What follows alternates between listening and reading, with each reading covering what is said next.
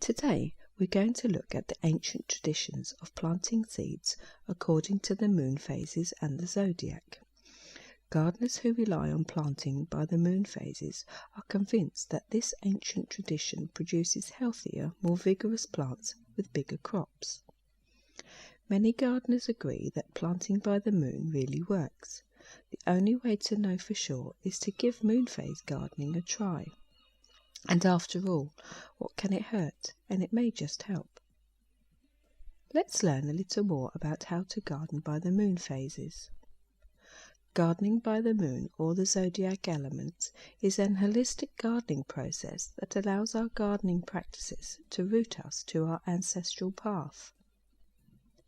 Even in our modern times, we have the opportunity to follow traditions that have been practiced for centuries. Evidence of its practices dates back to the early civilizations of the Euphrates River Valley, and it can be found in the folklore of ancient societies all over the world. Roman historian Pliny the Elder wrote about planting by the moon in his History of Nature. Yet despite such a long history, using the moon to determine the best time to plant and other gardening practices were lost due to modern times and industrialization. But it's time for a revival. At a glance, gardening by the moon or the zodiac can seem like it takes lots of specialized knowledge, or it's a practice shrouded in mystery.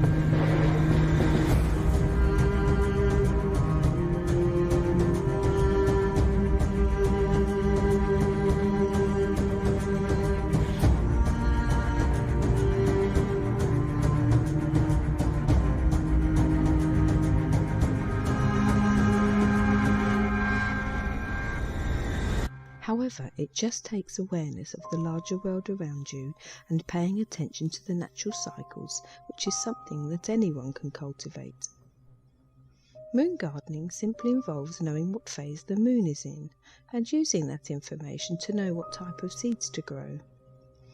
Can you imagine how powerful it would be to intrinsically know what phase of the moon we were in, like how our ancestors did by simply gazing at the night sky?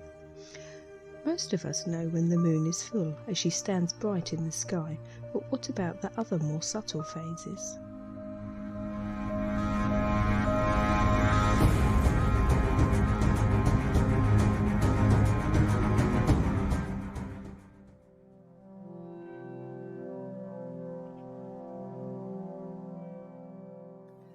As you have probably noticed, the moon looks different from one day to the next. First we have the new moon that is enshrouded in shadow when the sky appears moonless. This is called a fallow period. This signifies the death of the old before the start of the new, and planting should not begin until you see the first quarter crescent.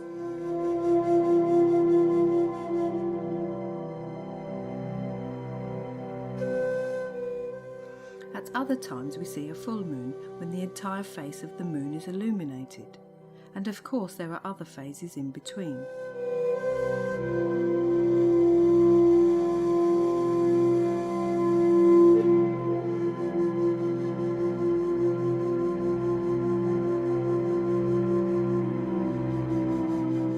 one is waxing or growing with light, comes after the dark new moon and slowly illuminates the moon more and more until a full moon is reached.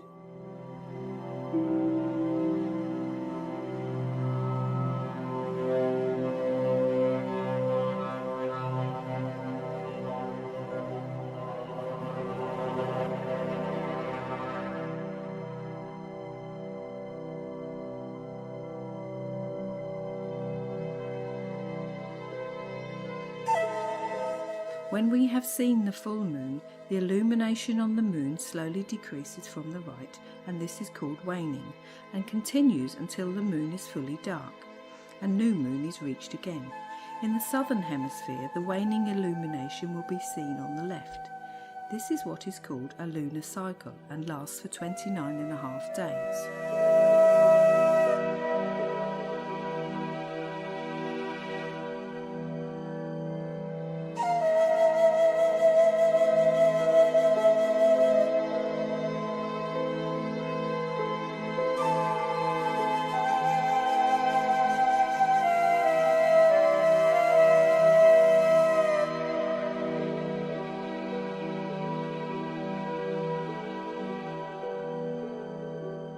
So how do we know when and what kind of seed to grow according to the moon phase?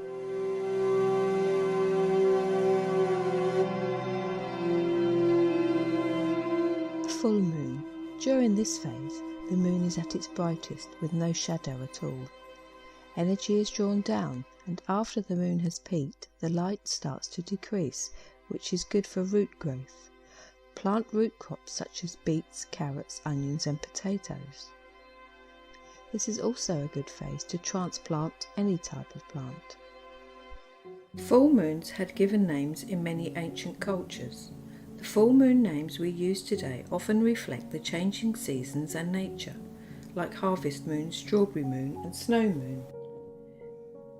Some years have 13 full moons, which makes at least one of them a blue moon, as it doesn't quite fit in with the traditional full moon naming system. However, this is not the only definition of a blue moon. About every 19 years there is no full moon in February. This is one of several definitions of the term black moon.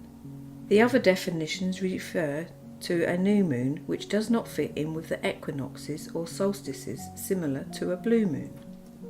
When the Julian calendar was introduced in 45 BCE, Latin month names gradually became more common in Europe.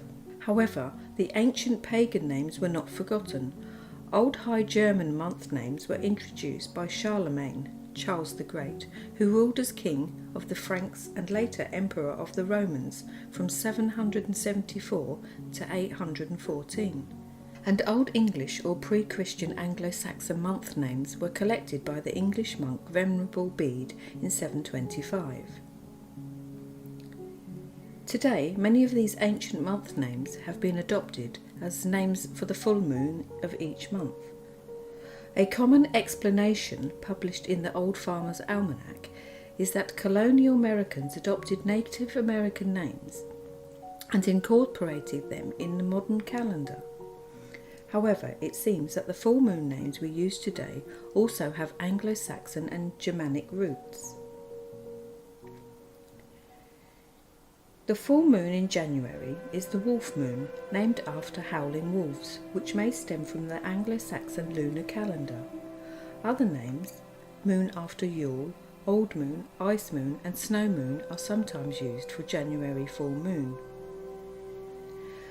The snow moon is the full moon in February, named after the snowy conditions. Some North American tribes named it the hunger moon due to the scarceness of food during midwinter, while other names are storm moon and chaste moon, but the last name is more common for the full moon in March. The last full moon of the winter season is March, and it's called the worm moon because of the earthworms that come out at the end of winter. It is also known as the crow moon, crust moon, sap moon, sugar moon or chaste moon. The Old English Anglo-Saxon name is Lenten moon. The full moon in April is the pink moon, from the pink flowers that bloom in the early spring. Other names for this full moon include sprouting grass moon, fish moon, hare moon, and the Old English Anglo-Saxon name is egg moon. It is also known as the Paschal moon because it is used to calculate the date for Easter. The May full moon is known as flower moon to signify the flowers that bloom during this month. Other names for the full moon in May are corn planting moon and milk moon from Old English Anglo-Saxon. June's full moon is the strawberry moon, as these little red berries ripen at this time. Other names are hot moon, mead moon and rose moon. The full moon in the month of July is called buck moon to signify the new antlers that emerge on deer bucks' foreheads around this time. This full moon is also known as thunder moon, wart moon and hay moon from Old English Anglo-Saxon. The full moon in August is called sturgeon moon because of the large number of fish in the lakes where the Algonquin tribes fished. Other names for this full moon include green corn moon, barley moon, fruit moon and grain moon from Old English Anglo-Saxon. The full moon in the month of September in the Old Farmer's Almanac is called harvest moon, which corresponds with the Old English Anglo-Saxon name, while other names are corn moon or full corn moon or barley moon. In October every 3 years, the hunter's moon is also the harvest moon. Traditionally, people in the Northern Hemisphere spent the month of October preparing for the coming winter by hunting and preserving meats to use as food. This led to October's full moon being called the hunter's moon, dying grass moon and blood moon or sanguine moon. However, this should not be confused with the total lunar eclipse blood moon. According to folklore, the full moon in November is named after beavers who became active while preparing for the winter. It is also known as frosty moon, and along with the December full moon, some called it oak moon. Traditionally, if the beaver moon is the last full moon before the winter solstice, it is also called the morning moon. December is the month when winter begins for most in the Northern Hemisphere, and the full moon is called the cold moon. The Old English Anglo-Saxon name is the moon before Yule, while another name is wolf moon. However, this is more common for the January full moon.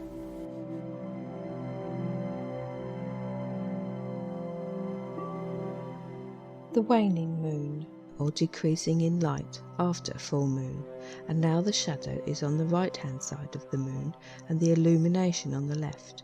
This will also be reversed in the southern hemisphere, and the illumination will decrease until new moon again. After full moon, when you can see a quarter of the moon in shadow, this is called waning gibbous, until the moon is again half light and half shadow. This phase is called third quarter. Until we see 3/4 shadow and a quarter light, this phase is called waning crescent. These phases of the moon influence how much light is in the garden or not. There are detailed lunar planting calendars available in print or online, such as timeanddate.com, and I'll leave a link to that in the description. You can also download moon phase calendar apps for your mobile device.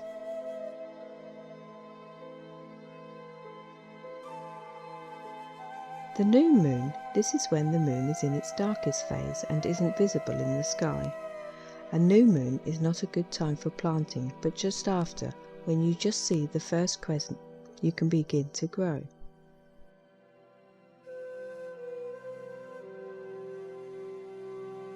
The waxing moon.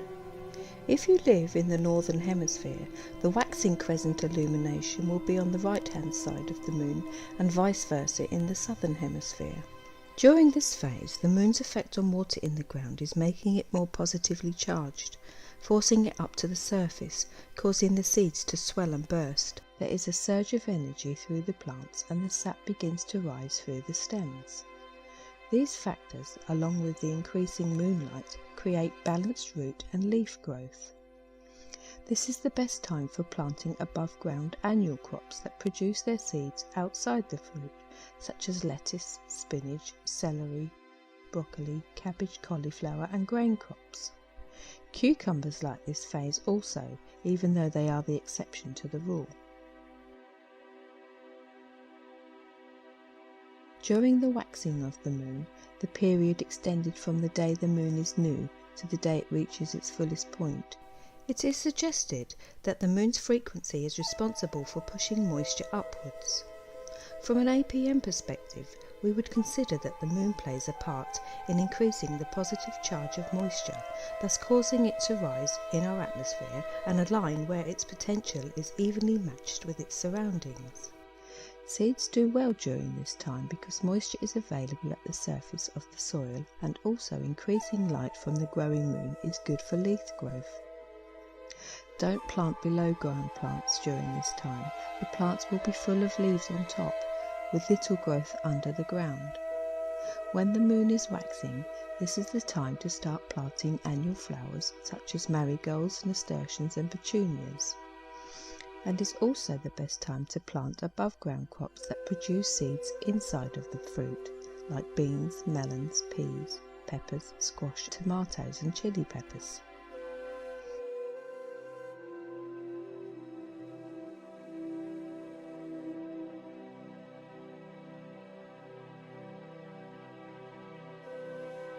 During the moon's journey across the earth, the moon passes in front of all the zodiac constellations. This alignment is used to guide the best planting days and harvesting days, etc. As we know from our horoscopes, each constellation is affiliated with an element: earth, air, fire and water. Earth signs are Taurus, Virgo and Capricorn and are associated with roots. Air signs are Gemini, Libra and Aquarius. They are associated with flowers. Fire signs are Aries, Leo and Sagittarius and are associated with fruits and seeds. Water signs are Cancer, Scorpio and Pisces. These are associated with leaves. For example, eggplants are a fruit. These would be planted on a fire sign, such as Leo. Carrots, for instance, are a root vegetable and would be planted on an earth sign, such as Taurus. The 12 signs of the zodiac are also associated with body parts. Aries represents the head, Taurus for the neck and throat, Gemini for the arms and chest, Cancer for the breasts, Leo the heart and back, Virgo for the bowels, Libra the kidneys, Scorpio the loins, Sagittarius the thighs, Capricorn the knees, Aquarius for the legs and Pisces the feet.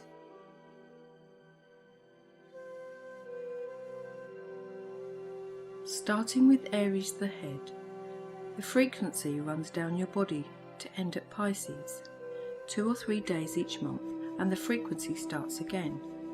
There are 4 signs that are very fertile, and you want to plant when the moon is in these signs. You can remember them by this saying: signs plant thick crops. Signs meaning Scorpio, plants for Pisces, thick for Taurus and crops for Cancer. And how do we find when the moon is in a sign? The Farmer's Almanac is a great wealth of information, and I'll leave a link to that and to a moon and zodiac phase calendar in the description, but there's plenty of others online where you can find what signs rule on what day. Aries and Leo, that's the head and the heart, they are killing signs, so don't plant anything if the moon is in these signs. Then there are a series of so-so signs that run from thighs to knees and legs, which are Sagittarius, Capricorn and Aquarius. And one of the things you do in these signs, if you can catch the time when the moon is in a dark phase or waning and the signs are moving out of the body, this is the time to make changes. Repot or transplant your plants, and on a personal note, things like stopping smoking, going on a diet, starting a new job or moving house, this is a great time to do these things. So to recap, the darker the moon, the sign is moving out of the body. There are 2 phases of the moon each month: the light phase, waxing, and the dark phase, waning, and they last 14 days each. You want to plant in the light of the moon for above ground crops, and when the new moon is in the sky to full moon, that's when you want to plant below ground crops. Air and fire signs are considered barren, a time to skip the planting and focus on weeding and pruning. The sign of Libra is an exception to that rule. It is semi-fertile and good for blooming herbs and flowers, tubers, roots and vines. Weed in the sign of Leo, so seeds won't sprout. Do your harvesting in a fourth quarter fire sign to preserve fruit and vegetables for storage. According to the lunar calendar, root crops such as carrots, turnips and potatoes produce the best yields if planted when the moon is in the sign of Capricorn. Above ground crops like annual flowers and vegetables are said to benefit from planting while the moon is in Cancer. Put very simply, to garden by the signs, you plant when the moon is both waxing and in a fertile water or earth sign. Do weeding, tilling and harvesting when the moon is waning and in a barren sign. One more tip, don't plant on a Sunday. It's designated as a fiery barren day, not suitable for planting regardless of what sign it's under. The occurrence of Easter is based on the lunar calendar, and it makes a little more sense if you know about gardening with the moon signs. Easter falls on the first Sunday after the first full moon, following the spring equinox. The 2 to 4 days following a full moon are often the most fertile for planting, according to the lunar calendar. Good Friday is recognised as the best planting day of the spring for certain crops like potatoes. So does it matter? That's always a good question when exploring things in the unseen. It is touted that when plants are sown at the right timing of the moon phase and birth sign, plants do better. They show increased growth, better resiliency against pests, larger harvests and take longer to go to seed. But there's not much scientific evidence that astrological gardening or planting by the moon phase has any beneficial effects. Now it's your turn. Test the validity of gardening by the moon in your own garden. Plant some crops by the correct moon phase or birth sign and others by the wrong moon phase or sign. Experiment with above ground and below ground crops. I'm going to try this way of planting this year to see if it makes a difference. Happy gardening!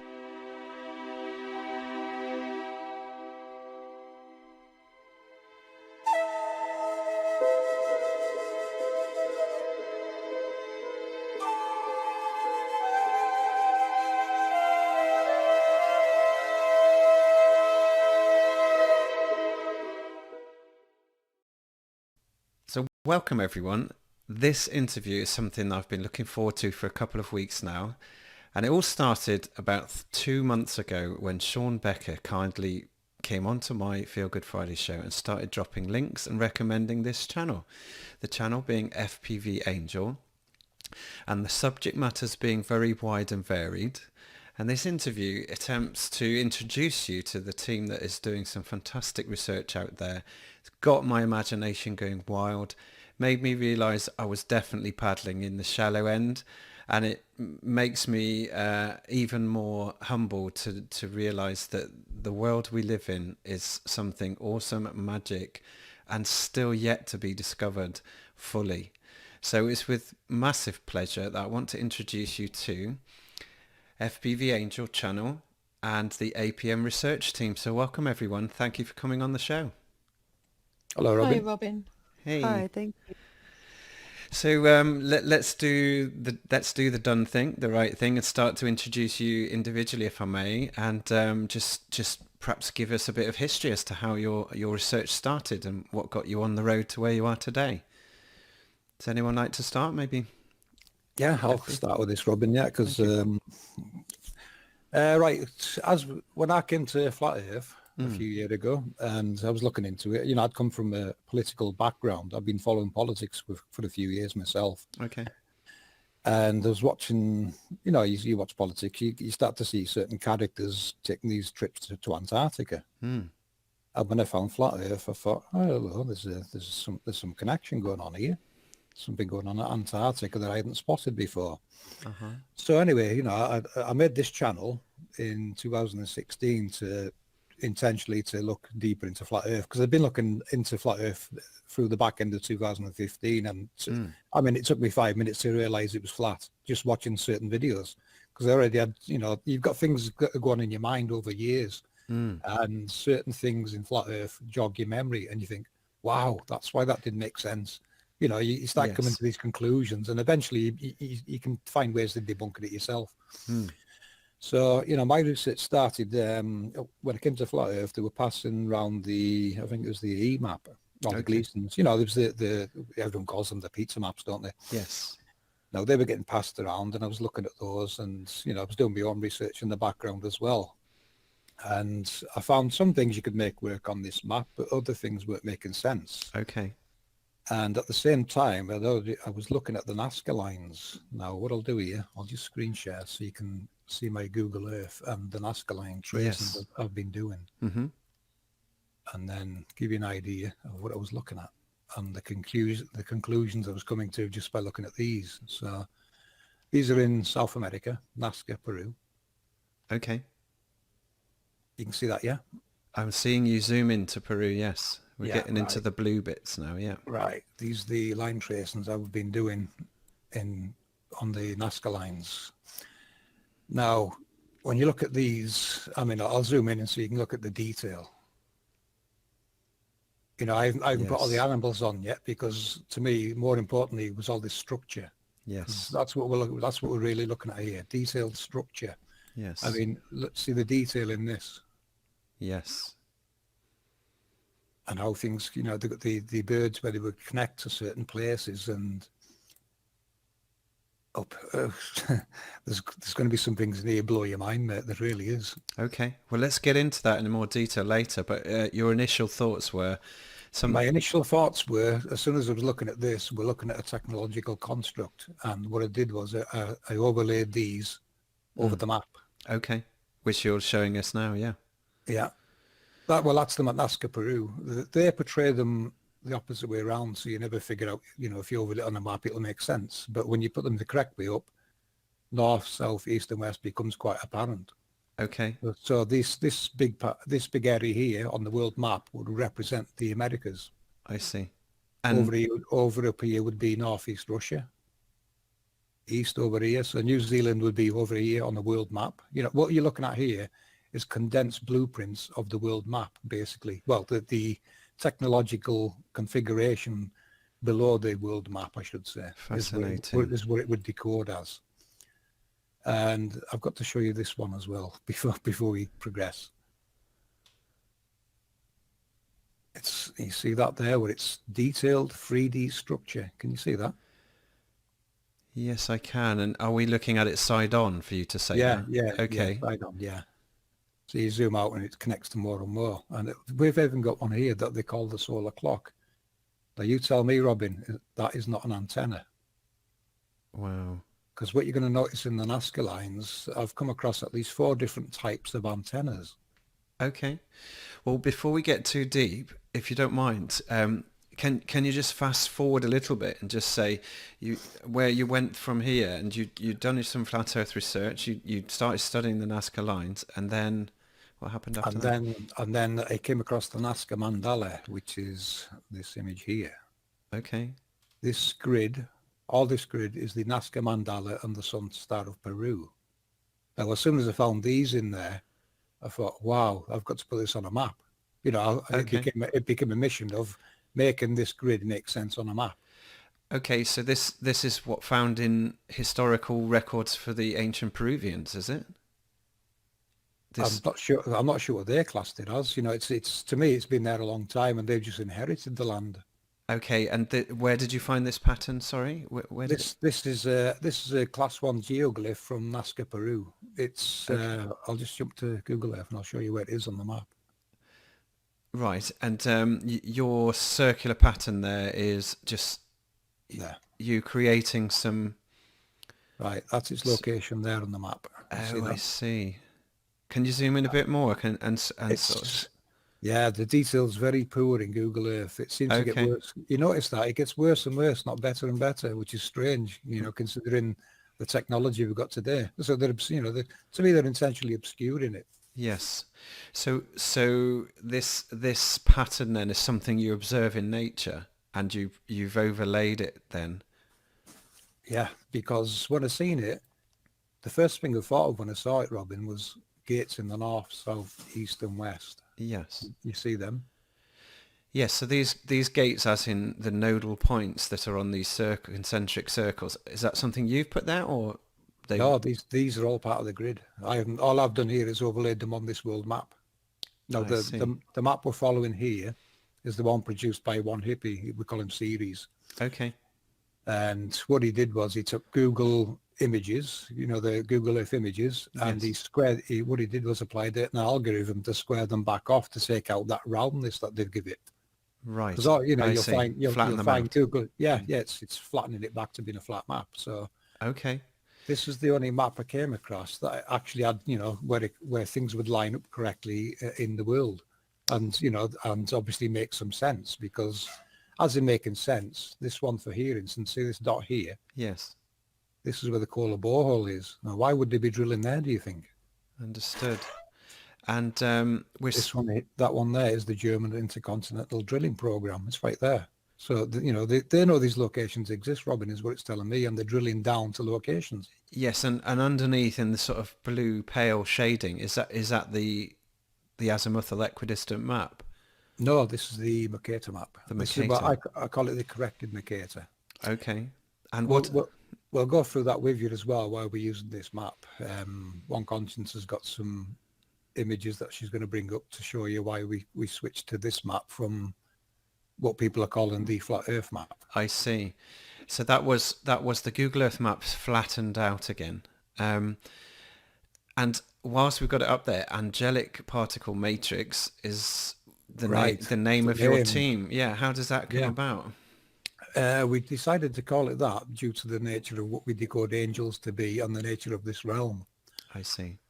If you want me to say what they are now, I'll go ahead and say it.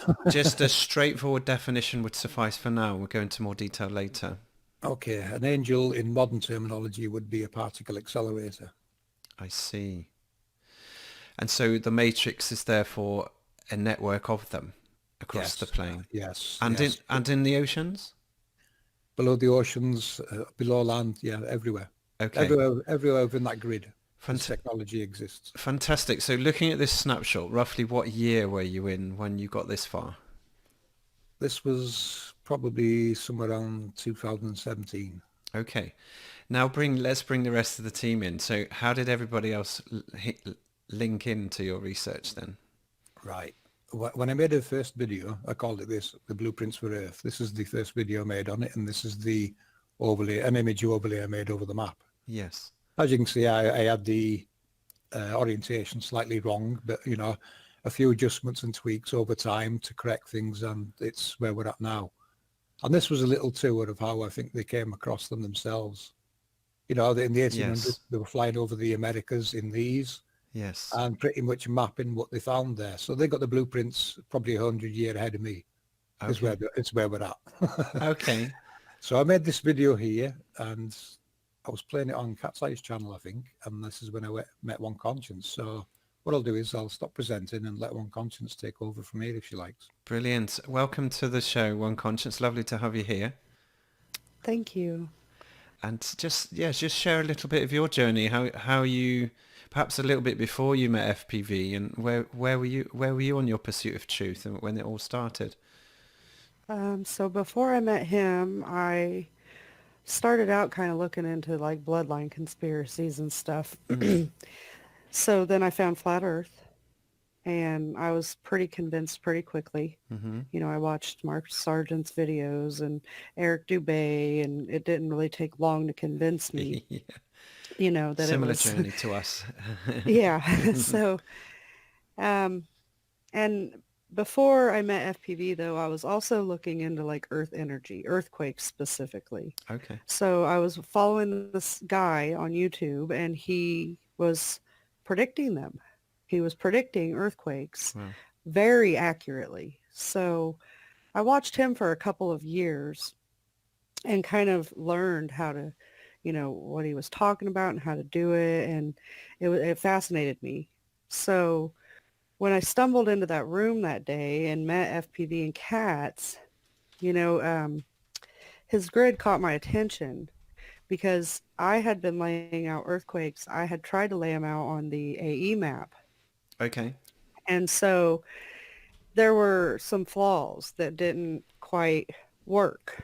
There was some places that had too much distance and, Mm-hmm. amongst other little errors that just weren't adding up. So I was, thinking to myself, well, this is how it happens because I've watched the sky and I've studied these things and I know that this occurs like this. Okay. So when I met him, he's talking about earthquakes and volcanoes and angels and I'll just tell you something in my soul just Yes. gave me goosebumps. Like I knew that this was Mm. the proper path for me to go down. Mm. So I Awesome. asked him, yeah, so I asked him for a copy of the map. So after asking him about 1,000 questions while he played his video, and because there wasn't a whole lot of people in the chat room that I was in, Okay. and I just asked him question after question after question, and it kind of turned into a conversation that he and I were having while he presented this presentation he was putting on. Mm. And so I asked him for a copy of the map, and I laid the earthquake paths out on it because Wow. I know how they flow, and I've studied it long enough that I can, put that out no problem. And so then I gave it to him, and he loved it. He was amazed. He was like, this is amazing, and it makes so much sense. Okay. And Uh, we deciphered that this technology, turning on and working Wow. is what's And causing the vibration. So then we okay. progressed. Okay. So a question I have for you is, when you say you studied them for a long time, what was your source references for that? Where were you looking? So there was a guy named Dutch Sense, Okay. and he's a YouTube channel. He stepped out recently. I mean, he did this for 9 years straight. Okay. And so I studied his work, and Okay. I studied his arrows, and he had arrows that specifically pointed to where these earthquakes would hit repeatedly. And he also would forecast. He would forecast, Yes. because this hit here, it's going to hit here. Because it did this, it's going to do this. And he was so dead on accurate. It was just amazed me. Mm. I'm like, oh my gosh, science and the USGS and stuff like that. They don't tell us that you can predict earthquakes. Think about how many lives we could save. Goodness me. And Yeah. so you built up some knowledge, and have you? So he's walked away, but are you able to? I don't suggest that anyone can predict earthquakes going forwards, but have you got a sense of the accuracy now, so that you can share in a given year, perhaps, or a given few years where you think Well, earthquakes are if I going to s- come about? if I sat down and studied it for a few weeks, I'm sure I could pick up the pattern as Mm. to predicting them. However, that isn't what I do. Okay. He did that with accuracy. I went and I got my own earthquake 3D. So I was studying them on my own as well as watching his channel, Okay. and trying to take guesses at what I thought would happen, along with listening to what he was predicting and, hit and miss with me. I hadn't done it for 8 years. I guess So, prediction isn't really the key, but it's certainly see if you can see where it's happened before, then you can see the well, commonality, can't you? I what the guess. key to me is that these earthquakes are repeatable. So Okay. they're always going to hit in the exact same spots. And Yes. that's no joke at all.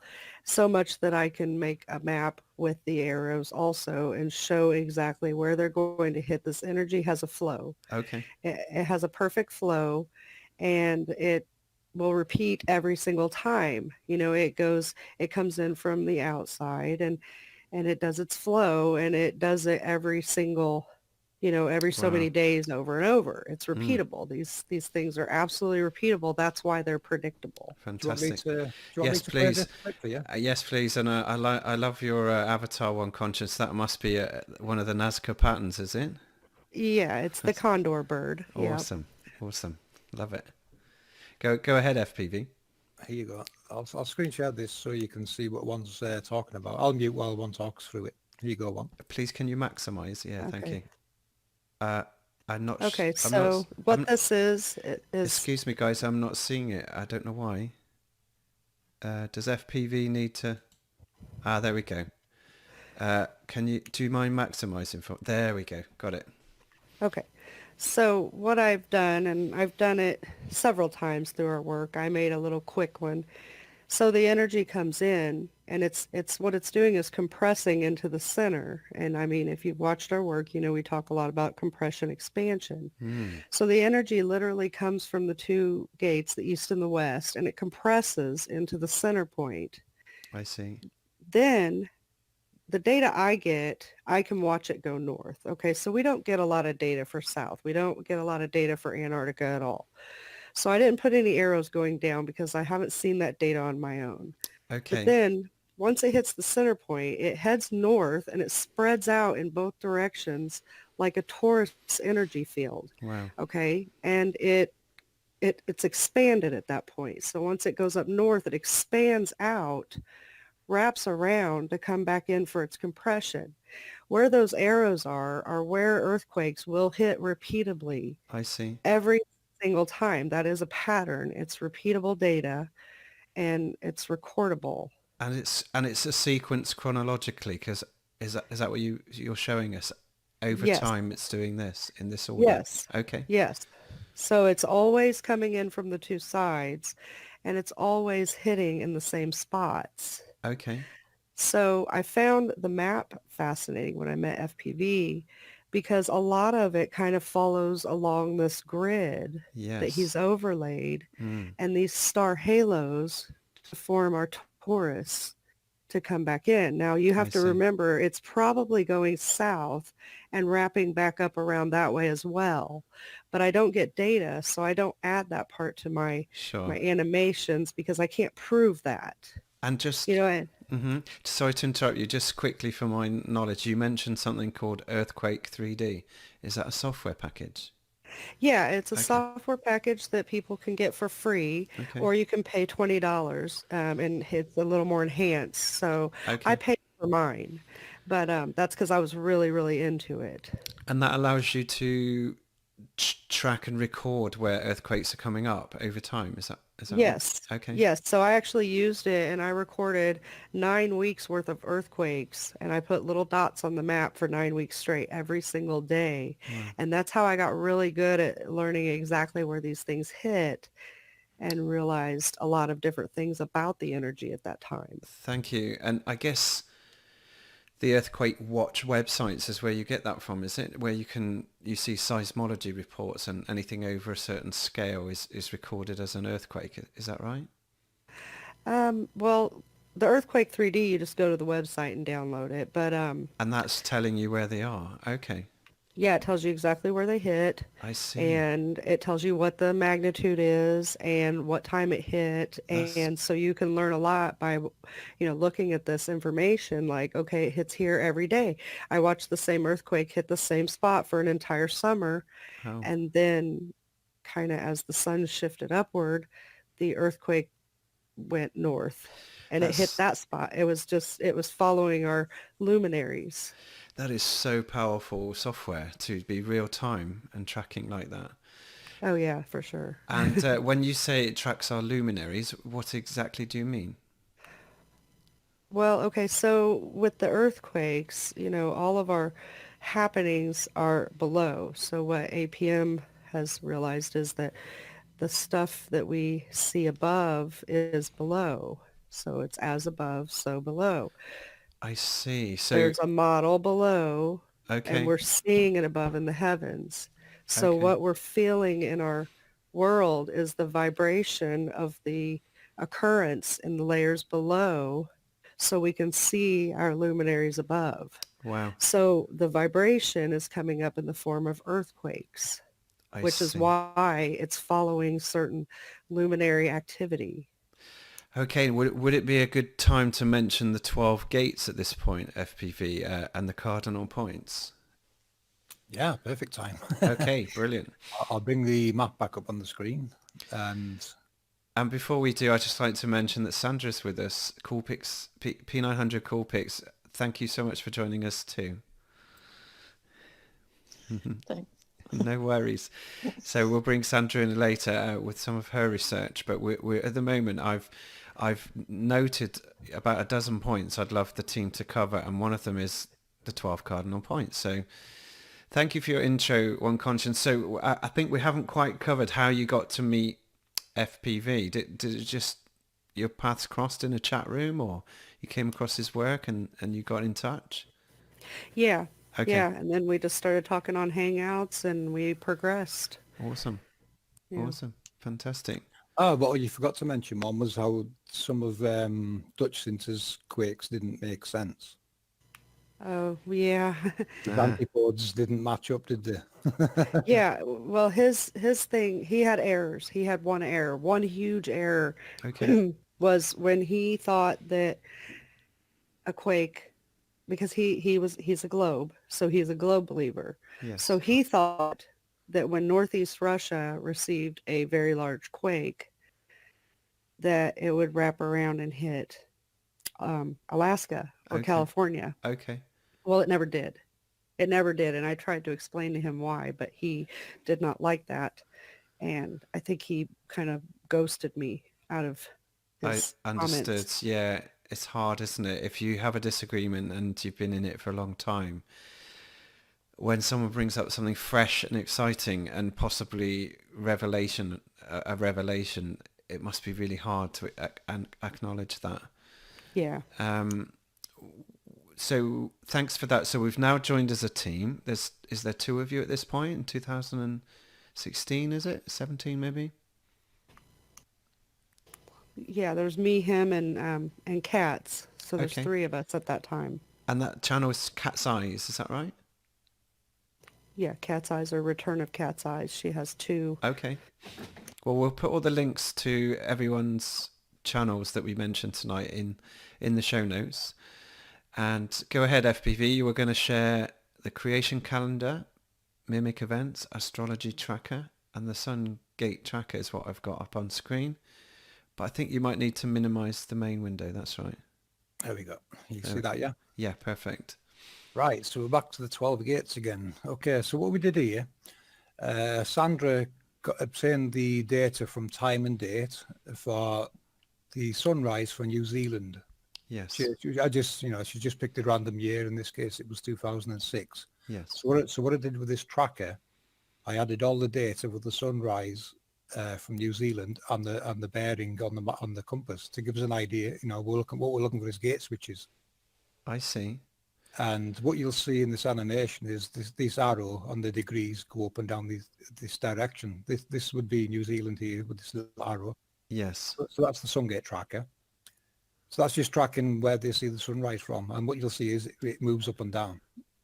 I see. Obviously moving up and down the gates, which is what we're looking for. Because what I did here, this calendar here, the creation calendar, I tried to sync that with this. Now this comes with specific dates on gate changes. Like this one, March the 21st, gate 4. Right. And what is a creation calendar? The creation calendar is what the ancients seem to be basing the sunrises on. Okay. So they would know when it's switching gate and going through the equinoxes and solstices. Okay, so is this something people can look up, the creation calendar? It is available online, and Yes. what I had to do, it's naming gates, and of course, even in Enoch it mentions gates. Okay. In fact, every scripture mentions gates or portals. But portal is a gate. It's the same thing decoded. Okay, understood. Now, before we get too deep, I will mention that we're going to cover some fairly hefty subjects today. Some of it will be scripturally based, and some of it will be sort of more modern, old science, now modern science, because there's people that are really working out that we live in an electromagnetic realm, and how our sky clock works, and so what I would call recent relearning of ancient knowledge. You're going to cover quite a bit of that. So forgive me, I interrupted you, but I kind of need the audience to come along with me as I learn as well. Yeah, it's fine, Robin. Yeah, Go. anytime you need to jump in, mate, just jump in and slow us down. Okay, yeah, no You problem. know, we're used to working with this, and we forget how shocking and revealing it really is. You know, Yes. it does harden you over time, but I also want people to be aware that this isn't just fantasy and speculation. You've really gone into the roots of our ancient knowledge, which everyone must recognize now yeah. contains so much truth. Yeah, So, I would say there's something for everyone in our research. You just, that's the hard part. You got to find people's interests and knowledge base so they understand what it is you're telling them. yes. So So, go ahead. You've done the creation calendar and you were talking about the gates. yeah, so I sync the creation calendar with the Sungate tracker. With the Sungate tracker, we took the dates from the 25th of the month to make sure that it had switched, because you'll find with the creation calendar, it says there 21st. I've seen some round about the 18th, so it's up and down a little round about 18th to 21st. So I thought, Okay. well, we'll use the Sungate tracker as the 25th, and then we know they've changed. It's definitely changed. I see. The astrology tracker, that's tracking various things like the zodiac, gemstones, fire, earth, air, water, just some extra Yes. information for people that might want to use it. Yes. The mimic map events are events we've recorded ourselves off the mimic map that defy explanation from mainstream, but we can see, it's technological processes and mechanisms, events going on. And when we say mimic, are we talking about comets and...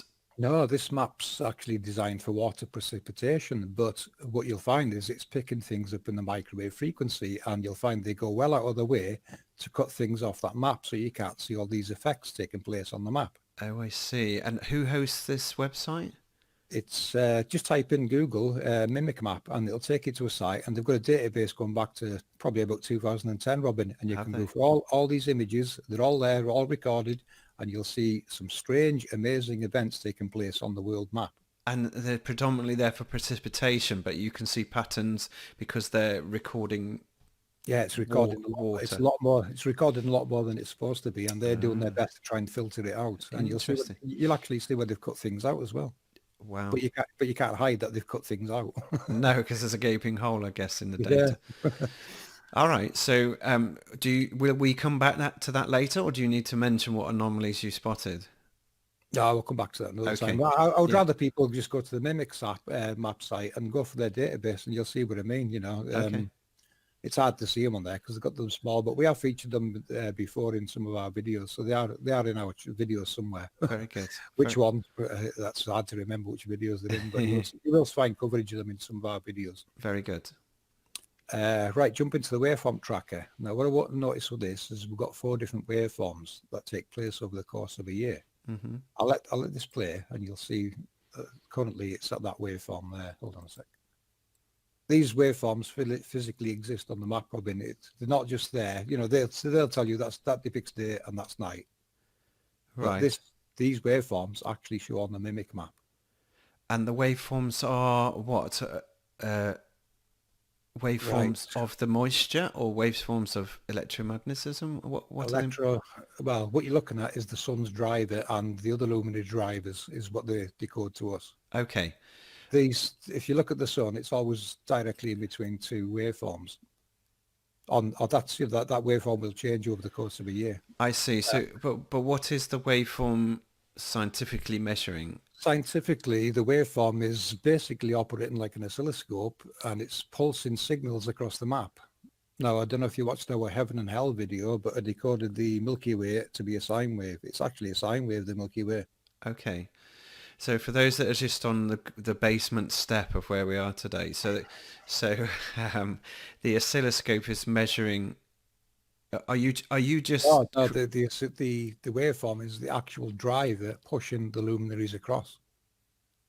Now, remember, from our perspective, the sun is a vehicle in the underworld being propelled east to west, and then it returns.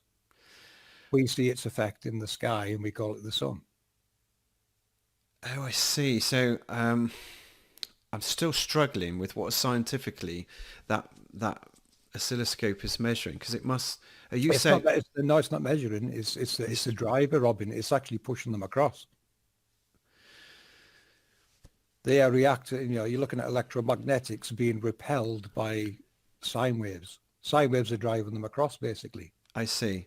I hear the conclusions that you're making, but Yeah, I'm yeah. struggling to describe what that waveform, because this is not your waveform Well, monitor, is it? I'll give you one that you'll recognise. Rahu would be Yes. this waveform. Okay. Wait a minute. Right. So No. this. Wait a minute. Rahu's in the north. Sorry. Rahu's that one. You see how it changed? Yes. And this bottom one would be Ketu. And that But whose that's whose oscilloscope is that? just an image. That's just an image that I overlaid some information from time and date on. That information in that screen comes from time and date's own animations. I see. Got it. So, Finally, the pennies so, dropped. so Pennies, right. So pennies even dropped. they have to use these animations of waveforms to depict. They're telling you it's day and night. Yes. But to me, that one there is driving the sun. The sun is always the same distance away from it. It never gets closer. It will overtake the moon, which is what I put down to the lunar phases. I see. This crossing the moon could possibly be what's causing the lunar phases. Now, I stopped there. I was doing a big project on it, but I stopped because what I've realized, looking into all the Vedic information you can come across, there's about 20 different, what they call shadow entities. Rahu and Ketu are only 2 of 20. Wow. So there's at least 20 different types of waveforms, it's telling me. So it's going to be really hard for me to identify which waveforms are driving which luminaries. Okay, so thank you. You put that research on the shelf, but Yeah, that's got it on the hold, yeah, because, how do you go identifying them all? yeah, That's the hard part. right. But, So, what we're saying is we know they exist. We know they're driving luminaries across, and what the luminary does, it returns back on the outside of it. Now that return back is, hold on a sec, I'll just get the image on screen so you can see it.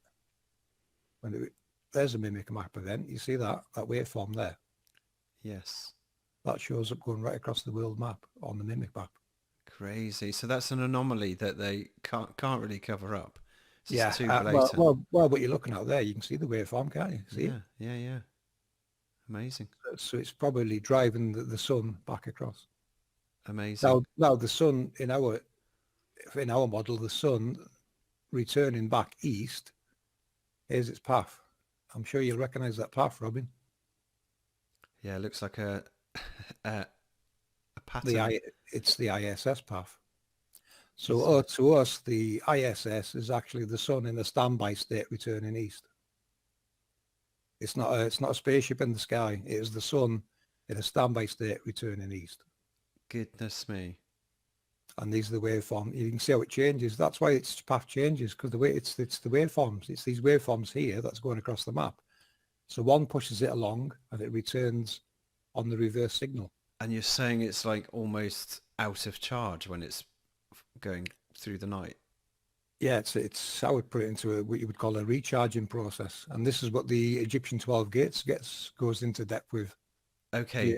You'll notice one of our videos that One Conscience done a presentation on, and it's the Egyptian 12 gates, which is the story of the sun's return back to the east in the underworld.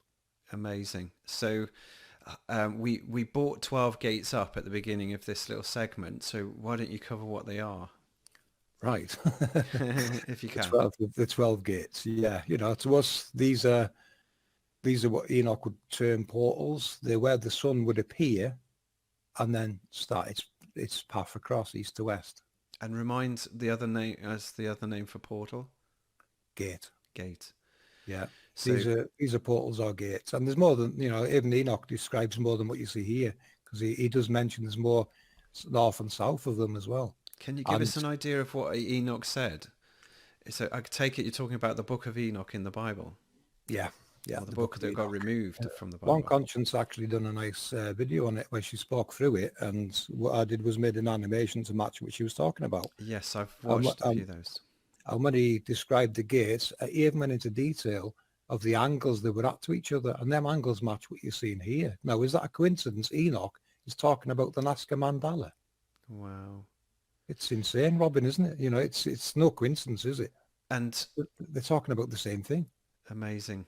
So without trying to jump too many tangents, I didn't ask you about um, the patterns we can see at the corners and around the middle that seem to have like 4 dots in each square. Is that Ah, something? right. Is that Ah, that, something you've added, or is that part of? no, no, that's part of the grid. I'll go into detail of them for you if you want. Yes, Right. please. You see these, notice each box has got 3 that aren't connected to anything. Yes. Yeah. These are your 24 elders from scripture. Okay. There's 24 going around the inner circle there that are not connected to anything. Now that's got to be your 24 elders scripture references. Jumping back out, then we go 12 at each gate. So there's 48 external, Yes. 24 internal. There's your 72 virgins from another scripture because they're not connected to anything. Okay. So, you know, this is where scriptures comes into play with what it's actually describing. So you're going to have to forgive the audience for going, that's a bit of a leap, FPV, and I'm going to allow you to flesh it out later and go into more detail. But to go from, picking a scripture that's got a number in it sounds on the face of it to be a bit of a leap. Yeah. I'm sure you can add some more colour to it. Do you want to try that now, or shall we? Yeah.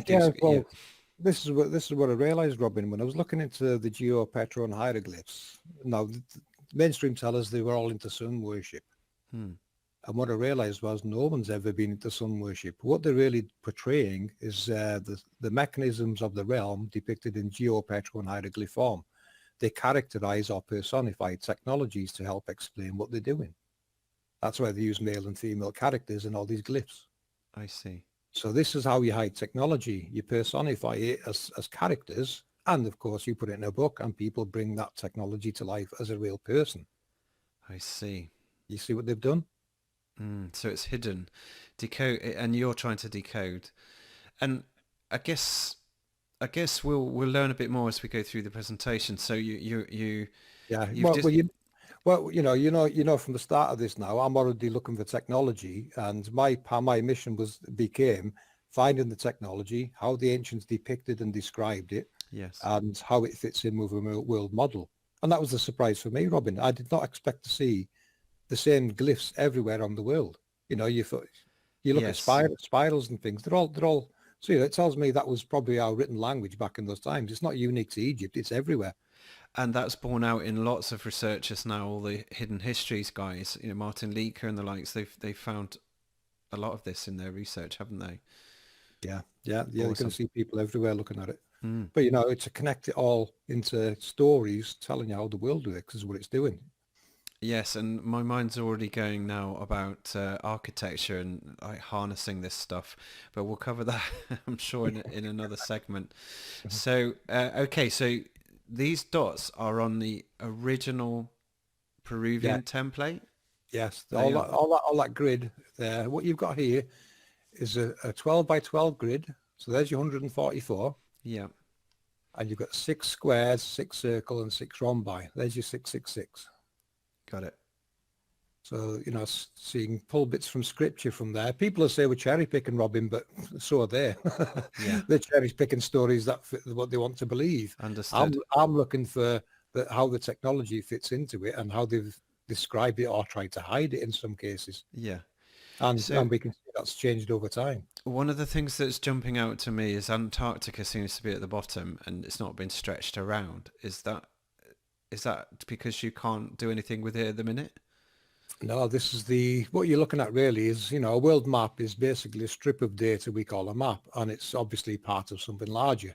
Yes. So that's why it's got chopped off sides. That what you're looking at the sides, this is where the international date line's cut in half. This is what they've done is they took the Mercator map and cut the sides off and wrapped it around a ball. Yes. That now hides the gates in the east and west, and your treaties in the north and south hide the ones in the north and south.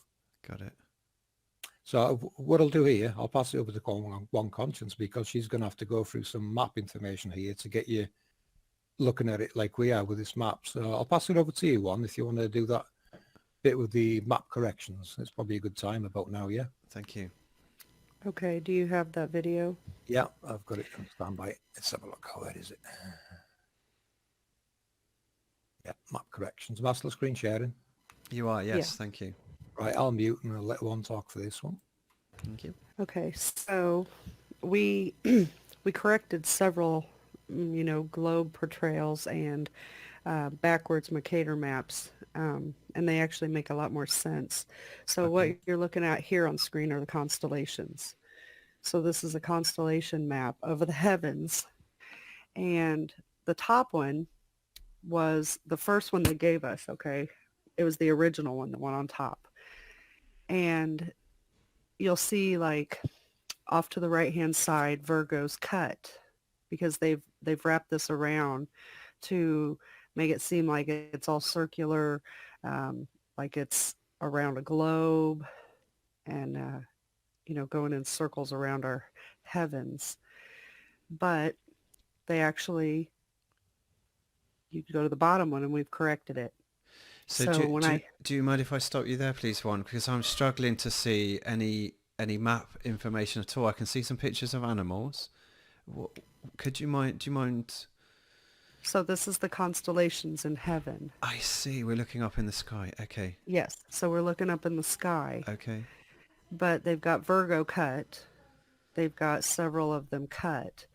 So when I went to Google Sky and actually outlined these creatures and, you know, went back to Google Earth and looked at them, they they're not like that. They're actually specifically on the east or west, and doing their movements in the heavens. Now, some of them do a circular pattern around a specific point. Others move east to west.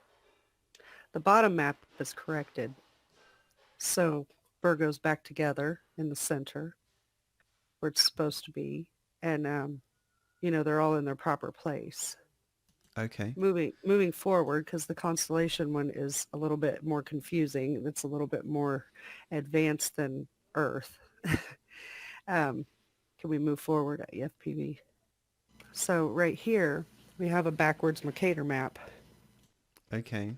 which he skipped past, but we have it up top. We still have it, so it's Okay. okay. Okay. So this is the map that a lot of science tries to use. Okay. So the problem with this is the Bering Strait. So when we looked into the Bering Strait, we realized that even these two islands called the Diomedes, which is directly between Alaska and Russia, Mm-hmm. have a 5-hour sunrise difference. And that's not taking into account of the time difference. We're talking about actual sunrise. Okay. There's a 5-hour difference between these two islands that are 3 miles apart, What? yes. And I have a video called The Bering Strait on FP, my channel. FPV, do you mind moving the mouse to where one is talking about if you know? It's up there. Okay. Thank Yeah, you. right in that little spot. So there's these two little islands and they're 3 miles apart called the Diomedes. Mm. And I did 2 different videos talking about the Diomedes because it really blew my mind that there was such a difference of a sunrise between these two little islands that are supposed to be so close together. Absolutely. Why wouldn't we be? I think all the flat Earth community need to know about that one. Yeah. That's huge. It's very, Significant. it was mind-blowing. Yeah, and it's significant because it's destroying the globe, ultimately. Yeah. These two places are not close together. I'm not saying that there aren't two islands there, but one of them they're not Russia and Alaska because there's no way that there can be a 5-hour difference just on the sunrise on a 100%. 3-mile apart island. That's just blowing my mind. Yeah. So, next, the flights I would rather him talk about, so we can skip ahead to the the cruises. Okay. So I also looked into the Polynesian Islands. So I looked at cruises because the Polynesian Islands will be south of the Diomedes, okay? We're still talking about the international date line. Mm. The international date line is where they've cut the map, and kind of blended it together to make this globe. Okay. So I looked at these cruises, and the two different color arrows are two different cruises, that you should be able to get from California over to New Zealand and New Zealand to the Polynesians Yes. and to California. It's an ocean, you know. Yes. Mind you, these cruises, each of them on both sides of the date line, take about 30 days and cost between ten to $20,000 a ticket, okay? Okay. So that's important because it's kind of out of reach for a lot of people to, Yes. to afford that. Now, when I tracked these ships, the one from New Zealand that they say goes to Polynesia Islands starts at New Zealand. So can you point to the ship there, FPV, at the first arrow? So So right there. down the Okay, down and we're near the just going to bottom. follow Yeah. the track. So what it does is comes up around New Zealand, Uh-huh. goes over to Australia, goes around the coast of Australia, comes out to a couple of little islands, stops before the date line, turns around, and goes back to New Zealand. Got it. That takes 30 days and costs $20,000, Wow. Goodness me. which I'm sure it's beautiful, but we could totally get lost in the ocean. They could Yeah. tell us we're going anywhere. Any of these islands could be anywhere. Mm. So the same with California. You get on a ship in California, Baja, California. Yeah. They say you're going to the Polynesian Islands. You come out to Hawaii. You do a whole roundabout around Hawaiian Islands. Come down, hit a couple of islands out in the middle of the ocean. Mm-hmm. Come back in east and go straight back up to California. Never once do either of these cross this international date line, not once. Interesting. Right. So that right there is telling us that this date line is not what they say it is. What you're talking about is two opposite sides of the world, according to our map and our research. Okay. So, but they're trying to say, that all of this is in the Pacific Ocean. Right. So straightening that map out and putting it proper, you have California and Hawaii over on the west. Mm-hmm. You have New Zealand and Australia on the east.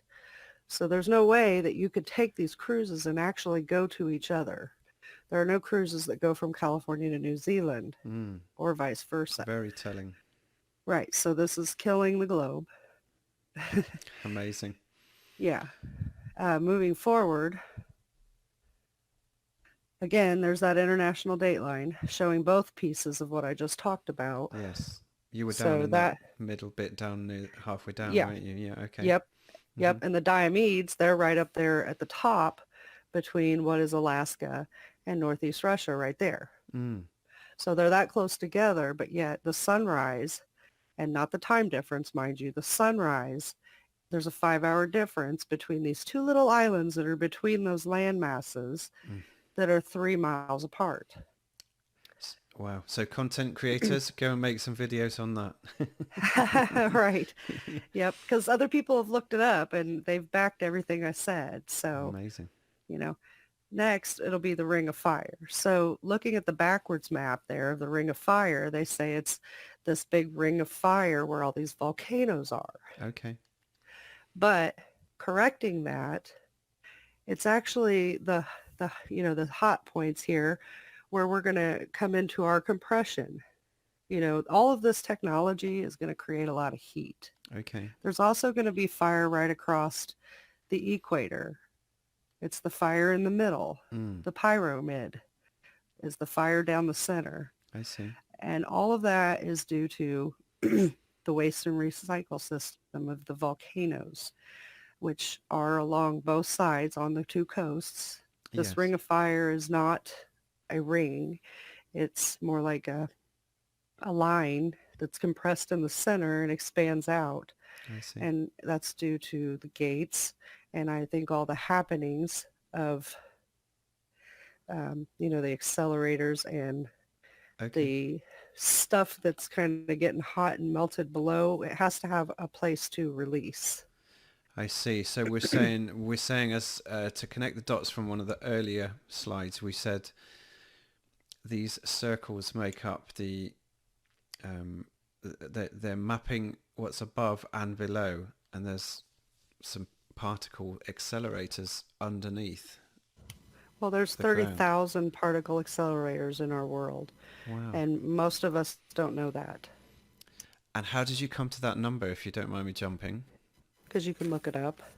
Okay. And I've looked it up. when I've you mapped them. okay, so when you say you've looked it up, what did that entail? Where did you look? I looked up particle accelerators in the world, and it gives you an entire list Oh, I of see. many, many, many. I don't think all 30,000 are listed, but it does tell you that there's 30,000 particle accelerators in the world. Man-made ones. Um, if they're man-made or already here, this technology of our world that's creating our world and everything in it, and they just refurbish it or just take it and call it their own. I can't say that. Okay, so CERN being one of the most famous then. CERN is the most famous, and I it's the see. one that most people talk about, but there's 30,000 of them, one of them being in my state that I live. Okay. It's up north, and it was actually the largest accelerator before CERN was supposedly built. Okay. But I've looked up pictures to see if there's any photos of CERN being built, and I really don't find a lot Wow. that shows that CERN was actually built, So do we which you would think think. do we think it might have just been adopted by those that thought they controlled the world then? They took over it. That's what we think, yes. Wow. Can I comment here? Yeah, please. Yes. Well, so you can see so far, Robin, what they've done is to hide what the world is. They've cut the map and wrapped it on the globe, yeah? Yes. And the international date lines now hide anything beyond. Yes. And they control the shipping and airlines. Yes. And then we've got the treaties in the north and south. So that's us restricted for full exploration, really, isn't it? Yes. Understood. But what we can work with is the data therein, all around us. The real world. What you're going to find is we work with real world data. We look at it, accelerators. Now, it's so easy for someone to say they built something, paint it up, and plug a few things, monitoring equipment in, and say, "Look what we built." Yes. For all we know, they're probably just monitoring what it's doing. We don't Amazing. know. Amazing. Or So, it is a copy, but it's hard to say. so I, forgive me, you're blowing my mind because I've done 3 months of research with you. Uh, you're covering chapters I've missed, and my mind's already blown. So, goodness knows what people watching right now are feeling. So, so go ahead. One, did you want to carry on from here? Yeah, just one more map Okay. is going to be the Aurora Borealis.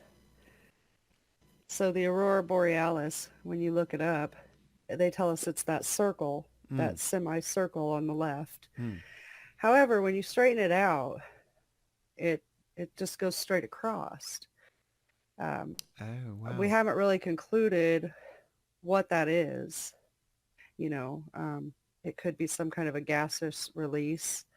I've had my theories, and I'm not saying that any of them is something that I would stand true to. One theory being east and west is a solid release, Mm. and north and south could be some kind of a gas release.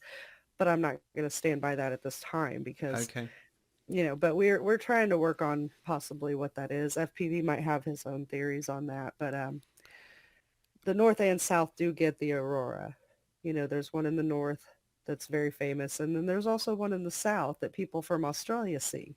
Okay. And I actually confirmed that through a YouTube lady named Trouble About quite a while back.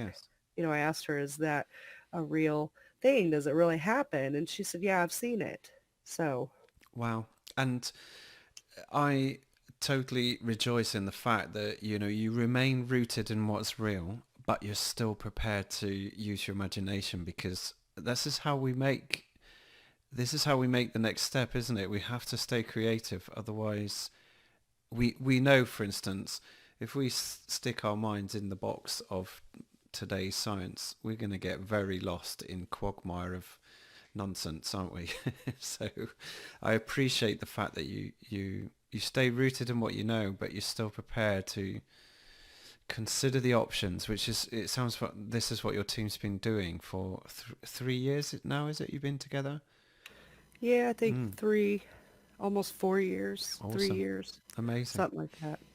Amazing. So thank you very much, Juan.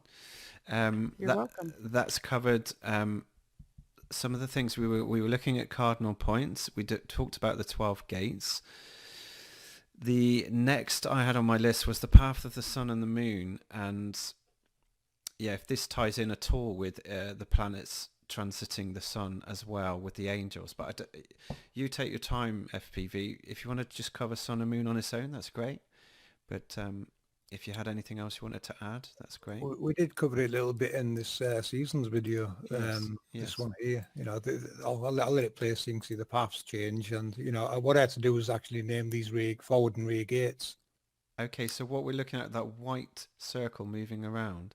Right, that white circle is the sun returning back to the east as the light we call the ISS. I see, using that sine wave pattern. Yeah. I've actually added 2 orbits because you'll find, you look at their satellites, you're going to find they've got different trajectories and orbits. That one, there's one called a Molnier orbit, and it comes, can you see my mouse? Yes. It comes and does this. Okay. So I'm following the sun, following the pattern that one was showing me about the earthquake pattern, and the sun's following the same thing. It's coming back in. That's our 24-hour sun. So that was the month for our 24-hour sun. So okay. that's the path it would have to take. And it cuts across the middle and goes round the top and back round again. So that's normal day, and then it'll go around there overnight and come back and start again. So that's it could actually be closer than that. We're not sure how far out that would go without exploration. So as a placeholder, it's just going around that outer halo for now. I see. Amazing. So, again, Robin, we've got to keep it real. No guessing, no trying to, put your own take on it. If we haven't got the data, we'll just put it there as a placeholder for now until someone goes up there and confirms it's above them or it's further north. It could be anywhere. Forgive me for shouting out something conflicting with what you're saying, but when we look at the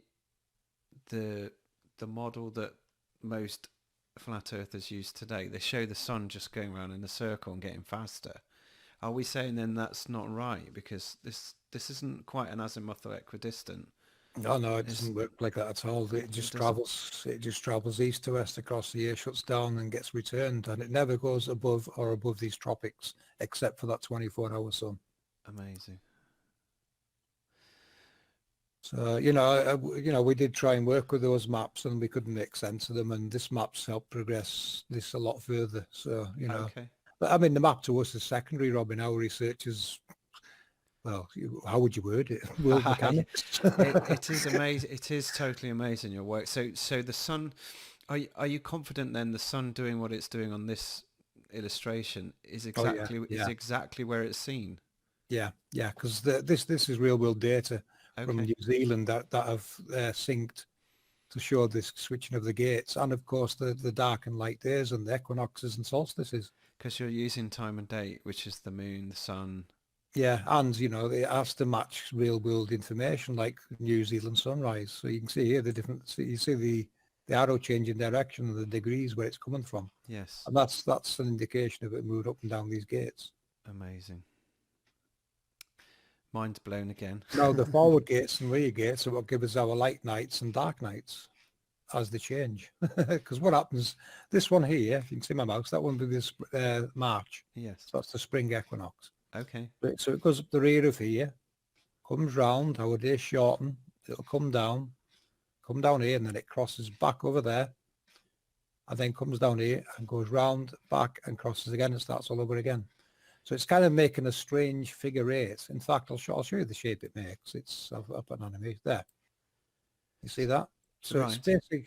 That's like a facing east. You would get that kind of pattern from it if you were at the equator. On the 25th of each month, if you took a photograph, you should have something that looks similar to this. Okay. Now remember from the Egyptians that the sun is birthed from between the thighs of the goddess Nut. Do you see that? Yes. It's amazing some of the correlations you come across. It really is. Okay. So, Okay. Thank you for that. And I don't know where to go from here because the standard questions really don't apply anymore. So, yeah. does the moon? Have you got something on the moon as well? The moon, right? The sun's taken roughly 30 days in each gate. So over the course of a year, that's your seasons.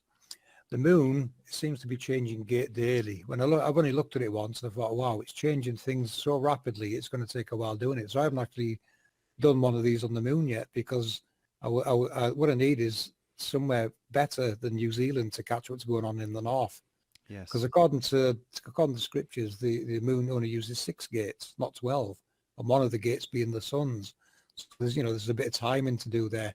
But what the moon is doing, and you'll notice this more now as I tell you, it goes north and south really quick. It'll go up and down. It'll go up and down these really quick. It's almost daily. That's why you sometimes see it overhead, and a week later it's way down in the south, and then it's back again a week later. This is what it's doing. So it's changing. It's doing the same as the sun, but quicker.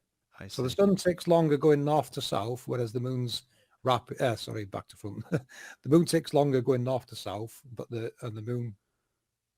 Did I say the sun or the moon there? The sun. The sun The sun takes. takes longer going north and south, yet the Yes. moon does it daily almost. Okay. So yeah, they're doing two totally opposite movements to each other. Wow. Because So I haven't gone any further because I've sidetracked into other projects that we're doing anyway. But amazing. I know I do have to revisit one day, but I could do with better information from that side of the world. Yeah. Well, Dave Marsh tracks the moon daily, so he's going to have a whole table of data. Massive So table. actually, ideally, where you want to be is as close to this area as possible on the equator, so you can see exactly where it's coming from. Yes. Very good. And it might give you an indicator which gate it's using. Amazing. But if it's only using one sun gate, it's already suggesting it's using some that we don't see here, isn't it? Wow. Which Right. which Enoch does reference. He references quite a lot of portals, not just these. He mentions these 12, but he also references others to the sides of them. To the sides, So, as in off the grid here somewhere. yeah, they could be further back, further forward. So yeah, and these also, if it's using these front and rear gates, you got to remember if it's using the rear gate, it's going to take longer to cross, whereas forward gate, it's going to come across quicker. Now, I've noticed people making videos saying they've noticed that it's speed up. These gate changes could be the answer to why it's speeding up. It's not speeding up, it's just got a short distance to go. So it's going to get there quicker, isn't it? I think I follow you. Is that because it's being slightly north Yeah, well, it's a bit it's less. closer to landmass, so it'll have a few thousand miles less to travel. So Okay. if it's set off from that gate there, Yeah. it'd take X amount of time to get to that gate there. Whereas the rear one, it's got further to go. So I you're see, going to yeah. see. So if you were taking a photo of it in the sky, you would notice a change. You'd say, "Hold on a minute, it was there yesterday. Now it's further back or further forward." Sorry, I hadn't grasped that front meant on the left and rear meant on the right. Okay, got it. Yeah, Got it. yeah, Okay. Front gates and rear gates. So short days, long days, basically, isn't it? Yes. is what you're looking at. I Our see. short days now are long days.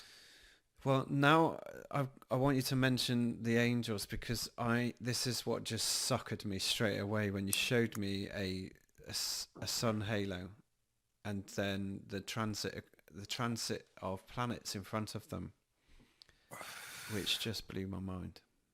The sun halo. The sun halo. So the video you've got with Simple Minds. Oh yeah. Uh, I'll bring another one up with it. So you or can anyone you want is fine, whichever is a good example. Yeah, I'll bring this one up. I should have had that one ready, shouldn't I?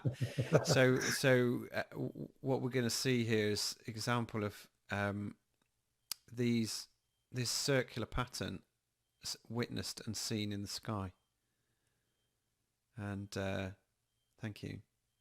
There you go. Now this is a 3D model I've made going by everyone's videos that they've been sending in and that we've been observing around the internet. So I've made this 3D model from what everyone's looking at. And Okay. it's pretty obvious it's a technological configuration, isn't it? The sun is just attached to something bigger. Now, if you look at Ptolemy's work, he factored in epicycles. So that means the sun is attached to something else that is doing the movement. And that something else is this giant halo that the sun is attached to, Amazing. which is what you can see in here. Sandra's actually got a video recording where she captured it epicycling. I knew it was, but Sandra's the first I've seen that's actually captured it. It slowly epicycles across as it's going across. And more proof of that, Robin. When people were doing the solar noon sun tracking, Yeah. they noticed that the sun appeared to pause. That's just it. That's just this getting to the end of a rotation, then it starts going back again. That pause is when it gets to the top, and then it gets to the bottom, and then it gets to the top. It's going to seem to appear to pause now and then. Yeah. As You it follow? does, as it does the ellipse coming back again. Yeah. Yeah. Amazing. And this here is where I tied it to the scarab beetle that the Egyptians, people say they worship. Oh, Shape of it from the top. I just lost you for a second there, FPV. You're talking about the Egyptian and the scarab beetle. Yeah, the scarab beetle. This is where I connected it to what it represents. You Okay. see the beetle, Yes. and obviously the sun. They were considered really precious, weren't they? These gems and You can see why. You know, it's got its sacred geometry. It's showing you the shape there. You see it. goodness me, and they encoded it into that damn film, The Mummy. Yeah, The most precious. You're going to come across the sacred geometry in films, music, and everywhere. They portray it like there's no tomorrow, but you know, I don't think they understand what it really represents. I think the people that are in the know do, but Yeah. as we decode it, we come across a lot like that, a lot of coincidences. Yeah. Well, that's just one that sprung to mind. Okay, this is so cool, and you've got a series of about 14 of these videos, haven't you? Yes. Yeah. Amazing clips to music as well, which is equally as inspiring. And this is what I've been playing. I played a couple on my shows recently, and they just blow me away, because you can now. You've mentioned a couple of times, FPV, that eyes to the skies and know thy world, which are your two catchphrases on the channel. But you also talk about these signs and wonders becoming more and more apparent. What did you mean by that? Right. What we discovered was Sandra bought the Book of Miracles. Okay. And once she started looking into it, she found halos in history. Okay. They're actually in the book, these halos. Are they really? Described as we're seeing them here? Yeah. If you look at our End Times Decoded videos, you'll see 3 videos where over the course of them 3 videos, we've, featured parts out of the book and related them to what you're seeing in the sky now. Amazing. Because, what we realized was what you're looking at is a cycle, and every 400 years or thereabouts, we're not too precise in 400, but somewhere around 400 years, this event happens. And what the end times means and Revelations, it simply means the construct reveals itself in the end times. The end of a cycle is what it's trying to tell you. Awesome. I bet you people are shivering now in chat room like I did. You see how it all comes together and makes more and more sense, don't you? What it's actually telling you. Goosebumps one. Yep. And so what we did with the Book of Miracles, what we did there, I thought we'll divert from what we're doing here, putting this content out. We'll go and decode the Book of Miracles and show them how it relates to cycles, and the same as exactly what we're detailing here. So they can see, it's time for it to show. The signs are in the heavens, it tells you, and they really are. It's showing you. Yes. There's a mechanism change coming up. Now, mainstream are going to call that a pole shift event. Call it what you like, but there's definitely mechanism changes, and this is the destructive parts of our history. Yes. FPV, do you mind bringing up a video that showed the angel going past, was it Saturn? Or was it a planet? I'm not sure if you can't find it, don't worry, but there is one that shows the Jupiter. The lunar wave thing. Yeah. Yeah, it's the lunar wave, right? Let's bring that up, because a lot of people will remember Crow 777's work. Right, the lunar wave you're asking for, yeah. Right, okay. Right, so the lunar wave, I made this video here. It's this is 1111 Code's channel, You see Yes. this? You see this in the sky? Yes. Right. So very rare you see them at daytime like this. And the chemtrails didn't work that day. No, it just looks like a normal cloudy day, doesn't it? It does. Yeah. But this is revealing a projected halo. Yes. And this, well, this, but I was going to say this, but these, there's more than one. These are what people are recording as the lunar wave. Now, when the moon goes past in the background, all it's doing is illuminating there's something in the foreground, and that something is one of these. Okay. Amazing. And Uh, yes, I'll just leave it playing because I know that your viewers will want to watch that as well. yeah, and what I love is on, I think it's episode 13 of the Halos that you've got with Simple Minds. One of your subs has gone, this one's for you, FPV. It's the best one I got. I love it. It's people on the ground doing their own research and sending their clips in. Yeah, and that's exactly what 1111 Code did here. You know, he looked around, he thought, wait a minute, that's by itself. You can see him there checking out the sun to see, you know, the sun's over there. So what's this? Why Yeah. isn't that part of the sun? You know, he knows the part of the sun halo, but Yes. uh, but what he found was, you know, he come outside and revealed a stationary halo. Okay. Now we can get into what they're called as well. You know, even these have got a name, Robin, a scriptural name, believe it or not. Okay. What would you call those? Do you want to go into that one? Yeah. Um, Right, they hold would on. be called, I'll just put the this one here. yeah, they'd be called seraphims. So seraphims Okay. have 6 wings. 2 covers their face, 2 covers their feet, and 2 are to fly. When you look at the sarcophagus, do you see the wings? Yes, I do. Yeah. So they're stationary. They're stationary halos. Okay, that's interesting. So And that was a nice surprise, wasn't it? You finding the sarcophagi having the wings of an angel on. So yes, so what the sarcophagi is telling you, Robin, is the sarcophagi represents a room below with technology in. I see. Remember, sarcophagi is just a sealed room. Now, scriptures mentions the angels on the underworld is the angels' prison, and it literally means that. What S- it's telling you is the 144,000 from scriptures, the seal of 144,000 Hmm. is 144,000 sealed rooms below. Okay. And when we describe these rooms, are we talking about sort of chambers that's part of the machine or the mechanics? Yeah, you have to be looking at a structure, you know, a very large complex in various layers, it seems as well. You know, talking to Santos Bonacci and even looking into main beliefs and things, you're looking at 6 layers below us that's full of technology, is what Wow. it's telling you. Which so sorry, did we interrupt you, Juan? Was there anything you wanted to add to this? Um, no, but I can show you the layers if you want to see those. Why not? And when we finish that, can we bring in Walter Russell and Santos Bonacci's work? Something I meant to Yeah, ask you fairly early on, but we can bring them in a minute. yeah, I'll get them ready while one has a chat. Hold on. Okay. So one, did you Okay. go ahead? Let me get the picture up. So the layers in the rooms, they show us this in Egyptians. The Egyptians have put this on their walls, all their temples and stuff like that. So you see the layers? Here we have a layer. Yes. Yes. Here's the workings going on in this layer. Yes. Okay, and then we have another, floor, roof. Here we have a layer. See the Uh-huh. little star they're projecting? Uh-huh. They're showing us these processes. Yes.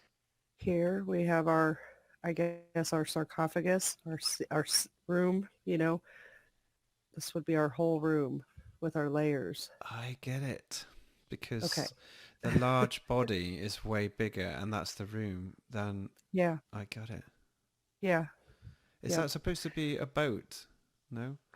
Yeah. This would be like the solar boat moving along. Okay. So each luminary would have something similar, and it would, it's what's carrying these different luminaries along, whether this is the moon, maybe I'd say the moon because the stars are out above it. So it's portraying like the moon travel. Okay, and forgive me for sitting on the fence here, but again, this feels a little bit like a leap. Is there more information you can share that helps us understand why you feel so strongly about this picture? Because I can see a correlation. Well, we'd have to look at other pictures. So Okay. I'm not sure if FPV has any more of these Egyptian pictures handy. Do you? Don't worry. I'm just kind of trying to understand how you reach these Well, it's the conclusions. Egyptian 12 gates story, Robin. What you're looking at there is the solar boat's journeys in the underworld. Remember Okay. that you're looking at the underworld there, not the above world. So it's showing you the hardware moving around in the underworld. I see. Right. So when the hardware moves below, we see effects. So we see our luminaries in the sky, and we feel it with our earth vibrating, our earthquakes. I got it. So do those 144 chambers, do they have you tried to overlay them on your map, or does it make it look a bit chaotic? There's 144,000, and it's going to be impossible to locate them. Oh, But sorry, thousands. Yeah. what we're saying with the sarcophagi is they're location markers for where some of them are. These ones in the Middle East, the Tutankhamun ones, they're just location markers for chambers below there. What it's telling you is King Tutankhamun is a technology in charge of other technologies in that area. In other words, it's one that's got control over others. Okay. And it's got the shepherd's crook because it plays what you would call a shepherding role, as in shepherding one of the luminaries across. They switch on to help luminaries cross. Interesting. So you can see it's activations of electromagnetic processes. That's all doing. They're all working together to create what we see in the sky. And for those fresh to this information, you can find the scriptural decodes on FPV's channel, and I presume that are they on yours as well, One Conscience? Yeah, they're on, but yeah. Fascinating. Yeah, we decoded cherubims, which are angels, and we also decoded the seraphim angels in 2 different videos. When we decoded the cherubims, that was what got us on, that we knew we were on the right path, that these things are technologies, because Daniel describes an angel. He describes it. He says its loins are made with fine gold. His body is a beryl. His face is like lightning. His eyes are fire. His arms are like brass. And his voice is like of a multitude. I mean, that's not a person or a being that we've ever seen being described. Sure. Yeah, scriptures does say they were are very ornately decorated. If you go through scriptures, you'll see jewels, diamonds, gold, all kinds of things going into constructing these angels. So what you're looking at there, you're not you're not looking at living beings. You're looking at technologies that are very ornate. They've been very ornate, made very ornate. Amazing. Okay. So we mentioned, thank you, Juan. We mentioned Santos briefly. Can we bring both Walter Russell and Santos Bonacci into the conversation? Because you referenced them a few times in your work. So let's have a go at doing that. Certainly. Here we go. Can you see this? Yeah. I can. Right. This is Santos Bonacci giving Lily Day Rose a presentation. Mm-hmm. Now, what he's drawn here is the torus field and what he calls the hourglass shape. You see that there? Yeah. When I seen this video, I straight away decoded what that is and where it places on the map. Because this is how it works. I met Santos a few years ago on a chat on Sun and Moon, and I gave him a private presentation of my research at the time. And he looked at it, and it kind of startled him. He didn't expect to see a technological presentation. No, and as you're witnessing my reactions to some of the information today is stretching me. So Santos has been at it for Yeah, years. yeah. Goodness me. But the good thing is he was able to recognize lots of the things going on in it, which Mm, surprised me. And mm. then he started elaborating further. So I kept in touch with him on Skype, and every now and then I'll drop video links to Santos, and he just gives you little tips. Santos, that's how it works. He'll give you a little tip. Oh, look at this, look at that. So he says to me one day, look into Walter Russell's work. Okay. So I started looking at that and decoding that, and that made even more sense. And I thought, wow, I can see where Santos is coming from now. Why he follows Walter Russell. Because Okay. Walter Russell's work describes it brilliantly. It really does. So this is him going through the Taurus field presentation with Lily Rose Day. Okay. I'll just forward past it because I get to the point where I have to decode Walter Russell's motor. I decode quite a lot of things to show you they're all talking about the same thing. Okay. Now, this is Walter Russell's motor. Now, what's taking place in Walter's motor? It pumps hot water in across the equator. Right. It causes a reaction in here with the green, yellow, and orange yellow parts of the color spectrum collide with white and cause a short circuit and a pressure wave. That pressure wave is sent north and south, and these are harness points where you would harness the electrical energy it creates. Okay, so he's created something physical that does this.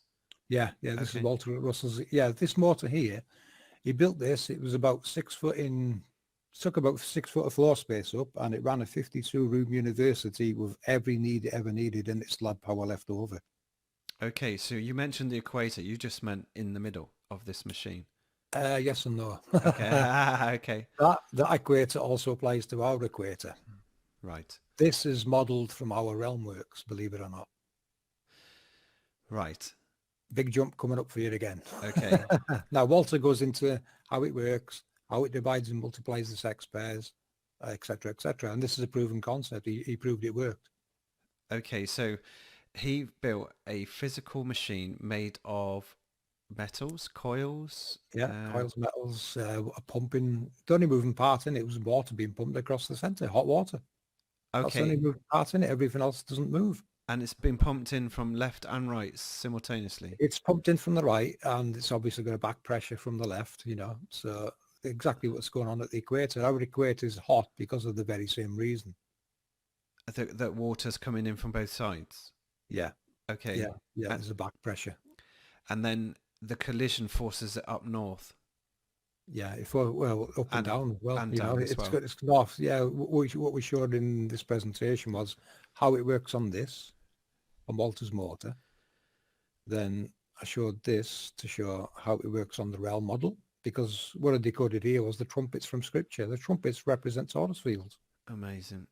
So go back to the Walter Russell, if you will, please, FPV. And you mentioned something called sex pairs. What did you mean by that? Right, sex pairs. Like how electricity works is when it's produced, magnetism tries to divide the positives and negatives, keep them apart. Magnetism's role is to keep these apart. So Yes. they're always in opposition. Mm-hmm. So what this build is doing is giving magnetism the chance to divide the sex pairs. That's why you get a big plus and a big minus. So you can see what it's doing as the pressure wave's gone up here. Yeah. It's dividing the positives and negatives, and it happens over a case of 4 times on each pole. Okay, But, so charged particles go naturally to the positive and negative. Yeah. Magnetism will do what it does. It'll divide them. Okay. and so what it's doing there is it's using this bar. If you look, it's tapered, so it's got pressure zones on the bar I see. for it to create like a pressure zone there, and that's where you would harness. And same there, and same there. It just narrows the bar. If you look at that bar there on the left, you can see how it narrows. And how would they get the energy? Is it because of the force in which it comes out the top?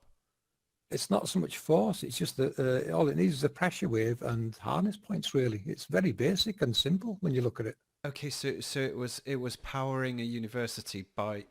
Sorry, I'm being a bit thick. Yeah. Once they started generating electricity, he had this running back to keep the pump running to pump the water in. Okay. The rest on itself. So all these harness points are positives and negatives that you can send around the university.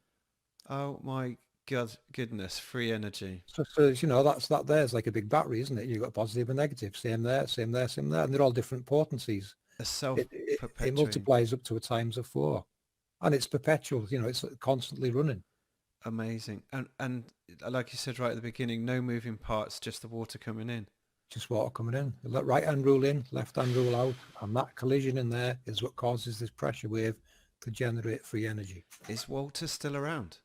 No, no, he's not. Sadly, he'd have Okay. been proud. I think he'd have been proud of what we're doing here. Amazing.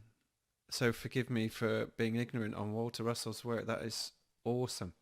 It is. Another massive red pill dropped. Okay. Well, that's another APM promise. We're going to decode everything Walter Russell made to show you what it actually relates to. Because what I noticed was people a lot more intelligent than I am look at his work and they can't figure out, you know, they've nothing to relate it to. That's why they don't understand it. But we can see what it relates to and where it originates from, the concept. Amazing. So what we're going to do is bring it all to life and show you and break down every part of it and what it means and how it works in the real world. So that's our mission currently. Fantastic. Wow, salute you all. Amazing, amazing. So let's move back over. You were overlaying this onto the... Right. So I onto used the the grid. same principles. Yeah, I used Walter's principles on the realm. And of course, that's why we see the equator being red. You know, it's the same process. Mm. So we've got compression across east to west and expansion north and south. There's your German cross, your Maltese cross. You know, I've even looked at the Hopi, decoding some of the Hopi glyphs, yeah. But, you know, it's because you'll find every culture out there has got this same story. You know, they depict these. Everyone's just forgot what it means, Robin. And the only thing we can put that down to is, you know, post-shift events, wars, bad schooling, you know, indoctrination and all the rest of it. We've forgot a lot of things the ancients knew. And again, this is just why I love your work, because you're pulling in threads from scriptural, spiritual, esoteric, It does. It covers archaeological, yeah. geological, astrological. It's all coming in, and just general data as well, just data for things. So where would you like to go from here? Because have we covered Walter Russell enough to say that you've gone, you know, you've taken what you've clearly overlaid now onto the realm? Was there anything else about Walter's work that you wanted to mention? You're going to see a big breakdown a bit in our next video, an amazing video, the next one. It's going to blow your mind. If our videos haven't blown your mind before, this next one's going to.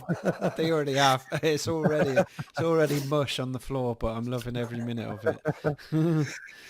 I'll just show you this image and then we'll move on to another subject if you like. You know, yes. This here is what Walter calls the gravity is basically a pressure recorder. Now this grid here, you see this grid? Yes. And what I've done with this was, I've done the same with this. I overload it on a map and grid. And lo and behold, the Help One Conscience's earthquake data come into, you know, you could see it visually taking place now with this. Did you want to step in? I mean, the only thing I could really add to that is, you know, Walter's motor and this pressure system is what the quakes are the effect. Yes. So the cause is this. This is the cause of the earthquakes and the vibration. So, you know, as the water, the energy is coming in and it hits that compression point, we're feeling the tremble on our surface. Yes. You know, these are different layers below. Different things are happening in different layers. I see. And reminds me, FPV, where did this grid come from again? This overlay that's lit up in white light comes from where Walter Russell's work. Okay. And what I did was I overlaid it with a map and grid. You can see it actually starts pointing back towards the gates. So it looks like man's, you know, made a representation of the technology below. Oh, wow. And I bet you the Nazca lines are on these as well. They actually complement the Nazca lines because you can see there, look, they fit in perfectly with it. Unbelievable. Everything makes sense. And all these, where the green lights are, all these are hotspots for quakes and other events. Yeah. And we can see this on our ocean floors. Oh, yeah. Yes, you might want to show Robin them, the lava tubes one. Show Robin the lava tubes that lead up to these. I was going to mention volcanoes and geological patterns, which is kind of coming next, I guess. We could try that now. Yeah, might as well jump to that, I think, yeah. Have you got them on screen, one? Yeah, let me get them. Okay. So this is one lava tube. Let me I just have, maximize you 1 second. There we go. yeah. So see how it's construct, see the push, see the grooves in it? Yes. These are lava tubes that people explore, completely cleared out of lava. They appear like they're some kind of constructed with these grooves. Oh yeah. So there's like a clearing that occurs. I'm not sure if something comes along and pushes it literally through and up and out, but these people are walking in the lava tubes that are now completely cleared Oh wow. of the remnants along with these grooves, and you can go to a different one. Here's another one. Unbelievable. Same groove, It same type of, looks like a mining operation. yeah, it does, but these are lava tubes. Unbelievable. Yeah, and these people, they go down and explore them, if they're not active, which I'm thinking, a lot of these things they shut off, they come on when it's their time.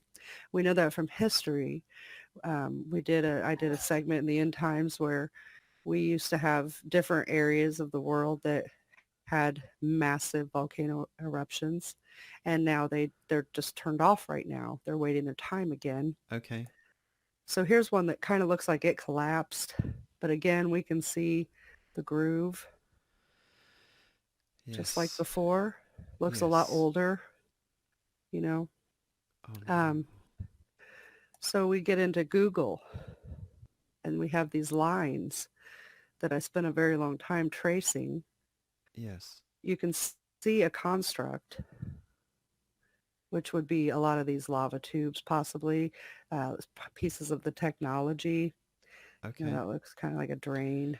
What's clear to me is, nature tends to form these lovely Fibonacci sequence and lovely circular, beautiful patterns, but this Yeah. almost looks man-made, doesn't it? It's just Yeah. I mean, they engineered. do, but engineered by who? Was Yeah. it man? You Yeah. know, this is Hawaii, and Hawaii is a volcano, the whole island, the Yes. islands. Yes. So this is all the different tubes coming Crumbs. off of Hawaii, and we have here, this is Central America going up, and we have this massive construct of something going on. Mm. These tubes, these, I still try to find the words. Me too. to, It's like almost like the children's connector sticks that yeah. that you make patterns with. But it certainly looks intentional. That's the thing, doesn't it? It looks designed. But the moon seems to be kind of connected somehow through these, along with different eclipses. And how do you relate that? Sorry. I went and tracked a whole lot of moon eclipses, and what I tracked them with was Rahu and Ketu, Okay. and they were always within a vicinity where Rahu would cross in front of the moon to eclipse it from the point of where we would see it. Okay. But that's a whole different. I tell you what, That's just Cami Nodell would love this. She would. probably. Yeah. She probably would. She would probably really enjoy a lot of stuff. But yeah, Rahu Yeah. or Ketu, one of the two, always are crossing it, and FPV is working on the whole wave thing with the moon. So we'll probably get more into that later. But Okay. you know, um, So thank you. We were sort of moving into geological patterns and volcanoes, and I wonder, was there anything that you wanted to add about volcanoes? Can I just add what you're seeing there with the lines one's tracing? Yes. What she's tracing there, then we call them world lines. Now, the Nazca lines are a condensed set of what one's line traced there on the world model. They Okay. physically exist on the ground and on the seabed on the world model, Robin. But they're not as clear. Google obscure them. The same again. It's the same thing over and over again with Google. They hide a lot of things, but there's that much there. They can't hide it all. I bet you can see it with the crystal clear water in Hawaii. I bet some of them are visible from the air, aren't they? That's how one concentrates them. Yeah, Oh, yeah. You wow. know, a lot of parts of the ocean you can see them clear as day. Fantastic. Awesome. I'm just I'm getting chills again. Do you know, did you want to say anything more on geological patterns and or volcanoes? Because we kind of covered a little bit with Hawaii. We don't need to really, because the Okay, next video you're going to have the full explanation of what is cause. You know, you're going to see the cause in the next video. great. Let's do that then. So we'll leave it at that for now, and you've got something to look forward to. Let's wait for that one then. But while we're on waveforms, one mentioned, I'll give you a sneaky peek on what I was working with, and I've shelved it for now, just so you can see where we were going with the waveforms. Yeah, please do. Can you see that? I'm just gonna maximize you. There you go. Right. So the yellow one would be the sun's driver, and you know, obviously the moon's got its own driver. Now Yes. Rahu would be, see the shadow, Oh, it's making total sense now. Yeah. and now you can see how the shadow causes the phasing. But like I Yeah. said, I've stopped it because there's that many different waveforms taking place going across this map. It's, you know, it's going to be impossible to identify all 20 of them. I must say, not only is it mind blowing, it's absolutely beautiful. That piece of software, or however you're doing that, is amazing. Oh yeah, it's good software. So you can see now what I meant about the Milky Way. The Milky Way is one of these. It's probably the yellow one. As in Sun, the stars follow it, or yeah. You'll find the sun always rises on the same part of in the Milky Way. So as the Milky Way is crossing, it's just the sun's usually in the same part of it like this. And it's, you know, to me, that is the sun's driver. It's driving the sun across electromagnetically. beautiful. So while we're on this subject, all the planets make a sine wave as they, cross our heavens. Have you got the Um, picky one? no, I thought you did. Ah, right, I've got it. So I tracked them for a whole year. There it is. Did See you? that? And we just took a picture, a still shot of the video. The video's on my channel. Okay. Each color represents a different planet. Okay. So you can see, I don't, FPV'd have to take his arrow and show, but each color is making a sine wave of its own frequency. Yes. So these planets are all making their own sine wave, and red, being one good example, has a longer, shorter wave, but where it circles here Yes. in different areas, it's epicycling. So that's how we have our Mars going into retrograde.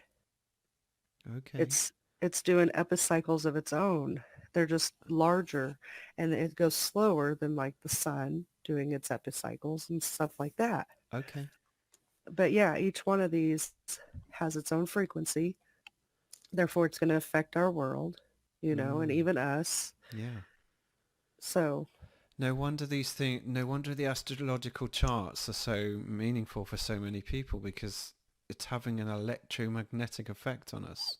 Is that right? Is yeah. that what you mean, electromagnetism? Yeah, and the fact that our bodies are crystalline in structure, our bones, our teeth, we are conductors of this energy. Goodness me. So it would flow through us. It would affect us. It's going to affect our frequencies, our bodies. That's also where the division and multiplication comes into it, Robin. You know, look at your body, split it down the middle. There's your two halves. Yeah. Yeah. And It divides and multiplies. You know, we really are an image of it. And that's the so say Leonardo da Vinci pattern, isn't it? I've got the image of the human pencil drawing with symmetry, and he there's definitely, maybe I should have prepared that answer a bit better, but I think those pictures were supposed to be outlining how beautifully symmetrical we are in so many ways. Okay, anyway, enough of me. We were going to cover electromagnetic patterns. Do you think we've done that now?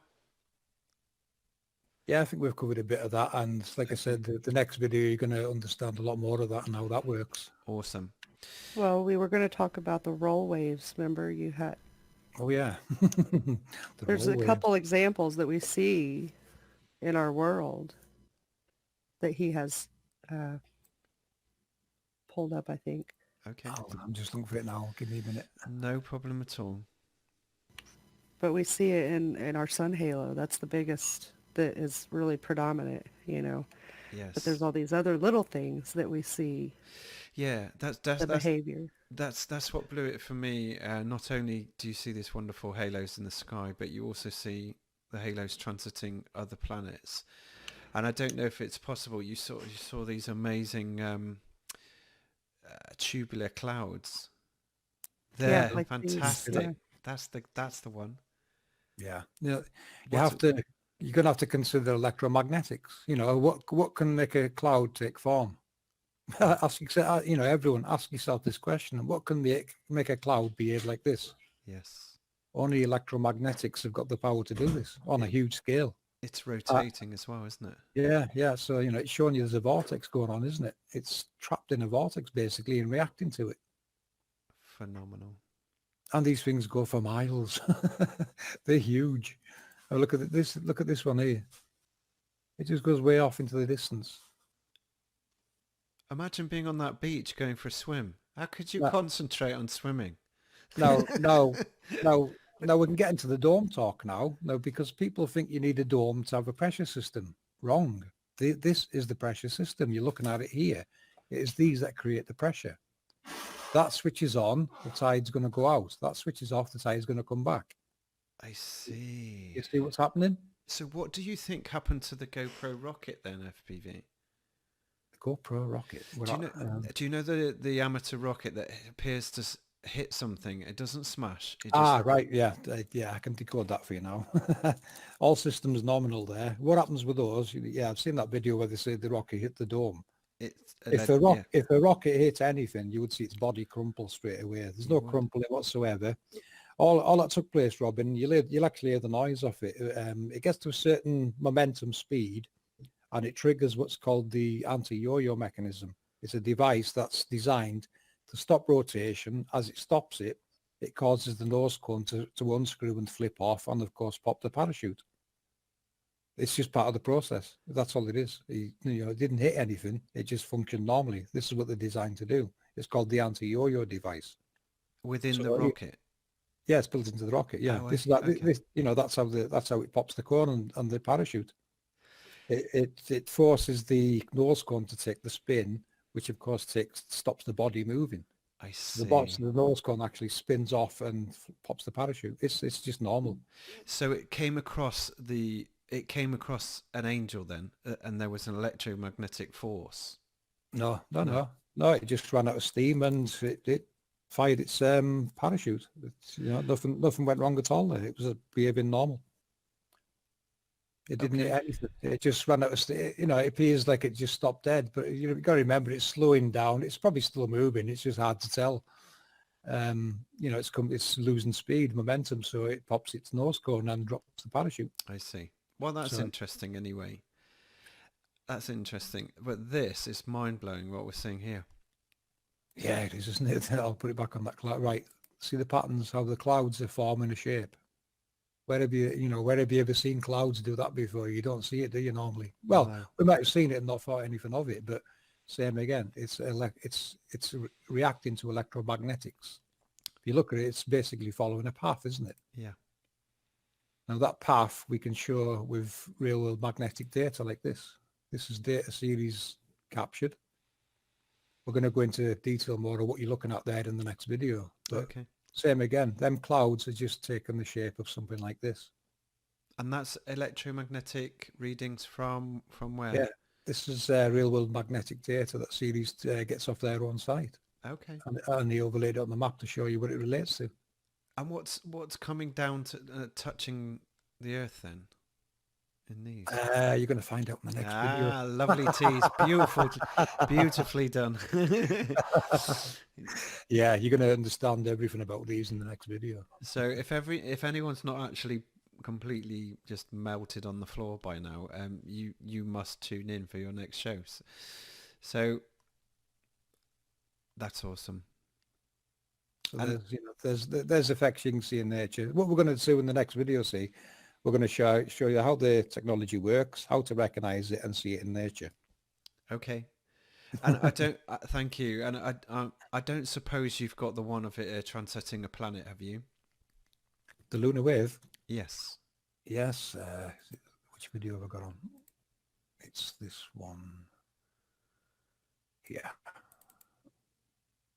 Right.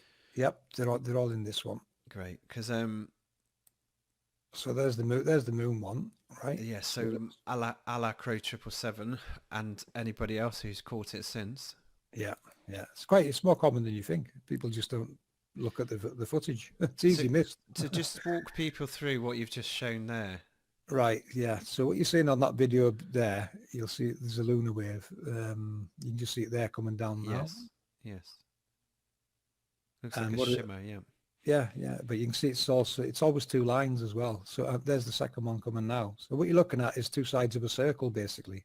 And I made an animation to show you what's taking place. Yes.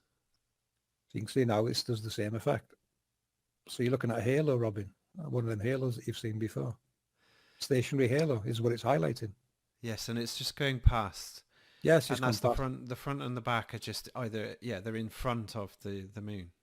Yeah, they're in the foreground and the moon's just illuminated it as it went by in the background. Fantastic. That applies to any luminary out there can do it. I even give Crow 777 a little prize there. Awesome. Little card. So there's another person's one of it. Same again. And then we go to the planets.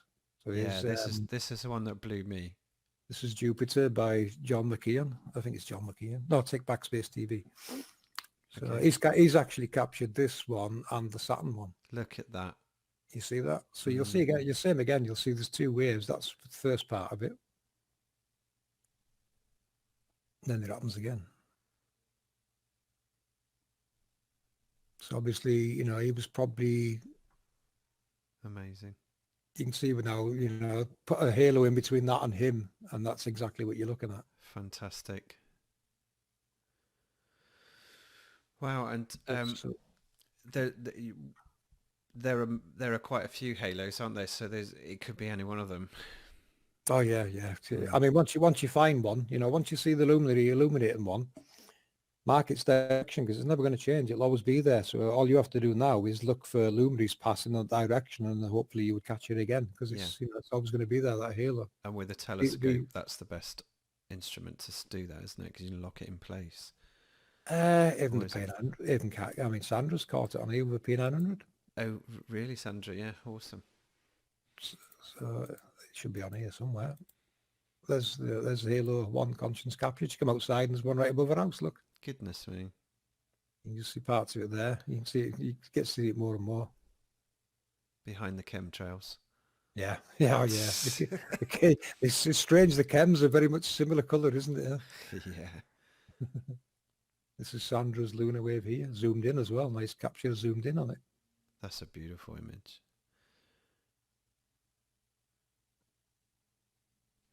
So you can see where we're coming from, Robin. We know it's flat. We don't need to make any more flat earth proofs. We're trying to show how it works. Which I really appreciate. Yeah, we all need to move on to the deeper waters, really.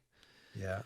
So I'm going to attempt to do the last 2 points in about 10 minutes because if we go for much more than 2 hours, we definitely need a return visit. But 2 hours is a good slot for people to consider themselves well and truly mind blown. But there are 2 or 3 quick subjects I want to cover. We talked about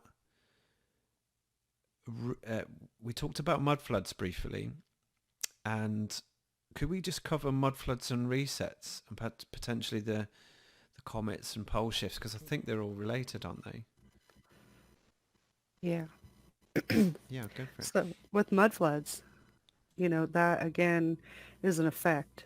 It's an effect of what happened because of the cycles of our Earth. I kind of think of it like a cleansing cycle. So I went back and studied and looked up different histories, and in every single region of the world, they have different flood tales throughout time, not just one, not just one deluge, but many. So every single country has a story where the world has flooded to the point of wiping out life. Yes. So the map you're seeing on screen was actually a CIA map. Really? And, why they have this, I don't know. I don't know why they have it, but it was backwards, so we corrected it.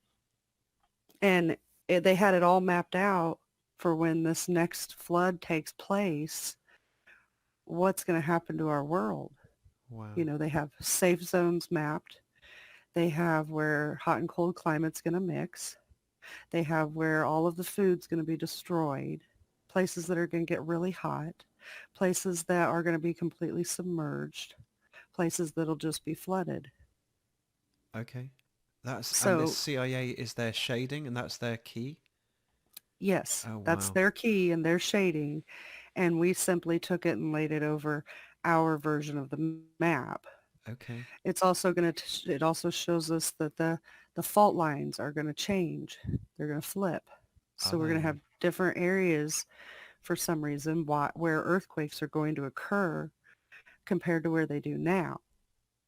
Unbelievable. And this is what they're probably referring to as a pole shift. Well, I we see. call it the end of a cycle, and something's going to occur, a switch in the technology. Yeah. Like I was mentioning that in the past, we had different areas where volcanoes used to erupt massively, Mm. massively, and they don't anymore. And we used to have different areas that would receive major earthquakes where we don't anymore. Mm. So in the past, it used to be different as well. And now we have our world today. And something's going to occur with our technology, a shift or, call it whatever you want. And it's going to go a different way. It's going to Wow. lead to a reset, if you want to call it that. I would say that highlands would be your best bet, Yeah. according to this map. Yes. So, So this central strip there in the US, the pink zones would be safe. yeah, but Okay. we're also going to have a lot of loss of food and agriculture and Yeah. stuff like that. It looks like, UK being an island, It's and gonna. I would say that it probably occurred before because Ireland's away from UK now. I would say that you guys may have been joined together at one point in the Yeah. past.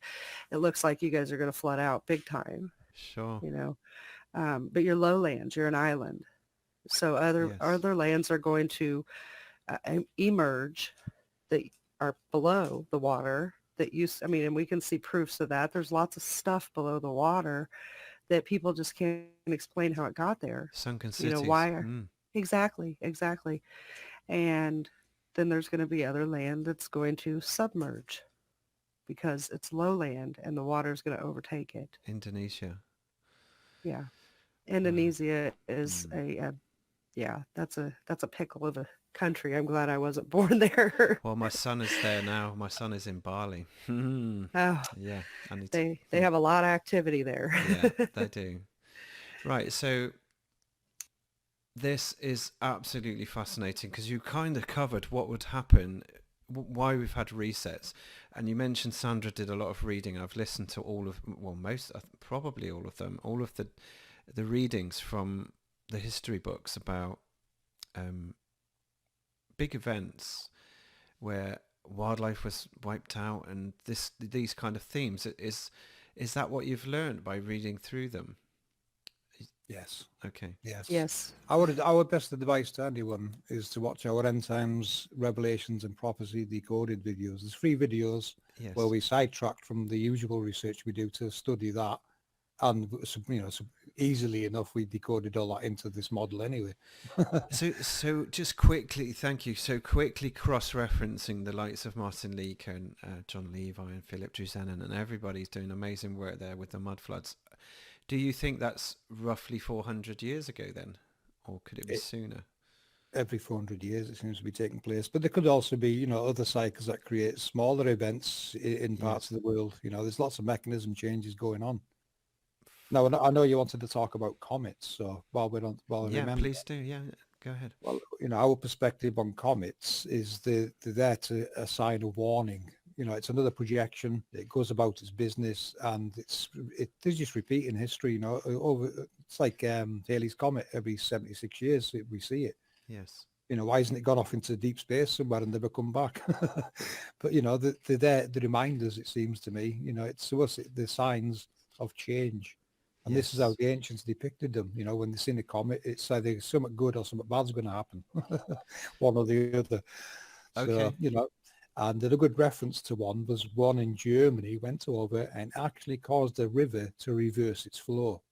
Wow. Now, that alone tells you that is local, close, and affecting rivers locally and not nationally. Yes. It has to be close. And you know, obviously, remember, the light above has got a physical model below that's projecting it and moving around. So dare I ask the $1,000,000 question? When is the next 400-year cycle due? Now, Oh it's gosh, already started.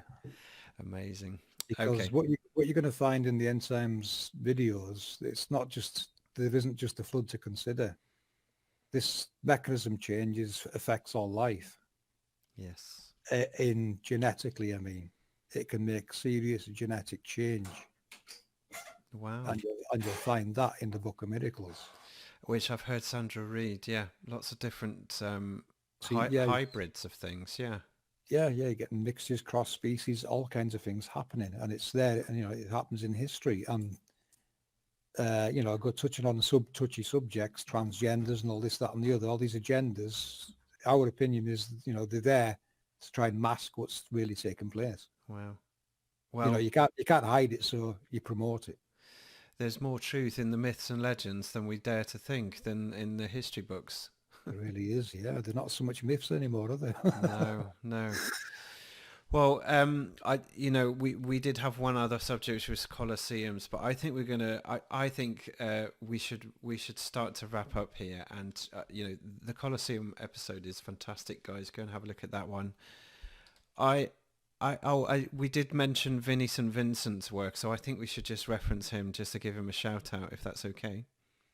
Yeah, certainly, yeah. Well, Vinny Roy, he's probably the first person I've come across that's doing actual live experimentation with electricity. You know, you've seen him yourself, is all the projects he works on. Yes.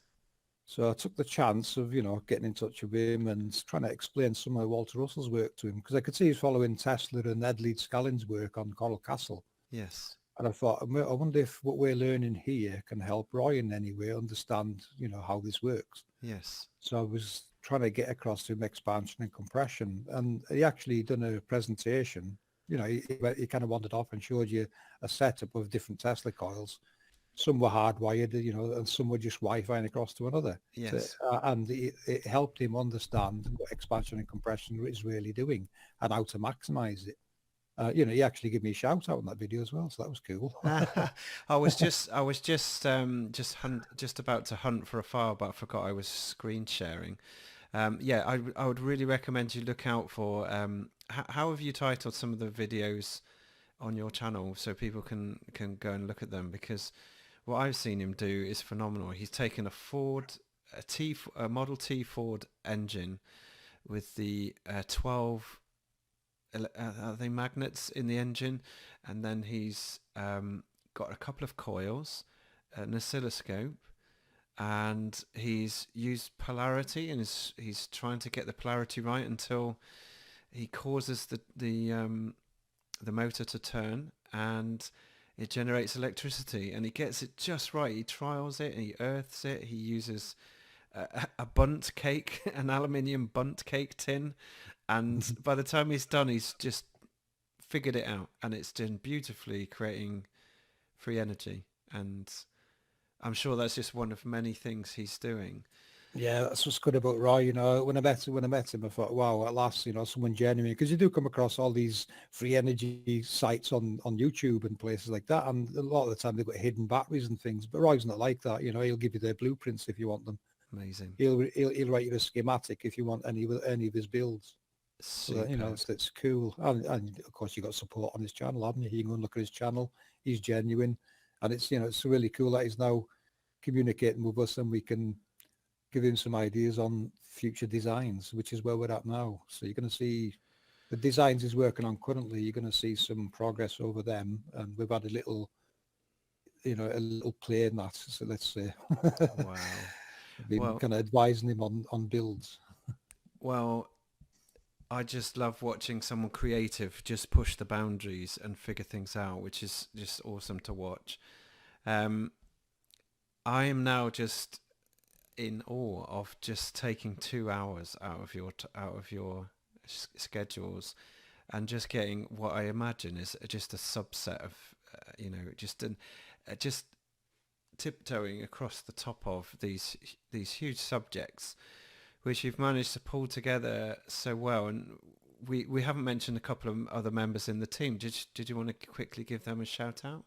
Yes, I do. Yes, Mm. it's all very important as well for all the flat earthers. You want to decode gravity, you've got to look at Jason's video, the Axis Monday video, because it will give you the correct breakdown of what gravity really is. So Fun. definitely take a look at Jason's work in there. And what's his channel called? He's called Jason Tomlinson. You won't find much on his channel. He deleted all his content for some reason. Okay. He didn't Well, have a lot on there because he hasn't got, a computer and things. So we help him put the presentation together and host it on our channels for him. awesome. So, And do you want to shout out the others as well? yeah, Rose, Jimbo. If you want to look at giants, go to Jimbo's channel. He live streams Giants and Titans where you can see them sticking out the ground. Yes. all manner of species, but no dinosaurs. Every species you can think of, but dinosaurs. No, that's pretty cool, isn't it? Amazing. Yeah, there's a couple of channels out there where people are following on that subject, which is awesome. Yeah. Of course, P900 Cool Picks and her husband, who's doing amazing work in the light department. he's helping illuminate the works. So, And doing modeling, computer modeling, is it? I do the modelling mainly. You do the modeling, okay. Yeah. Fantastic. Yeah, hopefully we'll get into that one day with them. I'm trying to teach all these people what I know, see. Brilliant. I'm quite computer literate and I used to work with models and all kinds of stuff. Awesome. So now to in fact bring them into our project and like I did with the Colosseum decode, that was a 3D model. Awesome. And we have to shout out Cat's Eyes as well. I think we mentioned her right at the beginning, but Cat's Eyes. Cat's Eyes. I met Cat's Eyes before I even came to Flat Earth. Me and Cat's Eyes used to be moderators in a news stream. That's how we met, and that's when I came across Flat Earth. When I was moderating in this news stream, I kept going back to these Flat Earth channels, looking at them, thinking, "Oh, there's something here." You're like a terrier. You get your teeth into it. You're not going to let go, are you? There's something there. So yeah, definitely Cat's Eyes. Give it a shout out. She helps us with scriptural decodings because she's a devout Christian and she follows the Bible. Awesome. And of course, it was a good test for me to put this across to her as a friend gently and say, look, what they're saying in the Bible actually relates more to this than characters. I'm not saying all the characters in there don't exist, but a lot of people ask us to prove Jesus and things like that. We're not here to prove that. How do we prove that? We can't. No. Our mission is to show you how it works. Come what may after that, let the scholars debate the who's and what after. We need to know how this world works and where all these technologies factor in. And we can see that they've been personified in a lot of cases, some of these characters. Yes. So amazing. So it's a case of tiptoeing, you're tiptoeing around everywhere, really. It's they want you to prove their map, their model, their belief system. We don't work like that. We've got to keep it real, get all the data in and figure out this technological construct and its workings. That's our priority. Well, I must say to everyone, and if you're listening, Cats, Jimbo, and sorry, what was the other gentleman's name? Jason. If you're listening, I really appreciate everything you've done, and I can't wait to just get deeper into the subject, because I think what we've achieved tonight is actually to introduce the subjects and to give enough information to at least catch the imagination of those watching. And I really hope now that people will now go and subscribe to everyone's channel here. I'll put the links in the show notes, and then just dive in. Just use maybe start with some of the shorter videos, and then jump into the live streams, because when you do the premieres, we love it. The chat room is full of amazing people, and it's a really supportive environment and really inspiring. And so I think we will wrap up our interview here, guys and girls. Thank you so much for your time. Really appreciate it. And you did yourselves proud, really explained things clearly, and I hope it's just caught everyone's imagination now. So Thank you ever so much. Yeah, you're welcome, Robin. Thank you, mate. Yeah, thank you. Yeah, thanks. Thanks, Sandra. And what we'll do now is we'll play everyone out with the Sun Halo video with Simple Minds, Let There Be Love, because it just inspires me so much. We'll leave everyone on that note, and get yourself over to FPV channel. Go and subscribe now for the next video. Don't miss it, folks. And we'll see you again sometime soon. Thanks very much.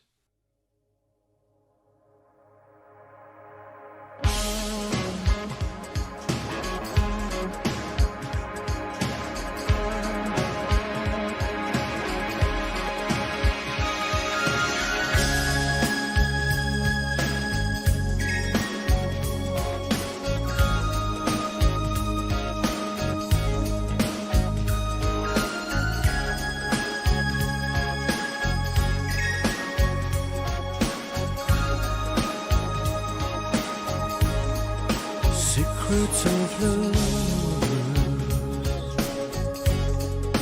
whispered tonight,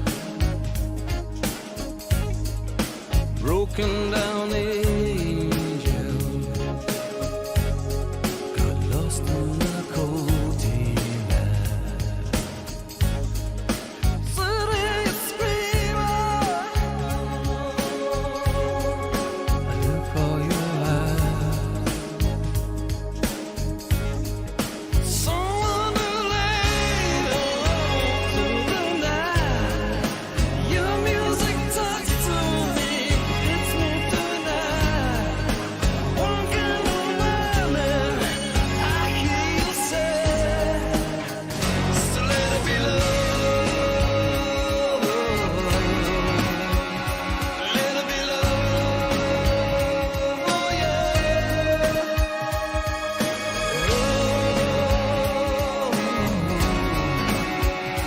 Let there be love, oh yeah.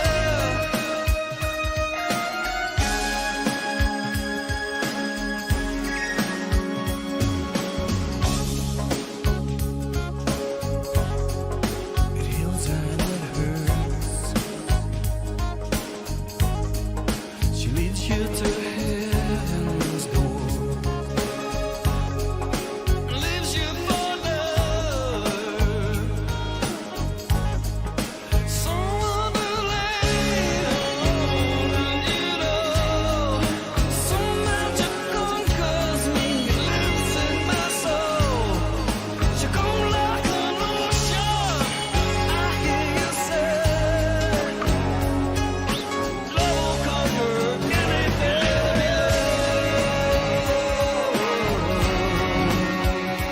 Let it be love, oh yeah.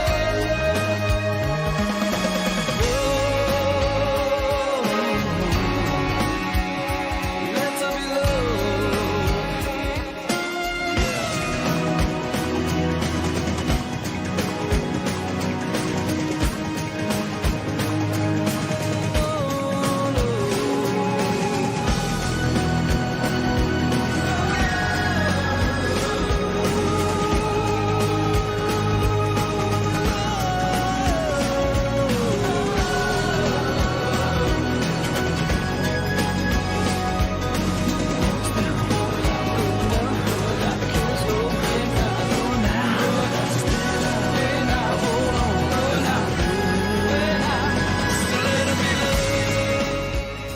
This is like the best one I've ever got, FPV. This is for you, buddy.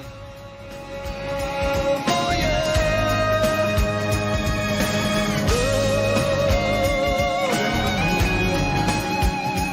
Let there be love, oh yeah. I know what I want, I know what I feel, I know what I want, alright. So let it be love, let it be love.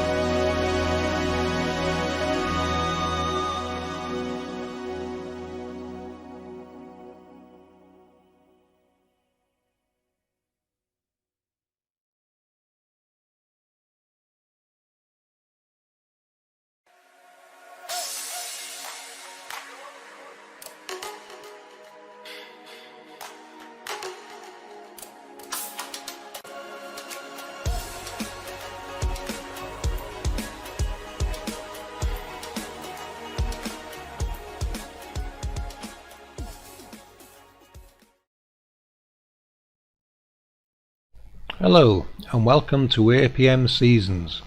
In this video I will be explaining how our seasons work with the sun and the gates.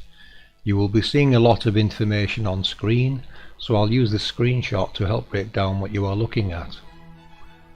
On the left you can see the waveform tracker. This basically tracks the changes across the seasons. We will get into that in a few moments. On the bottom left in green text is information from the creation calendar synced with the seasonal switching. When you see the red chevrons, some extra information is displayed in red above and beside it. At the bottom center is the astrology tracker. This tracks the zodiac information and a few other things. On the bottom right is the sun gate tracker, which I made to help me decode the gate's correct sequences and track the sun by degrees to help identify the gate switching from Auckland, New Zealand and their perspective bubble. So without further ado, we will continue. We are starting from the March equinox, gate 4R on the map. Each crossing and return of the sun represents 30 days or 1 month, 360 days total over the course of a year. We did add a 24-hour sun. For now I placed it in the path coming up from gate 6F. Boots on the ground needed from the northeastern latitudes to determine where it comes from and heads back towards the east gates. You will be seeing information relating to the sun's return path above the waveform tracker and the object crossing the map from west to east after sunset. We believe these are our luminaries returning back to the east, as we have decoded previously. I do think the sun uses a sinusoidal orbit, but we added them all near orbit also, as there is more than just the sun returning east, and we will be trying to identify them by their set times. You may think those waveforms just depict day and night, but you would be wrong. They physically exist and we have recorded them on the mimic maps. You can see them if you look carefully in the overlays on the top left. You will also see them change with the seasons in the waveform tracker.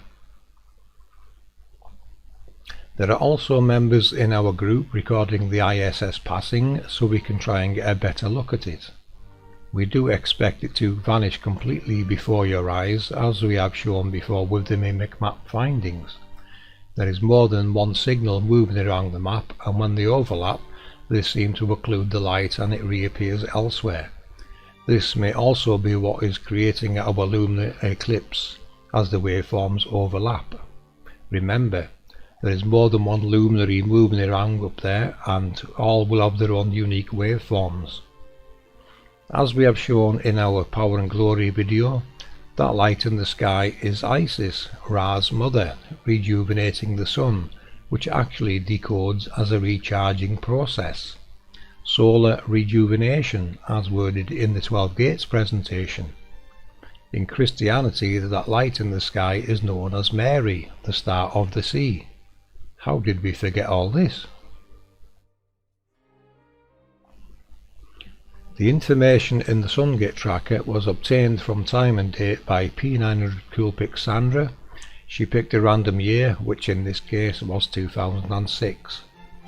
We recorded the information for sunrise, sunset, total sun hours and the compass degrees to the sunrise as viewed from Auckland, New Zealand.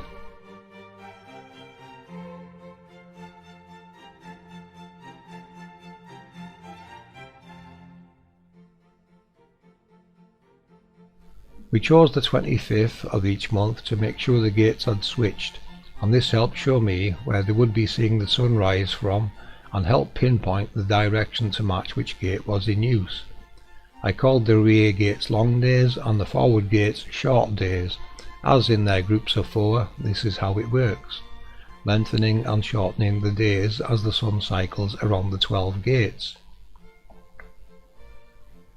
The 25th of March is also the first day of the new year in the Persian and Indian calendars, as an aside.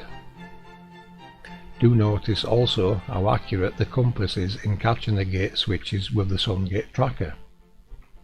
We do think the Sun travels above and below the tropics of Cancer and Capricorn, and this is going to require boots on the ground if anyone at those latitudes can help identify if the sun is travelling north or south of those tropics. For full exploration, obviously we would recommend going east, as the eastern gates are closer, it is much warmer, and you should be thinking of where our luminaries are actually coming from, as this cannot be hidden.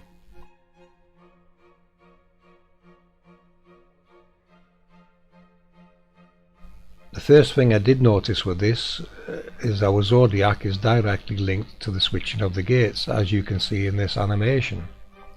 The gemstones connected to birth signs may actually be created by our sun as it passes over the locales where these gems are found. More work needed there, but as we have shown in a previous video, our star halos are responsible for depositing elements. We see the dispersal as shooting stars and such, but more on that later. In the animation, the sun is finishing its yearly cycle in February from gate 3F and will cross over to March for the new year in gate 4R.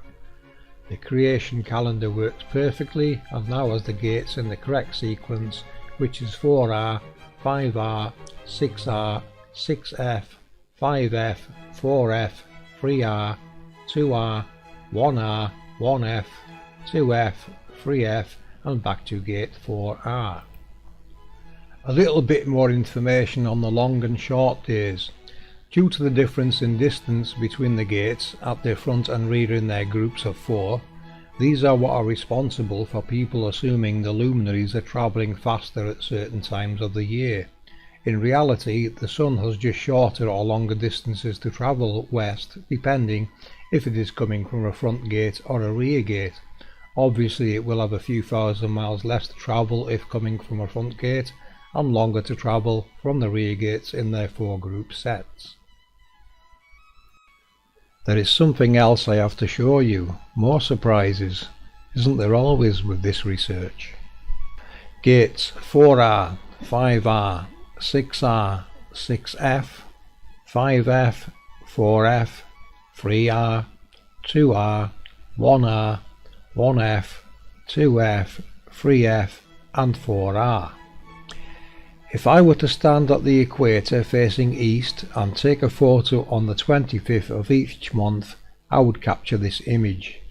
This, ladies and gentlemen, is our sun's true analemma orbit as dictated by our zodiac and the 12 gates. We are instantly reminded from various cultures, such as the Egyptians, that our luminaries are birthed from between the thighs of the goddess Nut. Do you see this, people?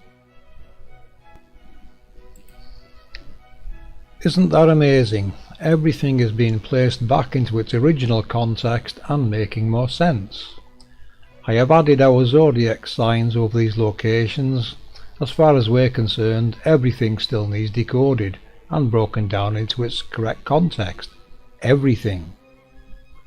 I guess the question now is, who is going to be the first person to record our sun's true analemma? Good luck, people, and I hope this presentation makes sense to you and helps with your own research.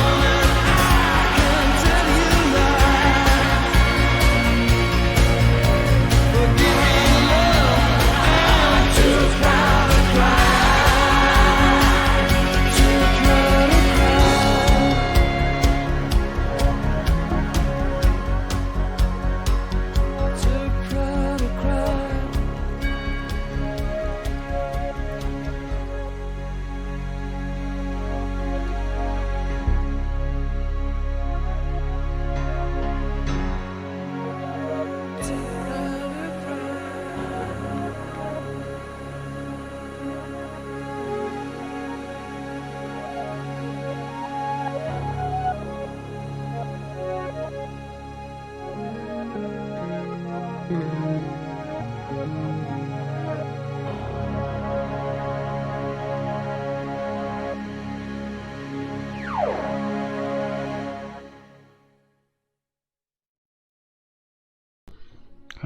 and welcome to APM Research, the End Times, Revelations and Prophecy.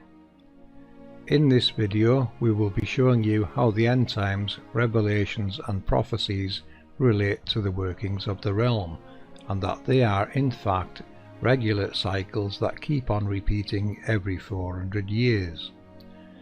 We will also be showing you some of the information regarding the halos we see around our sun and moon. Very interesting information that is in our recorded history. Sandra will be presenting you some fantastic imagery and information from her new book, The Book of Miracles. We will also be overlaying modern captures of the same celestial events happening now, which proves we are entering this cycle. This we will also confirm with data. Scriptural events and prophecies also decode into this same event. All yours, Sandra. In the year 1 BC, an oil well appeared near Rome on the far bank of the Tiber, and oil flowed from it abundantly for the whole day. And on the day of the Nativity, a golden circle appeared around the sun for the whole day.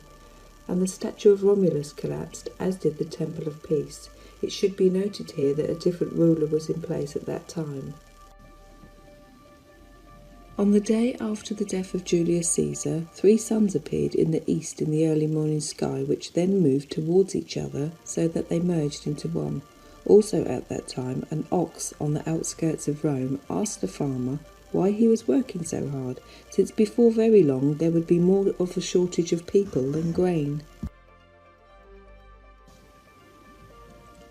In the year AD 1173, 3 suns were seen in the west in the month of September, when the sun was about to set, and after 2 hours the outer 2 disappeared, and the other one set after that.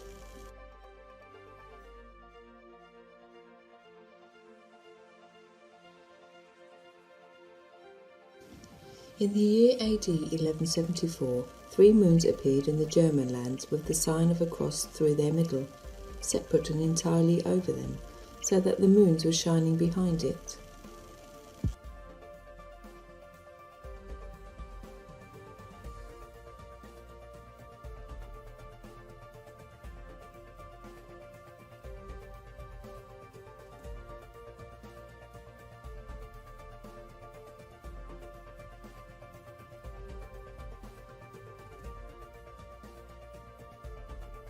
In the year AD 1304, 3 moons and a comet appeared, seen around midnight for 3 months, in the German lands and in Italy, just as it is painted here.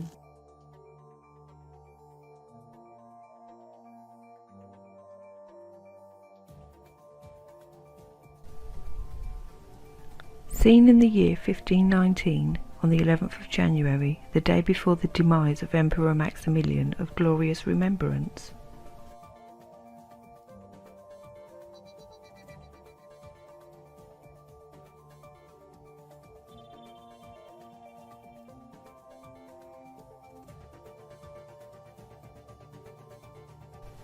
In 1520, on the 5th day of the month of January, the 3 suns were seen in Vienna in the morning at sunrise, and these are known as parafog.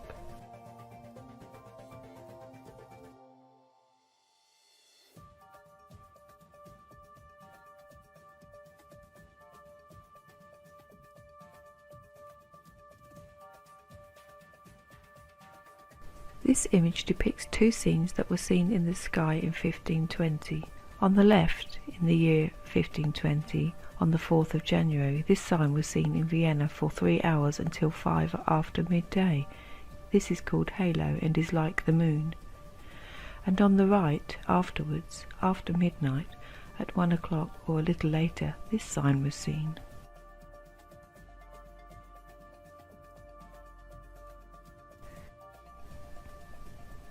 In the year 1520, on the 6th day of the month of January, at around 8 o'clock in the evening in the city of Vienna, the sign was seen around the glow of the moon.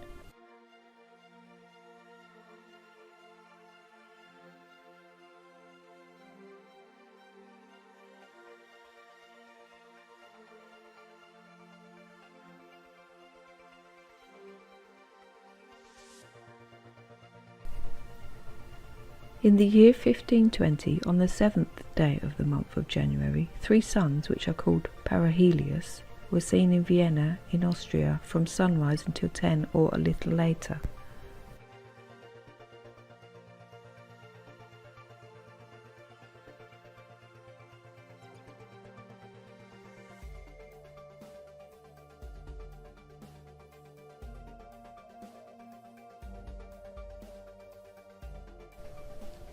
In the year 1520, on the 6th day of the month of January, this sign around the sun, which is called Halo Maximus, was seen in Vienna at 3 o'clock in the afternoon.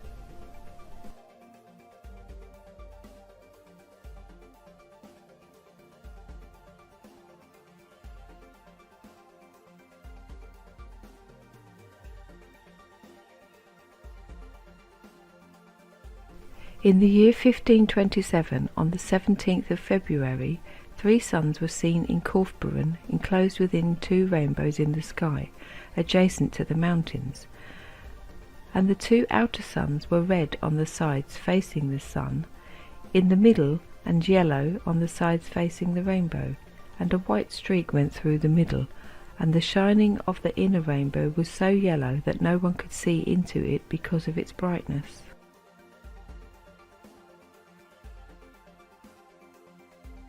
In the year 1528, on the 16th day of the month of May, between the 11th and 12th hour after midday, this formation was seen in the sky in Augsburg, on the sun or around the sun, and stayed for about 1.5 hours or longer.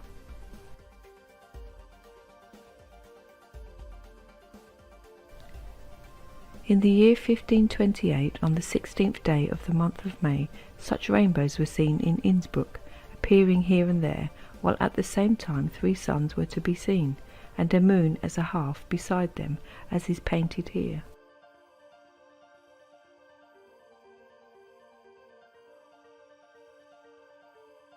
In the year 1533, 3 suns shone at the same time, as if they had fiery clouds around them, and they stayed over the city of Munster, as if the city and its houses were burning, as painted here.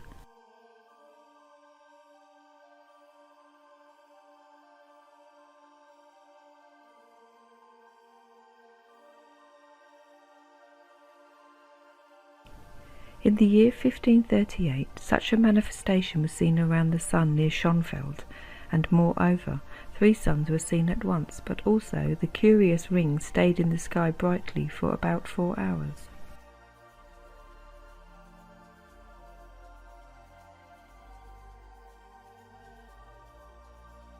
In the year 1541, on the 28th day of March, 3 suns in a triangle with a rainbow around them were seen here in Augsburg. The rainbow was seen first and then last. 2 of the suns disappeared along with the rainbow, and the sun on the right remained.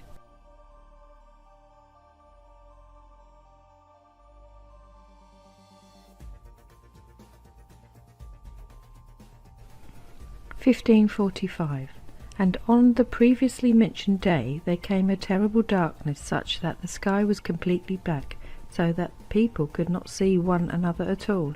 The darkness lasted until the next day, that is the 30th of March, until 9 o'clock in the morning. Then the day came back, and 3 beautiful rainbows were seen, on which was seated a beautiful angel. He was seen for about 1.5 hours. After that he disappeared again, and fine weather then followed.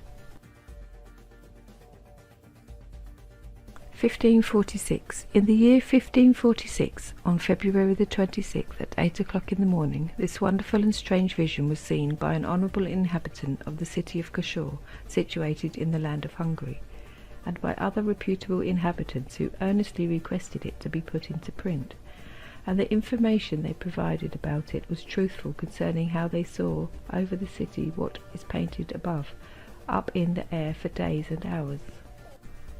1547. In the year 1547, on the 29th day of the month of January, 2 rainbows were seen here in Augsburg around the sun and between the clouds, for a long time in the morning and in the evening.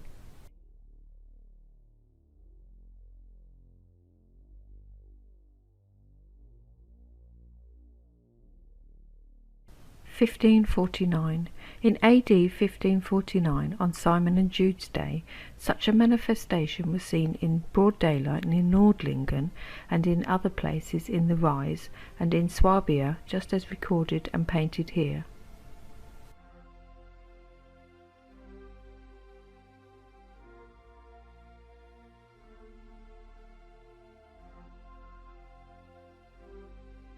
(1549) In AD 1549, on October the 6th, such a manifestation was seen around the moon at night in the Rise and in Swabia on a clear night.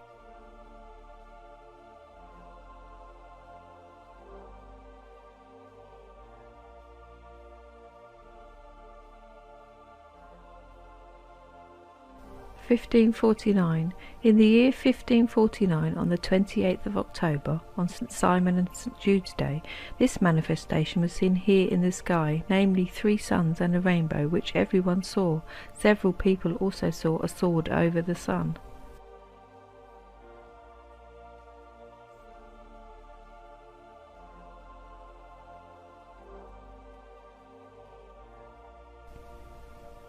(1551) Truthful report of how on the 21st of March of this 51st year 5 suns were seen in Leipzig by many trustworthy persons.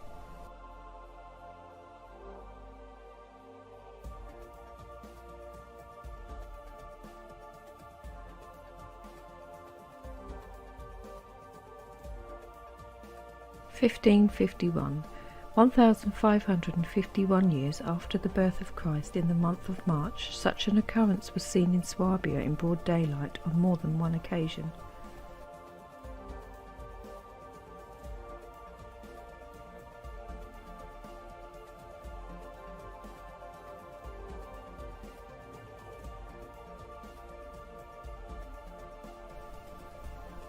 (1551) 1551 years after the birth of Christ, such an occurrence was seen in the sky in France and in Lorraine in broad daylight, which came forth and could be seen for more than a day.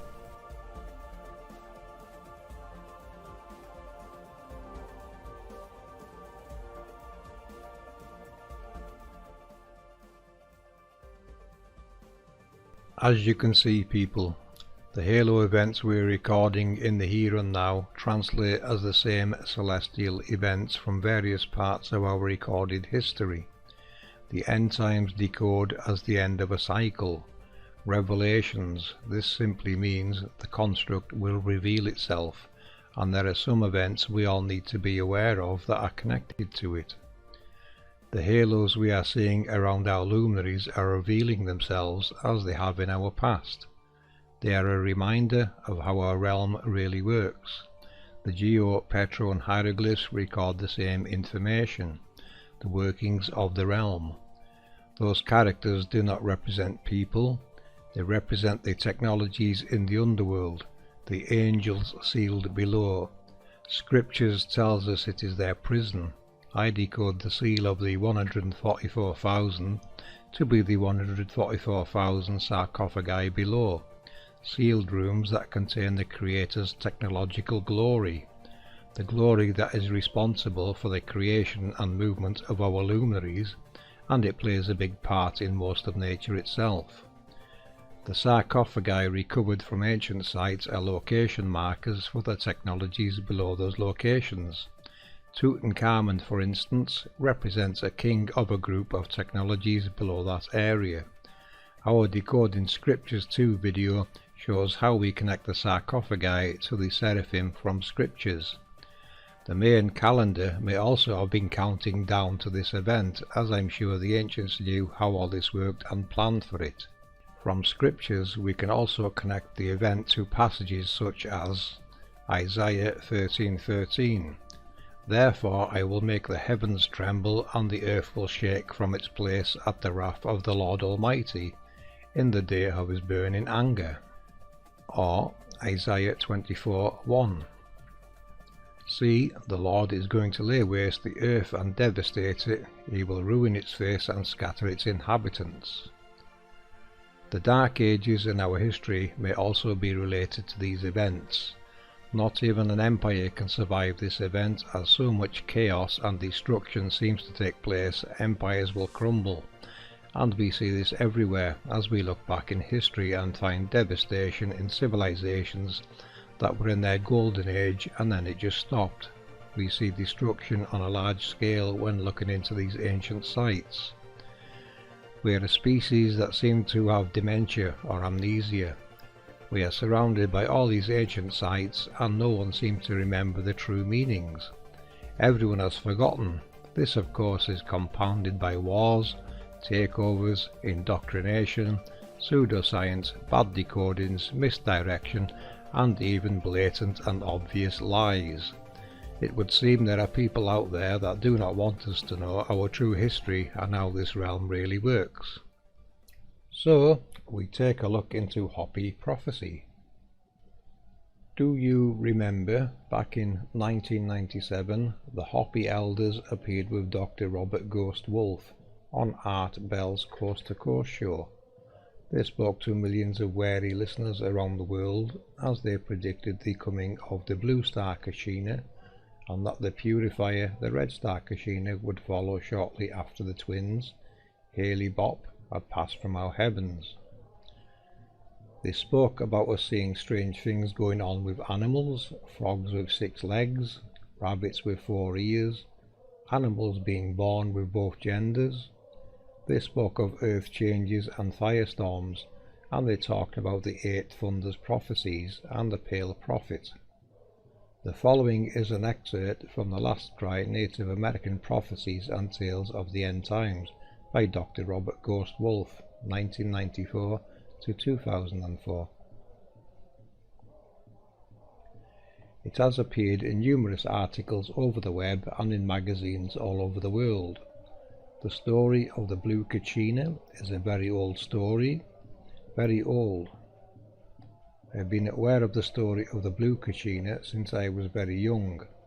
I was told this story by grandfathers who are now between 80 and 108 years of age. Frank Walters also wrote about Sasquatch, the blue star Kachina, in the Book of the Hopi. The story came from the grandfather Dan, oldest Hopi.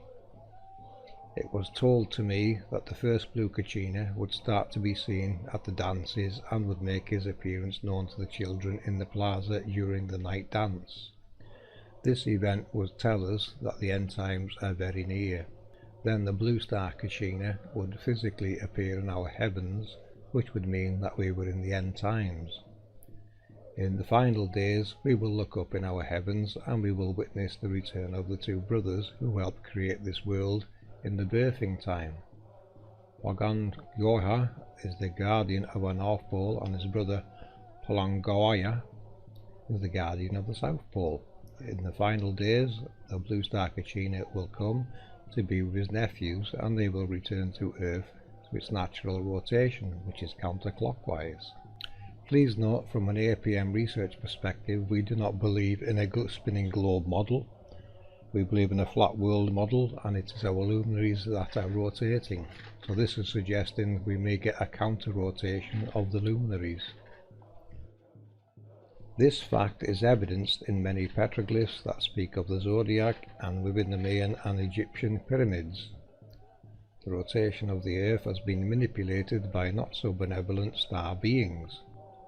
The twins will be seen in our northwestern skies. They will come and visit to see who still remembered the original teachings, flying in their Patu Votas or flying shields. They will bring many of their star family with them in the final days. The return of the blue star Kachina, who is also known as Nan Gashohu, will be the alarm clock that tells us of the new day and the new way of life, a new world that is coming. This is where the changes will begin. They will start as fires that burn within us, and we will burn up with desires and conflict if we do not remember the original teachings and return to the peaceful way of life.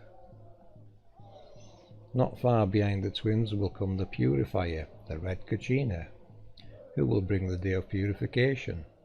On this day the earth, her creatures and all life as we know it will change forever. There will be messengers that will precede this coming of the purifier. They will leave messages to those on earth who remember the old ways. The messages will be found written in the living stone, through the sacred grains, and even the waters. Crop circles have been found in ice, it mentions in brackets. From the purifier will issue forth a great red light. All things will change in their manner of being. Every living thing will be offered the opportunity to change from the largest to the smallest thing. Those who return to the ways given to us in the original teachings and live in a natural way of life will not be touched by the coming of the purifier. They will survive and build the new world. Only in the ancient teachings will the ability to understand the message be found. It is important to understand that these messages will be found upon every living thing, even within our bodies, even within a drop of our blood. All life forms will receive the messages from the twins. Those that fly, the plants, even the rabbit. The appearance of the twins begins a period of 7 years, which will be our final opportunity to change our ways. Everything we experience is all a matter of choice. Many will appear to have lost their souls in these final days. So intense will the nature of the changes be that those who are weak in spiritual awareness will go insane, for we are nothing without spirit. They will disappear, for they are just hollow vessels for anything to use. Life will be so bad in the cities that many will choose to leave this plane, some in whole groups.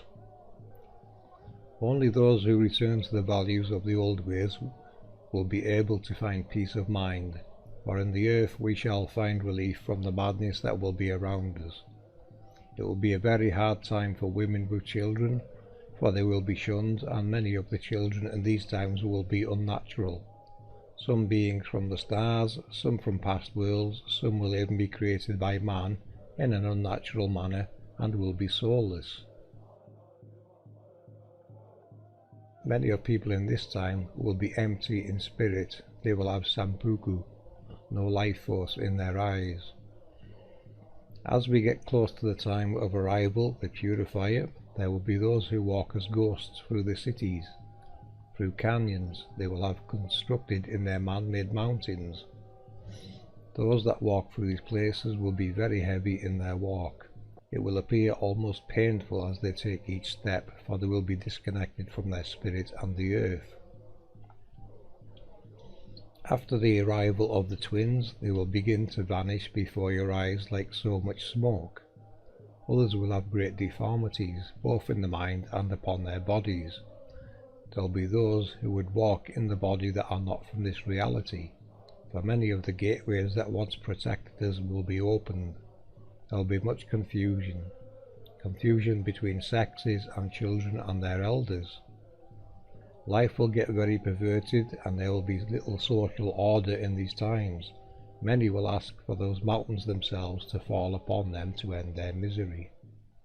Still others will appear as if untouched by what is occurring, the ones who remember the original teachings and have reconnected their hearts and spirit, those who remember who their mother and father is, the Pahana who have left to live in the mountains and forest. When the purifier comes, we will see him first as a small red star, which will come very close and sit in our heavens watching us to see how well we have remembered the sacred teachings. This purifier will show us many miraculous signs in our heavens. In this way we will know our Creator is not a dream. Even those who do not feel their connection to spirit will see the face of the Creator across the sky. Things unseen will be felt very strongly. Many things will begin to occur that will not make sense, for reality will be shifting back in and out of the dream state. There will be many doorways to the lower world that will open at this time. Things long forgotten will come back to remind us of our past creations. All living things will want to be present for this day when time ends and we enter the forever cycle of the fifth world. We will receive many warnings allowing us to change our ways from below the earth as well as above. This one morning, in a moment, we will awaken to the red dawn. The sky will be the colour of blood Many things will then begin to happen that right now we are not sure of their exact nature, for much of reality will not be as it is now. There will be many strange beasts upon the earth in those days, some from the past and some that we have never ever seen. The nature of mankind will appear strange in these times. We walk between worlds, and we will house many spirits even within our bodies.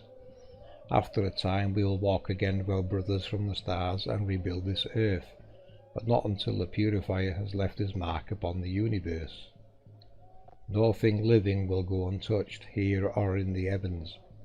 The way through this time, it is said, it is to be found in our hearts, and reuniting with our spiritual self, getting simple and return to living with and upon the earth and in harmony with her creatures, remembering that we are the caretakers, the firekeepers of the spirit.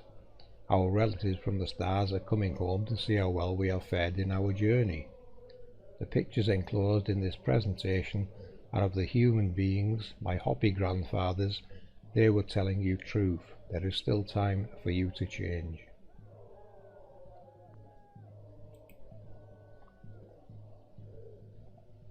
You may find some of the above information disturbing. We will be doing a part 2 to this to break these events down further.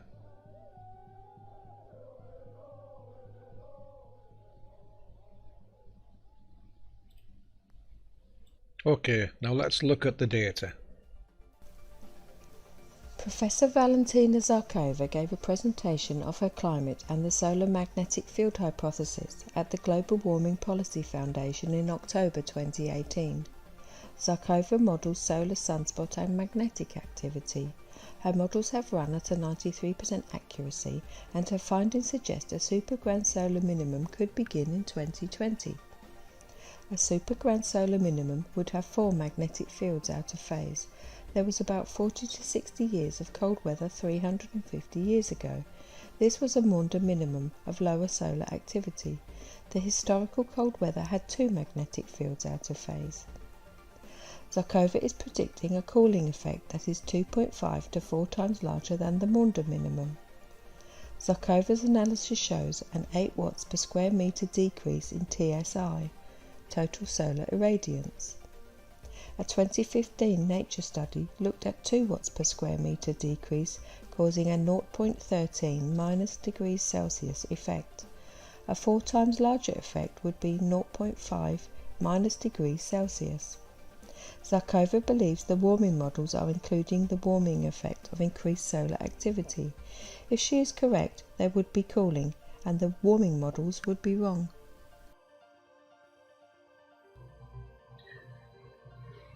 Let's go back in time and check out the last mini ice age. So what is that? It's the time period between 1300 and 1850 where we were at a climatic minimum.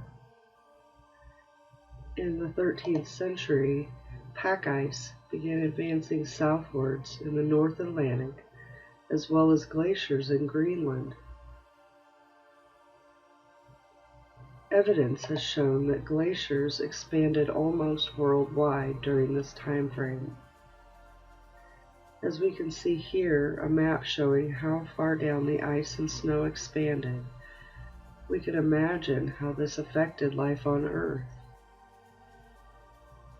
Cold summers and ice growth intensified greatly from 1430 to 1455. We can see now why people dressed in layers, as we see here some different examples of the attire worn. This natural occurrence played havoc with agriculture and the sun's warmth, as well as ocean circulation and volcanoes.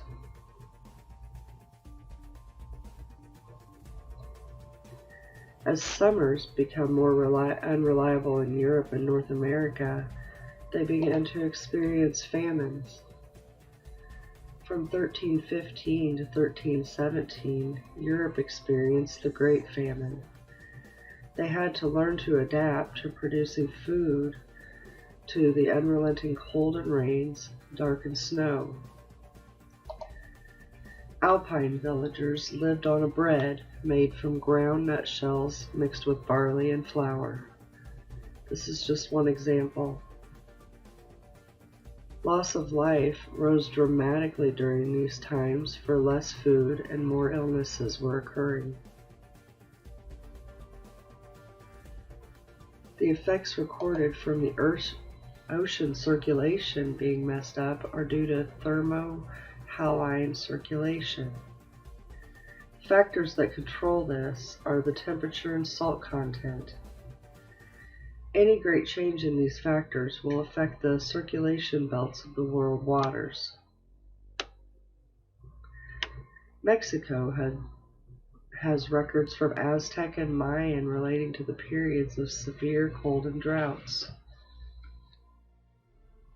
In South Africa, sediment cores showed colder conditions between 1570 and 1820.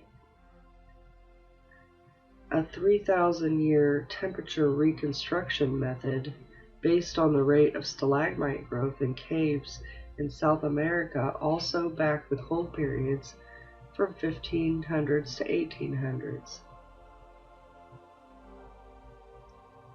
Sea level data for the Pacific Islands suggests that sea level in the region fell in 2 stages.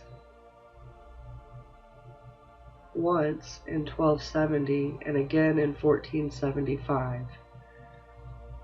This was due to a 1.5 Celsius degree drop in temperatures, which was determined from the oxygen isotope analysis.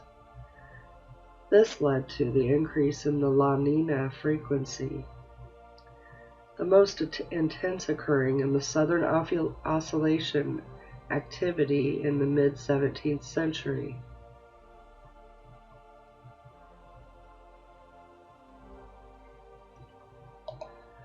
Tree ring data from Patagonia shows cold episodes during 1270 to 1380, and again from 1520 to 1670.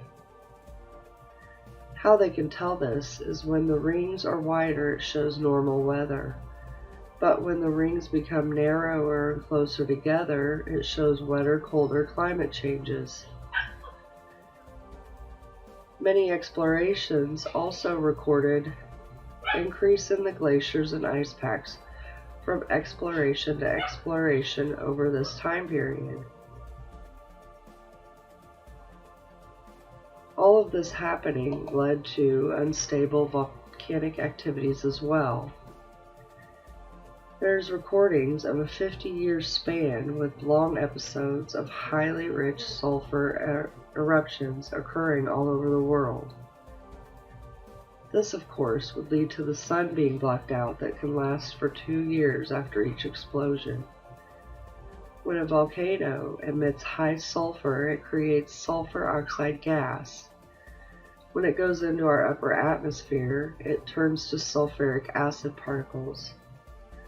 That rains down onto the lands. This is corrosive to metals and tissue. It would char wood and most organic matter, but it is unlikely to actually cause fires. As we can see here, I have mapped out some of the volcanic activity that occurred.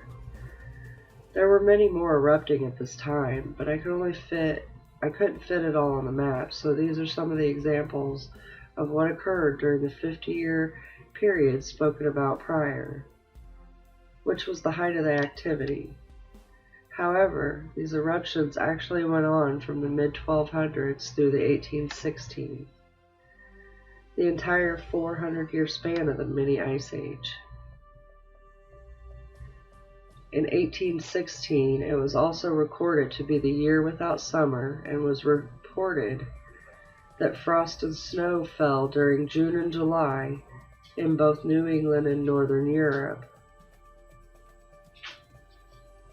So, the last effect I would like to discuss on this occurrence is the witch trials. The beginning of this began in the 1380s, just as the ice began. European populations began to link magic and weather making. The victims were being accused for the climate decline. The witch hunts began in the 1430s, and by 1480s it was widely accepted that witches should be held accountable for the poor weather, livestock losses, epidemics, cows that gave too little milk, late frosts that lasted and lasted, and unknown diseases. Basically, as the temps dropped, the witch trials rose. And when the temperatures began to increase, the trials would decline. Although not everyone agreed with this, and the argument wasn't whether they existed, but rather could they control the weather. But by the height of the hunts and trials, most agreed that the witches could control natural forces, and they paid for it with their lives. So, on that note, I'll wrap up this information on the Little Ice Age and the effects of it. Thank you.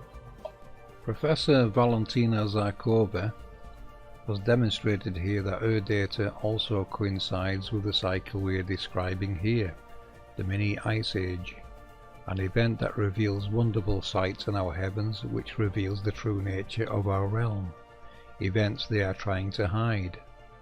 Now, I mentioned earlier a counter-rotation of the luminaries. Let's look into this further. The sun will rise from the west. This is referenced in many scriptures. The Hopi prophecy also mentions this. Mainstream will probably call this a pole shift. Let me draw your attention to Walter Russell's winding and unwinding of the cosmic clock. This is a repeating cycle. We are near the end of one cycle. Now it may reverse the opposite way. What it is all suggesting is that the north, south, east and west poles will flip the opposite way to which they are now.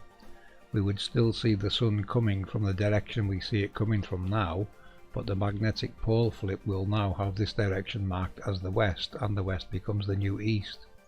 The north becomes the new south, and the south becomes the new north. Another option is that the sun does come from our west and sets in the east. I guess we won't truly know until this event happens. The cosmic clock is a cycle of compression and expansion. This process generates cold and heat. It would seem we are going into the cooling cycle of the cosmic clock spring. The celestial reveals we see, as with our sun's halo, is not restricted to being revealed by light particles trapped in ice crystals. Water vapor can also form around the halos due to their electromagnetic nature. Light particles trapped in liquids and ice will try to interact with the halo, thus revealing its profile, and this is why we are seeing them. The halo projections can also be seen through clouds, fog and mist when viewed from above. These are projections from below that certain conditions allow us to see.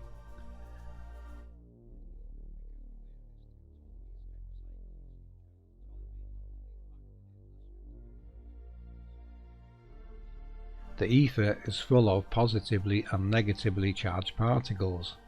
It is these that play a part in highlighting the electromagnetic fields around us.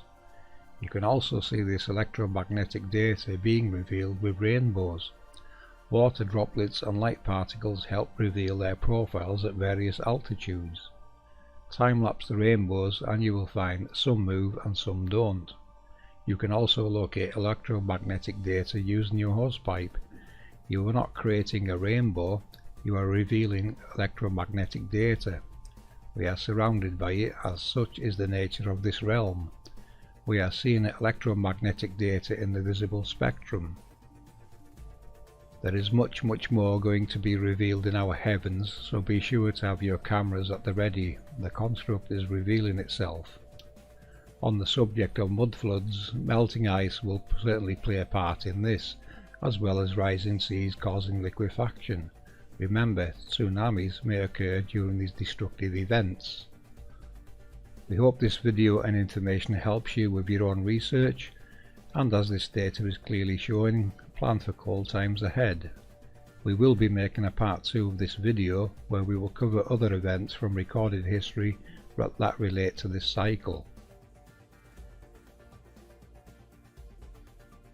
I will be speaking some verses from the Bible that will connect to the research. Matthew chapter 24 verse 7 speaks, "For nations will rise against nations, and kingdom against kingdom, and there will be famines and earthquakes in various places." Luke chapter 21 verse 11 speaks, "There will be great earthquakes and various places, famines, pestilence, and there will be terrors and great signs from heaven."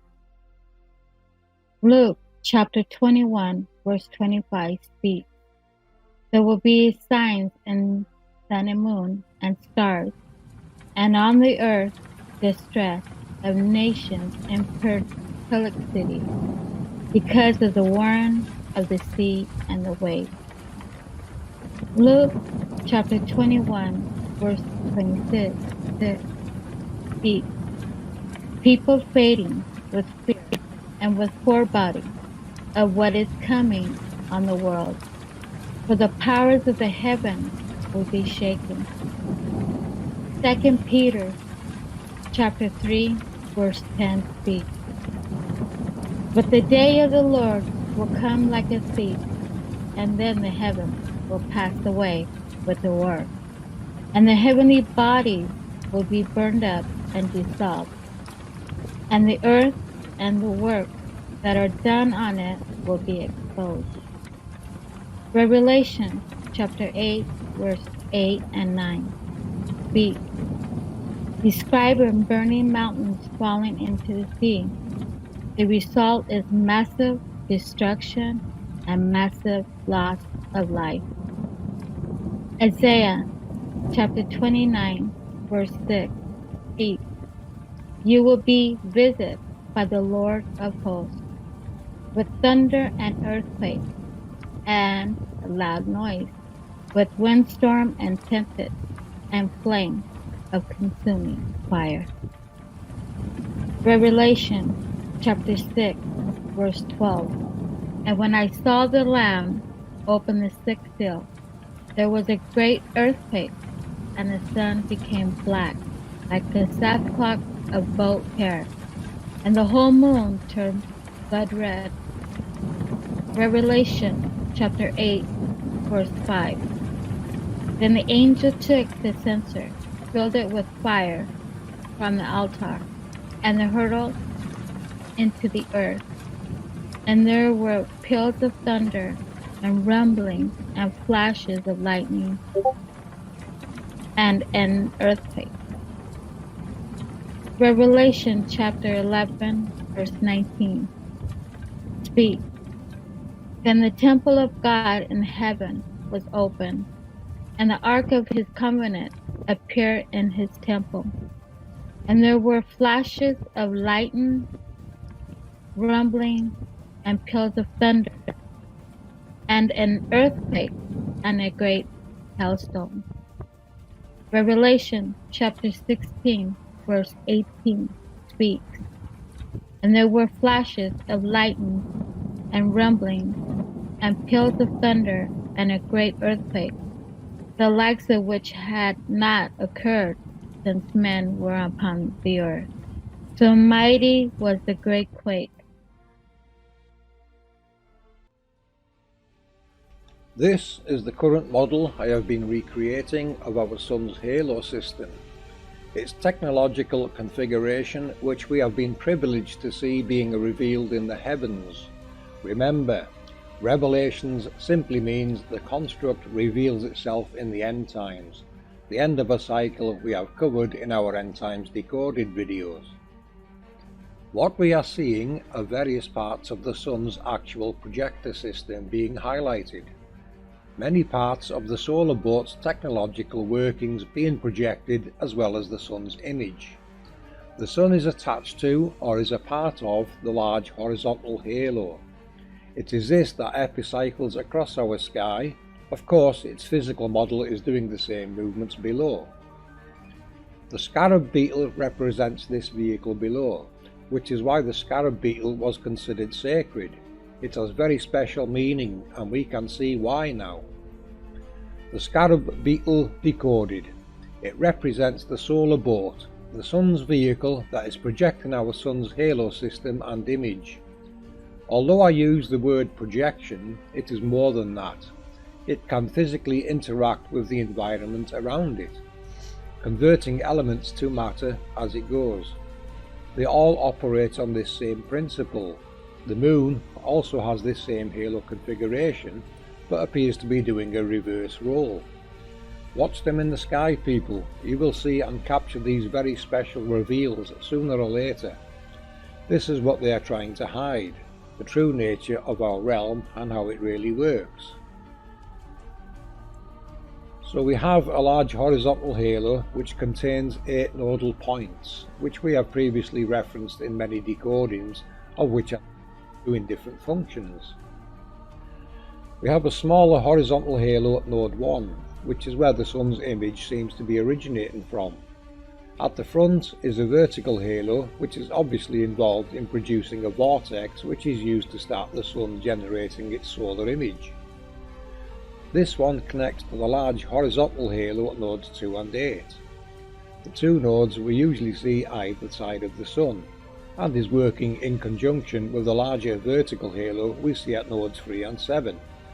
This larger vertical halo is usually noticed by its show of colours produced in the visible spectrum, which reveals its electromagnetic nature. You can view various captures of the sun's halos on our Sun Halo Focus videos here on my channel. A big thank you go out to all those people who have sent in their very special captures of this amazing revelation. There is much more to see yet. Eyes to the skies, people. Many ancient cultures share similar beliefs, fundamental elements that vary slightly from culture to culture. While individual cultures have different stories attached to these elements, the elements themselves are present in cultures all over the world. The axis mundi is one of these elements, often depicted as a world tree or a world mountain. The axis mundi represents the connection between the different worlds of ancient belief. For the sake of keeping this discussion from becoming overly complicated, I will stick to the model of a world tree. On the world tree, the branches represent the heaven world, where the luminaries play across the sky. It was here that the gods dwelt. The roots of the tree represented the underworld. There were often gods and godlike beings that dwelled here too. If you have been following our work, you will know what we think these gods were. The angels, or accelerators, exist in the underworld, and it's the accelerators that project the luminaries in the heavens. The trunk of the tree represents the part of the world where we live. The tree is said to represent the center of the world. This does not mean that there is a giant tree growing in the exact center of our realm. Shamans who remember, and are most familiar with, these old teachings will tell you quite frankly that the center, or axis mundi, is at a location you find yourself at any given moment. So once again we have a common element in ancient culture, passed down to us through allegorical stories. The common misconception about the world tree is that it represents a torus field. The fact that the center is everywhere you could possibly go negates that theory. Also, the symbol of a world mountain does not fit a torus field. So let's take a deeper look into the axis mundi. Almost invariably, you find reference to specific animals associated with the world tree. An eagle lives in the top branches. Down amongst the roots, a snake, a serpent, or a dragon resides. The eagle and the snake are mortal enemies, directly opposed to each other. They are constantly at odds. We believe the eagle and the snake to be the two opposite charges of electricity. In many cultures, the eagle is associated with lightning, from the majestic thunderbird to Zeus, who would turn into an eagle and cast lightning down at his enemies. The eagle is strongly associated with atmospheric phenomena. We also know that the layer of the sky known as the ionosphere carries a very high electrical charge. The Earth's electrical field is ever present. On average, the field has 100 volts per meter of altitude, with highest voltage at the upper levels. The snake, or dragon, resides in the underworld. It represents the opposite electrical charge. We are very familiar with lightning strikes descending from the clouds to strike the ground. But there are also positive lightning bolts that travel upwards from ground to sky, as above, so below, two opposing electrical charges in an ever-present static electrical field. There is sometimes mention of a third animal that dwells on the tree. In the Norse version, this is the squirrel named Ratatoskar. This mischievous little troublemaker spends his time delivering insults between the eagle and the snake. In doing so, he keeps the rivalry going. Walter Russell taught that the two opposing forces of electricity are kept separate by what we know as magnetism. Magnetism balances and controls the equality of the two opposed electric charges. Now that we have a better understanding of the allegorical components of the world tree, we can decode it. The axis mundi is wherever you happen to be. This means that wherever you go, the forces of electricity and magnetism will have the same general effect on you. We live in a static electromagnetic field. And while there are slight differences in the field at different locations, the physical effects of that field are constant. Whether you see matter as particles or wave functions, we can still discuss the electrical components within matter without arguing overly much. All matter is composed of these electric charges. Matter will gravitate to the point in the electromagnetic field which is consistent with its electrical potential. What we call gravitation is a function of the electrical component of the electromagnetic field.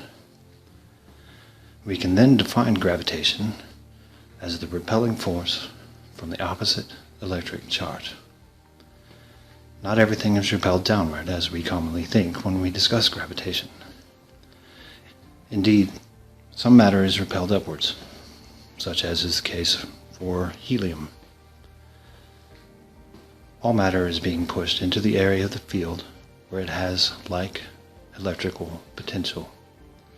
Walter Russell spoke of gravitation as a function of electrical potential. I highly recommend his books. There is further evidence found in creation stories.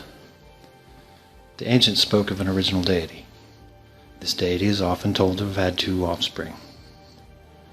One was the embodiment of the sky, the other embodied the earth. The world tree was planted to separate the two. This is consistent with Walter Russell's ideas of a universal one, a single consciousness that first split itself into the two opposing electrical forces which govern all things. This can be seen as one of the cubes Walter spoke of. One half of the cube is positively charged, the other half negatively charged. It is in this cube that our realm would exist, with the surface plane of the earth being parallel with the magnetic plane that divides the two equally opposed electrical forces.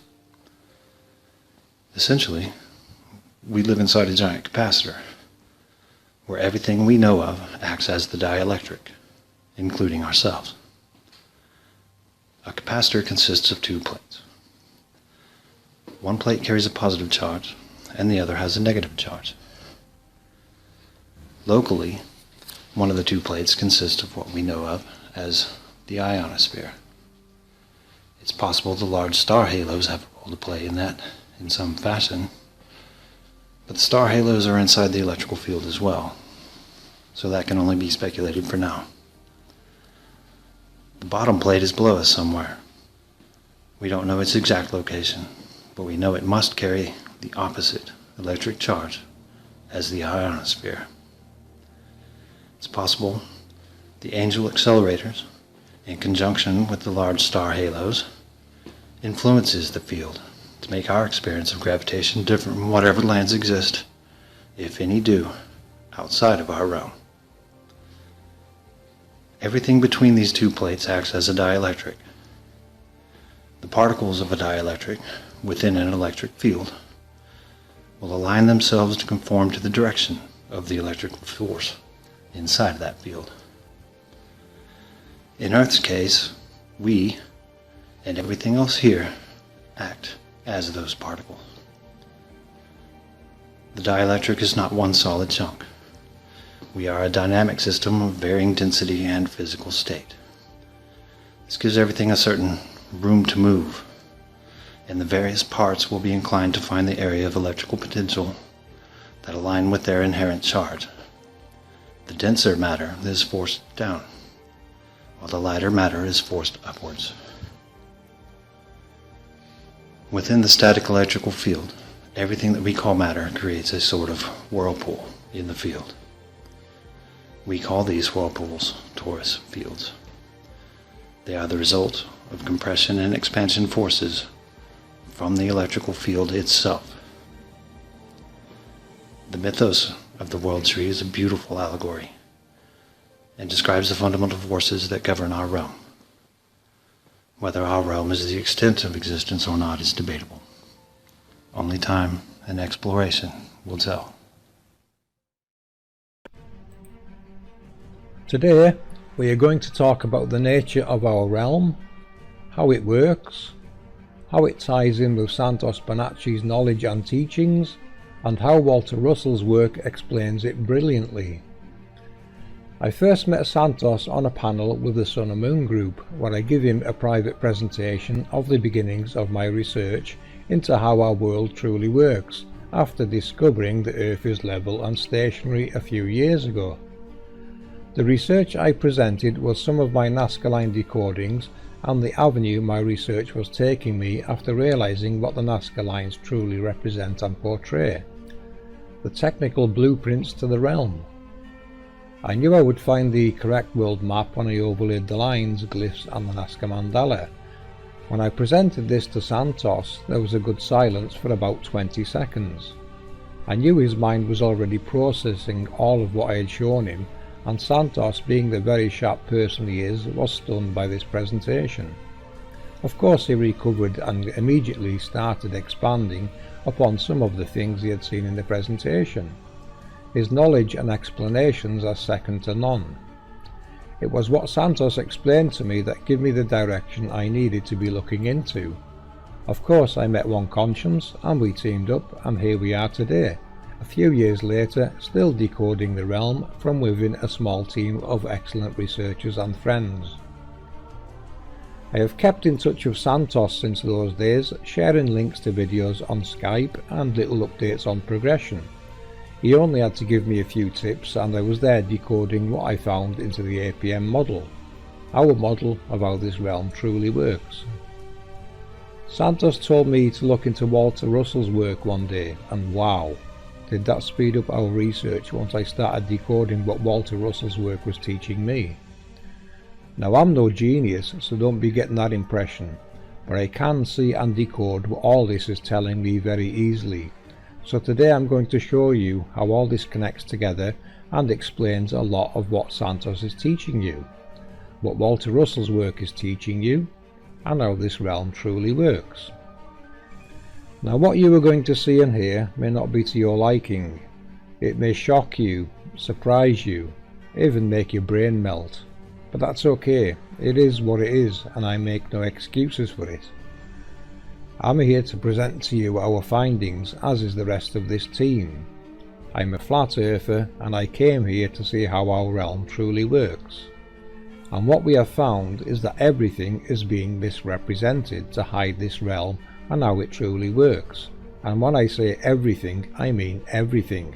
Thus, we have to decode everything we look into to get to the truths.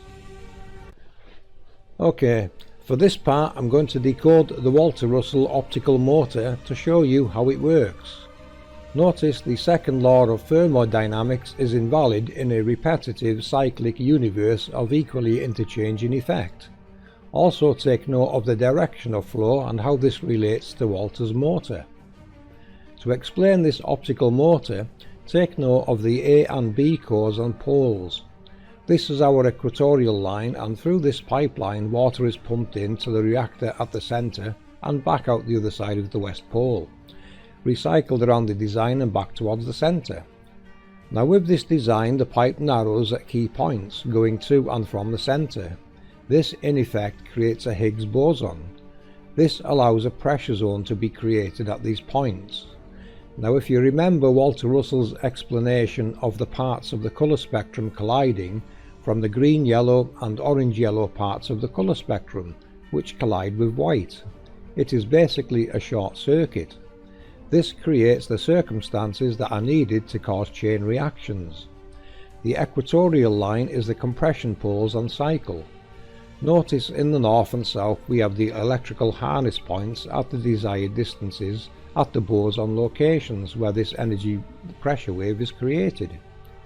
These are our expansion zones which nature divides and multiplies the sex pairs. What this means is that when the electrical energy is created, there are two forces that are in opposition, going separate ways from one another. Positive electricity and magnetism, effectively. Thus, one side takes the positives and the other side takes the negatives.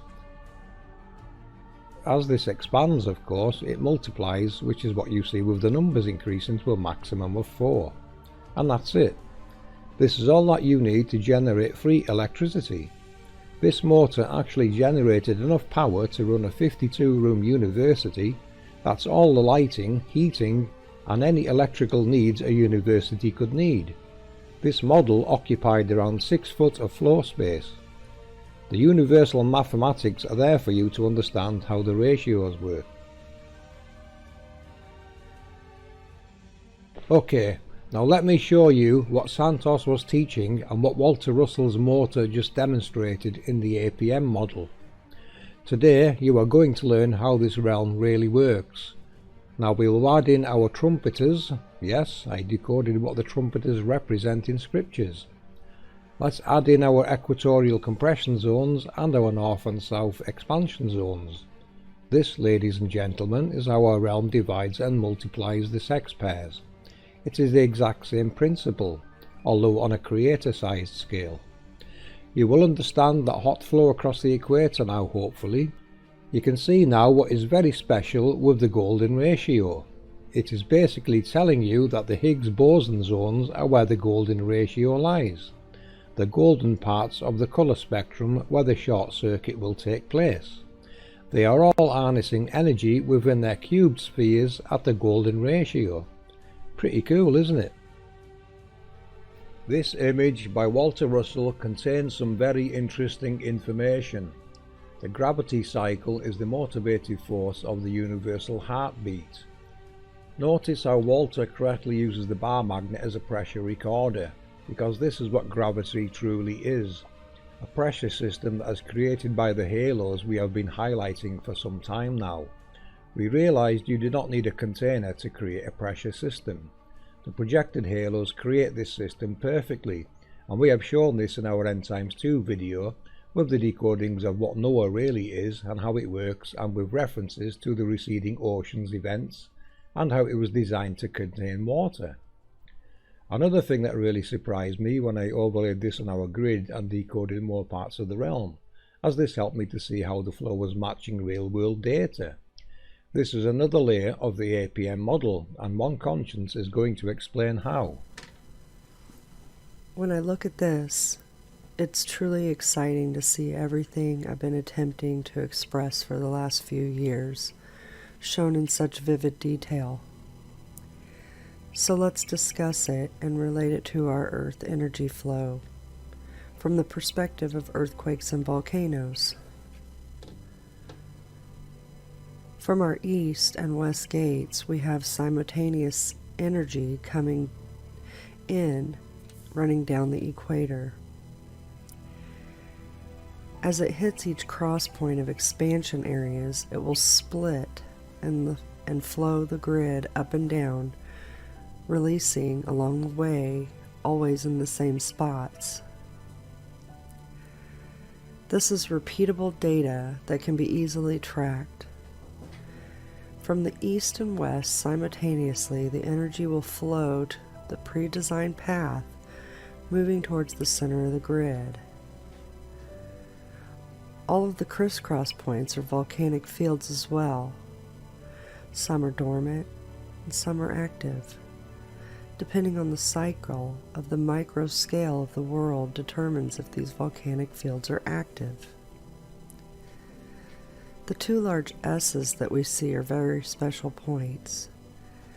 These areas are where the energy has multiplied and expanded out the most it can be in our realm, so the power generated back in to become compressed at the center is very great. We see the effects of these areas in the form of constant earthquake activity and major volcanic eruptions. These two major spots give the power its push to continue the push that makes the journey. We see most of our major activity on the spots that are compressing inwards towards the center. All around, we do have activity, but it's the main compression areas that have the most powerful effects. As we hit the center of the grid, from both sides, the energy will make its way north, as we have shown in past presentations. We have referred to this as a reset spot. However, what occurs is the energy heads north up the meridian, and it spreads out at the northern point. It then wraps around and heads east and west to return again to the gates. Then the process begins again. This effect is what we call torus energy. This is the energy we have been following across the grid for over 2 years now. This is one more layer that allows us to show you the flow in more understandable terms. This is the cause of our Earth events that science says can't be predicted. However, with the blueprints like this, and the rest of the knowledge we alone have shared, we can know our Earth and the repeatable, predictable processes. This design and layout perfectly explains the quake areas as One Conscience just demonstrated, which we have always stated this is technology switching on. And we can see from the design the anode and cathode array setup, the positive and negatives the energy paths and grid creates, the division and multiplication of the sex pairs. You can see how these energies are distributed around this grid easily. This layer appears to be on a different level to the previous layer One Conscience just talked about, another layer in the underworld. To decode the realm, we just need to decode the best minds in the world, as they all have to stay and operate within the laws of the construct. You can make your own minds up on how Walter decoded this knowledge, but as you can see here, this fits our grid perfectly and everything is exactly where it needs to be to work on a realm scale model. This of course adds another layer to the APM model, more parts of the construct decoded. The shapes of these two large areas also appear to have a 4-tier pyramidal design. Again, the Walter Russell explanation of gravity and pressure apply, which we know now relates to expansion and compression cycles that generate huge amounts of energy within the light spectrum. Also notice we now have an idea what would be at the east gate, another layer or area we can contemplate and work out its design. The design does appear to be recycling energy back into the grid. This is amazing information and certainly helps explain how this realm is working. The scriptural trumpets represent the torus field created by the tornado vortex the accelerators create. Two counter-rotating coils basically working together to create that environment. As we have mentioned previously, tornadoes and winds are created by the projected halos, of which we have been documenting and explaining now for years. The lunar waves I decoded in previous videos reveal the halos, as do many people's recordings, whom have been kind enough to share them. You can see various decodings of these videos here on my channel. We can now see a layer coming into view, which would represent a part of the East Gates, another addition to the APM model. Now we can see how the energy gets recycled back into the realm. Isn't that amazing, people? More blueprints that actually make sense when overlaid with the Nazca line overlays we call our grid. What are the chances of that? We can now duplicate that and demonstrate what it would look and behave like from all of the gates. And isn't that amazing? It makes perfect sense and completes the circuit. This is mind-blowing and very revealing information and helps explain a great many things.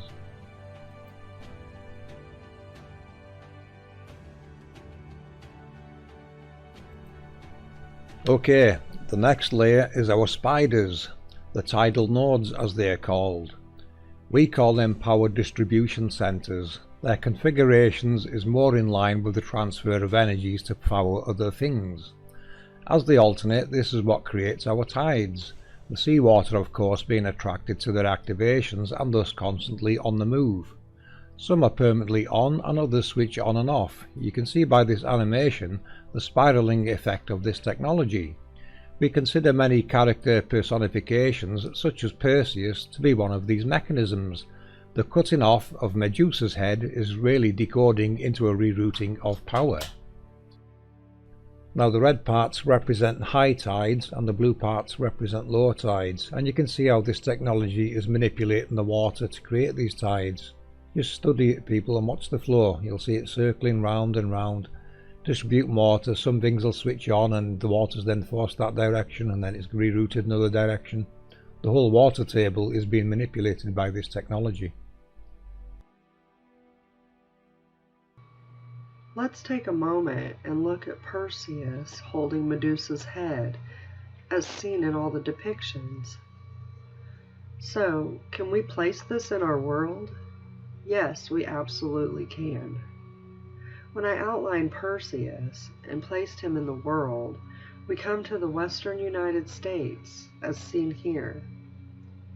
He is on the west coast of North America holding Medusa's head, which is a giant in the topography of Western America, and going up into Canada. Also, if we pay close attention, we can see that Medusa is looking directly at Yellowstone. So this tells us that Perseus holding her head to look at Yellowstone is the way the power is turned off for that point, and he is directing it towards the northwestern direction instead. And to add to that, the direction that he is pointing, there are the islands coming off of Alaska where the volcanoes that erupt actually blow up the entire island and reform the topography all the time. So that tells us that there's great power being put into that area. Now this image needs no introduction. This is Walter Russell's cosmic pendulum. This is how Walter demonstrates how the spiraling pressure waves create harvestable energy. This fantastic animation with sounds demonstrating it perfectly. You can see where the centripetal and centrifugal forces play their parts in generating energy as they spiral outwards. The inside and outside of the torus field basically. The zero represents the equatorial line and the left and right sides the division of the sex pairs. The division and multiplication of the harvested energies are perfectly demonstrated below. You can see now how the design of the spiral the ancients depicted everywhere is so very important and tells us they already knew this information. Notice how different parts of the colour spectrum give different amounts of energy. A big thanks go out here to P900 Coolpix for helping bring this image to life. What a fantastic, beautiful piece of work.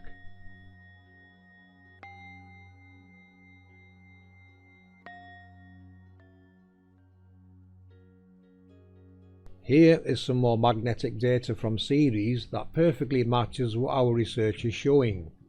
It reveals the spiraling flows of energy from the 3 key sites on our grid. You can see how the left-hand rule and right-hand rule spirals play their parts. The spiraling pressure waves are what create light. Remember, light does not move, it divides and multiplies, which gives the appearance of movement. Understand and follow these laws and you will create light. Compression, expansion, division and multiplication is the key.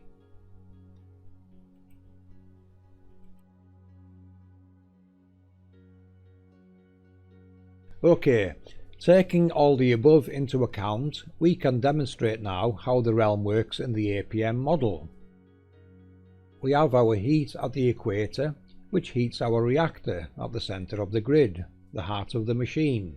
Satan, Baphomet, or whichever name you wish to associate with this reactor.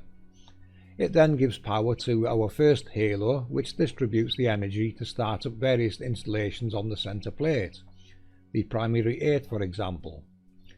This then doubles in power as the second halo is now generating power and distributing it across the grid. Now she comes to life, and with all the larger halos operating within the golden ratio of their cube spheres, we are harvesting huge amounts of energy and transferring it around the grid. The spiders doing the same processes of distributing power where it is needed.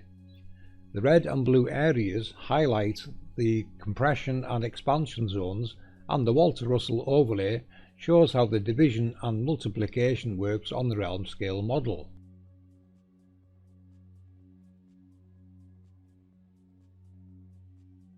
We fade in and out our various overlays to see and connect these processes and introduce the gates in the north, south, east and west.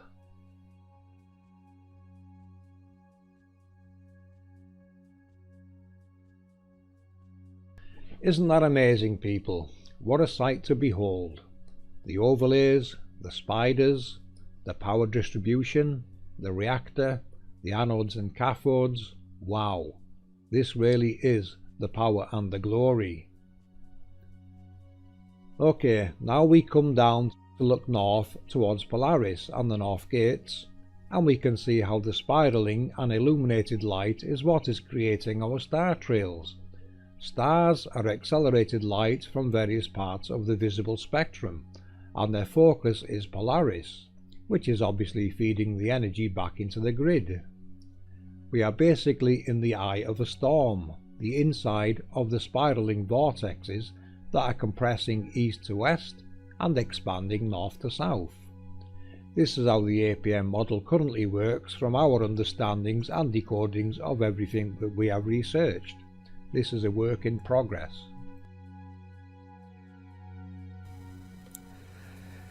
So let's talk about crystals and grasp an understanding of how much crystals play a part in our world and our luminary workings. A crystal or crystalline solid is a solid material whose atoms, molecules, or ions are arranged in a highly ordered microscopic structure, forming a lattice that extends in all directions.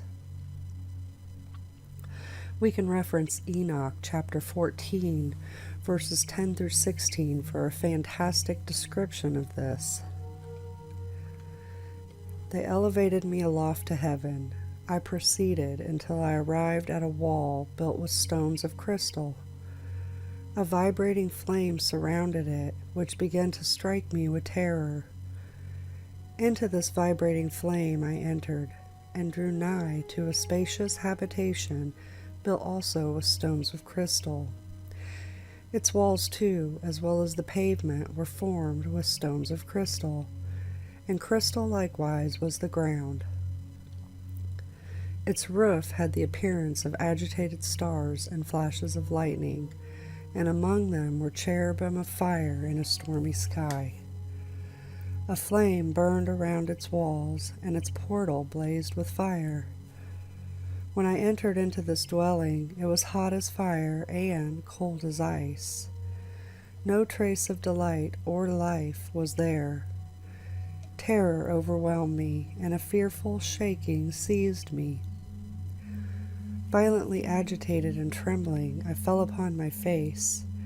In the vision I looked, and behold, there was another habitation more spacious than the former, every entrance to which was open before me, erected in the midst of a vibrating flame.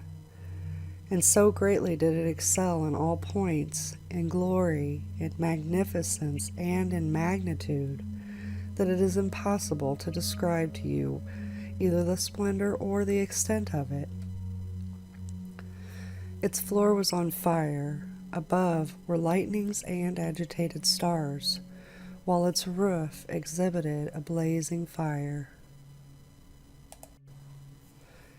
Macroscopic single crystals are usually identifiable by their geometric shape.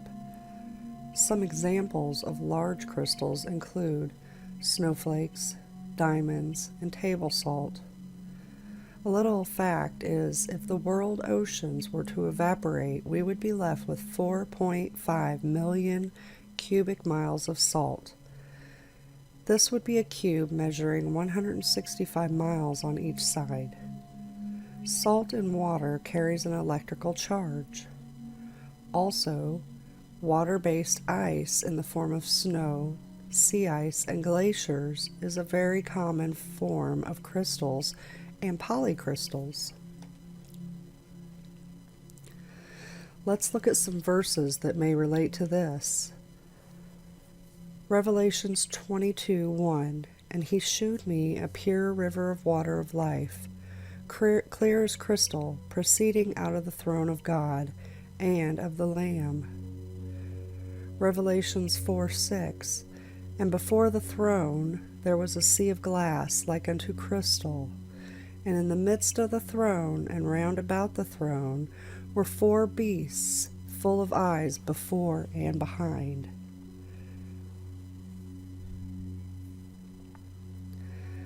Most inorganic solids are not crystals, but they are polycrystals. Some examples of these metals are rocks, ceramics, and ice. By volume and weight, we find the largest concentration of crystals in the Earth's bedrock. Rock, such as granite, have cooled very slowly and under great pressures have completely crystallized, but with many kinds of lava were poured out onto our surface and cooled rapidly. And in this group we find amorphous crystals or glassy matter. In these, the atoms have no periodic structure whatsoever. Examples of amorphous solids include glass, wax, and many plastics. Other crystalline rocks. The metamorphic rocks such as marbles, mica, and quartzites are recrystallized. This means that they were first at fragmental rock like limestone, shale, and sandstone, and have never been in a molten condition. Instead, high temps and pressure of metamorphism have acted on them by erasing them to their original structures and have induced recrystallization in the solid state.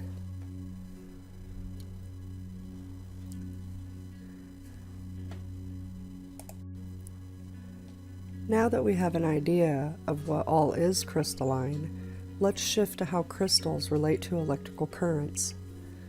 This is due to the motion of ions and light particles. Ions move by hopping from site to site through the lattice.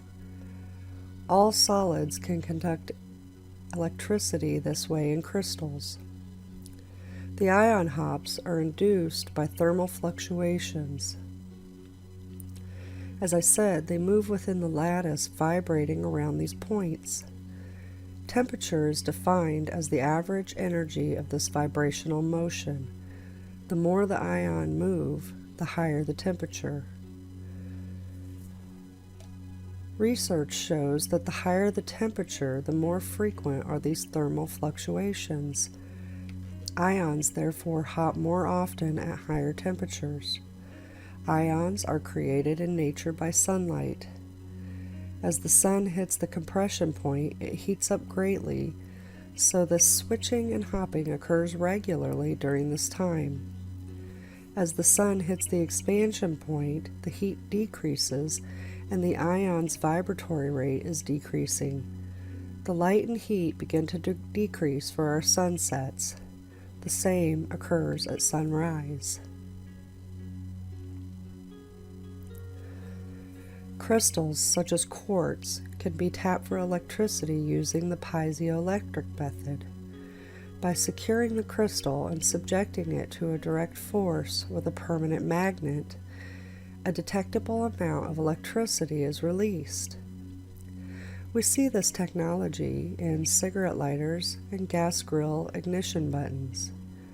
Continuously rapping on the crystal will produce usable electrical current.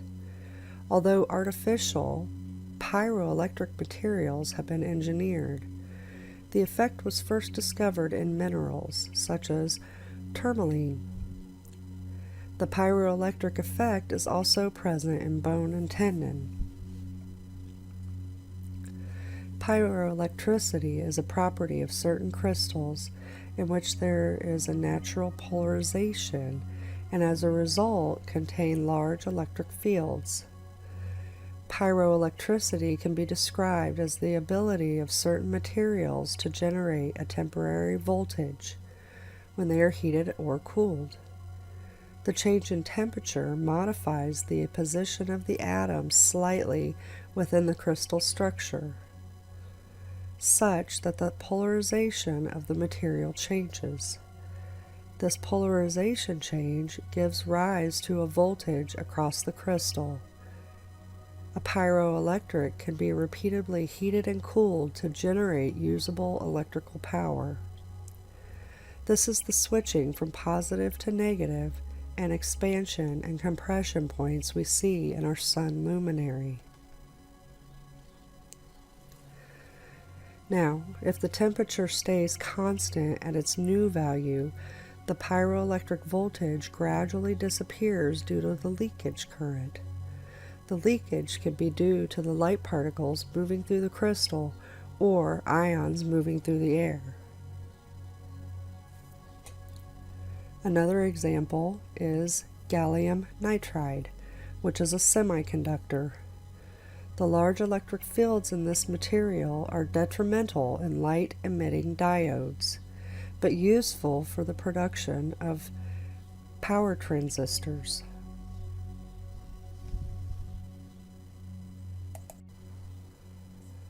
Now let's look at crystals and light. So most people would say the fastest thing known is the speed of light, and it can't be stopped or trapped, right? Well, to stop or trap light is a technique called electromagnetically induced transparency. Researchers have done experiments. They start with a cryogenically cooled opaque crystal of yttrium silicate, which is an optical crystal material used as a host for various rare earth dopants. Doped with praseodymium, which is a soft silvery, malleable and ductile metal, valued for its magnetic, electrical, chemical, and optical properties. It is too reactive to be found in native form, and pure praseodymium metal slowly develops a green oxide coating when exposed to air. A control laser is fired at the crystal, triggering a complex quantum level reaction that turns it transparent. A second light source, the data image source, is then beamed into the now transparent crystal. The control laser is then turned off, turning the crystal opaque. Not only does this leave the light trapped inside, but the opacity means the light inside can no longer bounce around. With nowhere to go, the energy from the photon is picked up by atoms within the crystal, and the data carried by the photon is converted into an atomic spin. To get the light back out of the crystal, the control laser is turned back on, and the spin excitations are emitted at photons. These atomic spins can maintain coherence for around a minute, after which the light pulse image fizzles. In essence, this entire setup allows for the storage and retrieval of data from light memory. It should be possible to store data for longer periods too, using other crystals, such as europium doped yttrium silicate, and by using specially tailored magnetic fields.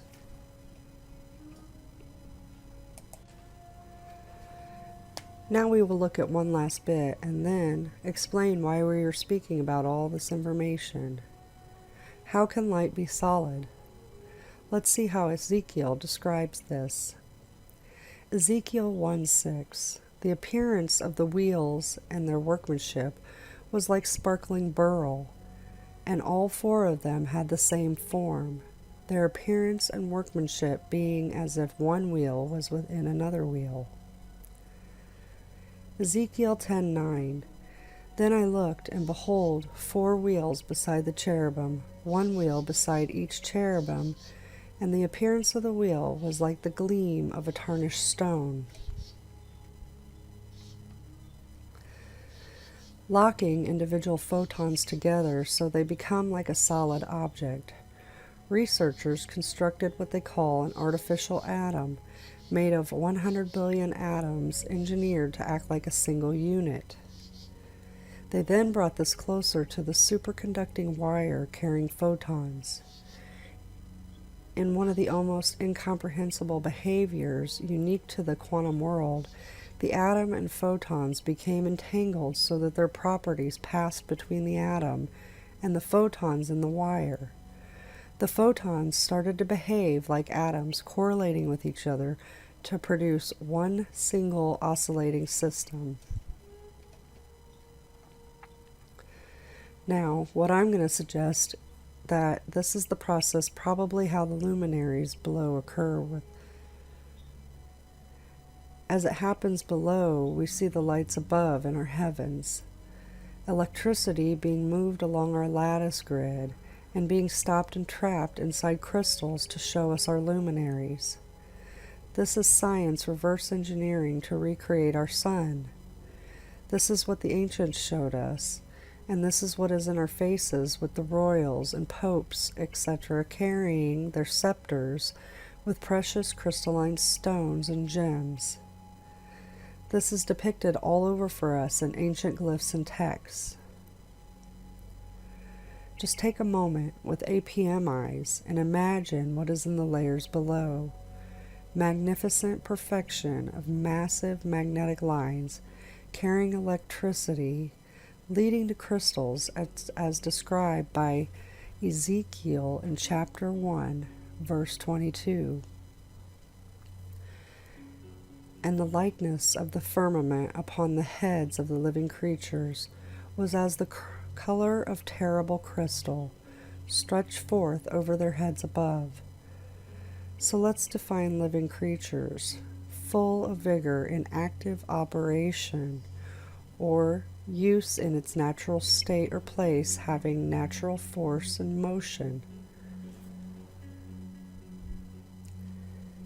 It's easy to see how we are deceived about the living creatures and how the language has been messed with, and we believe the words to have meaning relating only to humans. However, if we know the language of the angels and understand it, we can see this is how our luminaries are working. What is that language? It's the language of frequency, magnetics, and light. To understand the original language, we need to look into etymology and understand what the words actually means. We covered a lot of this in our Sigil series on how to understand the language of the angels.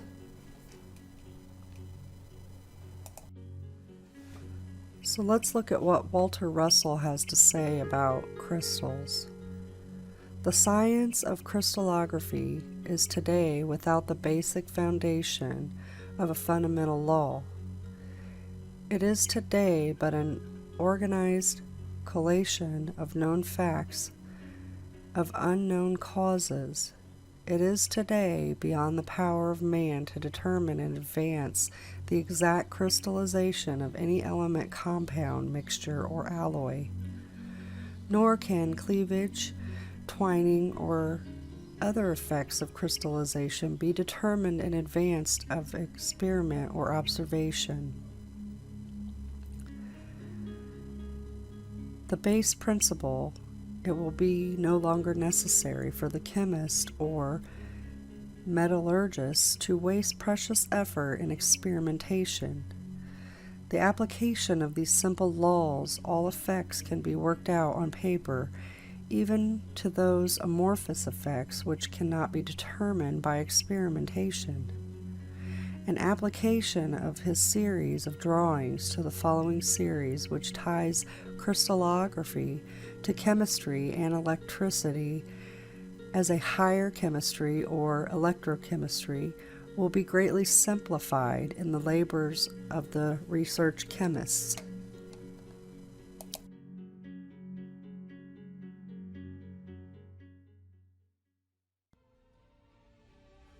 This is the current model I have been recreating of our Sun's halo system. Its technological configuration, which we have been privileged to see being revealed in the heavens. Remember, revelations simply means the construct reveals itself in the end times, the end of a cycle we have covered in our End Times Decoded videos. What we are seeing are various parts of the Sun's actual projector system being highlighted. Many parts of the solar boat's technological workings being projected, as well as the Sun's image. The Sun is attached to, or is a part of, the large horizontal halo. It is this that epicycles across our sky. Of course, its physical model is doing the same movements below. The scarab beetle represents this vehicle below, which is why the scarab beetle was considered sacred. It has very special meaning, and we can see why now. The scarab beetle decoded. It represents the solar boat, the Sun's vehicle that is projecting our Sun's halo system and image.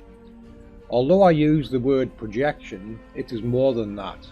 It can physically interact with the environment around it, converting elements to matter as it goes. They all operate on this same principle. The Moon also has this same halo configuration, but appears to be doing a reverse role. Watch them in the sky, people. You will see and capture these very special reveals sooner or later. This is what they are trying to hide, the true nature of our realm and how it really works. So we have a large horizontal halo which contains 8 nodal points, which we have previously referenced in many decodings, of which are doing different functions. We have a smaller horizontal halo at node 1, which is where the Sun's image seems to be originating from. At the front is a vertical halo, which is obviously involved in producing a vortex which is used to start the Sun generating its solar image. This one connects to the large horizontal halo at nodes 2 and 8. The two nodes we usually see either side of the Sun, and is working in conjunction with the larger vertical halo we see at nodes 3 and 7. This larger vertical halo is usually noticed by its show of colours produced in the visible spectrum, which reveals its electromagnetic nature. You can view various captures of the Sun's halos on our Sun Halo Focus videos here on my channel, A big thank you go out to all those people who have sent in their very special captures of this amazing revelation. There is much more to see yet. Eyes to the skies, people. Okay, now we are going to decode the sacred geometry of the Rome Colosseum. We are told it was filled with water so they could practice navy games. Oh, really? Do you want to see what I see? Of course you do. Buckle up, we're going in.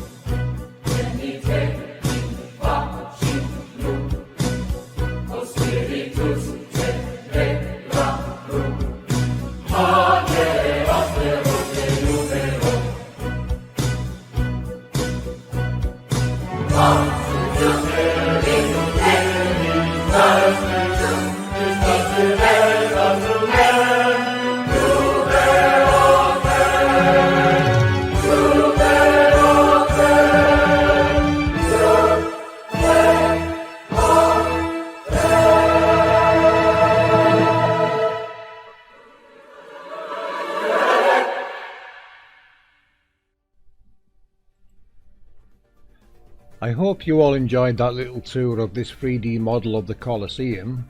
Now let's take a look at this configuration. Let's remove the platform on the right so we can see and complete this circuit. Next we will add in our poles, the equatorial poles of course taking care of the compression cycle, and the north and south poles taking care of the expansion cycle, the division and multiplication of the sex pairs. All of which are operating well within the golden ratio of their cube spheres. Pretty cool, huh? Also take note of the pyramidal patterns of the cubes, or as Santos Bonacci would call it, the pyramid, the fire in the centre. This is the heart of the machine. You can see now how the symmetry is important in the construction and what it truly means. So, the Rome Colosseum, ladies and gentlemen, is a very large power generation station. Consider Walter Russell's 6-foot in scale footprint model that could run a 52-room university to what something the scale of this Colosseum could run. This could run an entire city with ease. Simply add hot water. So, we can now consider the Rome Colosseum decoded. I hope you enjoyed this presentation and that you can see how easy this really is. So what you have seen is how we have decoded Santos Bonacci's work into the APM model and how it explains the toroidal field and effects, which is what generates electricity. You have seen how we decode Walter Russell's work into the APM model and cross-reference it easily to the grid worldly workings, the design and production of power generation, including a demonstration of how the realm is producing its own power and where these principles originate from. You have seen how the magnetic data provided by Ceres confirms the anode-cathode array setup either side of the reactor at the center of the grid, how it distributes the energy, and how stars are created and are in a constant vortex spiraling north and south, the ones in the east and west being drawn in and made visible as they cross our skies. One Conscience has more than adequately given you the science hiding behind this technology and explained how it affects and interacts with our world around us. You have seen how the geometry of the Rome Colosseum was decoded easily using these principles. I have also decoded pyramids and ancient temples the same way. These will be out in our next video. From the macro to the micro, these laws apply. Power generation is simply compression and expansion, harnessing from the Higgs boson region of the equipment in use. The left and right hand rules being applied to water pressure and narrowings in the pipework to accelerate water and thus create the toroidal effect at the narrowings and widenings, as this would be the harnessing points. The toroidal pressure wave causing the circumstances needed to generate and harness electricity. The short circuit in the colour spectrum Walter Russell explained in his diagrams. All of mankind's works is designed and derived from and around this construct's workings. All the laws that Walter Russell states apply. There are a few things I disagree with from Walter Russell's work, and one is the fact that this is a technological construct which now reveals a very intelligent creator, of unknown size, as the magnitude of this construct is vast, hence the ancients finding it hard to explain and express. Also take into account etymology. Much has changed in the way words are now perceived. There have been lots of language changes and the flipping of words to hide their true meanings. The constant changes in languages may also relate to the pole shift event that we have covered in the End Times Decoded videos. There is a chance this polarity flip may cause issues with memory. As I have mentioned previously, the data does state by 2050 68% of the world's population will have dementia.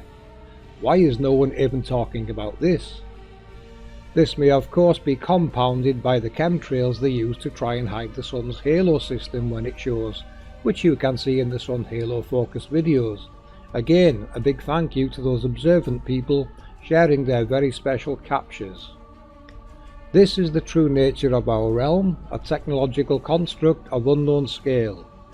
We basically work with a strip of data we call a map, of which Ceres' magnetic data has shown is a much larger realm than mainstream's maps portray. But we can easily decode and explain the effects of the realm we have encountered for years now. This of course reveals and proves a creator. Their glory is a technological glory.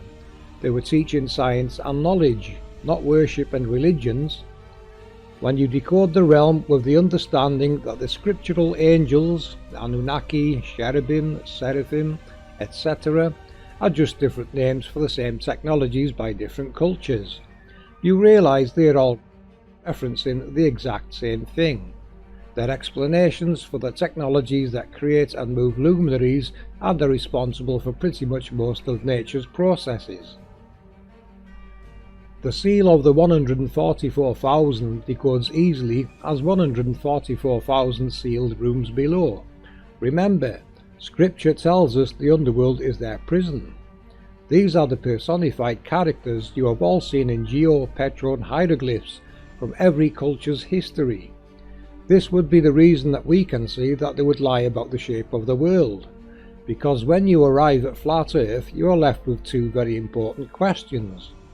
What is creating and moving the luminaries, and who created the mechanisms that are doing it? You are here. We are here, right now.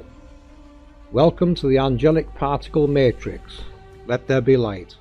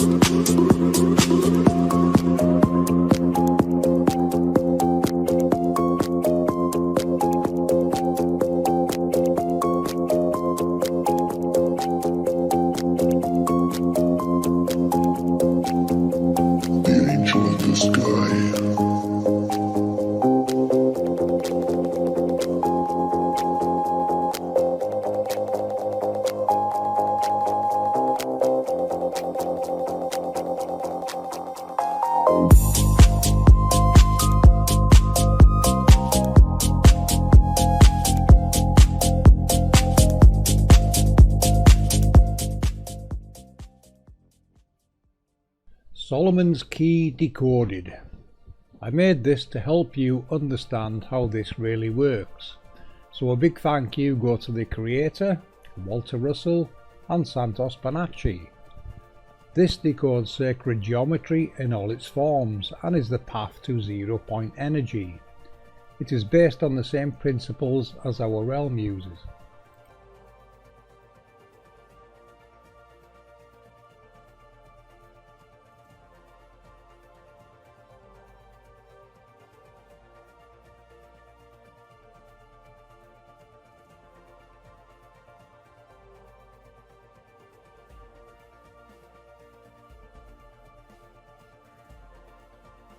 Oh, before we go, this should help you remember. The Ang, the cross plate, represents the east to west compression zones and the north and south the expansion zones, the loop at the top representing the torus field. The Celtic cross, east to west compression zones and north to south expansion zones, the circle representing the cubing of the sphere around the reactor. A beautiful Native American one, the eagle's wings represent the east to west compression zones. Note the lovely use of red and blue shift colours. Right hand rule in, left hand rule out. The north and south representing the expansion zones. The halo is the cube sphere. A lovely Japanese example, east to west compression, north to south expansion. Note the use of a deity representing the reactor, and the halo with directional flow arrows. Another fine example, east to west compression, north to south expansion. Excellent use of the red and blue parts of the spectrum and a very ornate piece. A lovely gold example, notice the spirals indicating the flow, east to west compression, north to south expansion. The reactor represented by the dot in the centre. A Maltese cross type example, east to west compression, north to south expansion. Lovely use of a ruby for the reactor at the centre, and the gates in the north, south, east and west represented by the circles. The common theme here is that everyone knew what it all represented, and now so do you. We knew this, you will remember.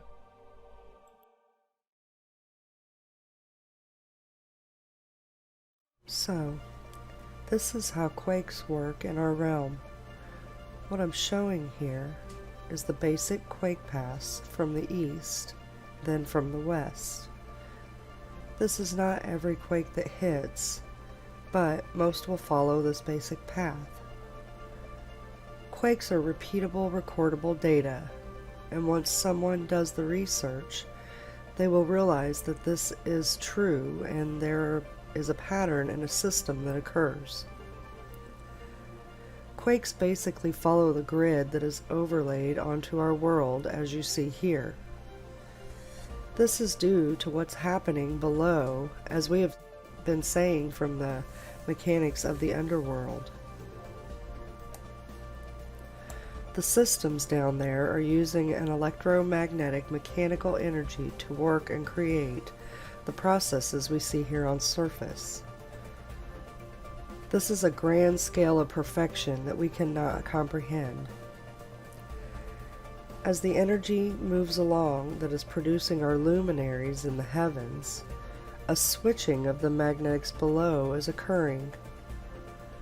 As each cycle of the magnet takes its course, there is a switch that we will get very deep into in our next video.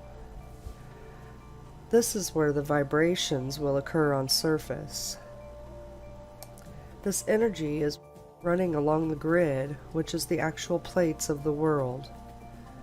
This is likely a massive iron grid. So how do I figure that? Well, because of the plate that Jimbo found quite a while back in Greenland.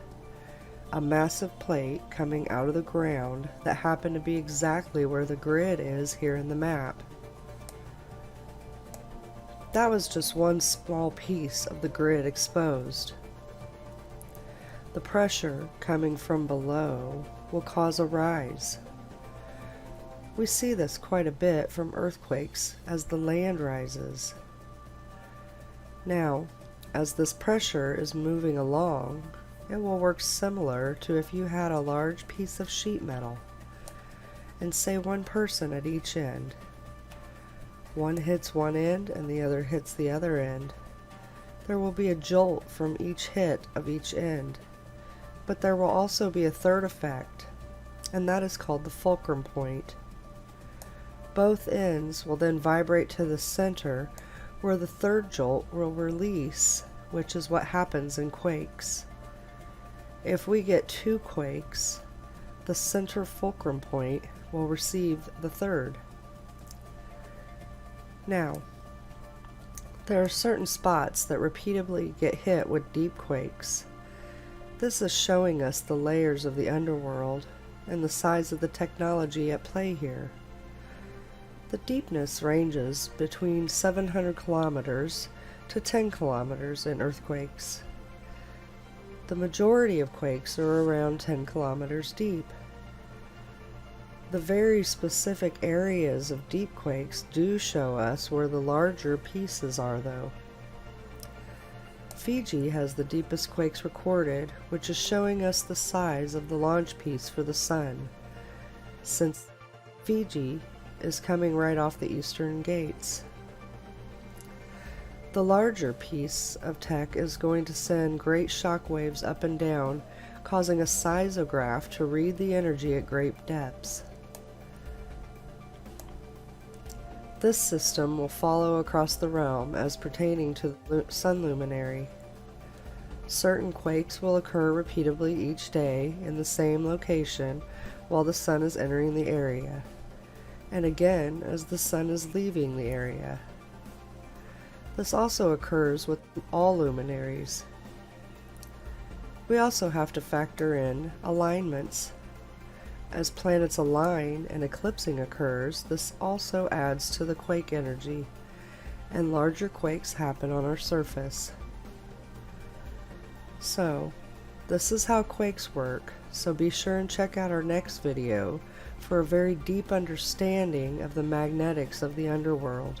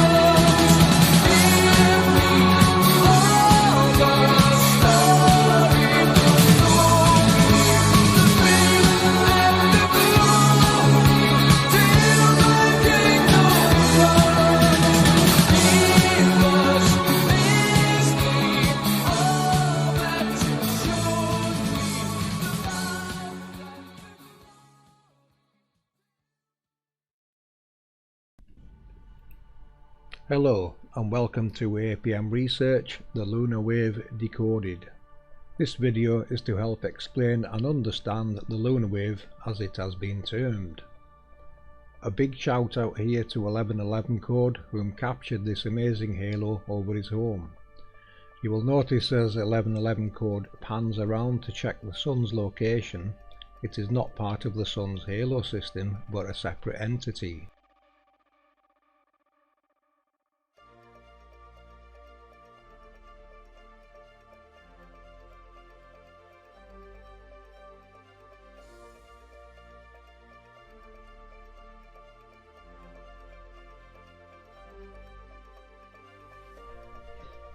We have covered these in previous research, so this video will help unite them all. Here are some previous research videos on these stationary halos. This is Crow 777's video capturing what he called a lunar wave. What it really is mankind's, or the humans' first ever recording of an angel's projection in the heavens, and it was captured by the moon going past the stationary halo, and it being revealed as Crow 777 calls the lunar wave. It's actually just a stationary halo in the heavens that the moon's highlighted as it went past it. So I would say he was probably the first human in history to record a seraphim's projection. This is an animation I did here to show what's really going on. There's the projection, this is the moon going past, and these are the two lines that you could see going down the moon. It's always two lines, and that's why you're looking at a circle, two sides of a circle basically. These are what people are calling sundogs in the heavens. They're not sundogs, they're projections used for guidance. And they usually have 8 nodes on board like this.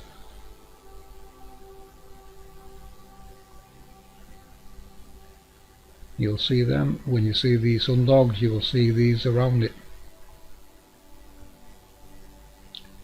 So we'll give Crow 777 a little award for that. First human ever to capture Seraphim's projection. So I made a special card just for that moment. But that's what we're looking at, guys, a projection. These waves that people call them, they're just projections from the technology in the underworld.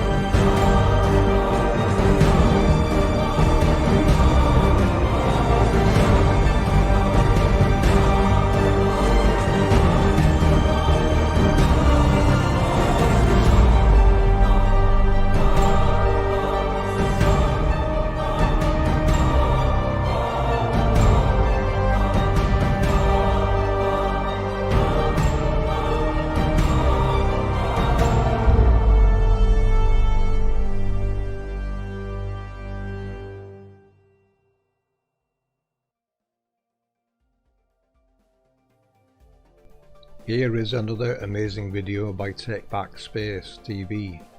In this clip you can see Jupiter highlighting another stationary halo in the foreground. You will have to remember, all luminaries will highlight these halos. It is not unique to just the moon.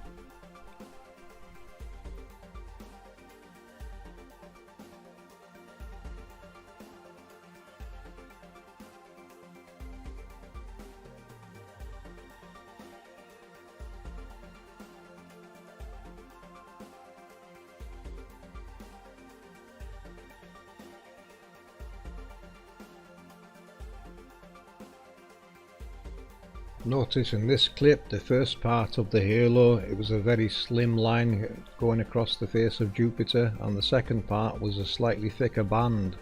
This can be explained by the thicker band being the closer part of the halo to the observer.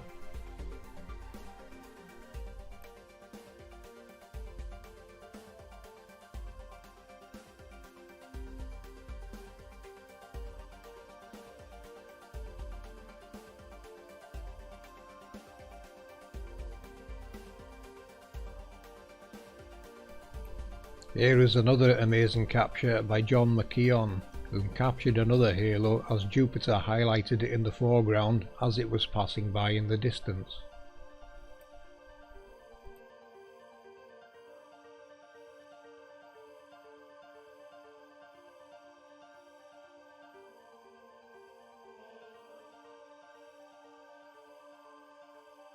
Notice the stars or moons also being occluded on the left side of the screen, indicating the halo is quite wide, which would be expected with the halo being in the foreground.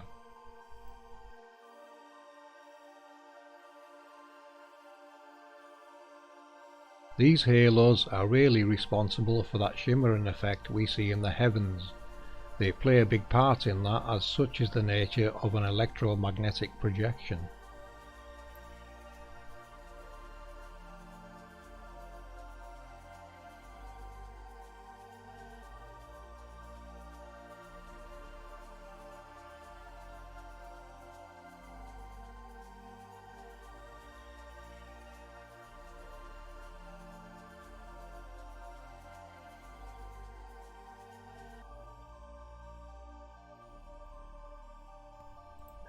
Here is an animation that basically shows what is really taking place here.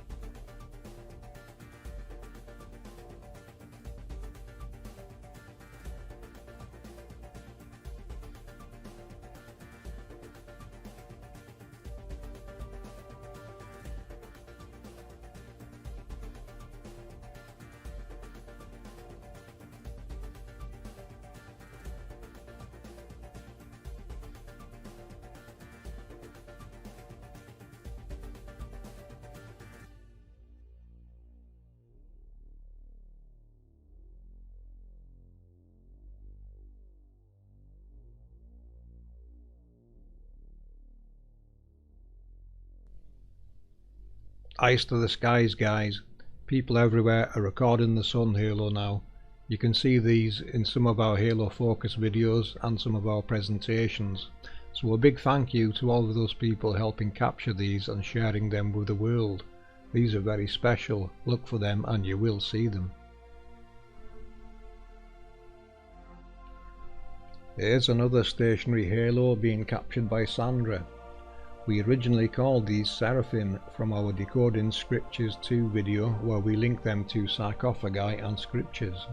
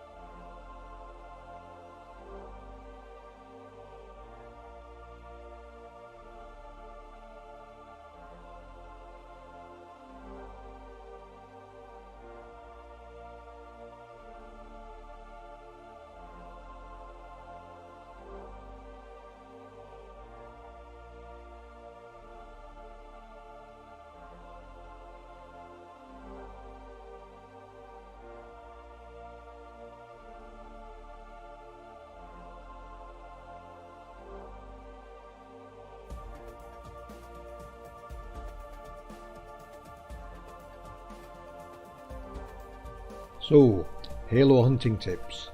Once you locate one, mark it with your compass or the general direction you've seen it.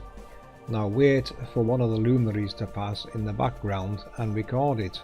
You will capture the projection as the moon, for instance, passes in the background. Good luck people, and keep those videos coming. There is much more to see yet. Know thy world, only then can you be at one with it.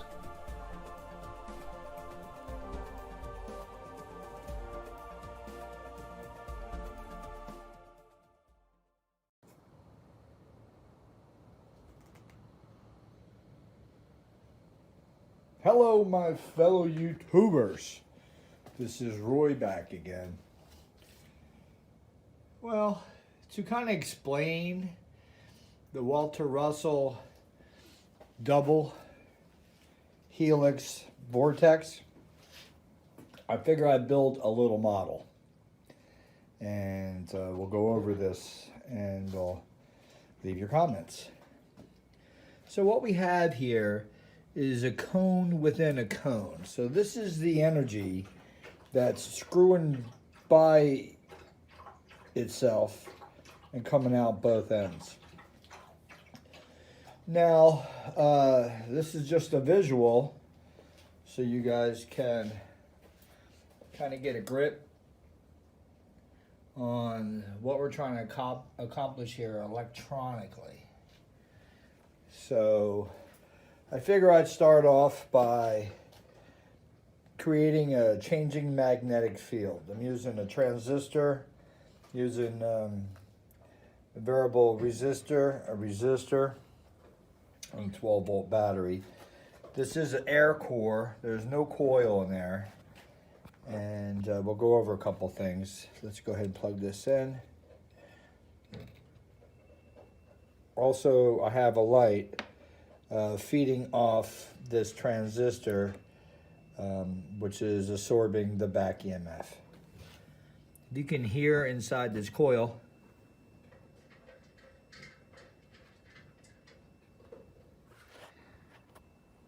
you can hear that, and I'm pretty sure if I bring some iron up to it, you'll hear it even more. If not, it'll stop and the light will go off.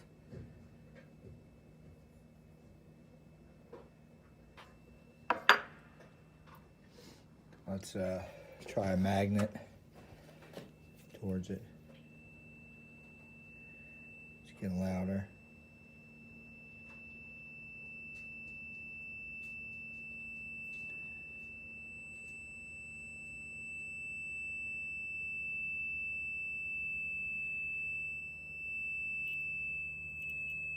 So I can put the magnet in the core, but I cannot put just a chunk of iron. It'll kill it. See that? Light went out and it's dead. Sometimes I can just take this and restart it, but that ain't gonna happen. So how do I, this is a bifilar cooler by the way. So how do I get it restarted? So usually I take a magnet and push it through the center.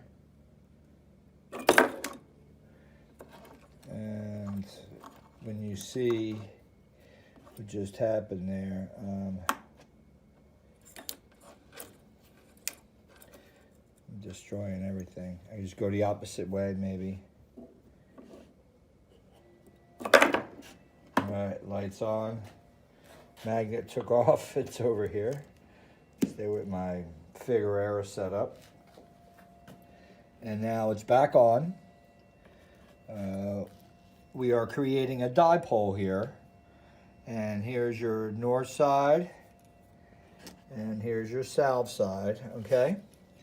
So, what I'm trying to do here with the Walter Russell double helix is to build this. For what? No end game. There's nothing.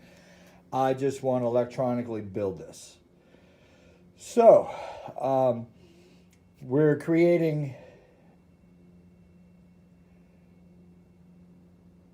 4 dipoles here.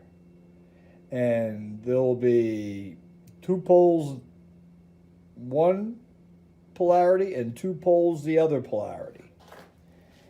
And I built, well, I'm not done yet, but I built 2 coils, and I need to build 2 more coils that are wound the opposite way. One thing I'm going to show you is, so we have our north on this side, we have our south, okay?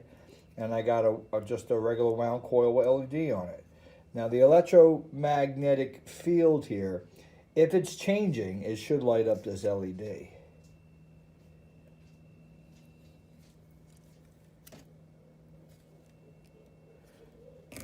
Let's wire loose, I'm pretty sure. LED there.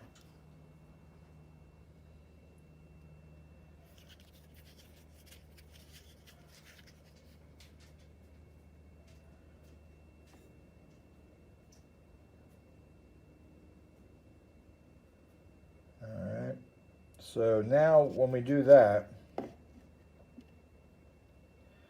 what we have here, we have an expansion of a dipole, which is what this double helix is going to do. So we have still north here, south here. This part of this coil becomes, if that's the south, this becomes the north.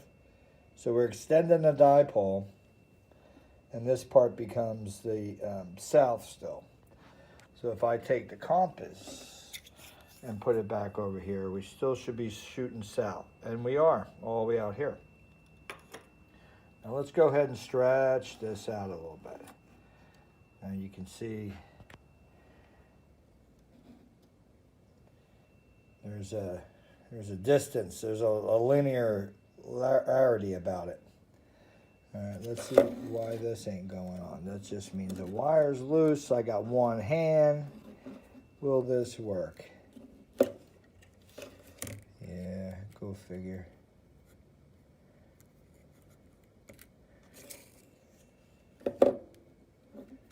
Really?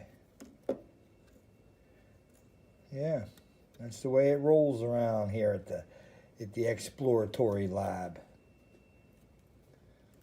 There it is. Look, it just lit up. So,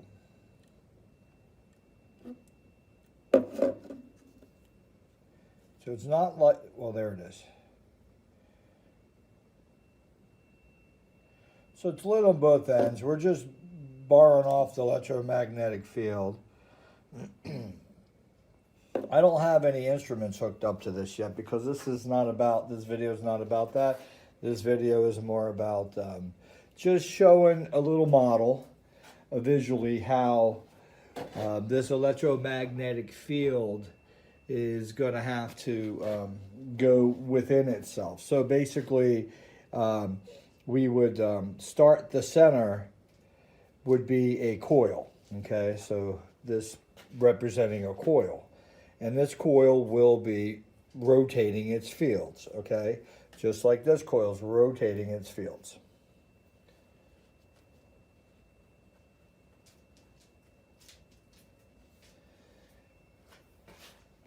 And then that means that when this is a positive, this side will be the negative. It'll sort of be like the NST in a sense, where it's flopping, because there will be 2 transistors here.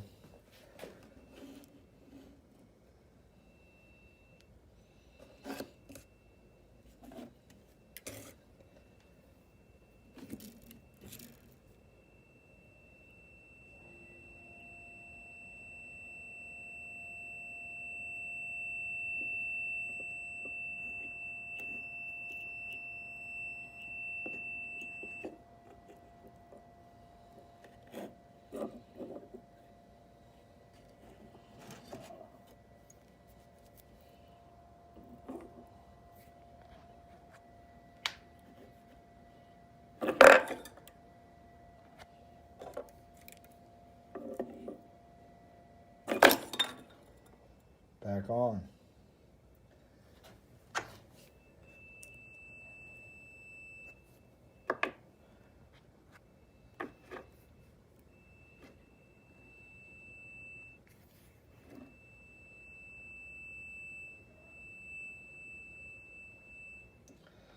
So it's about expanding the dipole.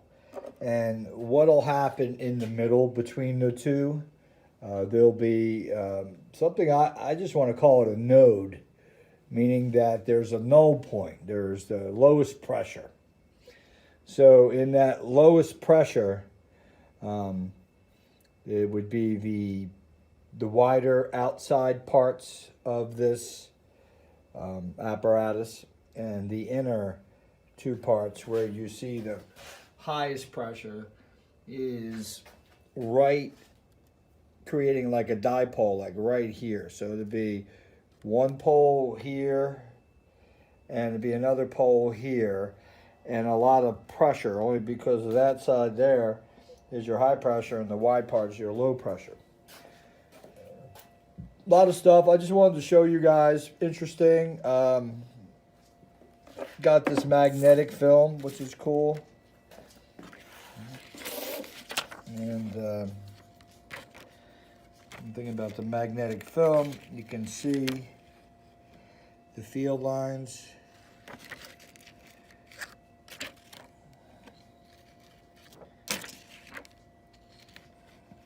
Let's see what one of these show.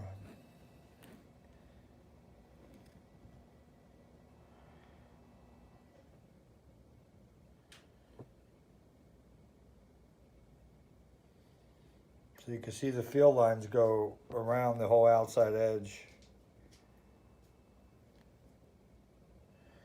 Pretty cool stuff.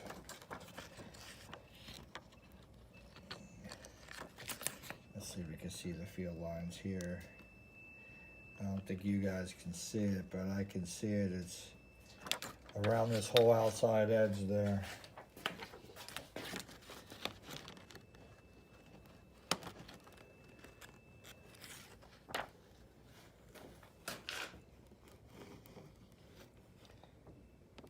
All right, guys, leave your comments. Peace out. Hello, my fellow YouTubers. This is Roy back again. And my boy Vinny with his dinosaur bones. Let's show you what I did today.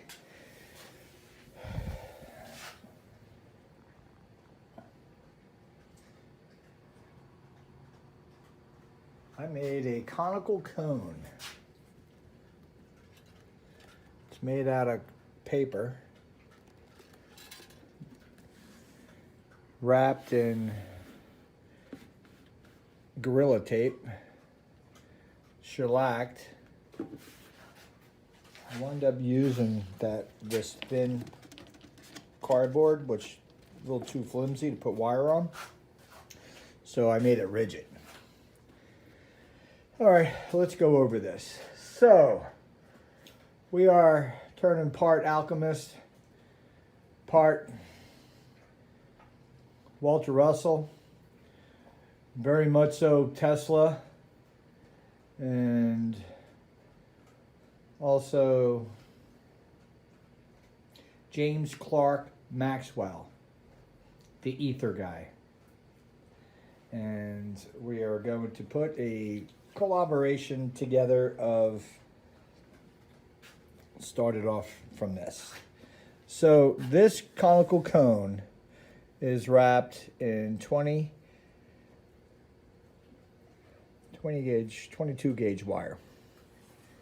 And this is going to have my dielectric, which is going to be a bifilar primary, which will sit right in the middle, and it'll sit down about that much into the cone when it sits, okay? So we'll have the primary as a bifilar, and then this other cone I'm going to wind is going to come in and sit down in there, okay? So basically you're going to have this coil into this coil about that far, and then you're going to have this coil into this coil by this much. So when I go to wind this coil, it's going to be a little tricky because I'll start the winding from the back, from the wide side, and then we'll go down. This is wound counterclockwise. The other coil is going to be wound clockwise. So the idea here is with the dielectric in the middle and the cone penetrating down into the center of this cone, and this cone obviously is already penetrating. Let me see so you guys can see that. So you can see that. Let me put that right here. That'll make it easier. So you can see that that cone is penetrating into this coil and vice versa. So you're going to have the energy being smashed in between, just like Ed says, that it corkscrews through each other, okay? So it'll be corkscrewing through, going this way, it'll be corkscrewing going through that way. We'll have the dielectric, which is a 1/4 inch thick Lexan, as a primary. That will be, the primary will be hit, and it'll be an AC, so it'll be like a agitation in a washing machine. So it'll be flipping back and forth, sort of like pulling one side and loosen the other and agitating like this. So it's going to be sending the energy down this way and that way and vice versa. And these coils are wound, so they're both opposite. So what you're going to have in the center of this, you're going to have a unique situation, and this is my alchemy part of me, that is going to play in that area. I'm just going to say that and leave it as that for right now. We don't need to go any further exactly what's going to be going on here. We will soon find out. We'll have the dielectric, which will be storing the energy. It'll be blasting out in between the agitation of the AC. I am going to use start off with my NST, 15,000 volts, 60 milliamps will be going in there. And we'll also start off with some beer bottle capacitance. So we'll start off with probably a good 7, 8 nanofarads. Now, you're asking me, what the heck, Roy? Why? What? Where? The whole thing? Well, it gets better because this wheel shows me a way that the energy will be flowing. And just let's fire this real quick. So basically, the energy starts moving. So what do we have here? Well, we have a magnetic field on the outside that is coming out, going around, coming back into itself. So you got a field going this way, all the way around. And now you got it in motion.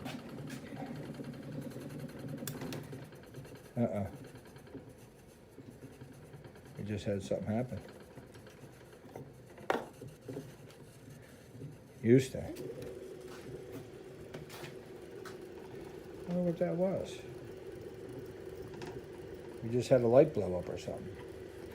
Anyway, I'll turn this off for now. We'll just have the bottom one turning. So this shows me here that there is going to be field lines coming down and interrupting the flow of the bottom part, which is doing the same thing, but it's moving faster. So the upper field has to catch up to that bottom field. So then it starts going on an angle, and you start creating this sort of pyramid inside from the outside down in to like the cavity into the center here, because I have those magnets placed so the field gets caught up there. It doesn't go down to the bottom. It goes to the center. So it makes what exactly I have here. And here I can see the energy because it's the way it shows itself to me. But here I can control and make it just like this electronically. And here I can control the swath of this pyramid. So you see how here we have it set up to where it's a certain diameter. On here I believe I have about 800 turns of 22 gauge wire. We'll find out what the frequency of that is, and we'll go through. That thing is spinning fast. Let me turn that on. Yeah, I think I blew something on that top one. The frequency, find out what the frequency is, but we'll be creating an area in the middle, sort of like the ground below and the air above the ground and up is coming down to a point just like this, because what they say is the magnetic rays, when they come down to the earth, they come straight down, but they all funnel down tight. They kind of do this, exactly what you're seeing. And then from the ground surface, which is the dielectric plate I'll put there, is where they swath out. Now I can, with electronically like this, in a Tesla setup, I can control the width. I can make the width go tighter and then wider. Wider than here. I could make it go all the way out and then it comes down to a point here. Go out wider. And in this range of spreading out the width of this, it falls into a chart that Walter Russell has in one of his books that I have. And in that chart, it shows the color spectrum as well as other stuff. And whoever's into Walter Russell out there, you know exactly what I'm talking about. And I do want to give a shout out to my boy Angel, my boy Bill from Renew It, my boy Scott from Made by One Man, my boy AAA Clay, my boy Terry,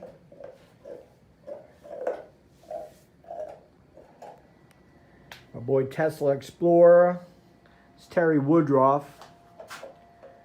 And these are great guys that are out there that's putting out great videos and inspiring me to do different things.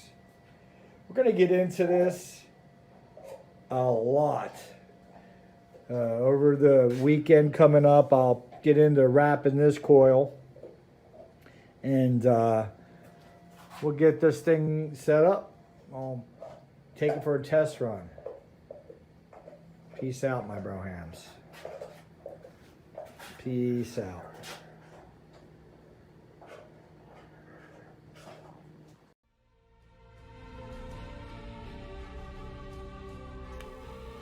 The Tower of Babel. It is not mentioned in the Bible. It is referred to as the city and the tower. It is a mythological tower that was built tall enough to reach the heavens. Many scholars have tried to associate this tower with known structures. However, there is no known location that definitely tells there was a tower. In Akkadian, the name of the city was Babe Ilim, meaning the gate of God. The name Babel was later given from the Hebrew verb Balal, meaning to jumble or confuse. Now, if we decode that bit with APM eyes, that translates to us as the jumbling and confusing of the matter in the vortex, which is the torus field. Let's take a look at some clips of that field being explained by FPV. To demonstrate how they work, I'll use this clip made by Sandra's hubby. I'm sure most will remember the torus field people such as Santos Bonacci show. It is actually many torus fields, as each have their own unique torus field. These three, however, are working together. The one in the east is following a left-hand rule, and the one in the west a right-hand rule. The effects from these two spiraling movements are what causes the centre one to compress and expand north and south. These two locations are very well known for their large deep quakes. You should recognise these shapes from Walter Russell's work, where he demonstrates how the vortexes work. Nikola Tesla also worked with counter-rotating coils. This is also what creates the hourglass shape, as referenced by Santos Bonacci.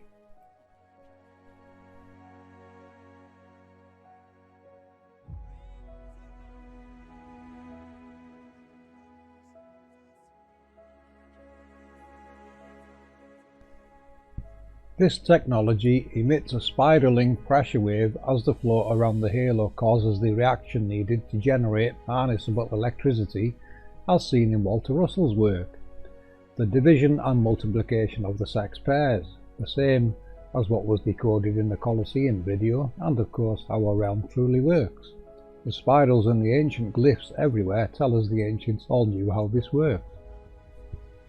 These are electromagnetic projections from below. We have covered these in numerous videos. The stationary halos people record everywhere are often termed lunar waves, which is really the moon highlighting them in the foreground as it passes in the background. All luminaries can highlight them as they pass by. You can see how spiral galaxies and other galaxies, as they call them, get their shapes now. They are more than likely illuminated particles trapped in an electromagnetic field that is caused by a halo in the vicinity. They operate exactly the same as a tornado and are in fact the cause of a tornado. The twin counter-rotating coils create that Higgs boson needed to generate electricity. This is where the 1 and the 1.618 numbers Santos Bonacci speaks of comes into play. The larger coil would be the lower projected halo, and the smaller coil would be in the centre and create the narrower Higgs boson. This one would be projected the highest and is the actual cause of the sprites.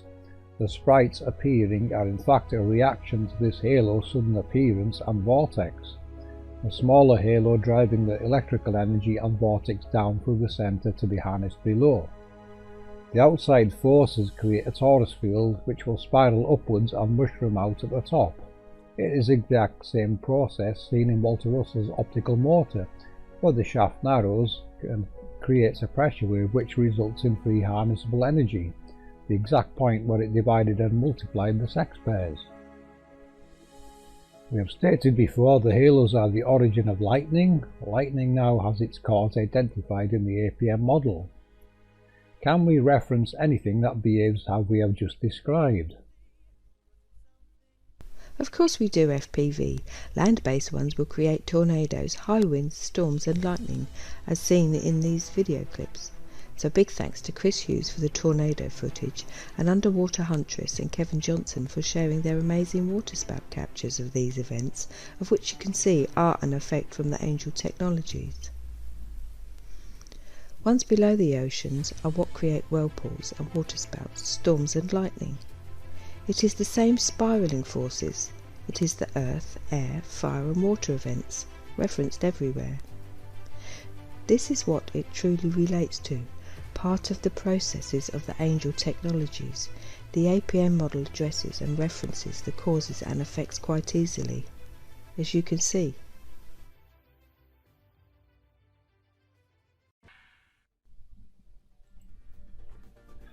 I hope you all enjoyed that little tour of this 3D model of the Colosseum. Now let's take a look at this configuration. Let's remove the platform on the right so we can see and complete this circuit. Next we will add in our poles, the equatorial poles of course taking care of the compression cycle, and the north and south poles taking care of the expansion cycle, the division and multiplication of the sex pairs. all of which are operating well within the golden ratio of their cube spheres. Pretty cool, huh? Also take note of the pyramidal patterns of the cubes, or as Santos Bonacci would call it, the pyramid, the fire in the centre. This is the heart of the machine. You can see now how the symmetry is important in the construction and what it truly means. So, the Rome Colosseum, ladies and gentlemen, is a very large power generation station. Consider Walter Russell's 6-foot in scale footprint model that could run a 52-room university to what something the scale of this Colosseum could run. This could run an entire city with ease. Simply add hot water. So, we can now consider the Rome Colosseum decoded. I hope you enjoyed this presentation and that you can see how easy this really is. Now for the decode of Babel. B means bar or bars. A is acceleration. B also means magnetic flux density. E stands for electrons, which is our light. And L stands for inductance.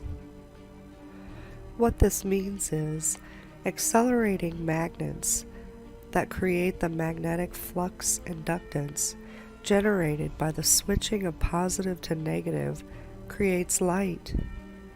This represents the spiral of the vortex, the accelerators, the angels' creation. As you can see, the people that lead us know these meanings and deny us any knowledge, and even display it in the geometry of their gardens. Let's look at a few examples of their gardens and how it shows the sacred geometry and how special it is to our world and the workings.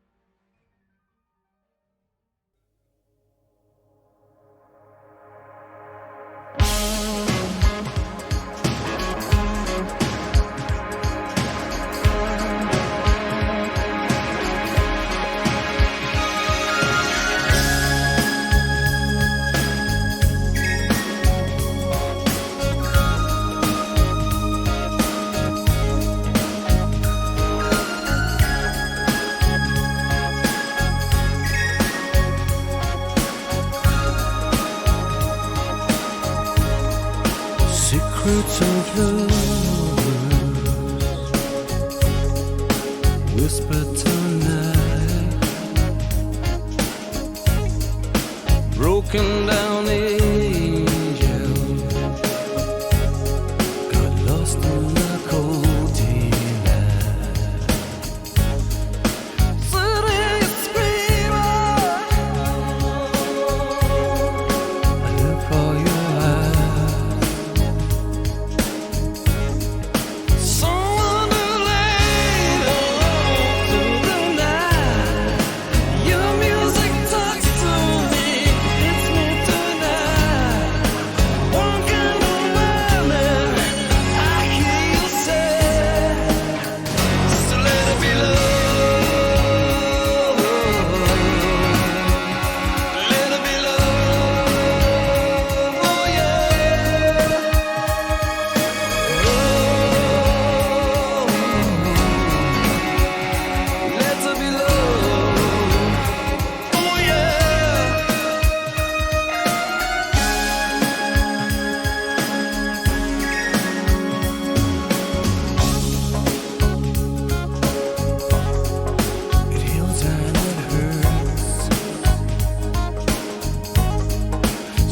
you to heaven's door.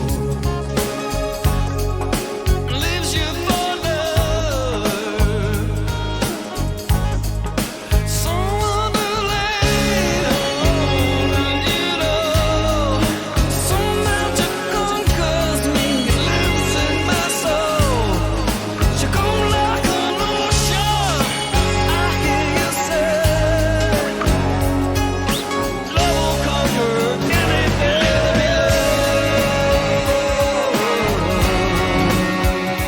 Let it be love, oh yeah. Let it be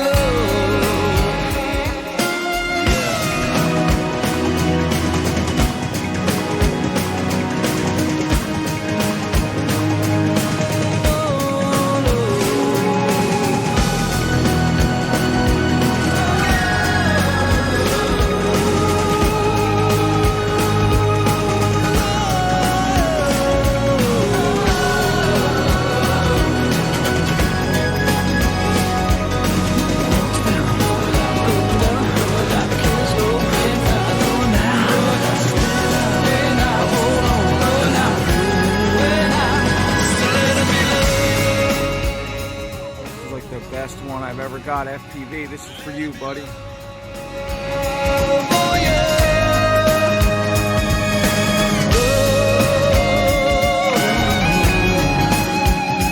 Let it be love, oh yeah. I know what I want, I know what I feel, I know what I want. Alright, so let it be love, let it be love. Alright.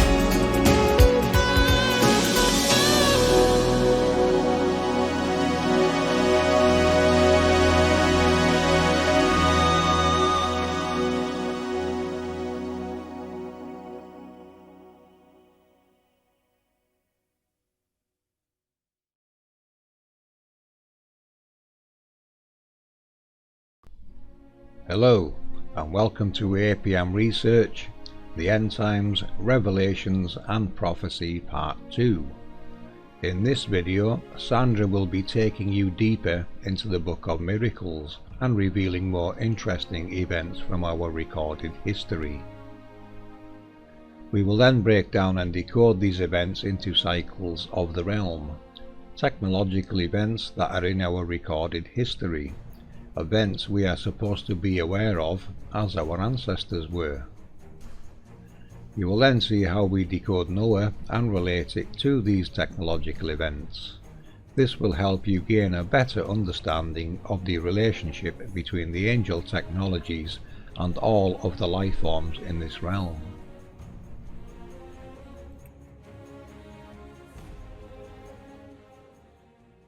Genesis 7:11-14.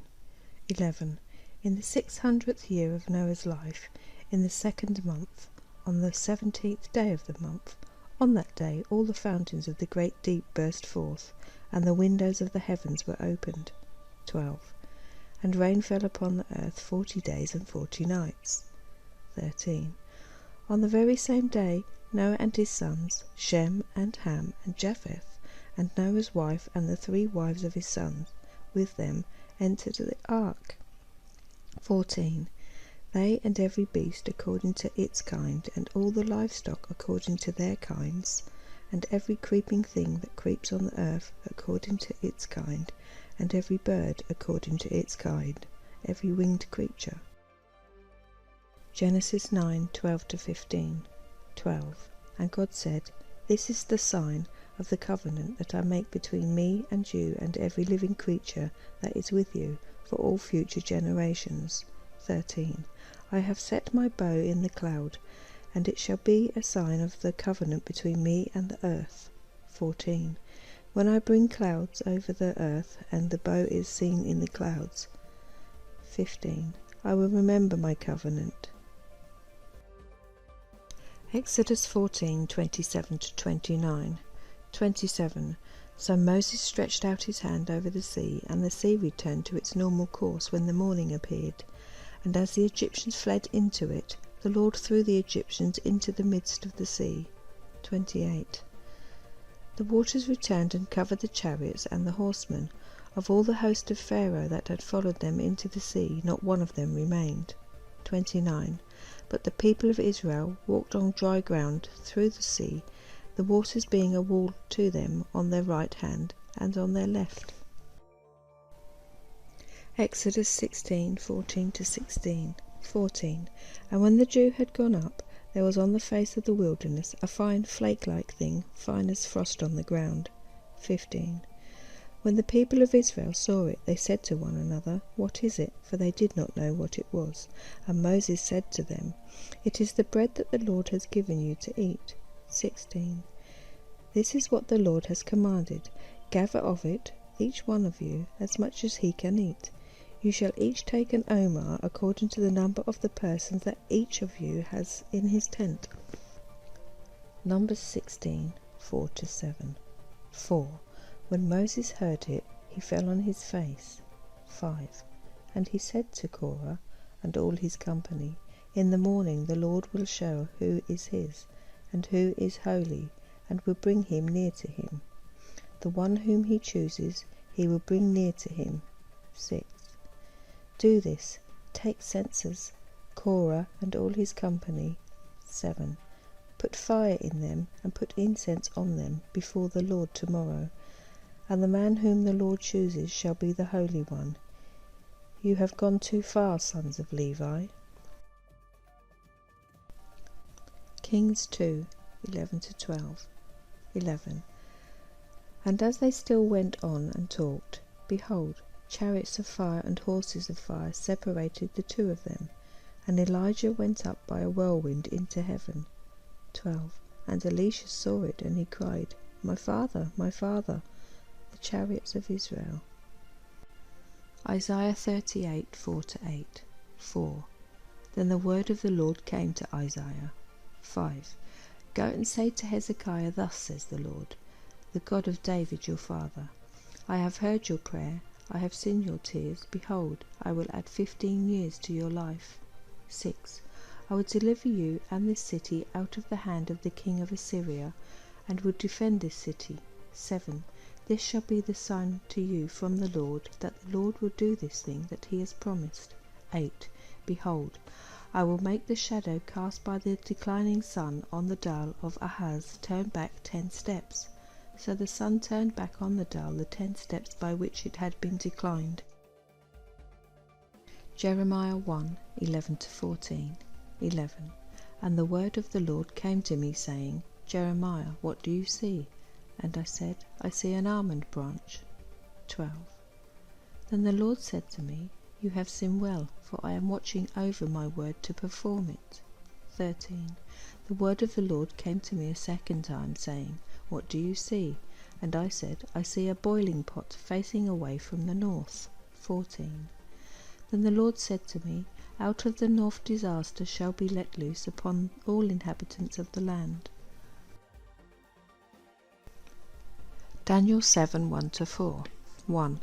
In the first year of Belshazzar, king of Babylon, David saw a dream and visions of his head as he lay in his bed.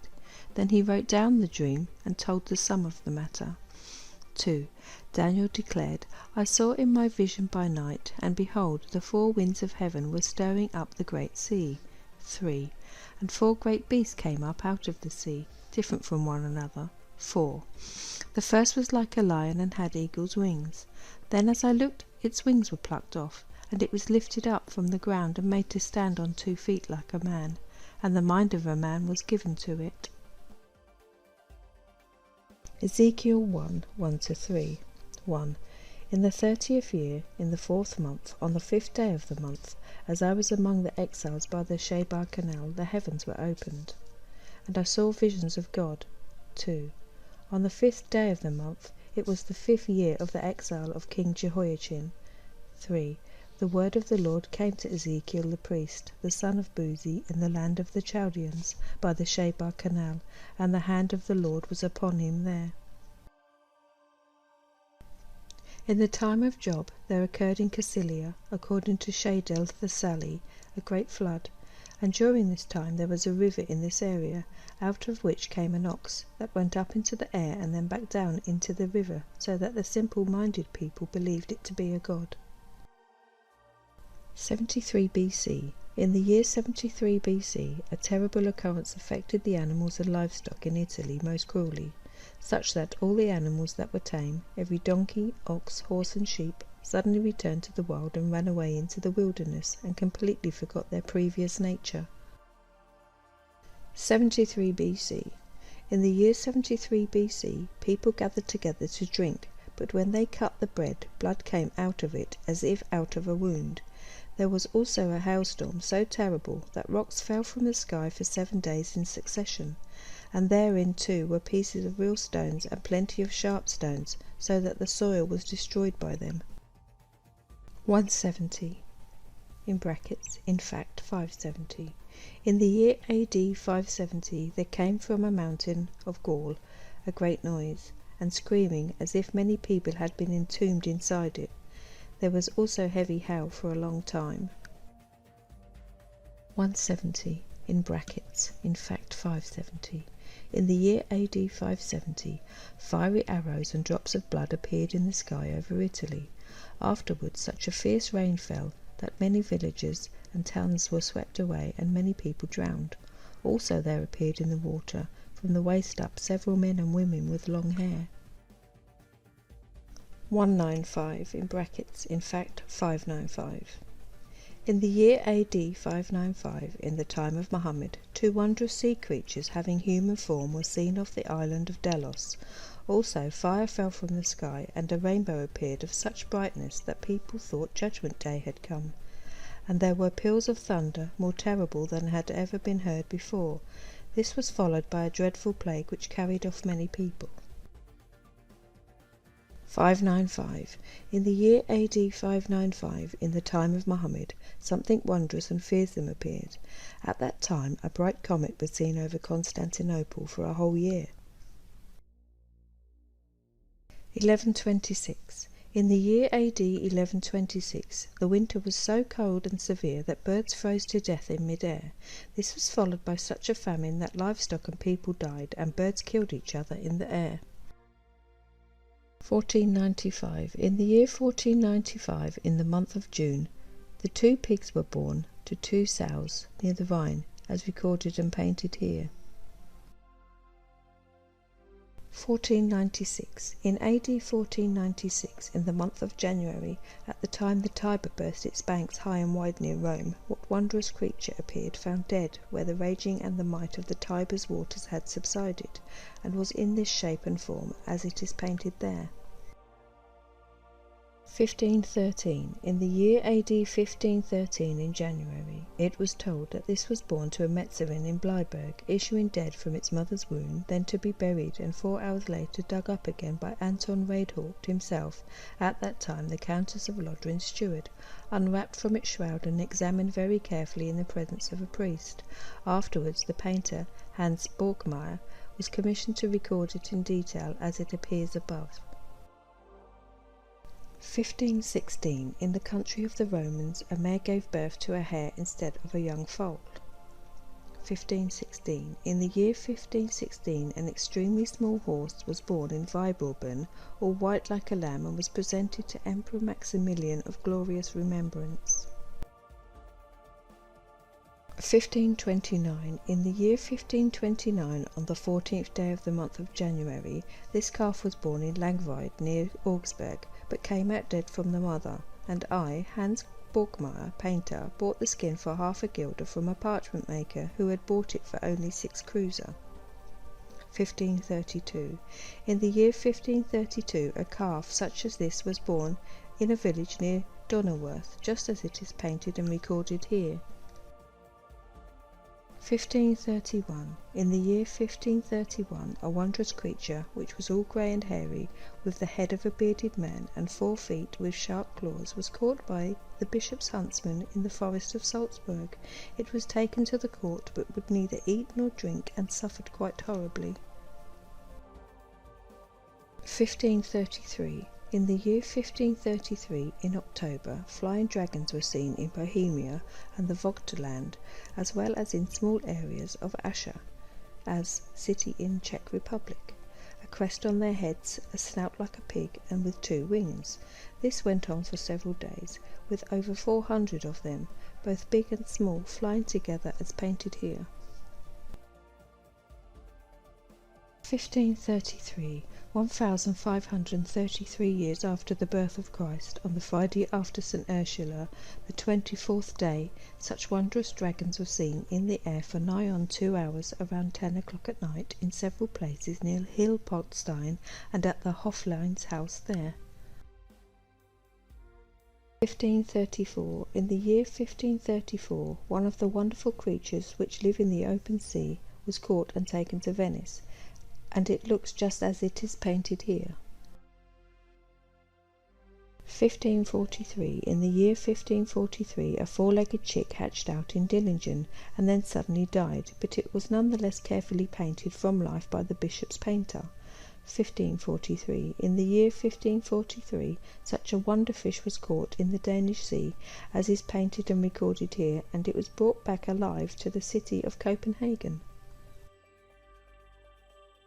1547. In the year 1547 this lovely wheat grew in the county of Flanders, 3 miles from Ghent, in various shapes and forms, some pressed closely together, some with divided ears, as well as with 4, 8, 12, up to 15 ears on one stalk, just as is painted here.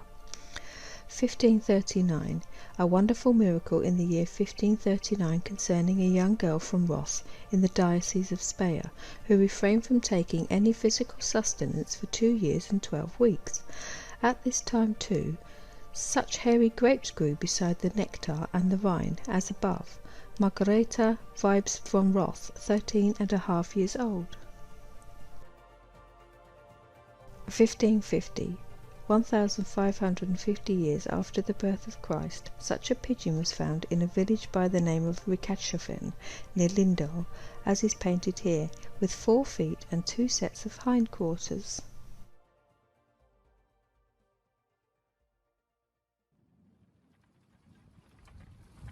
Okay, so today we're going to read through parts of and decode the Book of Noah. Methuselah took a wife for his son Lamech, and she bore him a man-child. The body of a babe was white as snow and red as a blooming rose, and the hair of his head and his long locks were white as wool, and his eyes were like rays of the sun. When he opened his eyes, he lighted up the whole house like the sun, and the whole house was very full of light. And when he was taken from the hand of the midwife, he opened his mouth and praised the Lord of righteousness. His father Lamech was afraid of him and fled, and came to his own father Methuselah, and he said to him, I have begotten a strange son. He is not like a human being, but resembles the children of angels of heaven, and his nature is different, and he is not like us, and his eyes are as the rays of the sun, and his countenance is glorious. And it seems to me he is not sprung from me, but from the angels. And I fear that his days of wonder may be wrought on earth. And now, my Father, I am here to petition thee and implore thee, that thou mayest go to Enoch, our father, and learn from him the truth, for his dwelling place is among the angels. Lovely wording, isn't it? Yes. Right, let's go through that, shall we? Yes. Right, took a wife for his son Lamech. Now, I can't remember the amount of sons and daughters involved, but for the sake of the viewers watching, when we look at family relationships like this, wife, son, we look at halos, nodes, and how many nodes are on this halo, because this is how we decode this. We look at it as a technology. So that's for the benefit of the viewers, where we're going with this. Right, do you want to go through some of it one, see if there's anything jumping out at you? Yeah. Well, I mean, feeding on that, you want to mention that the taking of the wife is the positive and negative of the energies. Yeah, it would make sense, wouldn't it? Yeah. The babe would be the new energy created from the two joining. Yeah. The whole house being full of light and his eyes being open and he lit up the house. Yeah, I like that part, because you know what that reminded me of one? What was that? You remember in the description of the sunrise with the eyes round about it and it lit the house up. Okay. It reminded me of when we decoded cherubims. So that's the part I meant. Yeah, okay. You remember? Yeah, I agree. Yeah, it lit the whole house up, it lit the room up, doesn't it? Yeah. Yeah, so it's suggesting, it's like those, that decoder done of Shiva with the accelerator, with the sparks coming out the side of it. It's that kind of an event, isn't it? Yeah. Yeah. That's what it's decoding like already. So this is telling us that Noah is a piece of technology. Yes. Yeah, I have to agree. Also, the fact that Enoch, his dwelling place is among the angels, that also is kind of telling me that Enoch himself must have been a piece of technology. I can't really say what he did at this point, but... Yeah, well, I am going to do a little piece on it, actually, to add to this, so don't worry about that. Well, good, okay. Another thing on the angels now, remember everyone, Scripture tells us the underworld is the prison of the angels. Very important that now, prison, when you think of a prison, they're in a room down below, and this is the seal of the 144,000 from Scriptures. So it's suggesting there is 144,000 sealed rooms below. That makes sense to me. So this is Noah's room that lit up. Yep. It's time for Noah to do what he does. Yep. All right, so we'll move on to the next paragraph. The Lord will do a new thing in the earth. There will come great destruction on earth and a deluge for 1 year. Before the birth of Noah, the sea was in the habit of transgressing its bounds twice daily, morning and evening, and flooding the land up to the graves. After his birth, it kept within its confines, and the famine that afflicted the world in the time of Lamech, the second of the 10 great famines appointed to come upon it, ceased its ravages with the birth of Noah. The difficulties were increased when the flood began to toss the ark from side to side. All inside of it were shaken up like lentils in a pot. Very nice. Right, the Lord will do a new thing in the earth. Notice it mentions in the earth. Yes. Not on, but in. Yeah, it's very important. In the earth. Which is technology. Yeah. The layers There's going to below. Yep. It's what it's telling you here is there's an event going to start. There will come to a great destruction when this event starts, and a deluge for 1 year. Now that's this ties in with the End Times video 1, doesn't it? This is continuing on from video 1 about this the End Times destruction. So what we're looking at is this cycle starting. Exactly. Anything you want to put on that one? No, I agree. The cycle is starting now, and it will go for a whole year. Which in other way, I don't know. Which in other words, technology is gonna change, or it's gonna move a different, or what? Technology. To me, it's like it's gonna be, like you said, it's gonna be a whole year, but technology can also be the one who's going to destroy it from underneath. Yeah, that's what it's telling us. You know, it's a cycle, a technological cycle that's going to happen, and it seems to happen about roughly every 394 years, going by the Maiden long count calendar. They seem to be counting down to this one, I think, with that calendar. Yeah. So the link to this actual text will be in the description, so everybody can go read the whole thing. We pulled out bits and pieces to read here, but it does mention how the water not only rained down, but it came up from their feet. That is in the text. It's just quite a long little book, so everyone should, I encourage them to go read it on their own, read the whole thing. Definitely, yeah. And look at it like we look at it. You're looking at events, cycles, mechanisms, processes. This is what we're decoding here. This is parts of a large process. Okay, before the birth of Noah, the sea was in the habit of transgressing its bounds twice daily, morning and evening, and flooding the land up to the graves. Very interesting. It mentions twice daily because the pressure changes that's recorded daily currently is taken exactly the same times. That's why if they recorded twice daily, the pressure changes. So that now relates to what we put out in the. So it changes twice. Yeah, twice daily. Yeah. What it's telling you is it's pressure changes. In the Power and Glory video, I was demonstrating how the star halos are very much involved in expansion and compression, and what that's telling me there is it's directly related to the star halos, or at least one or more. It doesn't tell you how many, but you're looking at star halos of these pressure changes. But even a separate entity can still have these pressure changes as well. Well, depending what it's doing. Like you just said, how many, what was it? How many something? But anyways, it's two, so it's two technology that are together, like pair, and one does one and the other one does the other one.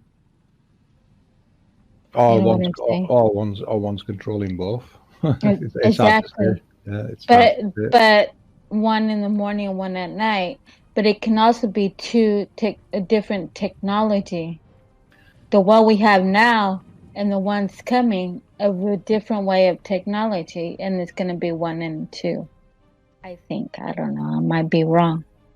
Also, reading into that, you've got to look at this as a modification to stop this process happening, because what it's in there, it said that it was in the habit of transgressing its bounds. So this technology was obviously designed to help stop these problems and the flooding. So this mechanism is a fail-safe mechanism, it seems to me. Or it seems to me now it's an addition to help a bigger process.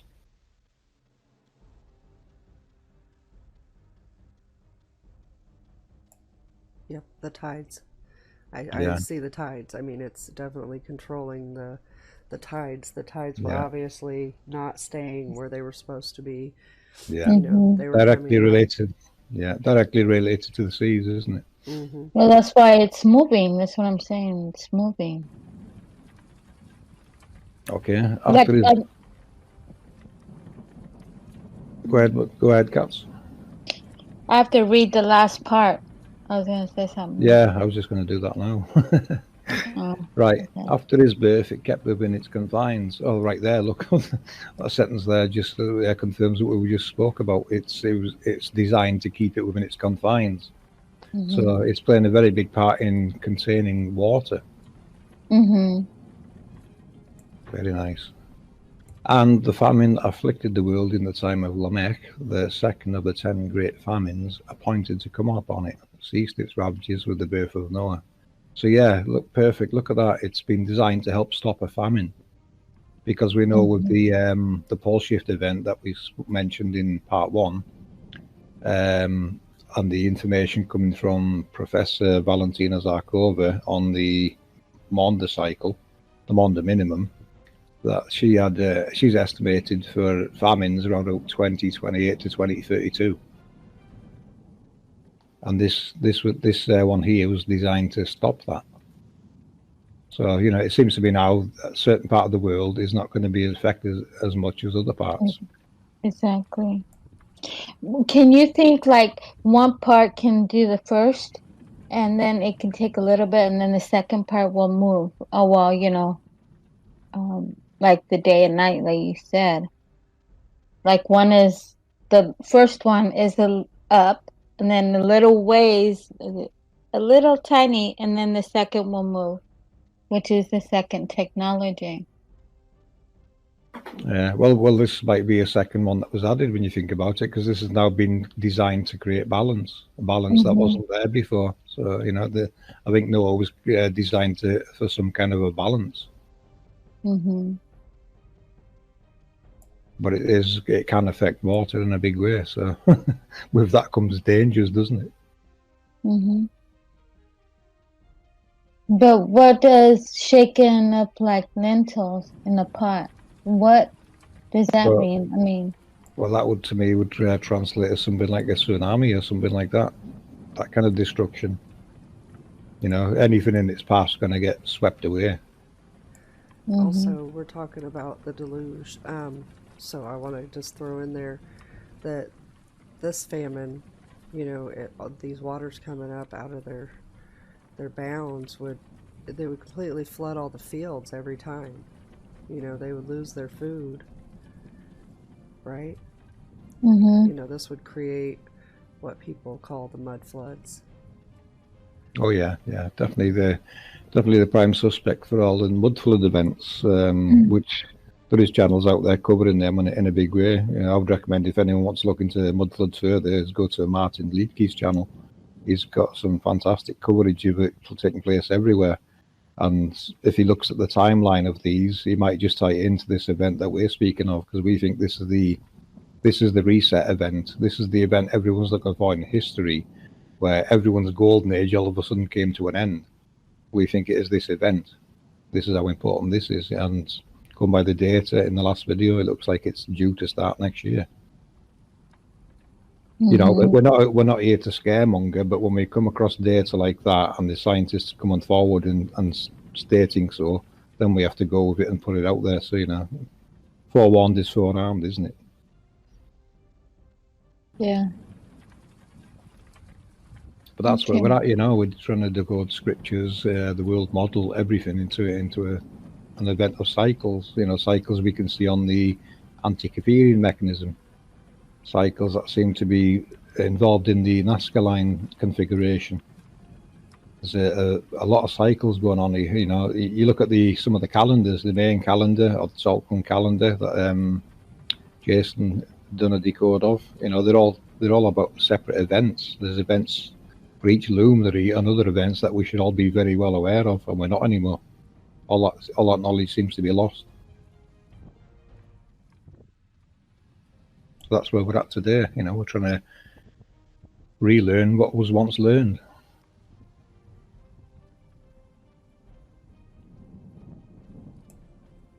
Okay. So yeah, that makes sense about the arc, though, doesn't it? Tossing the arc from side to side.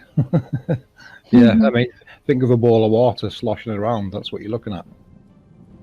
That's how it's going to ravage the earth, basically. It's going to shake the waters and they're going to spill around like they would, like in a bowl of water. It's going to slop around everywhere, and this is what creates your mud floods, all your lakes. New lakes are formed, land masses are covered.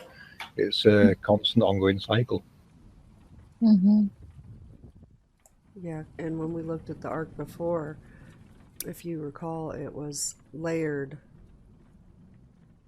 different layers. So you have to think of this technology, possibly starting low, hitting the next layer up, and then finally to surface. It would shake up everything that was inside of what they're calling the ark. Pretty bad. Yeah. That would be great destruction, not just floods and tsunamis, but this would cause the earth to tremble and shake, as it occurs. The flood was produced by a union of the male waters, which are above the firmament, and the female waters issuing from the earth. The upper waters rushed through the space left when God removed 2 stars out of the constellation Pleiades. Afterwards, to put a stop to the flood, God had to transfer 2 stars from the constellation of the Bear to the constellation of Pleiades. This is why the Bear runs after Pleiades. She wants her 2 children back, but they will be restored to her only in the future world. There were other changes among the celestial spheres during the time of the flood. All the time it lasted, the sun and moon shed no light, whence Noah was called by his name, the Resting One. For in his life the sun and the moon rested. The ark was illuminated by a precious stone, the light of which was more brilliant by night than by day, so enabling Noah to distinguish between the day and night.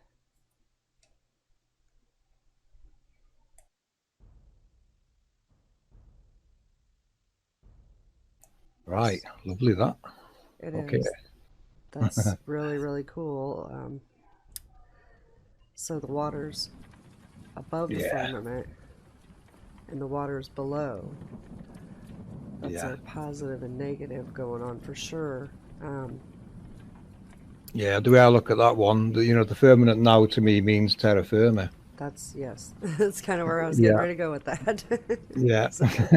I'll just put this in there because, we have to show people there is a different perspective you have to start decoding this from, because if you stand in the underworld and you say the waters above, it now makes a lot more sense that they're actually talking about the seas where we live. Mm-hmm. You put it into a context. If that was said when they were below in the underworld, then it would make sense, wouldn't it? They're talking about the waters above. In other words, our seas. And what it's saying there, the flood of the union of the male waters and the female waters, that's just the electrical energy from above and below, which we know will affect water. As an example, we can reference a halo here, because, an halo now gives us a source for lightning. The lightning strikes can be coming directly from one of these halos. A good example being that video I uploaded a couple of days ago. Halos, with these halos, with the rotating vortex, you've got tornadoes, you've got winds, lightning. There's a lot of processes going on here, just off one alone.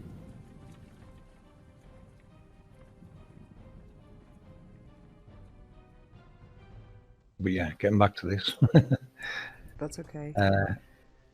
Now think about if there were 2 stars removed out of one of these halos, that would completely throw off the electromagnetism going on. It would break the cycle. It would cause chaos. Which will be unbalanced. And we have to remember always that what we're talking about above is below. It's as above, so below.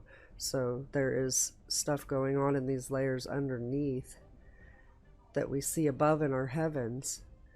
So the stuff removed was actually in the underworld, which is what's causing a lot of this flooding and shifting to go on. Yeah, and I'm sure that people that understand astrology would absolutely get the part of the bear chasing Pleiades. I'm not huge into astrology or knowing, about the constellation as much as other people in this group, but I'm sure the bear follows Pleiades. Yeah, very well. There is. What it's telling me is there's 2 luminaries being moved out of that location, or 2 projectors, and moved somewhere else. Yep. And the bear wants them back. Yeah, and it mentions there they will be restored to only in the future world. Is the future world? It's just another cycle where they'll move back there.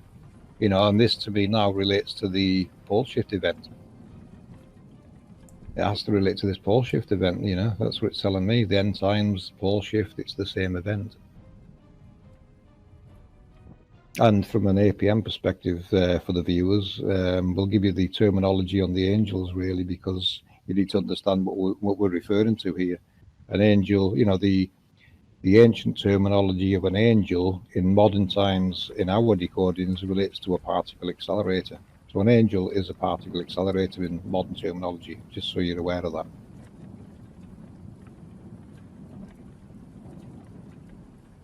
So you can see now how there's a relation as above, so below, the physical model in the underworld and the projection in the heavens, which we've showed plenty of in our videos and presentations.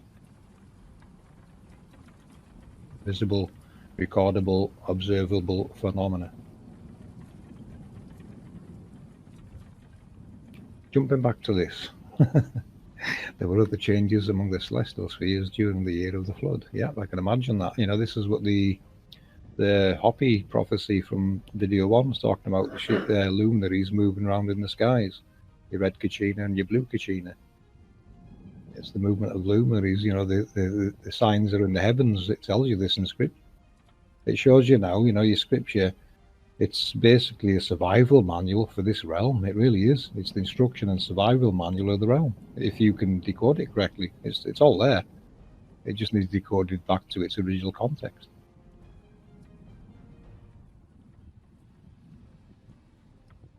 All the time it lasted, the sun and the moon shed no light. Yes, I think you can relate that to volcano processes one, yeah. Okay, so I just wanted to mention that the Pleiades are known as the Seven Sisters, and just thinking more on it, if we're the future world already, was, you know, did it used to be 9 stars in that set or 5? You know, wondering if we got them back already. Yeah, good question. You know, that's we need help from people that read the stars here, don't we? You know, that know the things have moved from one place to another and when they're due back. Can you think they separate like one set and with she doesn't know when how many, but say like she was saying 9, and so all this time it's changing, almost like, you know, how can I explain it? Like it's changing everything. All the stars, like it says, they're coming together. Well, it's because they all went different ways, which is like west, north, east, south. I don't know, and they come back together. An easier way to explain that, Kat, I think. the easiest way to explain this, Kat, is we have to regard what's in the sky as a map of what's going on in the underworld. And we should know, you know, in ancient times, they obviously were aware of this. It's actually our calendars relating to it. You know, they watched the skies, they studied these events, and they made the calendars to match them. And that's what, you know, that's what we've lost. And there's events up there. To me, you know, the map, the stars are a map of events that's happening in the world. If you can decode it all correctly, you know exactly what's going on in the world. You know when these events are going to happen. Mm.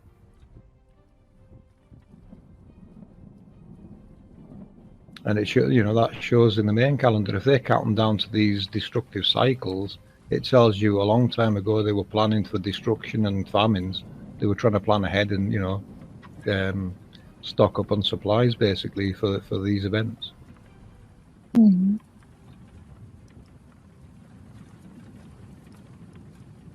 Mm. Right, jumping back to the text. Where were you? Hold on real quick. In Japan, they used to be known as 6 stars in the 8th century. Just wanted to throw that in there. So there's a change recorded then already.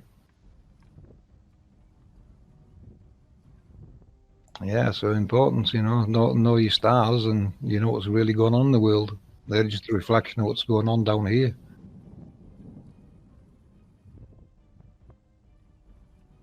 Anyway, let's get back to this text. There were other changes. We've done that bit, haven't we? Oh, the moon shed no light one. Do you want to elaborate on that more? Why it would shed no more light? The sun and the moon? Yeah, the sun and moon wouldn't shed light because of volcanic eruptions during that time.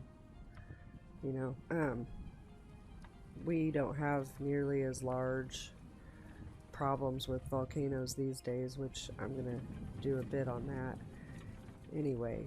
But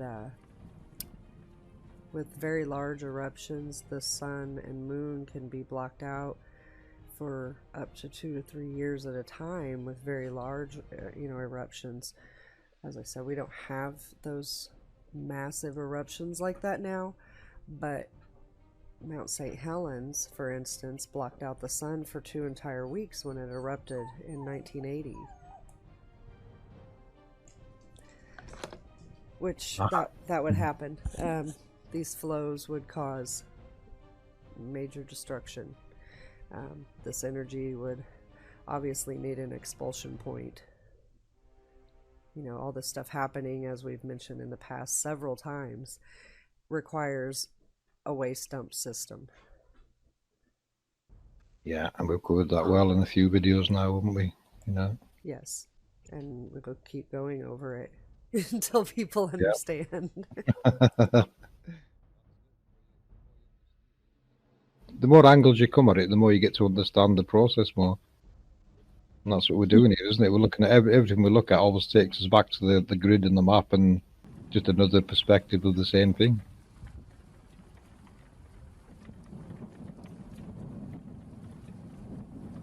Anyway, let's move on. Which part are we on here? Noah called by his name the resting one, because the sun and moon didn't shine. Oh yeah. When Noah was called by his name, the resting one. So he's resting, the resting one, there's a good word, we're all ready for it. It's waiting for its moment. It's waiting for the cycle to start. Timed event, isn't it? It's telling you right there in that sentence. The resting one's just resting, waiting for its moment to come and do what it's supposed to do. But in his life, the sun and the moon resting.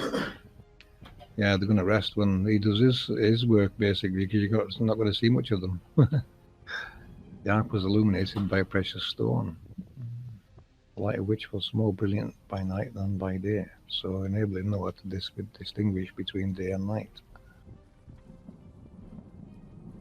Yeah, it could be relating to a daily or a nightly cycle, that couldn't it? For it to even mention day and night, why would technology require it to be day or night? So it's either a daytime event or a nighttime event. That's telling me. Well, and the fact that it's more brilliant at night,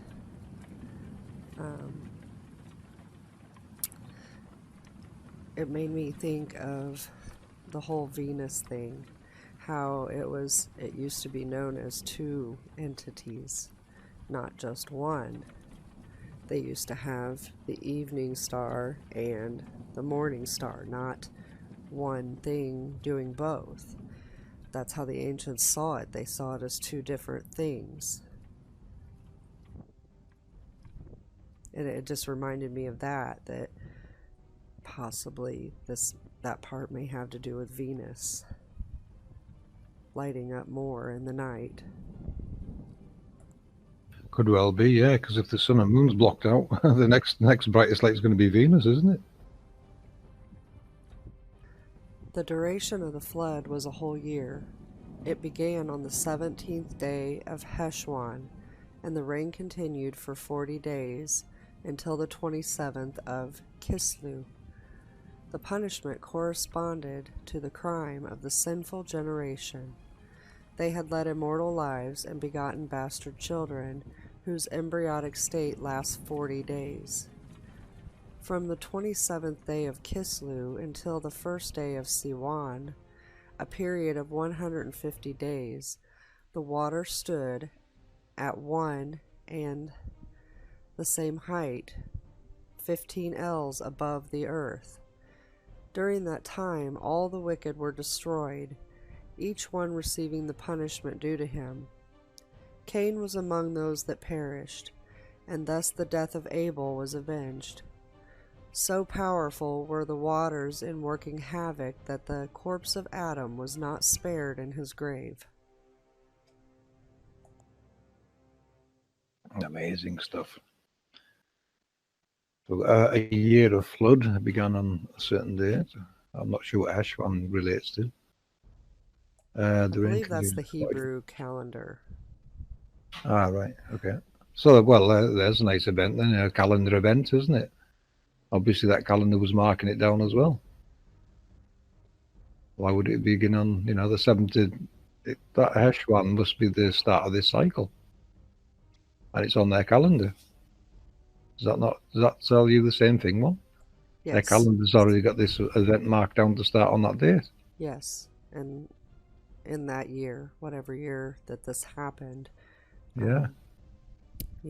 Time is kind of screwy, so I don't want to get too much into that. But yes, definitely there was a point where it started. It was recorded in history, Yeah. and if we learned the Hebrew calendar more, I'd say that it's probably findable.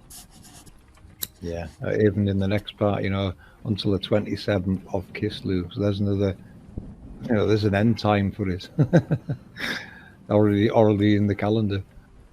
Punishment corresponded to the crime of the sinful generation. Yeah, sinful, that does not relate to humans, really. It's nothing to do with humans, this sinful thing. It's totally related to something else. We've got to remove humans out of the equation and look at it as technological processes. With the sinful generation, let's step back to where we began with the tides coming out of their bounds. So sinful is going against the rules pretty much. And we have to look at generation in terms of, energy being generated, or the cycles, like one full cycle would be one generation. We're not talking about human generations, we're talking about energy and cycle generations. Yeah, lovely etymology one. That's what you got to look at it. You've got to, what one did there, people. You've got to look at it and break it down. What's it really telling us, and how does it fit in with a process? Yep, lovely one. Yep. Led immoral lives and begotten bastard children. Now the bastard children, very interesting. That I've seen that before, and I've never thought about it. But that single solitary halo that that 1111 code captured the other day, that could be exactly one of these things. It's a stationary halo. That would fit in with that sentence, wouldn't it? It would. It just, Yeah. it has no positive around it, which maybe was why it was just, like a shadow. Yeah. But to me, it's telling me that these bastard children are just like solitary halos that are related to a bigger process. So they will, they will react to it in some way. They're part of a bigger process going on. So it tells me Noah, or events related to Noah, is going to activate other technological processes, and these would be what they would call the bastard children. Ones that are under them, related to them, but not from them. In other words, it's totally separate entities again. And whose embryonic state lasts 40 days. That's the same as the flood. It rained for 40 days, so that must have been its forming period. You know what I mean? Its cycle. Growing period, the 40 days. Yeah, whose embryonic state lasts 40 days. Yeah, so so they'll run for 40 days, basically, these halos. That's what it's telling you. Whatever their process is up there in the sky, they'll be doing it for 40 days, and we know it's already related to rain events, don't we?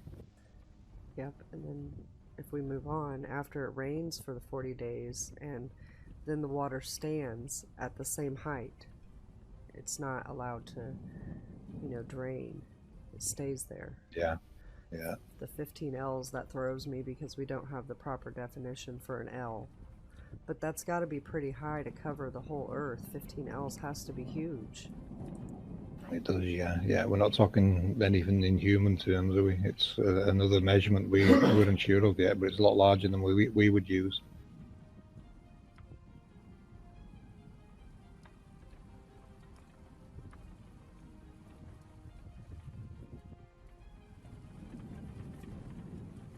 An L could be something like 50 feet, a standard measurement of, say, 50 feet. It'd be like 50 feet. We don't know what an L is, do we? So we can only guess what an L is. Right, but we do know that pretty much all of the land was covered during this time, minus very high mountains and peaks, you know.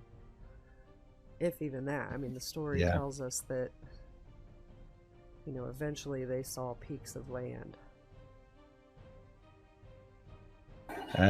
We could just say, each one receiving the punishment due to him. Cain was among those that perished, and thus the death of Abel was avenged. So powerful were the waters in working havoc that the corpse of Adam was not spared in his grave. Corpse of Adam, you know, Adam and Eve, we're going back to that again, which to us is the magnetic north and south in the case of a world model. So even rocked the north, it seems, and there is a clip I'm going to mention about the north that'll come up in this video shortly after this clip. On the first day of Siwan, the waters began to abate, 1/4 of an ell a day. And at the end of 60 days, on the 10th day of Ab, the summits of the mountains showed themselves. But many days before, on the 10th day of Tammuz, Noah had sent forth a raven, and a week later the dove. On the first of her 3 sallies, repeated at intervals of a week, it took from the 1st of Ab until the 1st day of Tishri for the waters to subside wholly from the face of the earth. Even then the soil was so merry that the dwellers in the ark had to remain within until the 27th day of Heshwan, completing a full sun year consisting of 12 moons and 11 days. Very nice, very nice. We're back to that C1 again. You know, the calendar event again, isn't it? Began a bit, 1/4 of an ell a day. I wonder what an ell is. I mean, 60 days, and we only start seeing the summits of the mountains after 60 days. That sounds pretty deep to me, doesn't it? It does. It's huge. We're told it's a cubit, which would be from your finger to your elbow. That's not accurate. Not at all. 'Cause Well, 15 of those would do nothing. Yeah. And, you know, we're looking at humans, we're factoring humans back in, aren't we? And we can't. So it's relating to that length relating to the length of something else. You know, a possible giant Titan kind of length measurement. Or what if it's the length going up to the different layers of, like, the star halos where they ride in the sky? Yeah, who knows? we don't know the altitude of those, really, do we? No. But they do ascend and descend. Though not the star halos, but I mean the major luminaries, they're ascending and descending. Yeah, these ones, different process going on.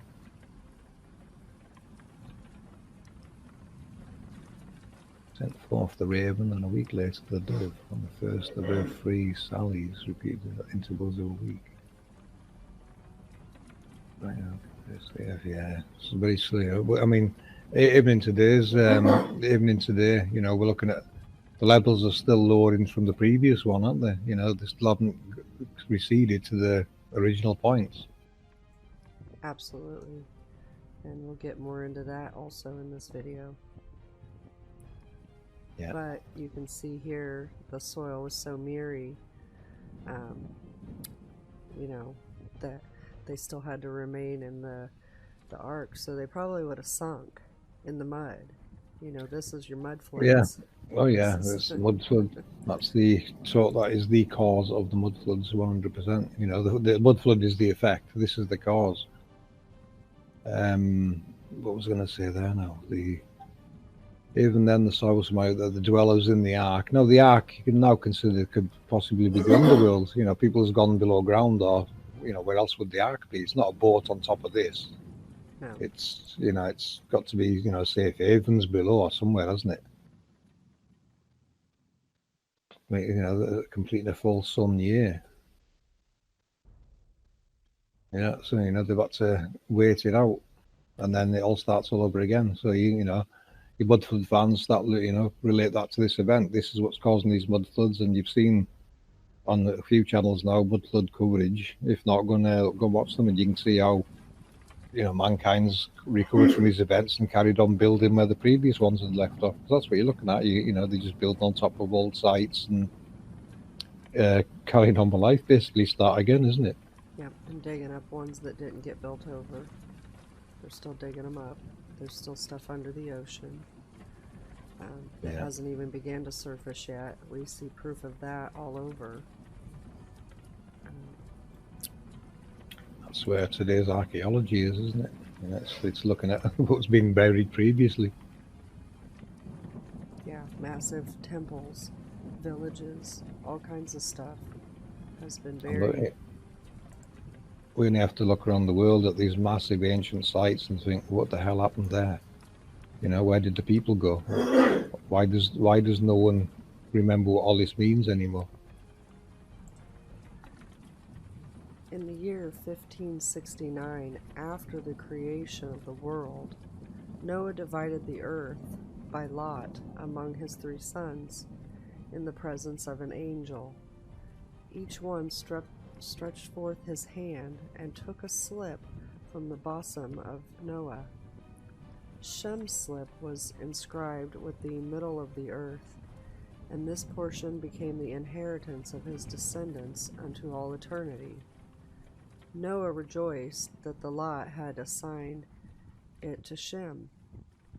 Thus was fulfilled his blessing upon him, and God in the habitation of Shem, for 3 holy places fell within his precincts: the Holy of Holies in the temple, Mount Sinai, the middle point of the desert, and Mount Zion, the middle point of the navel of the earth.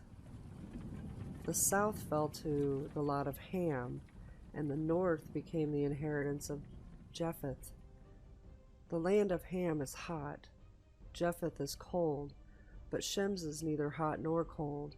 Its temperature is hot and cold mixed. Wow. It just gets better, this, doesn't it? Okay, in the year 1569, after the creation of the world, very interesting, your Big Bang theory kind of gets blown completely out of the water here, because now we've got a creation based on technology. Because when people talk about creation, what is being created and how? Well, now we've got technological processes we can see are interacting with this environment. This is the exact terminology of creation. We're going to get into that a bit more in this video, so I won't go too deep in it just yet. Right, divided the earth by lot among his 3 sons. The 3 sons, that tells me we're looking at gates in the north and the south. But you'll realise that if you haven't realised that yet, you will more and more as we get to the bottom of this paragraph. In the presence of an angel, each one stretched forth his hand and took a slip from the bosom of Noah.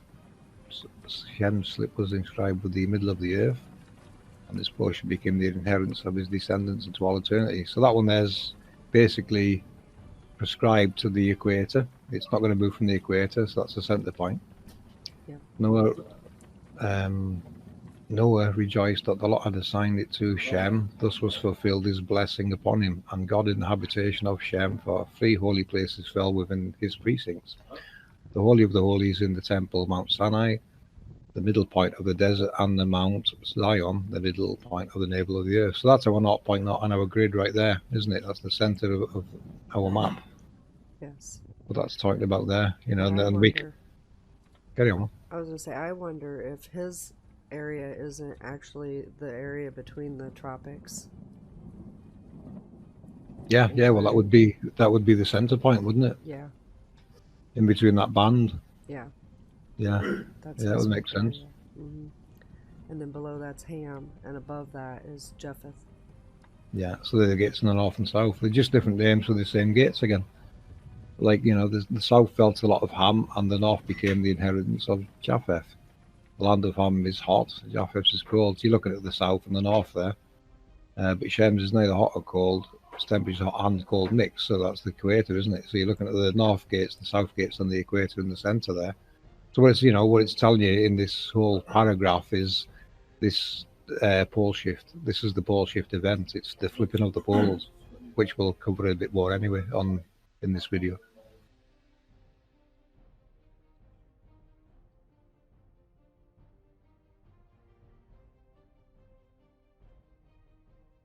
Yep, I agree. And that is all we have to talk about on the Book of Noah. But the link will be in the description. I really encourage, again, I'm going to say go read the whole book because it's very, very interesting.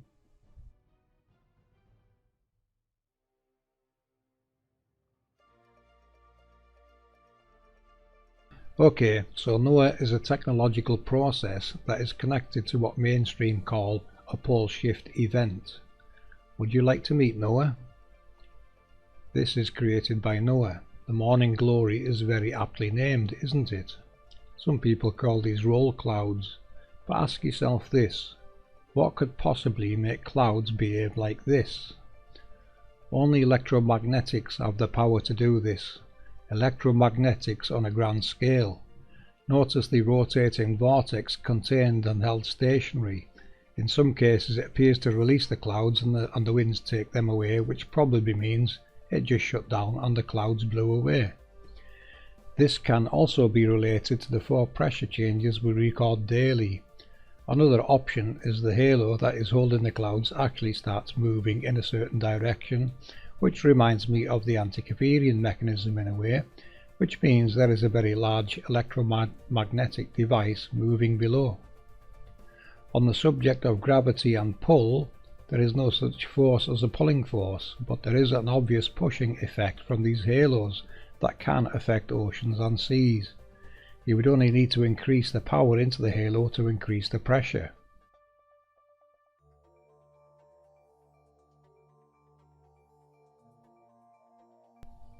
These halos can be seen stretching for hundreds of miles and are very predictable in some locations.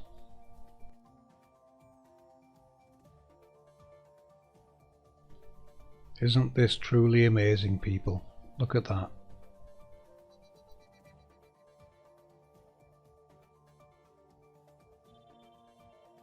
Here is more proof of electromagnetic evidence. This clip, captured by Kim Johnson, shows some very unusual patterns formed by clouds. They appear to follow a path. I want you to take note of the shape it creates.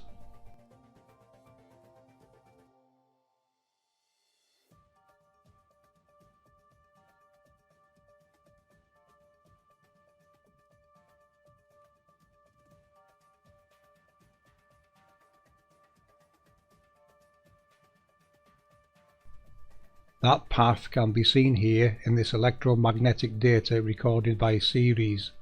This is real-world magnetic data overlaid on the map. Real electromagnetic data that is playing a very big part in the movement of luminaries, as you can see in these images. The configuration matching a sweepback transformer that moves the sun's image across the sky as the sun and probably other luminaries are captured on top of the cones in use. This also requires the sun's physical model to be below us, and we are seeing the projection above.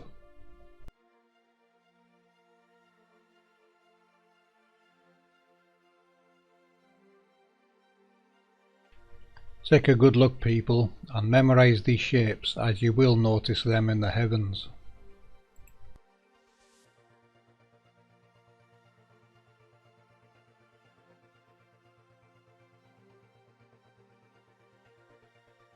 This image here is from over Antarctica looking north. See how the magnetic data always appears to be in sets of 3. The locations they connect having a very big part in causing quakes and following luminaries as they are enabled.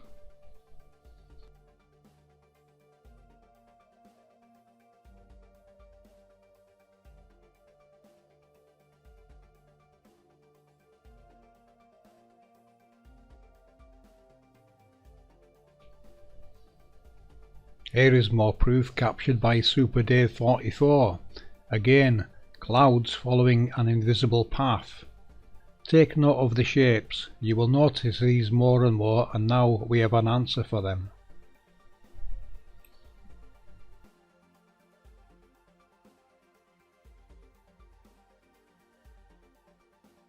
When you see them, try and check your compass to see if it is a north to south alignment, or more electromagnetic data being revealed that follow different paths.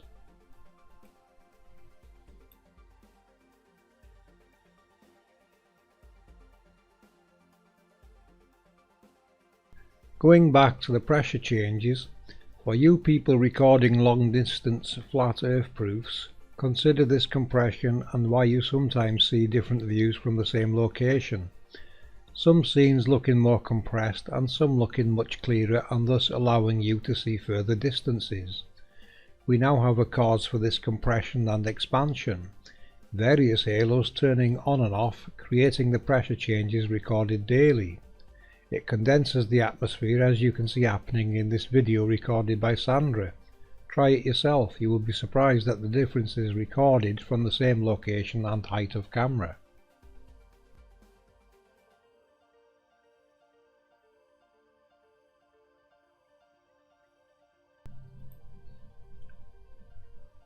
Okay, so on with identifying Noah.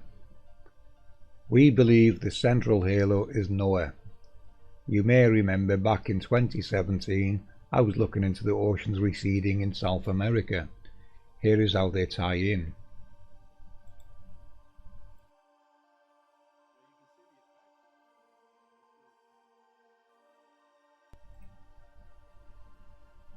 Let's check along Noah's path.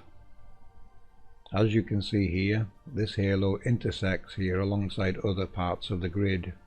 Definitely a busy area and receding oceans.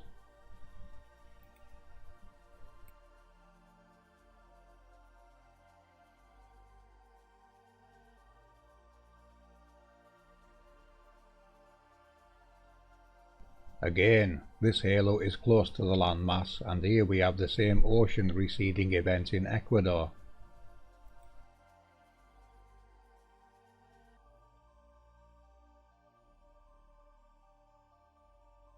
Central America. All this area was affected and will continue to be so, as this halo goes right through this area.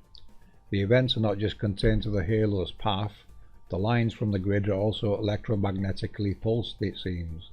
You can see where one of the primary 8 are in the Gulf of Mexico. They create a spiraling vortex, which is what is responsible for tornadoes and such. Florida. The location I placed the spider from the Nazca Lines overlay, probably meaning dangerous waters due to the amount of the grid and halo intersections below this area.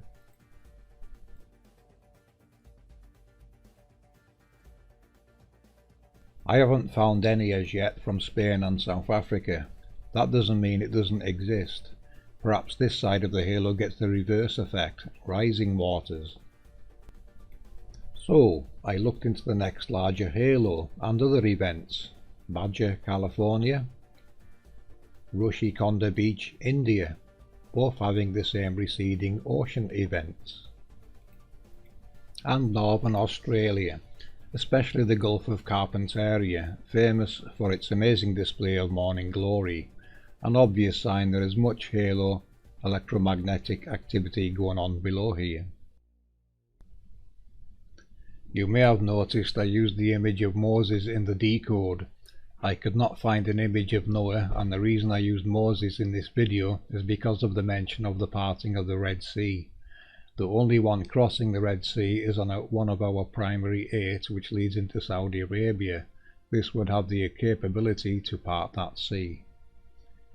It says Moses is a fictitious character, and we would agree, none of them are characters, they are technological processes. Moses, be a good chap and show these fine people how you part the Red Sea.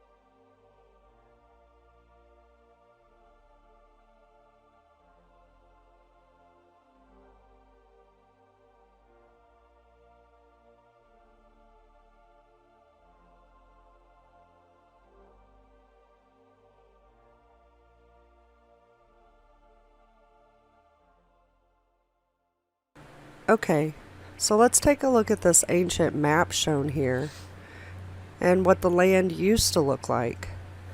This map was obtained from the Book of Miracles. As we look at this map and we have it overlaid onto our world, we can see the differences. Now let's take a look at these creatures on the map. The first one is near Africa. This one is coming from our 0.0 on the grid. This is our Brahma energy as it comes to life. Next, we move up and we see the four-headed dragon. This one sits on one of our 8 main angels. The 4 heads represent the group of 4 angels that we see here. Next, we see the griffin creature in northeast Russia. This one is on the lake that literally takes the shape of the creature, as well as the topography resembles the wings. And the last creature is the bear, which is climbing over the star halo. This topography fits the form of the bear, as well as the ocean topography shows the markings of the claws of the bear.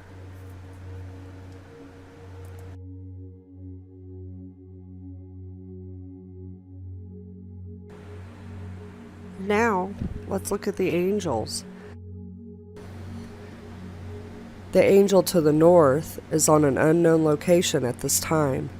It is in northern Europe and does sit on a 5-point directional change that the magnetics will follow. The angel to the east follows the tropic line, which is a steady flow of quakes that occur along this line. It is giving us our east to west energy to generate some major magnetic push.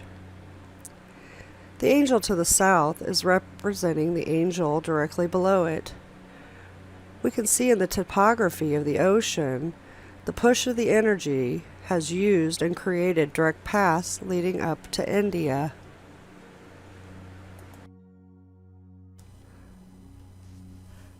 So let's look at the Mount Gall area first. What we see here are quite a few massive volcanoes and calderas in the area. These would have been devastating on the whole Gall area as recorded in the Book of Miracles. We have the Cantal volcano, some ancient unnamed calderas, Mount Vesuvius, Mount Etna, Santorini, many undersea volcanoes.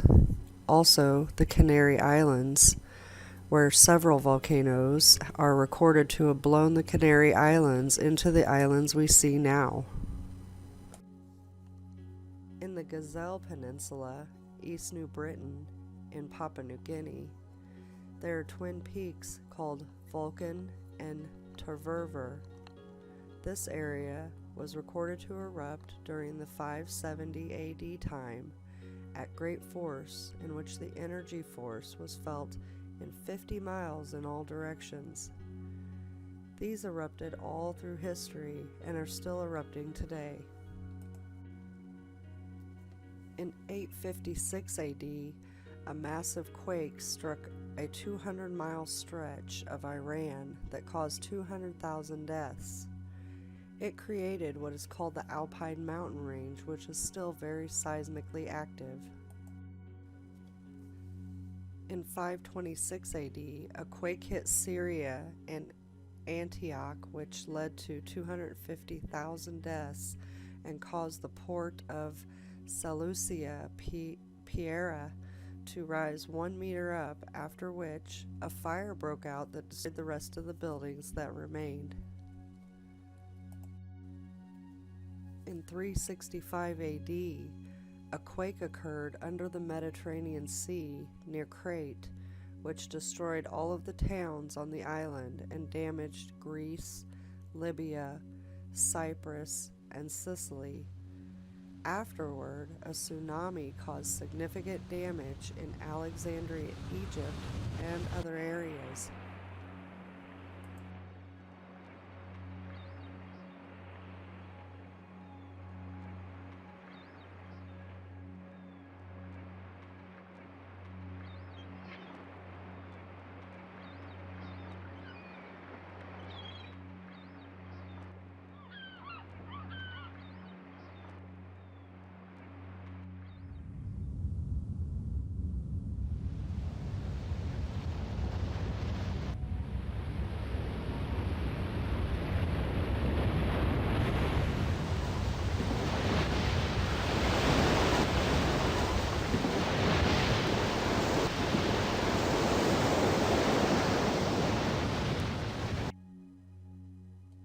In 79 AD, the great Mount Vesuvius erupted, destroying Pompeii and Herculaneum. Prior to the eruption, it was warned with a series of great quake swarms. This was discovered in 1631 AD while cleaning up from another eruption, but it wasn't completely discovered until the 20th century, when the entirety of the fate of the town was discovered, with the bodies of the residents still there, plastered in time, and showing the agonies of their death still on their faces of the entombed bodies.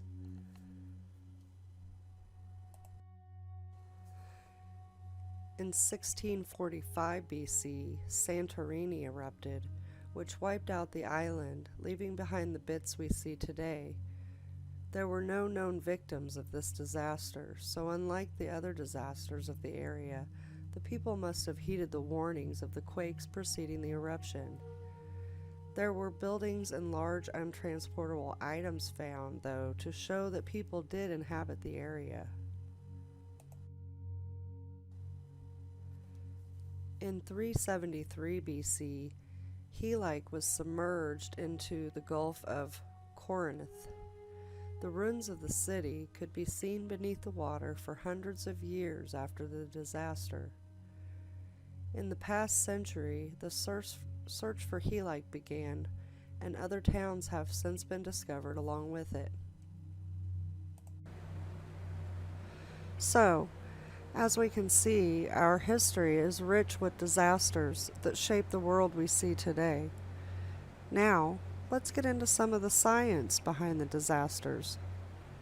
A VEI is the Volcanic Explosion Index.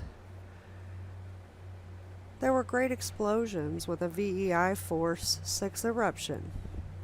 A magnitude registered at this capacity will have effects that will cause tsunamis 150 feet tall, and ships 50 miles away will be blasted by the hurricane force winds. This is like setting off atomic bombs from the inside out, to give a comparison. The winds are the energy force. 50 miles is a massive area to feel the force in all directions. With earthquakes, we average a tremble of about 2 to 4s on the Richter scale. When we do get into the 5s, these are the ones that we start to feel. These do occur regularly through the realm. How it works is kind of like a build-up. The cycle runs through on the smaller scale and builds as the energy comes back through. These 5s then lead to 6s. But when we hit the 6 range, typically there's a reset, and we go back to the smaller ones to begin the cycle again. It is not as common to feel the large quakes on a regular basis as in the past. Each number on the Richter scale is 10 times more powerful than the previous number. And to compare to the volcanoes we are speaking about, a typical volcanic eruption, not the monsters we speak about from the past, are comparable to a size 5 earthquake.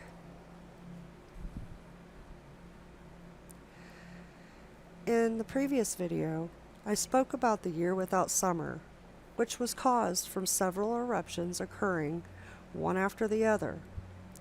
The largest of those during that time was Mount Tambora, which registered at a 7 VEI. Mount Vesuvius was between a 7 and an 8 VEI, and if Yellowstone erupted, it would likely be between an 8 and a 9 VEI, just to give an idea of the scale we're looking at here.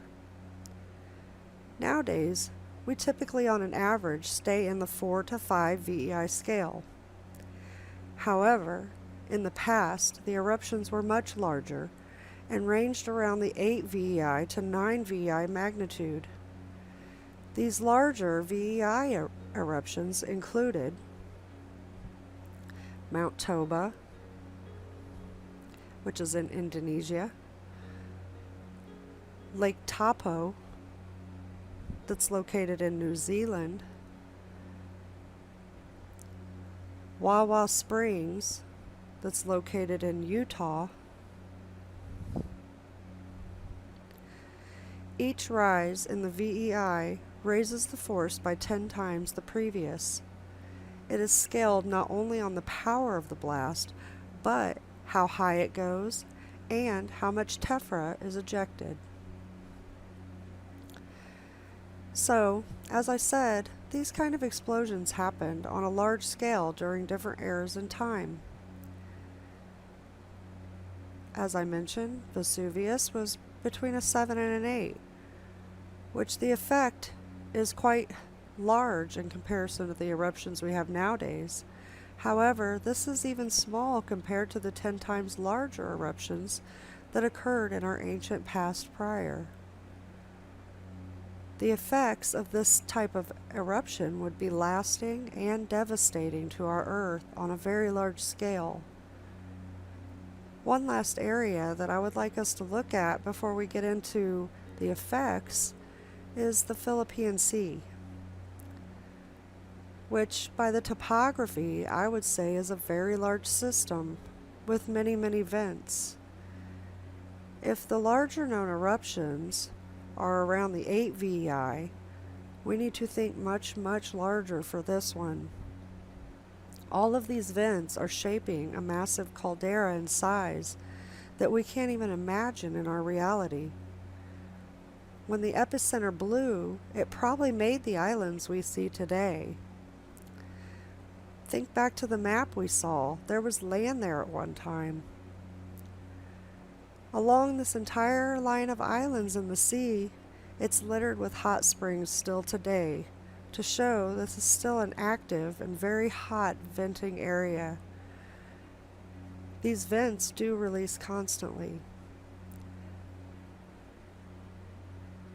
So, now that we've talked about sizes and scales, let's talk effects. Volcanic ash can travel across the realm and affect the other side of the world. The larger explosions we are talking about would reach the upper atmosphere and cause a darkening of the sun and acid rain. One of the most deadly effects of a volcano is the ash coming from the eruption, which carries poisonous gases that are harmful to humans, plants, and animals alike. A multitude of dangerous particles and gases, such as aerosols, are carried in volcanic ash. Some of these include carbon dioxide. Carbon emissions can contribute to serious climate changes, which can affect humans and animals. It can alter water supplies and weather patterns, changes in growing seasons for food, and threaten coastal communities with increasing sea levels. Exposure to high levels of carbon dioxide can cause incapacitation and unconsciousness, headaches, vertigo, and double vision. Also, inability to concentrate, tinnitus, and seizures. Breathing too much can be life-threatening. Long-term effects of exposure may cause change in bone, calcium, and changes to the body's metabolism. Another is the sulfates, known as sulfur dioxide. It affects human health when it's breathed in. It irritates the nose, throat, and airways, causing coughing, wheezing, shortness of breath, or a tight feeling around the chest.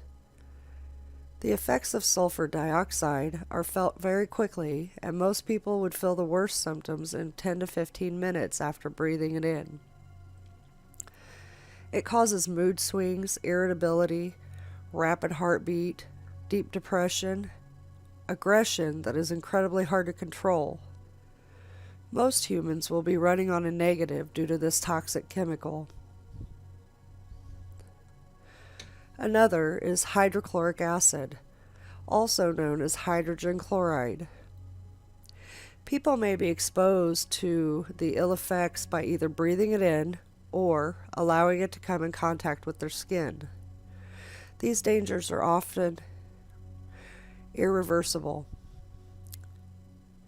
Inhalation of the substance may cause coughing, hoarseness, inflammation, and ulceration of the respiratory tract or chest pain. When hydrochloric acid comes in contact with your skin, you are at risk for severe burns, ulceration, or even scarring.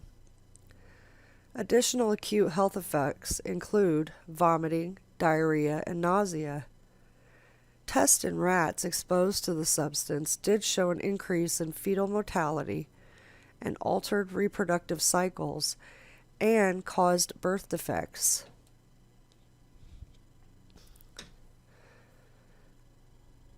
And finally, hydrofluoric acid. The vapor can cause severe burns to the eyes, which may lead to permanent damage and blindness. Also is irritating to the eyes, skin, and respiratory tract. Exposure to higher concentrations can result in serious damage to the lungs, and fatal pulmonary edema may develop after a delay of several hours. Brief exposure, around 5 minutes, may be fatal to humans. Ingestion of this can produce severe injury to the mouth, throat, and gastrointestinal tract, and may be fatal. Excessive exposure may affect the brain. On the environment, it acts as a greenhouse gas, influencing great climate change.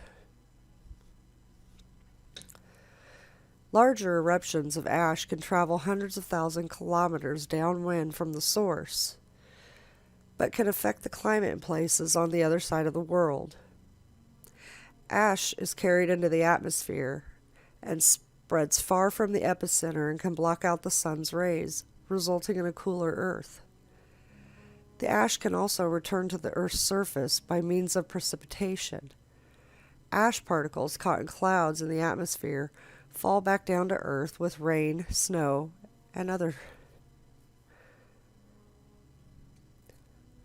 Volcanic ash can also contaminate our water supply, which can lead to illness and effects described during these plague outbreaks.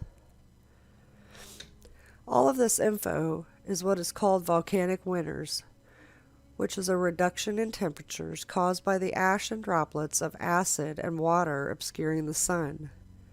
Each of these major eruptions would lead to a 2 to 3 year winter after the eruption. All of this lines up with our minimum periods, showing us the cause of the cold recording during the periods in history.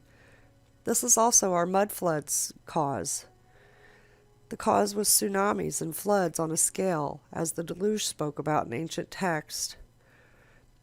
And finally, this is also the cause of the plagues of history. Now, what I'm sure a lot of people may be wondering is there anywhere safe in this world? Well, from what I can tell, I'd say most of Africa would be a safe zone, as well as most of the central and north part of South America. Also Asia, especially around the Himalayas, as these are highlands. As we can see when we look at the topography, there isn't a lot of extra land under the water in these areas. So yes, safe zones are possible in the highlands, but we have to make sure it's not volcanic areas. To learn this information, we must study the topography and understand there are many what science calls extinct volcanoes that may be dormant, but these are going to come to life again. I don't believe any of these are extinct. They're just lying dormant, waiting their turn to turn back on. These areas should be avoided by populace for survival. So, let me wrap up this bit by adding that I'm not trying to alarm anyone, but simply educate on our Earth's history in a way that mainstream doesn't give, and to educate people that these cycles have been occurring and will continue to occur through time. With the knowledge of how our world works, we can be okay during these cycles when we understand them as the ancients did. Thank you.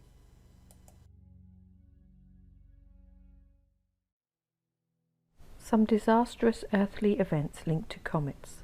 Comets are among the most interesting celestial objects out there. Some are visible to the naked eye, and with their predictable orbits we should always see them, provided we know where and when to look. However, ancient civilizations did not have such knowledge. Comets were mysterious objects that were often considered good or bad omens, mostly bad. Halley's Comet is one of the most famous comets out there. It returns at roughly 75-year intervals, and there are historical accounts of its sightings. However, ancient civilizations did not realize they were looking at the same comet until Edmund Halley concluded that the comet spotted in 1531, 1607 and 1682 were actually the same. He predicted it would return again in 1758. The comet returned in 1758, but Halley was dead by then. The comet was named after him anyway. Halley's Comet returned again in 1835, which was the same year that the famous writer Mark Twain was born. Twain died on April the 21st, 1910, when Halley's Comet once again was visible. Mark Twain predicted his death and linked it to the passage of the comet. He remarked, "I came in with Halley's Comet in 1835. It is coming again next year, and I expect to go out with it. It will be the greatest disappointment of my life if I don't go out with Halley's Comet. The Almighty has said, no doubt. Now here are these two unaccountable freaks. They come in together, they must go out together." In March 44 BC, a group of Roman senators assassinated Julius Caesar over concerns that he would declare himself king. 4 months later, a huge funeral festival called Ludi Victoriae Caesarius was held in his honour. A great comet appeared in the skies during the ceremonies and remained visible for 7 days before disappearing. Today we remember that comet as the Great Comet of 44 BC. Astronomers say it is one of the brightest comets to have ever appeared in the sky, and it was also recorded in ancient China. Another great comet soared past the Earth in 1264. Today we call it C/1264 N1, or the Great Comet of 1264. It was very bright and remained visible for 4 months, starting in July. At the time, people already had some superstitions about comets, and seeing one was considered a forewarning of impending disaster. On October the 14th, 1066, troops loyal to King Harold II of England faced the Norman army led by William the Conqueror in the Battle of Hastings. The battle was decisive. King Harold was killed, and William the Conqueror went on to take his throne and become the ruler of England. Halley's Comet, which had appeared in April that year, was linked to the battle. As I have already mentioned, people of the day had not yet realised that the comet was a periodic one that came around every 3/4 of a century. That year, Halley's Comet was so bright that it was 4 times the size of Venus and around 25% as bright as the Moon. On October the 20th, 1811, Europeans and Americans watched in awe as a bright comet made its closest approach to the Earth. This was the Great Comet of 1811. The comet had showed up in March, even though no one was expecting to see one at that time. Some Americans became paranoid and suggested that it was an omen of some upcoming disaster. That disaster came on December the 16th, when the great earthquake shook the Midwest and southern United States. The earthquake was so intense that the Mississippi River temporarily flowed backwards. Americans soon linked the comet to the earthquake. They blamed it again when the US and England went to war the following year. The comet did favour other parts of Europe, though. Grape planters had a very good harvest, which was ascribed to the passage of the comet. They even called the wines made from the grapes harvested that year comet wine. A bright comet passed the Earth in 1680. Predictably, it's now called the Great Comet of 1680. This comet was of interest to several scientists, including Sir Isaac Newton, who used it to confirm a gravity theory he had proposed. In addition, Edmund Halley used it to determine the orbit of 24 comets. Mathematician William Whiston later studied the Great Comet of 1680 and concluded that it had made earlier flybys thousands of years beforehand. He said the comet strayed so close to the Earth during one of the flybys that water from its tail fell to the surface. Whiston added that the gravitational force of the passing comet also forced water out of the Earth's crust. Whiston concluded that the massive rainfall from the comet's tail and the huge amounts of water that reached the Earth's surface from below caused the massive floods mentioned in the Bible, the same one that Noah built an ark to escape.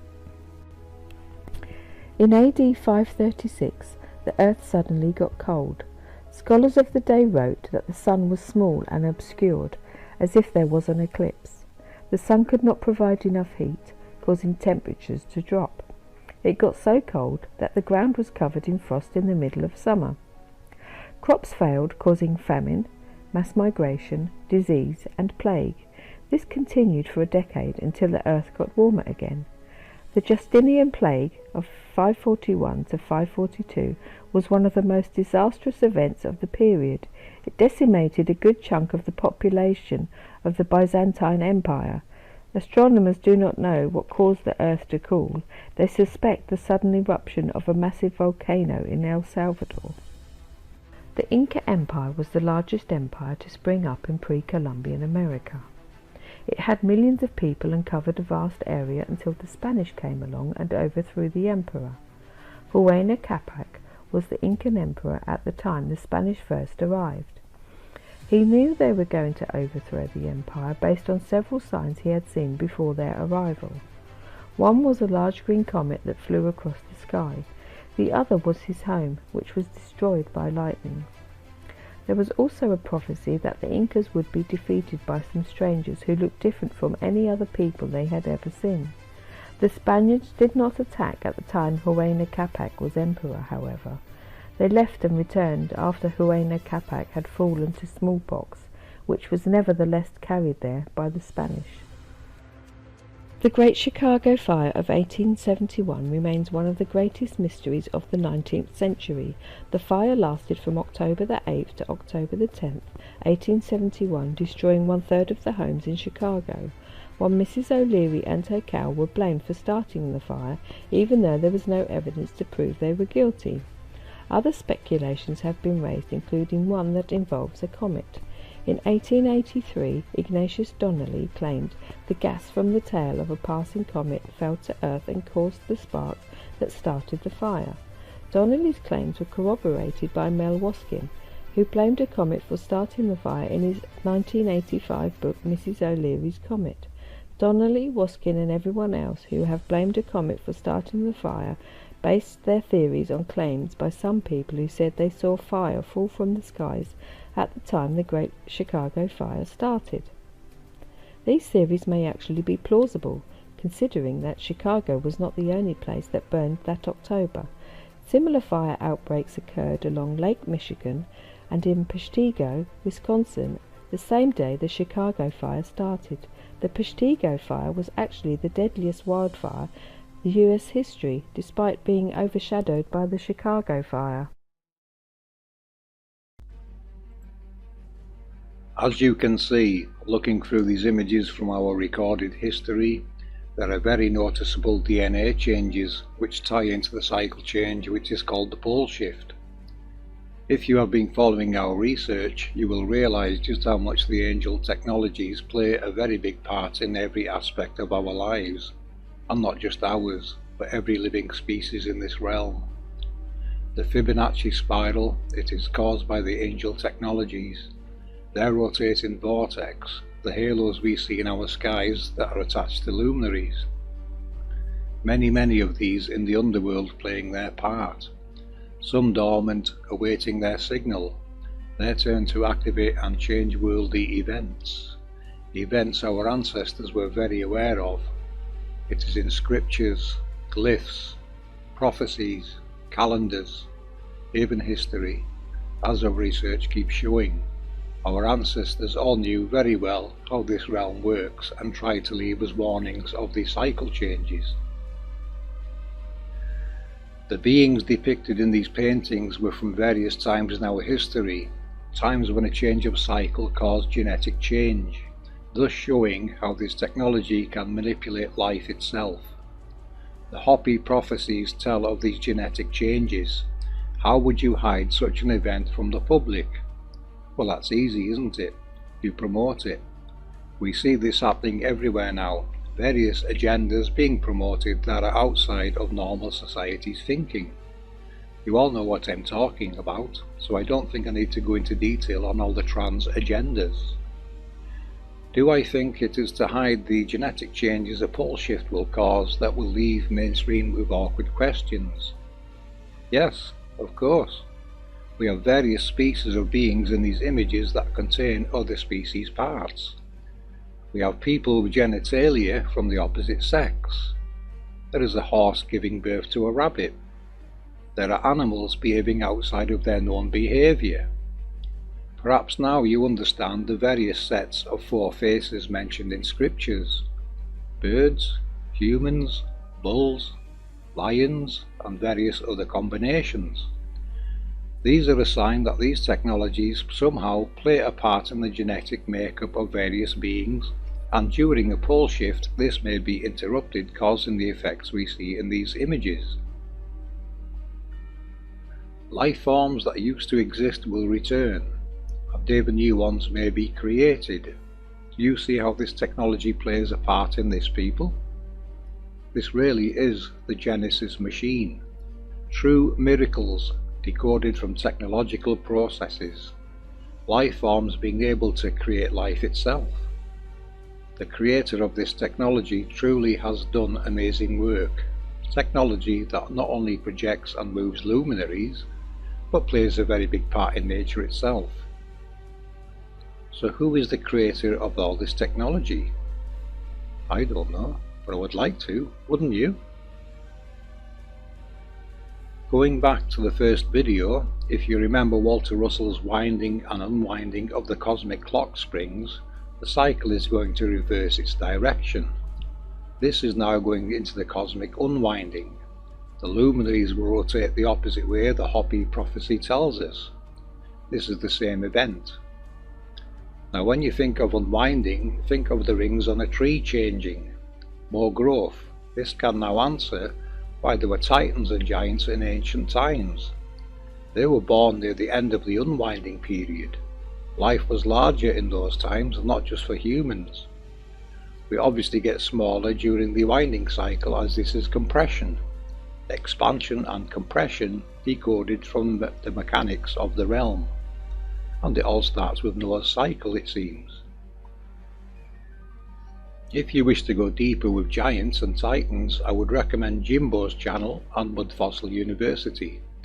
Roger's work not only proves the DNA of these petrified titans to be human, but his amazing work in biology also perfectly shows this to be the case when he identifies various parts of human anatomy. You will find the links to their channels below this video. We really need to consider all of this, people. Not only this, but our diet too. What should we be eating and drinking? I'm pretty sure it's not GMO or chemically sprayed foods. In what way could these cause problems during such a pole shift event, you should ask yourself. What is in the food and water we consume? What is the ultimate human diet? What is in vaccines and medications that can affect us during this event? Not to mention 5G with its genetic changes at the molecular level. Think really hard on this one, people. We are not here to fearmonger, merely to inform on how this realm really works and how it interacts with all of the life forms therein. Our ancestors knew and understood this very well, and for very good reasons. All these golden ages come and go every 400 years and will continue to do so forever. This is for you to know. Be sure to inform the people of 2400, 2800, 3200, 3600, etc., etc., etc. Know thy world, only then can you be at one with it.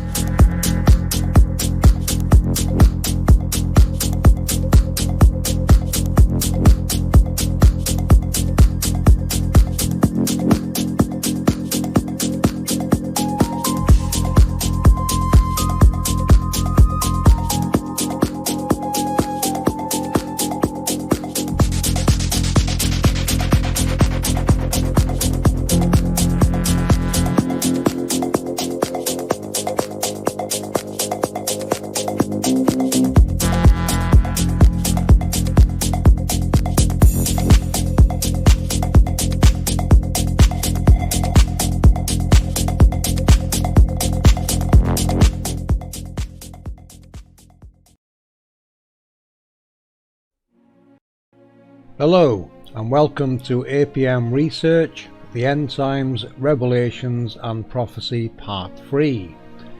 In this video, Sandra will be showing you more from the Book of Miracles and focusing on comets.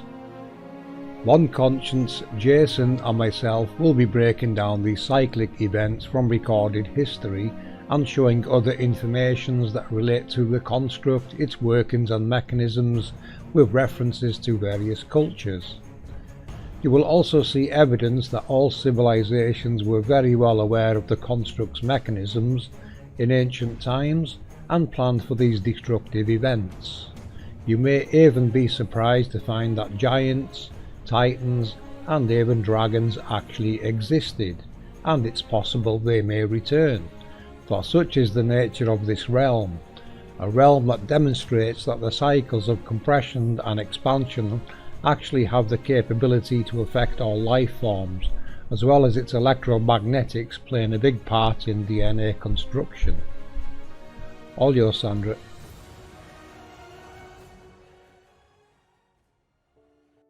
In the year AD 595, in the time of Muhammad, something wondrous and fearsome appeared.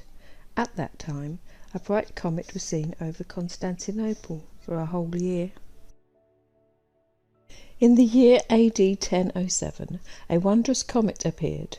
It gave off fire and flames in all directions.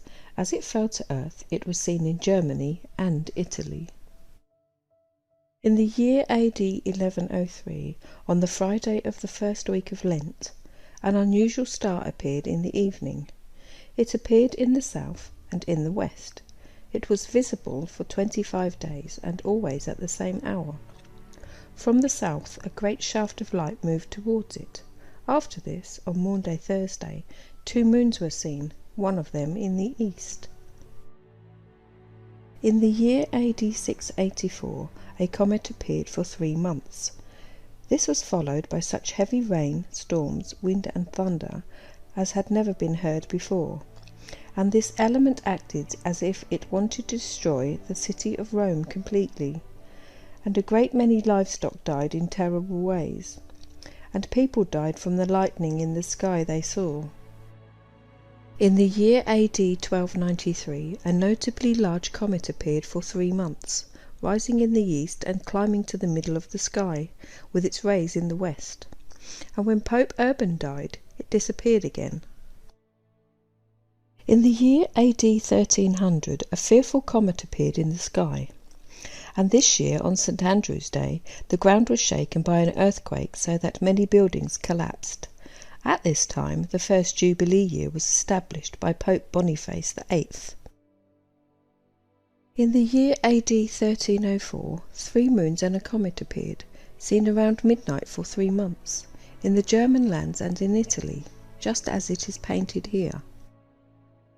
In the year 1438, in the time of King Albrecht, Duke of Austria, and son-in-law of Emperor Sigismund, a great darkening of the sun was seen in the daytime, and also a great comet with a tail was seen in the city of Liege. This was followed by great bloodshed.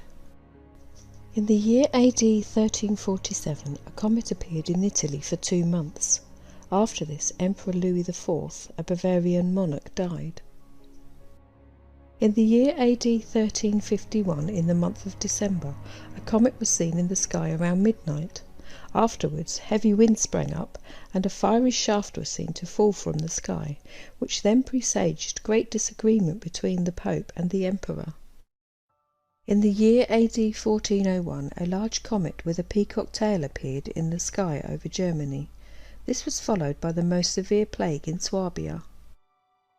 In the year 1456, in the month of June, a comet appeared, and within a year of that, a yet bigger one, which looked really terrible, and was seen in Germany, just as it is painted here. In the year AD 962, a great and wonderful comet appeared in the sky in Italy. This was followed by a great famine, so that many people perished and were found dead in alleys. In the year 1506, a comet appeared for several nights, and turned its tail towards Spain. In this year a lot of fruit grew, and was completely destroyed by caterpillars or rats. This was followed 8 and 9 years later in this country and in Italy by an earthquake so great and violent that in Constantinople a great many buildings were knocked down and people perished. In the year 1519, on the 14th day after the death of His Serene Highness the mighty Roman Emperor Maximilian of glorious remembrance, this comet was seen over the city of Mainz for 2 whole days, so positioned in relation to the Rhine that the star pointed upstream and the cross downstream. In the year 1519, after Christ our Saviour, around the time of his birth, the comet drawn here was seen in the middle of the night near Krafnitz, turned towards Strasbourg. In the year 1527, on the 11th of October, at 4 o'clock in the morning, this comet was seen in Westrich for 3/4 of an hour, and then it disappeared again. It was extremely long and yellowish red, like a diluted blood in colour. At the front the head was like a bent arm, as if it had a sword in its hand, and was poised to start striking with it. And at the point of the sword there were 3 big stars, and from the stars there issued a cloud-coloured stream, which was longer than the comet's tail, just as it is painted here. In the year 1527, several streaks like long spears were seen next to the comet, with several faces and small swords in amongst them, all intermingled in a pale red colour. Between them could be seen several large flames that blazed very brightly and with a fiery light, and the faces with hair and beards the colour of grey clouds were seen here and there to be flickering through each other, as if they were laying in water that was flowing in rivulets of blood, and as if everything was mixing up together, which looked so terrifying that many who saw it died. In the year 1531, on St. Bartholomew's Day, a comet was seen for some time in the sky every night in Strasbourg and in other places, just as it is painted here. In the year 1531, 4 comets appeared in the sky opposite one another, such that they could be seen in certain places in the Netherlands, just as they are painted. In the year 1531, a comet was seen in the Netherlands, which showered fiery flames like a blacksmith making sparks from iron. Quite fearsome to see, just as is painted here. Of the comet or comet's tail as it first appeared in certain of the High German districts around the 10th of August, and then for many nights, more than a lance in length, 1½ shoes wide, was seen in the sky 1531 years after the birth of Christ. In the year 1533, on the 27th of July, at 2 o'clock after midnight, a terrible comet appeared and was also seen for many days after this, which the astronomers interpreted when unrest later broke out in Germany. In the year 1542, on St. Rupert's Day, the 27th of September, a comet was seen in the sky not far from the moon for many days, just as it is painted here. In the year 1543, on the 4th day of the month of May, a terrible comet was seen in the sky over Pforzheim and in the village of Zesenhausen, with many fiery flames falling from it, and after this there followed many strange things.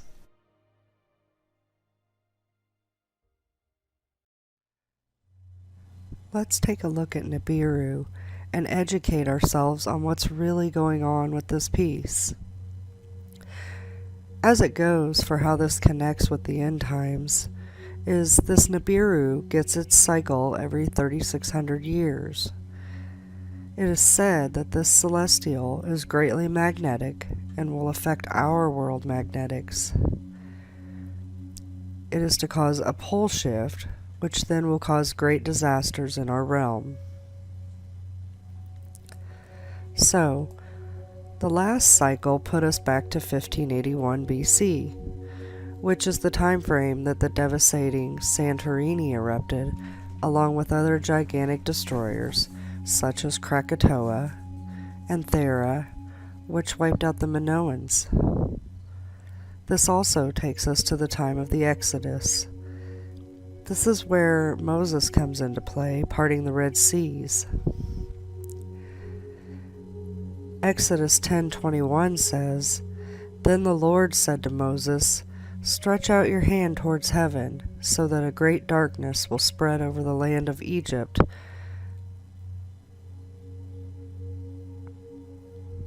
a palpable darkness. So, we see that Moses is active during the Nibiru cycle. During that time, the earth suffered great cataclysms. It is recorded that a celestial body appeared in the heavens, a new comet they called it, causing the eventual disappearance of the glacier layer.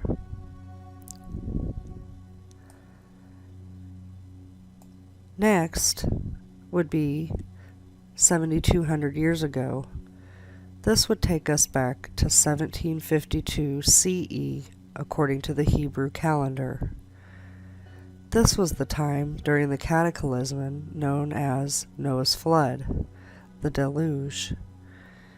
There were sudden changes in temperature, violent storms, and water avalanches from ice breaking into the ocean, creating huge tsunamis that we can't even imagine in our reality today. So, now we can see that Noah was active during one of the Nibiru cycles.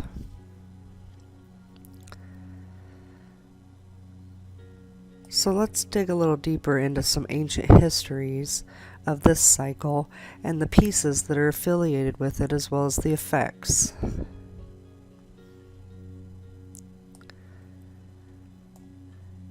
Nibiru has several names: the Destroyer, Wormwood, Hercolumbus, and Comet Typhon.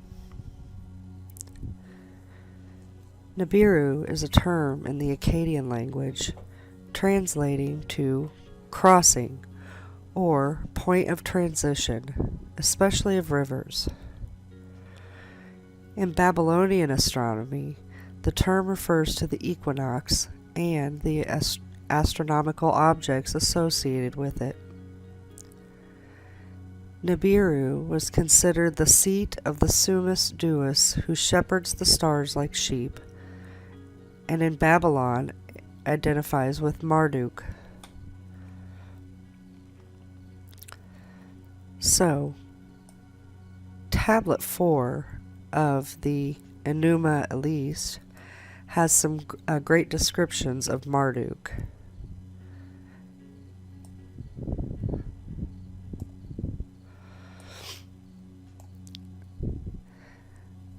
They prepared him for a lordly chamber.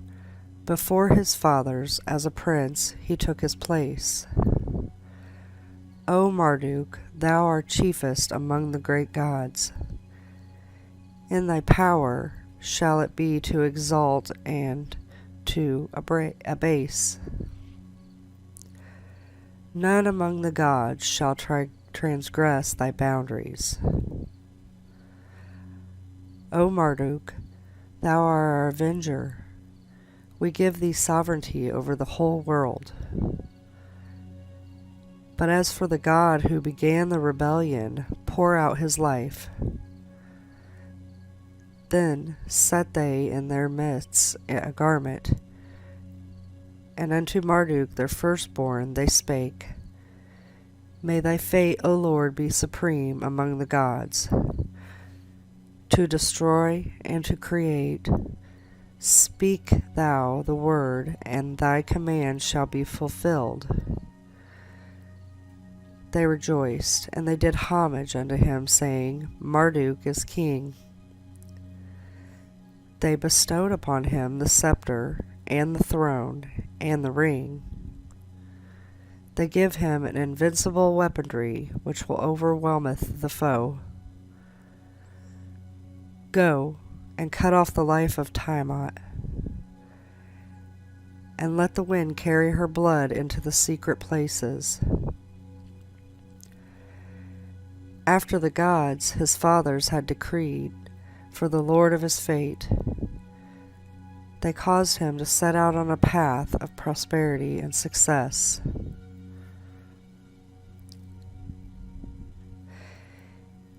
He made ready the bow. He chose his weapon. He slung a spear upon him and fastened it. He raised the club in his right hand, and he grasped it. The bow and the quiver he hung at his side. He set the lightning in front of him. With burning flame he filled his body. He made a net to enclose the inward parts of Tiamat. The four winds he stationed so that nothing of her might escape. The south wind and the north wind, the east wind and the west wind. He brought near to the net, the gift of his father, Anu. He created the evil wind and the tempest and the hurricane, and the fourfold wind and the sevenfold wind and the whirlwind and the wind which had no equal.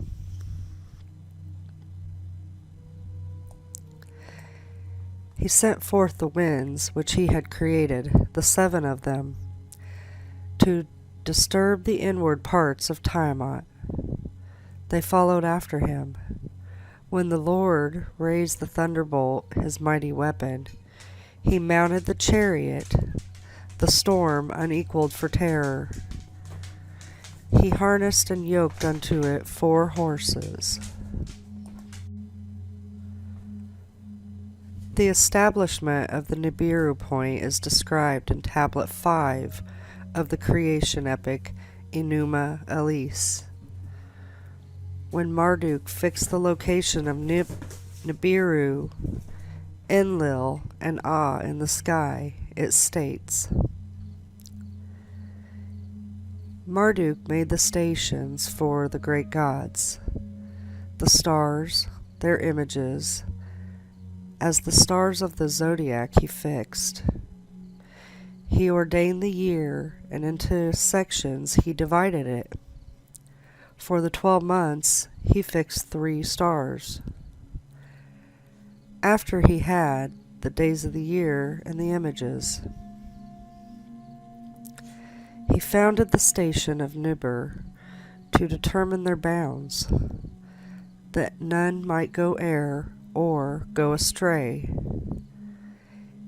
He set the station of Bel and Ah along with him. He opened the great gates on both sides. He made strong the bolt on the left and on the right. In the midst thereof he fixed the zenith. The moon god he caused to shine forth. The night he entrusted to him. He appointed him a being of the night to determine the days. Every month, without ceasing, the crown he covered him, saying, At the beginning of the month, when thou shinest upon the land, thou commandest the horns to determine 6 days, and on the 7th day to divide the crown. On the 14th day thou shalt stand opposite the half.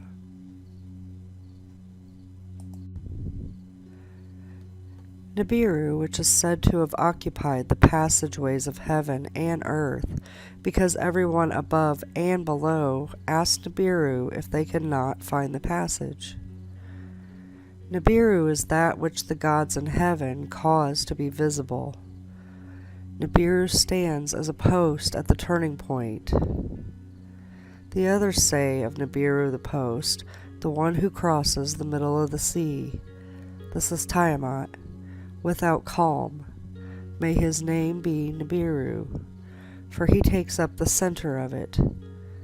The path of the stars of the sky should be kept unchanged.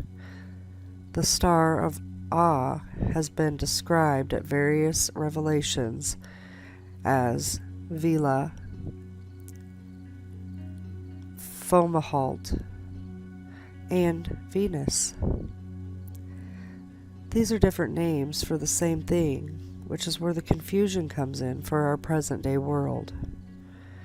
Many different names for many different gods, celestials, lands, and so on for different regions, languages, and religions lead to the confusion for us whom aren't educated in the histories properly.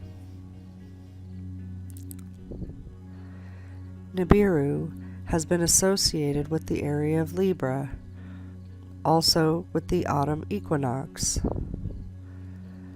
The Mole Alpin says, when the stars of Enlil have been finished, the big star, although its light is dim, divides the sky in half and stands there. This is the star of Marduk, Nibiru. It keeps changing its position and crosses the sky.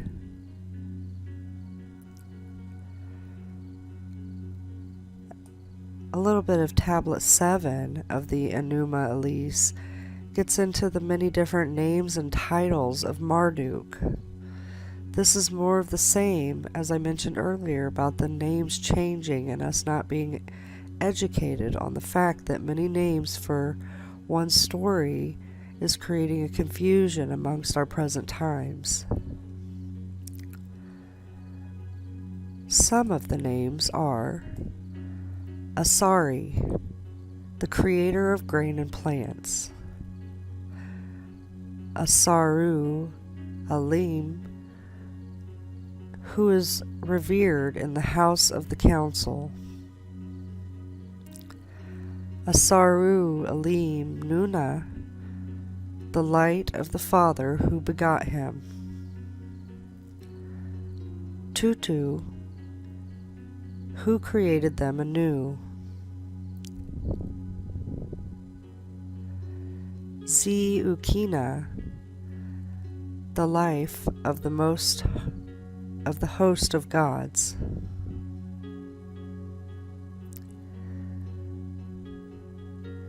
Ziazag, the bringer of purification. Sagzu, founder of the assembly of the gods, knows the heart of the gods.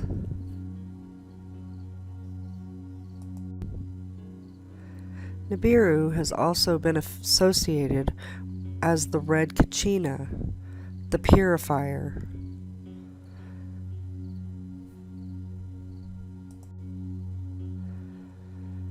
Now let's look at some of the Bible verses that speak of wormwood and the effects on our world. Revelations 8:11 and 12 say, "The name of the star is wormwood. A third of the waters turned bitter like wormwood oil, and many people died from the bitter waters." Then the fourth angel sounded his trumpet, and a third of the sun and moon and stars were struck. A third of the stars were darkened, and a third of the day was without light, and a third of the night as well. We also have several verses that basically all say the same thing. We have Isaiah 13:10, Ezekiel 32:7, Joel 2:31, and Joel 3:15. For the stars of heaven and their constellations will not give light. The sun will be darkened when it rises, and the moon will not give light. Matthew 24:29 is much of the same, but it also adds that the stars will fall from the sky. Zechariah 13:8 and 9. And in all the land declares the Lord, 2/3 will be cut off and perish, but a third will be left in it. This third I will bring through the fire. I will refine them like silver and test them like gold. They will call on my name, and I will answer them. I will say, they are my people, and they will say, the Lord is our God. Revelation 6:12 says, And when I saw the Lamb open the sixth seal, there was a great earthquake, and the sun became black like sackcloth of goat hair, and the whole moon turned blood red. Revelations 8:7. Then the first angel sounded his trumpet, and hail and fire mixed with blood were hurled upon the earth. A third of the earth was burned up, along with a third of the trees and all the green grass. Revelation 9:15 says, "So the four angels who had been prepared for this hour and day and month and year were released to kill a third of mankind." Revelations 9:18, "A third of mankind was killed by the 3 plagues of fire, smoke, and brimstone that proceeded from their mouths." And Revelations 12:4, "His tail swept a third of the stars from the sky, tossing them to earth. And the dragon stood before the woman as she was about to give birth, ready to devour her child as soon as he was born."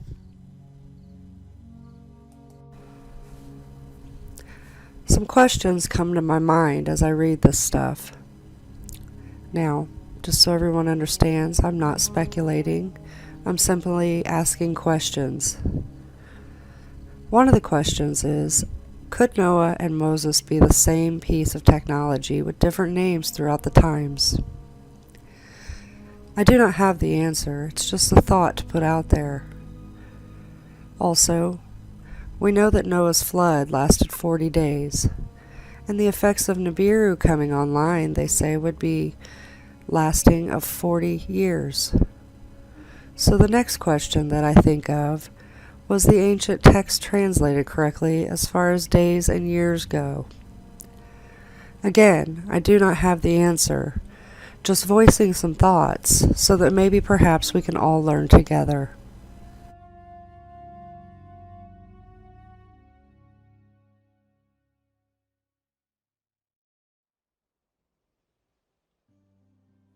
Ragnarok, the epic final battle in the Norse mythology that brings about the end of the world. Gods fighting giants to the death. The sun goes dark and the earth is consumed by the fire from whence it came. It's the total opposite of the creation myth.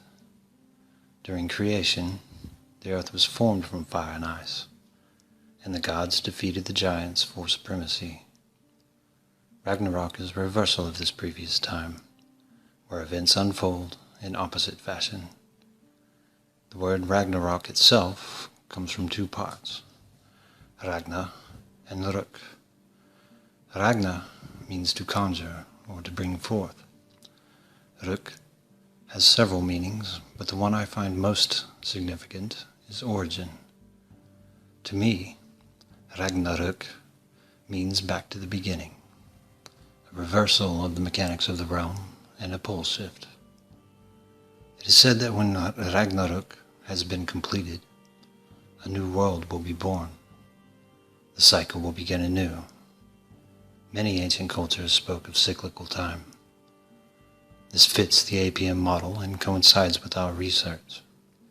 It is not an end to things, but a gradual return to a beginning stage to start anew. The winding and unwinding of the cosmic clock springs is how Walter Russell put it. Walter clearly figured out the realm's workings and embraced it in his work, which fits in with the APM model.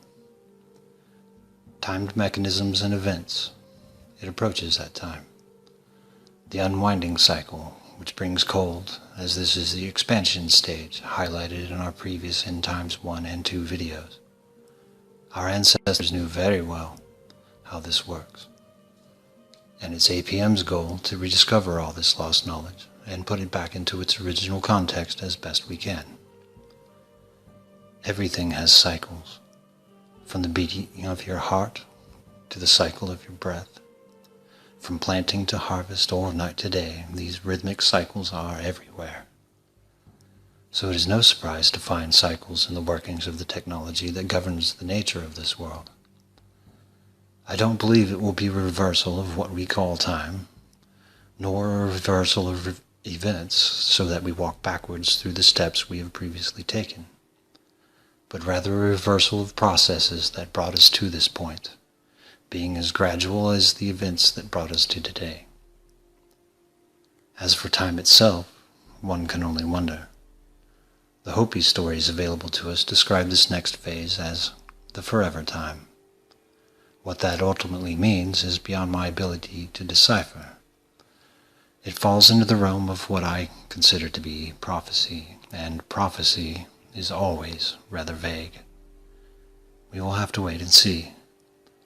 Prophecy, to us, is ancient knowledge passed down from many generations that gives us clues and knowledge in relation to how this realm truly works, and leads us to be aware of the destructive events that are in its cycles.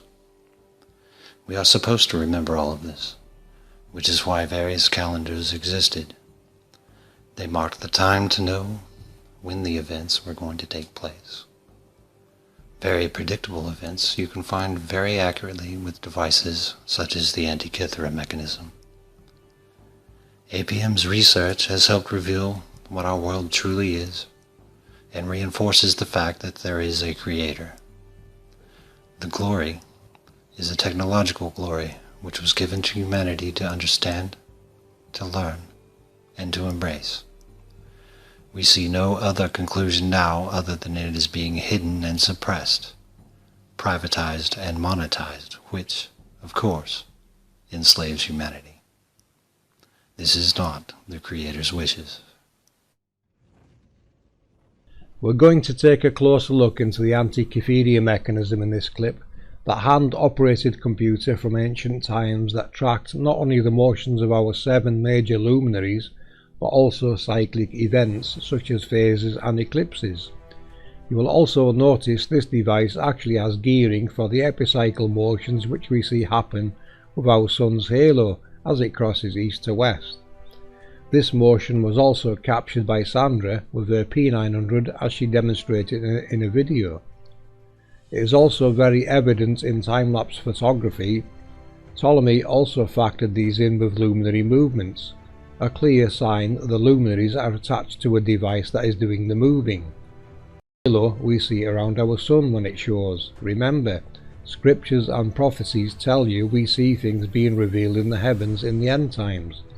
Revelations just means it will reveal itself, and it is. I want you to take notice of these two parts of the Antikythera mechanism that relate to various lunar cycles. If you look, you will see they have a definite cycle to follow that gets to a certain point and resets. It is definitely a countdown timer that we want people to look into further. Those people that understand these cyclic events and what exactly happens next. When I looked into the word Saros, it decoded as 360, a sign that it has reached the end and will restart again. What I want is for people to study this mechanism and find what happens when this event happens within this mechanism. Does it reset anything? Does another event or timer start?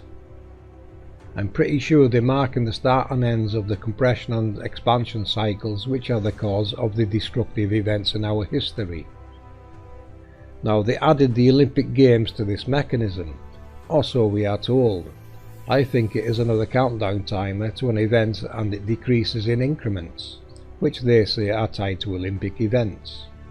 The passing of the torch may have another meaning that has been hidden. Perhaps the journey used in the paths of this event play a part in this cyclic event, because I don't think something so complex as this mechanism was designed for things like games. No, it is another rabbit hole to more information and understanding of these events, if anything. If you understand these cycles within this mechanism and can shed more light on this matter, do post in the comments below please. Now these two cycles here reminded me of Walter Russell's winding and unwinding of the cosmic clock, the expansion and compression cycles our realm undertakes every 400 years or thereabouts. Saros decoded as 360, this could be 360 years. The Mayan long count calendar had a 394 year countdown to which we think is the same event. The end times or revelations, a change in the mechanism mainstream will call a pole shift event. Take a good look at this mechanism people, it was so accurate it can still be used today to plot past, present and future luminary events. There is a lot more going on here than meets the eye. The APM perspective on comets now is that there are more projections, timed cycles that are there to remind us of a mechanism change, a warning that there may be destructive or other events. I remember watching Comet Hale-Bopp in the 1990s and noticing it change direction every night. At the time I assumed it was something to do with the Earth's rotation, but since now realising the globe is fake and it is the luminaries actually moving, this tells me that comets are actually changing direction and following preset paths. A good example of that was read by Sandra from the Book of Miracles, where a comet perfectly aligned with a river and caused its flow to reverse. Again, more evidence of electromagnetics below and above having interaction locally and not affecting every river in the lands. This is telling you that the comet's projector was actually below that river. If the luminary is directly overhead, then its projector is directly below. This would make sense with the flow of rivers. Remember, the word currents does not only relate to water.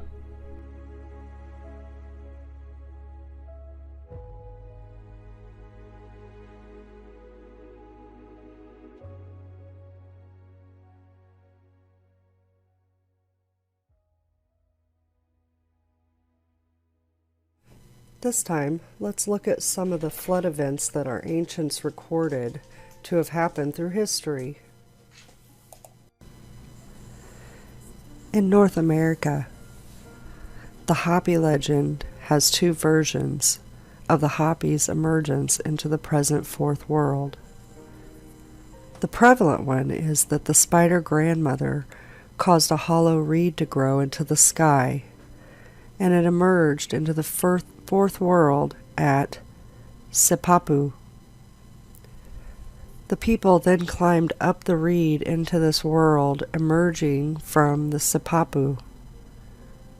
The location of the Sipapu is given as the Grand Canyon. The other version has it that Tawa destroyed the third world in a great flood. Before the destruction, Spider Grandmother sealed the righteous into hollow reeds, which were used as boats. On arrival to a small piece of dry land, the people saw nothing but water even after planting a large bamboo shoot, climbing to the top and looking about. Spider Grandmother then told the people to make boats out of more reeds and use the islands as stepping stones along the way. The people then sailed east until they arrived on the mountainous coasts of the fourth world. In either story, it finishes with the Hopi traveling to the extremities of the land in all directions, building cities, and in abandoning them as they went, leaving markings on the rocks to show they had been there. Far in the north was land of snow and ice, which was called the back door of the fourth world. This was closed to the Hopi. However, they did record that others came through the back door into the land. Eventually, the Hopi finished their migration and ended up at their current location in northeastern Arizona. We also have flood tales of the Saanich. These are nations from the north coast of the Gulf and the San Juan Islands, southern Vancouver Island, and the southern edge of the lower mainland in British Columbia. They called themselves the saltwater people because they lived from the bounty of the ocean and the land. Their summer homes were among protected bays and inlets of the Gulf Islands. Their winter homes were in Sonic, meaning emerging land, or emerging people since the time of the Great Flood.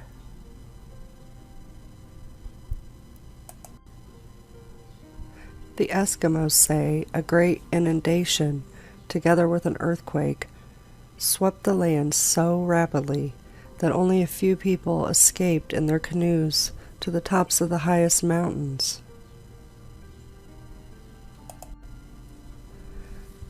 Other tales for North America include the comics people with the legend of Quinish,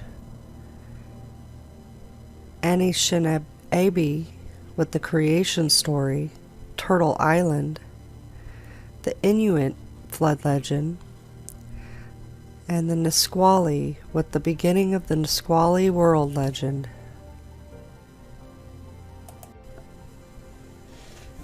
In Mesoamerica, one myth documented among the Teapanic and Hoxtecs has a man and his dog as the sole survivors of the deluge. But the man finds out that the dog takes the shape of a woman during the day when he is away. The man and dog woman are then left to repopulate the earth. Another myth, found among the Aztecs and the Teutonic people, relates how a human couple survive by hiding in a hollow vessel and start to cook a fish when the water subsides. When the smoke reaches the heavens, the gods become angry and punish them by turning them into dogs or monkeys, depending on the version.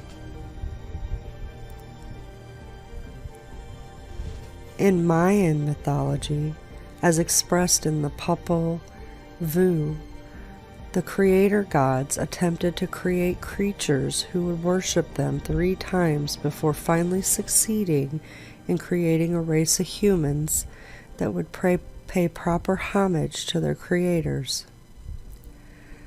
The 3 previous creations were destroyed. The third race of humans, carved from wood, were destroyed by a flood, mauled by wild animals, and smashed by their own tools and utensils. Mayan flood myths, recorded by Diego de Landa, and in the Shilam Balam of Chumael, holds that the only survivors of the flood were the 4 Bacabs, who took their place as upholders of the 4 corners of the sky.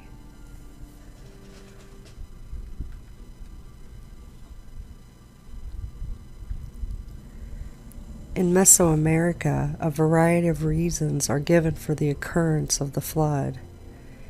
Either the world was simply very old and needed to be renewed. The humans had neglected their duty to adore their gods, or they were punished for a transgression. Many of the modern myths include, obviously, Christian references, such as the murder of Abel by Cain as the reasons. In Mesoamerican myth, the flood was but one of several destructions of the creation, usually the first of 3 or 4 cataclysmic events, although there is some evidence that the Aztecs considered the flood to be the 4th.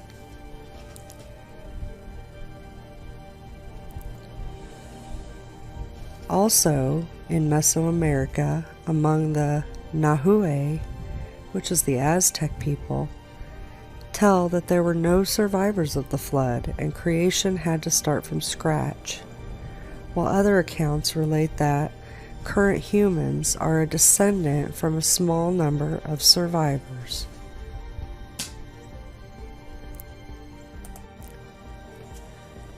In South America, we have the legend of Tren Vilu and Keke Vilu. It is a Mapuche flood tale that tells the story of a fierce battle between 2 mythical snakes. Tren Vilu. Tren means related to the earth, and Vilu means snake. And the Keke Vilu. Keke means related to water, and Vilu, of course, snake. It gives an explanation of how the south of Chile came to have its geography. According to the Mapuche, these two snakes were originally the children of the most powerful Pillans, who were converted into their animal forms as punishment. Peripillion's son was turned into a huge snake, that would be KK, and Antu's son turned into a huge snake, and that would be Tenten. They were to be enemies, just as Antu and Peripillion were. KK was sent to live into the sea to help care for it with the water spirits, and Tenten was sent to live on Earth and help care for the Earth and to help humanity. Thus, these two snakes were used as an instrument through which the will of the ancient Mapuche spirit was fulfilled. It is said that after KK awoke from his years-long slumber, he became enraged because of the ungratefulness that men showed for every gift given to them by the sea, and thus used his fish-shaped tail to hit the water. With it began a great flood. Since he had the desire to punish humanity and to incorporate all terrestrial life to its dominions, KK ordered the waters to flood the valleys and hills and to bring all of its inhabitants to the bottom of the sea.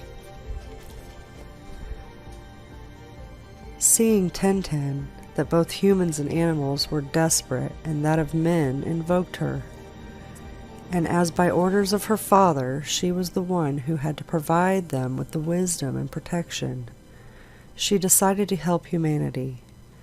Thus, she helped the inhabitants and the animals to escape by raising them on her back and taking them to the hills. And she transformed into birds those who were trapped by the waters, so they could escape by flying. Those who were drowning into fish and marine mammals, one of them being the origin of the talking dolphin. And those who had already drowned in Sampal, which is mermen and mermaids. Those who were immobilized by the terror they felt were transformed into Mankiel, which means petrified. But as the sea continued to rise, Tenten had to order the hills to increase height to counteract the power of KK. Angry, KK began to fight against Tenten in a titanic battle that lasted a long time until both snakes were tired. KK was partially defeated as he wasn't able to flood all of the land. However, the waters did not return completely to their old level, giving Chile its current topography. According to Chiloe tradition, KK was satisfied with the portion of land that he had managed to flood, and delegated his functions pertaining to the sea to the great Milalobo.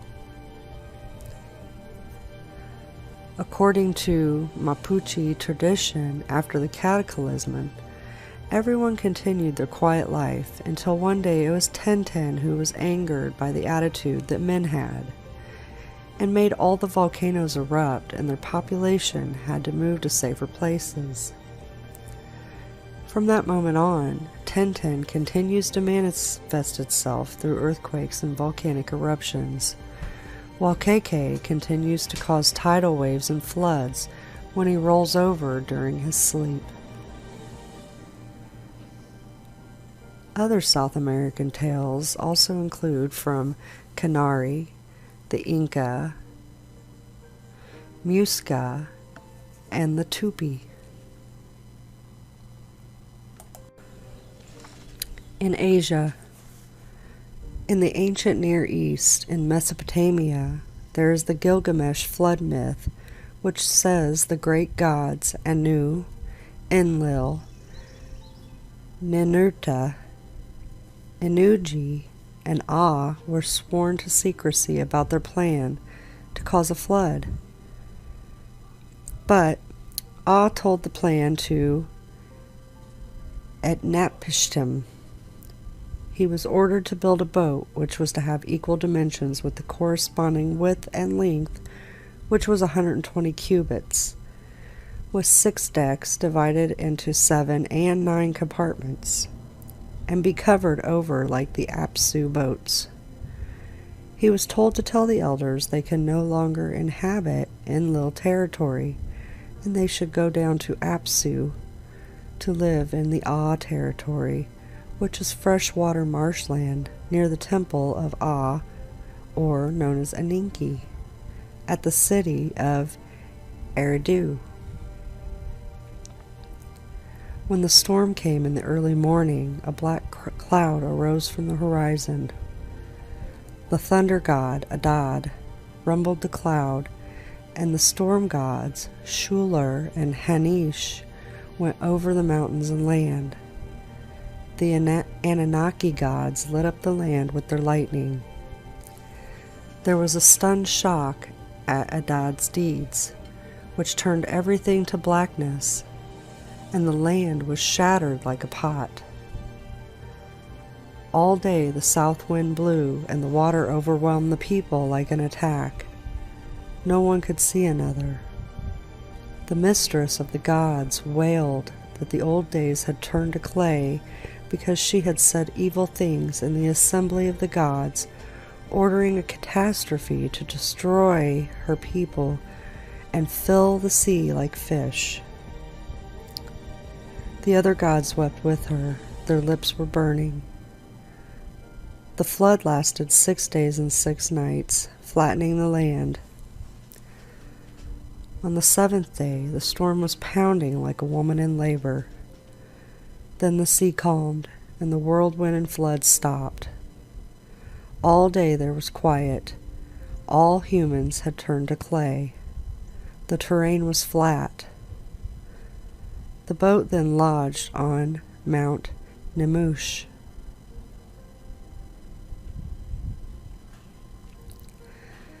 Other stories from the ancient Near East are the Sumerian creation legend, and in Abrahamic religions we have Noah's Ark, which we already covered previously, as well as the Islamic view of Noah.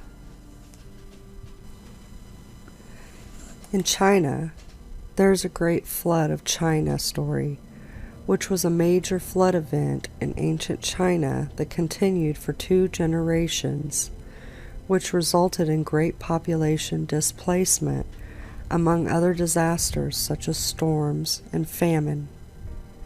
People left their homes to live on high hills and mountains. Dating has taken this event back to around 1900 BC, which is about 400 years after the Exodus event we discussed prior. The legend says it was during the reign of Emperor Yao that the Great Flood began. The flood was so vast that no part of Yao's territory was spared, and both the Yellow River and the Yangtze valleys were flooded. The nature of the flood is shown in the following quote. Like endless boiling water, the flood is pouring forth destruction, boundless and overwhelming. It overtops the hills and mountains, rising and ever rising. It threatens the very heavens. How the people must be groaning and suffering. In India, we have an incarnation of Lord Vishnu as a fish. He forewarns Manu, a human, about an impending catastrophic flood and orders him to collect all the grains of the world in a boat. In some forms of the story, all living creatures are also to be preserved in the boat. When the flood destroys the world, Manu, in some versions, are accompanied by the 7 great sages.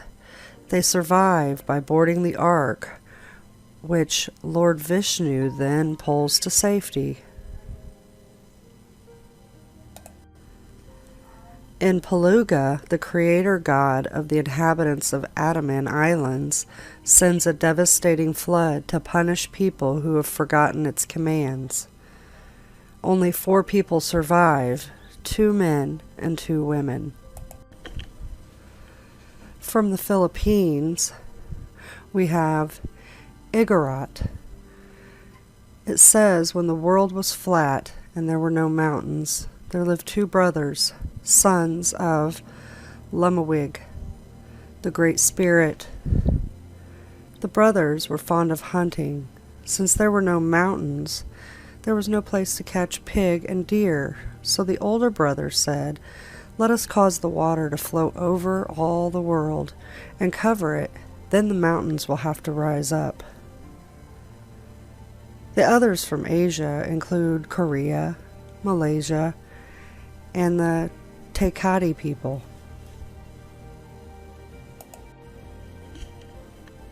Now, over in Europe, the ancient Greek flood myths describe 3 floods. The flood of Oges says 9,000 years ago, a never seen again accumulation of soil came down from the mountains, and earth fell away all around and sunk out of sight. Only small islands and the mere skeleton of the land was left behind. The flood of Decoding says the Titan Prometheus advised his son to build a chest. All men perished except those that escaped to high mountains. The mountains in Thessaly were parted, and all the world beyond Isthmus and Peloponnese was overwhelmed.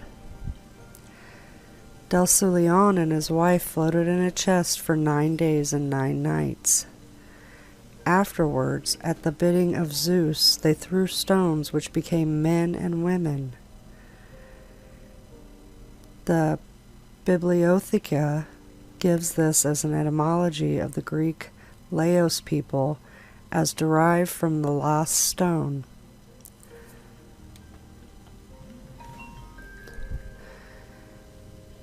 And the flood of Dardanus says, Dardanus left Phineus in Arcadia to colonize a land in the northeast Aegean Sea. When the deluge occurred, the land was flooded, and the mountain where he and his family survived formed the island of Samothrace.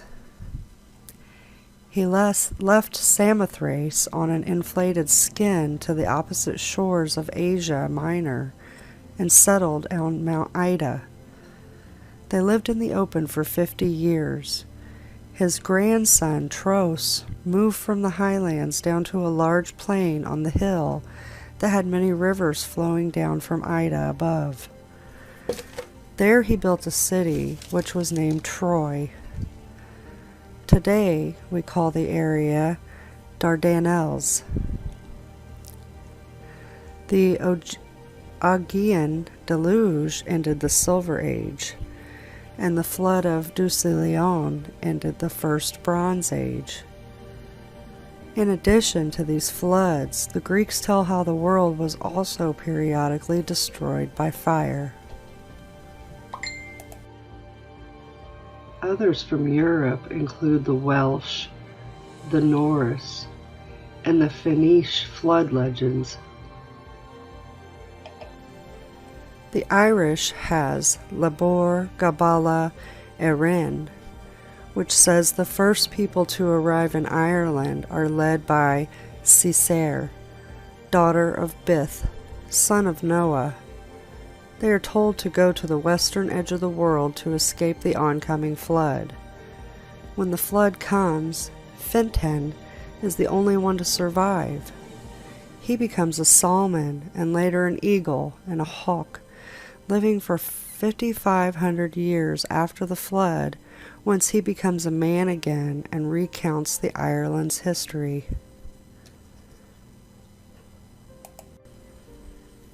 Now we can move to the Oceania region. This would include Polynesia and Hawaii. In Hawaiian mythology, Nu'u was a man who built an ark with which he escaped a great flood. He landed his vessel on top of Mauna Kea on the Big Island. Nu'u mistakenly attributed his safety to the moon and made sacrifices to it. Cain, the creator god, descended to earth on a rainbow and explained Nu'u's mistake.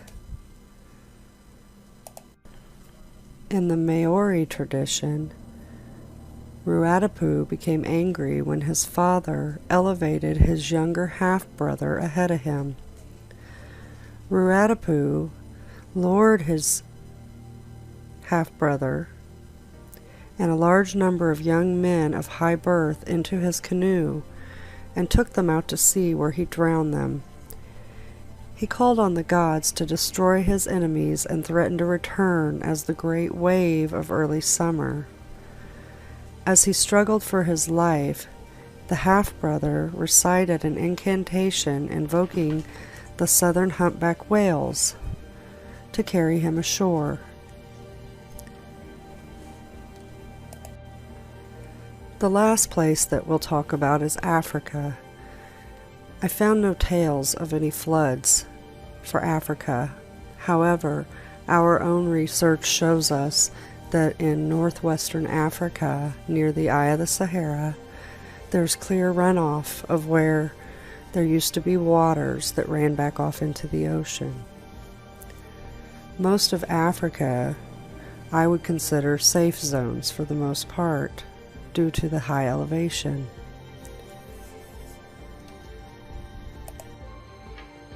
Now, let's turn our attention for a moment towards Japan. There are dots along the coastal hills of Japan, and these things are called the tsunami stones. These stones are placed around 300 feet higher than the highest recorded wave. That wave was 127 feet high. These stones are centuries old and give warning to descendants to avoid the same suffering as the ancestors. The warnings from the past read, "Do not build any homes below this point. High dwellings are the peace and harmony of our descendants. Remember the calamity of the great tsunami."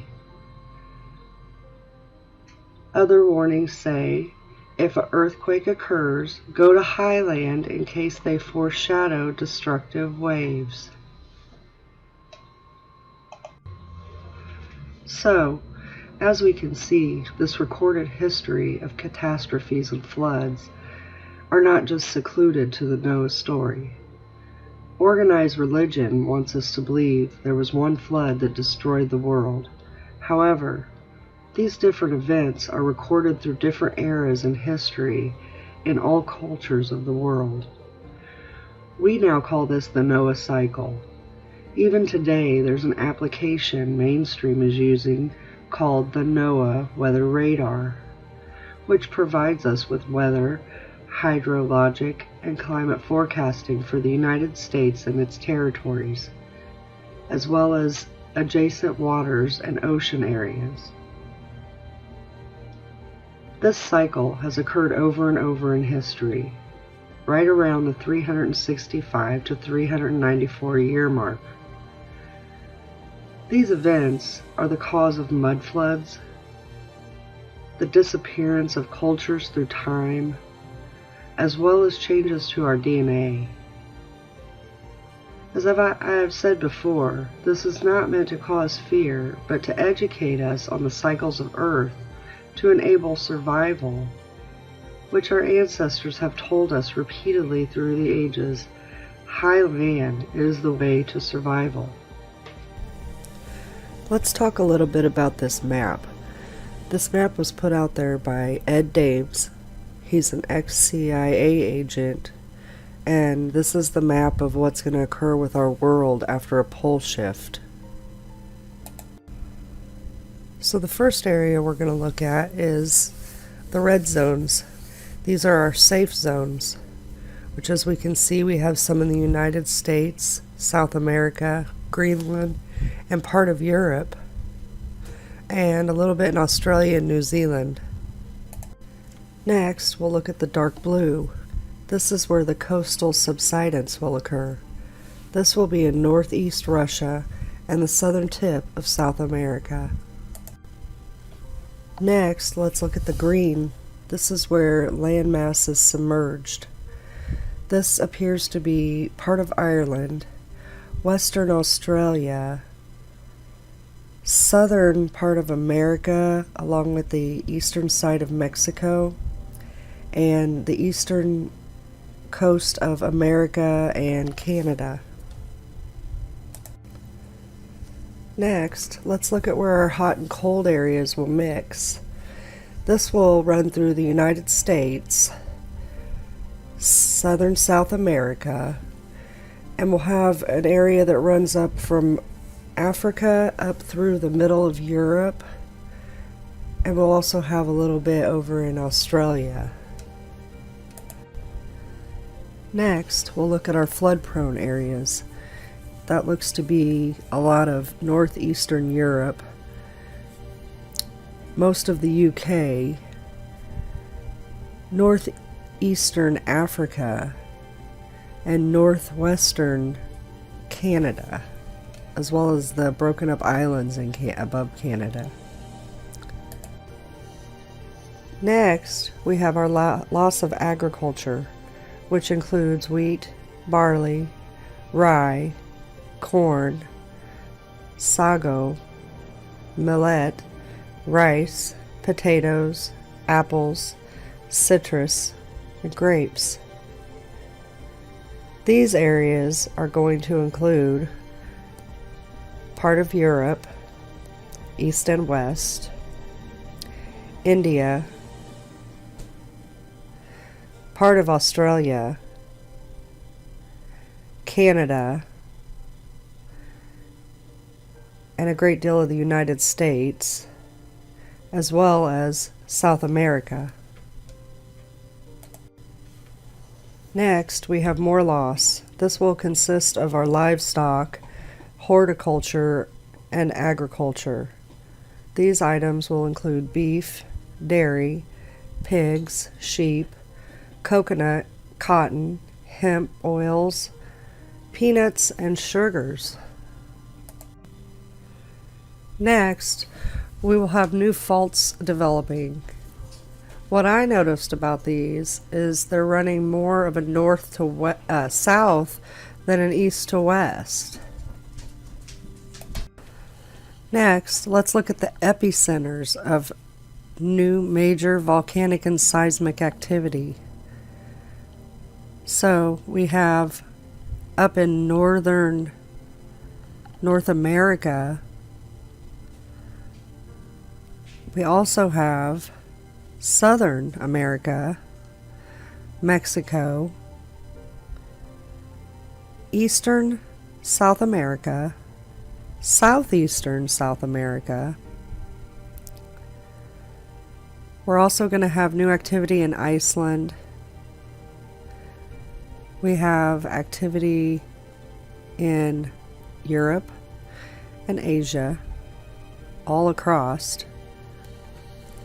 We also have a major new epicenter for great activity, which sits right about where the area that I think there's one very large volcano that runs about 1,600 miles across and 1,600 miles north and south. So, an effect of all of this is going to be that new land is going to rise. We're going to have land that rises just west of America, quite a bit west of South America, somewhere near Easter Island or Polynesia. We're also going to have land that emerges southeast of Greenland, as well as the northwest of Europe. So, I hope that this information gives us somewhat of an idea of where is safe and where is not, and what we need to do to survive.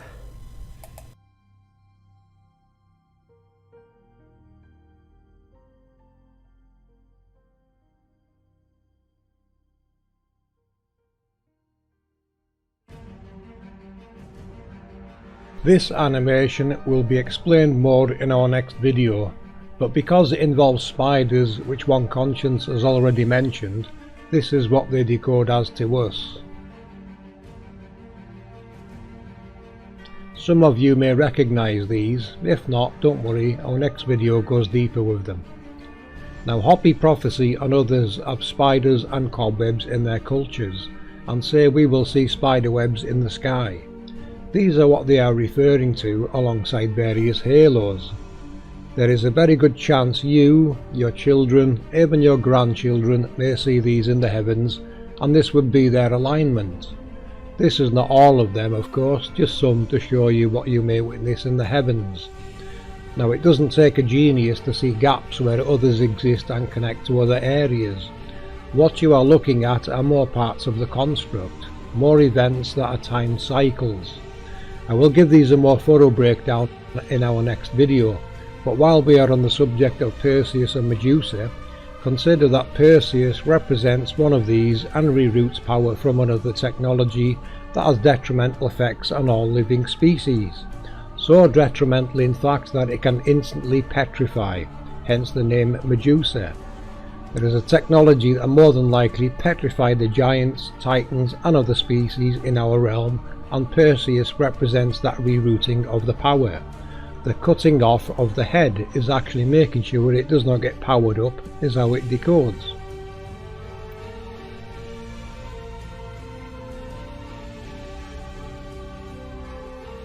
Isn't that amazing, people? The story in the stars just happens to be perfectly demonstrated in the workings of the realm. The stars truly are a map of the events and mechanisms that take place in the underworld. Perseus repeats this story every 400 years, it seems. You can now see why there are many depictions, statues and the like of Perseus and Medusa. They have very real meaning when it comes down to knowing what these cyclic events are truly doing. Our ancestors everywhere knew this, of course.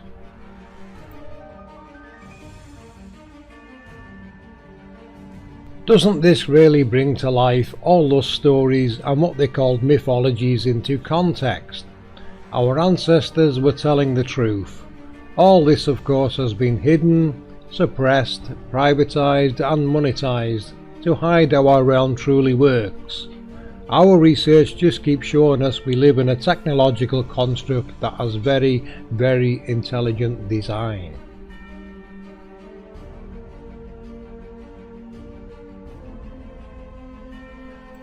Take a very good look, people. This is an APM prediction. You will see these in the heavens at some point in the future.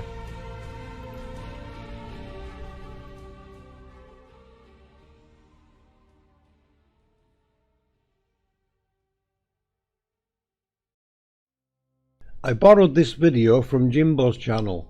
Feel free to shout out if you recognise anything in this video.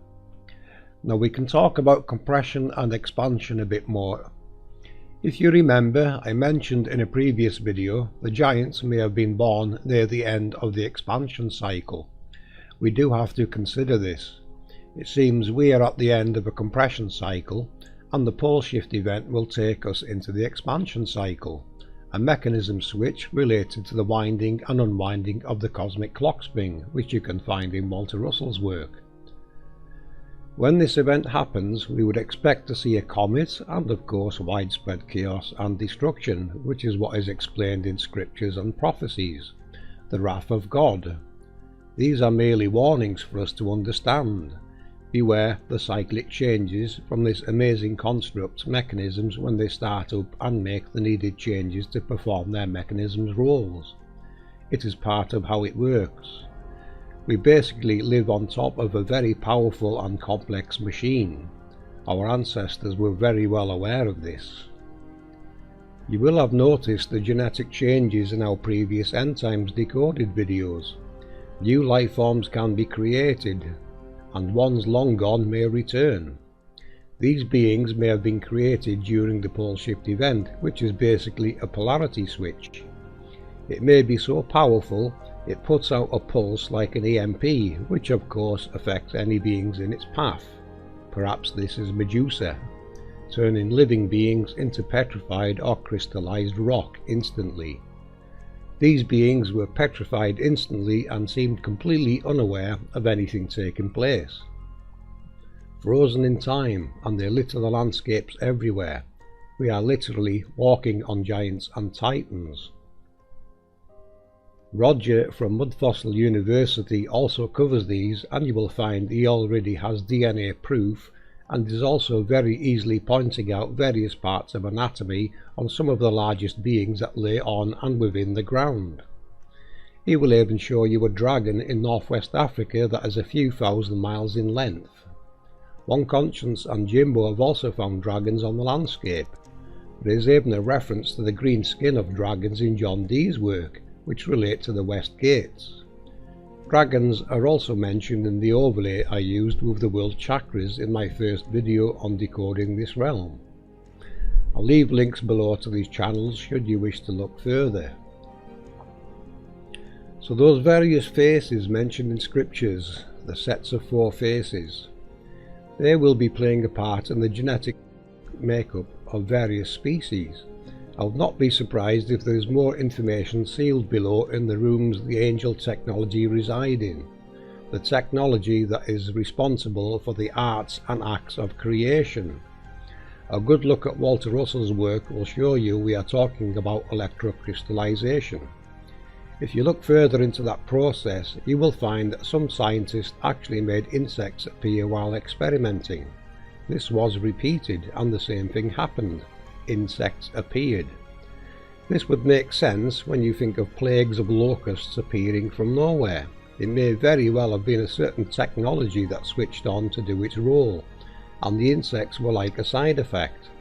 However you look at it, we must consider that technology of this type will be playing a big part in creation. This realm is a creating realm. Even Walter Russell stated this. So evolution now has another perspective to consider. Mainstream's version doesn't work and is an excuse to hide the fact technology is involved. Technology created by a creator of very large size, looking at our grid overlays. The technology appears to create a duality, male and female, positive and negative. It is always trying to balance nature. Now we decode what the nature of what the realm really is. It's not hard to see that the nature of this technology is to create opposites and try to keep an equilibrium. This is very, very intelligent design and explains what we see in scriptures very well. It has just been hidden for obvious reasons, for if humans ever had control over this technology, I'm sure you can see how dangerous it would be in the wrong hands. Technology that can petrify, cause quakes, tsunamis, destruction and such, not to mention growing your own gold, silver, copper, etc., which is also mentioned by Walter Russell.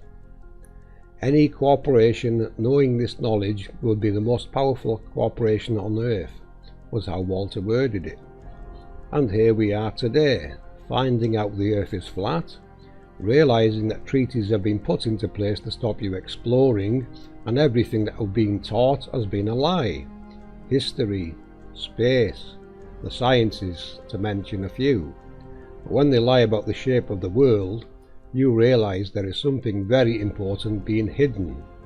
The mechanics of our world, the nature of our world, the construct and its creator, and all that implies.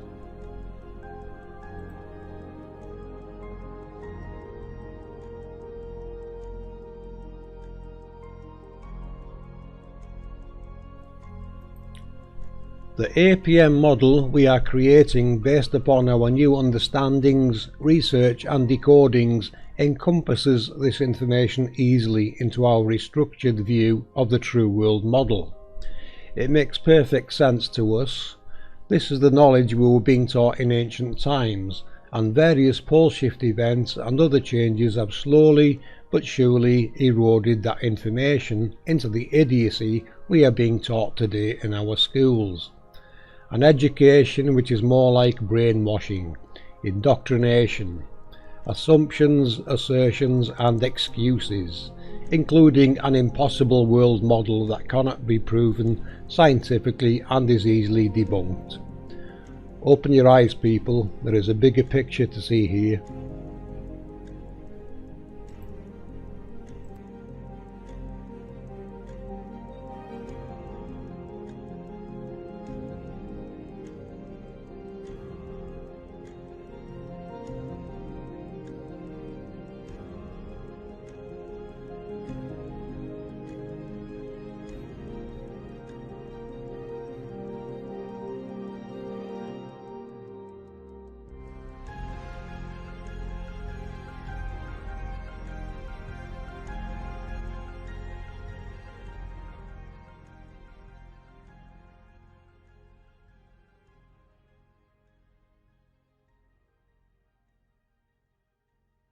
The Greeks and Romans believed that the appearance of comets, meteors and meteor showers were portentous. They were signs that something good or bad had happened, or were about to happen. The arrival of a comet could herald the birth of a great figure, and some people have even argued that the star in the sky, which the Persian Magi followed to Bethlehem to see the newborn Jesus, was actually a comet. In the spring of 44 BC, a comet that appeared was interpreted as a sign of the death of Julius Caesar following his murder. Caesar's adopted son Octavian, soon to be the Emperor Augustus, made much of the comet which burned in the sky during the funeral games held for Caesar. This portentous event was frequently celebrated in the ancient sources. In his epic poem, the Aeneid, Virgil describes how a star appeared in the daytime, and Augustus persuaded people to believe it was Caesar. Augustus celebrated the comet and the death of his father on coins. It did help to be the son of a god when trying to rule the Roman Empire, and many examples survive today. The Roman historian Cassius Dio referred to comet stars occurring in August 30 BC. These are mentioned as among the portents witnessed after the death of the Egyptian queen Cleopatra. Experts are not entirely sure what it means when Dio uses the plural term comet stars, but some have connected this recorded event to the annual Perseid meteor shower. Though it retains an ancient Greek name, we now know that the arrival of the Perseid meteor shower every August is actually the Earth's orbit passing through the debris from the swift-Tuttle comet. The meteor shower is named for the Perseidi, who were the sons of the ancient Greek hero Perseus. Perseus was a legendary figure with a fine family pedigree. He was the mythical son of Zeus and Argive princess Dana. Perseus earned himself a constellation after a number of epic adventures across the Mediterranean and Near East that included the frequently illustrated murder of the Gorgon's sister Medusa. Another of Perseus's celebrated acts was to rescue the princess Andromeda. Abandoned by her parents to placate a sea monster, the princess was found by Perseus on a rock by the ocean. He married her, and they went on to have 7 sons and 2 daughters. Skywatchers believe that the constellation Perseus, located just beside Andromeda in the night sky, was the origin of shooting stars they could see every summer, and so the name Perseidi stuck. In Christian tradition, the Perseid meteor shower has long been connected to the martyrdom of St. Lawrence.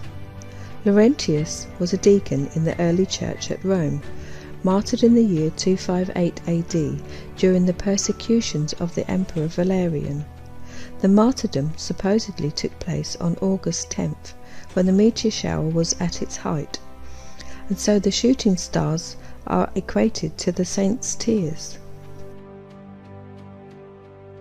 Though the myths and legends may make one think that ancient civilizations had little scientific understanding of what meteors, comets and asteroids could be, this couldn't be farther from the truth.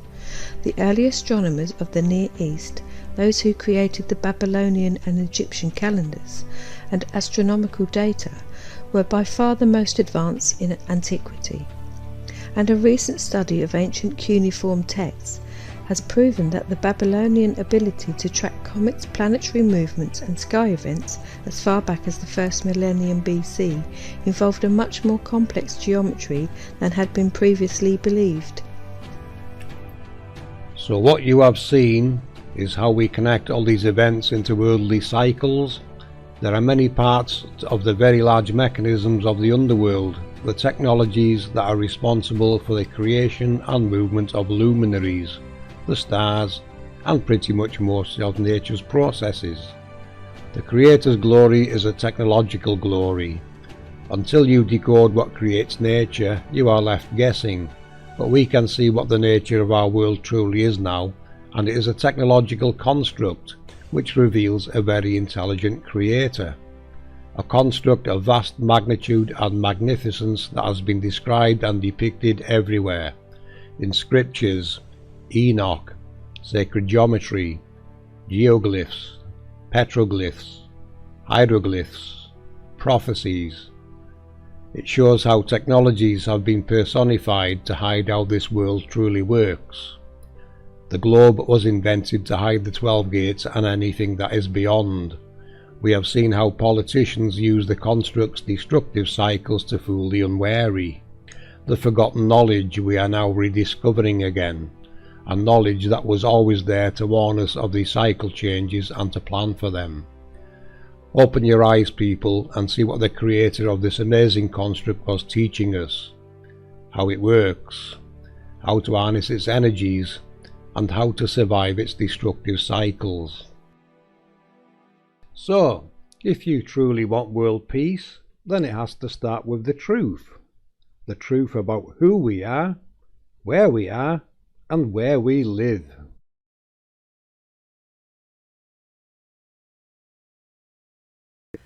Hello, and welcome to APM Research, Heaven and Hell. Today, we would like to take you on an exciting journey up to the heavens and straight down to hell. This should give you a better understanding of the connection these two are playing in our material world. Are you ready? Good. Fasten your seatbelts and let's go.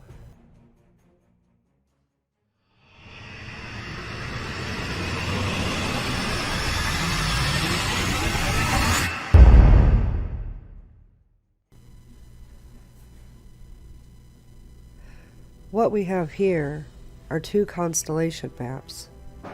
One is with an incorrect Mercator map projection, which is here. This layout would be just like viewing a map, but with this one, the images are all chopped up to portray going around the globe, with the idea that Alaska and Russia are right next to each other. As it has been pointed out in the past, this is not what our world is, and we at APM have proven this through flight routes,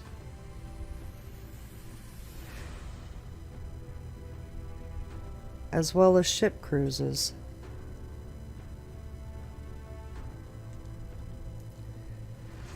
The international dateline is the area they have cut off to hide the gates and what is beyond.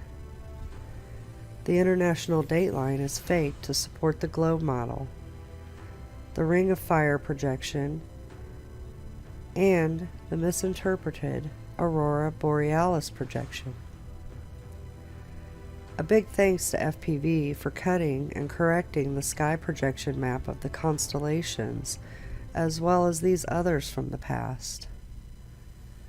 So as a little bonus, let's look at some of the previous corrections that we have made. The ring of fire,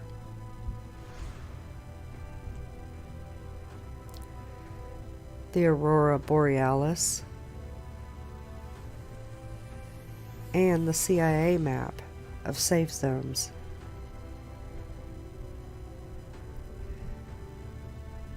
Now, Here's the corrected version of the constellations that we see in the heavens. Notice how all the constellations are intact as one character instead of chopped in half. Also, how the land masses align correctly in the north and the south. Also, looking at the two sine waves, notice how they flip completely opposite to one another, yet they still work to create the sine wave. Now, we are going to travel to the heavens and show how all this works.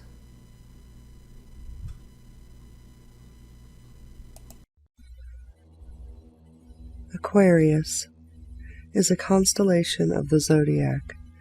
Its name is Latin for water carrier or cup carrier. Aquarius is one of the oldest of the recognized constellations along the zodiac, which is the sun's path. It is found in a region often called the sea due to its profusion of constellations with watery associations. There you will find Cetus the well, Eridanus the river.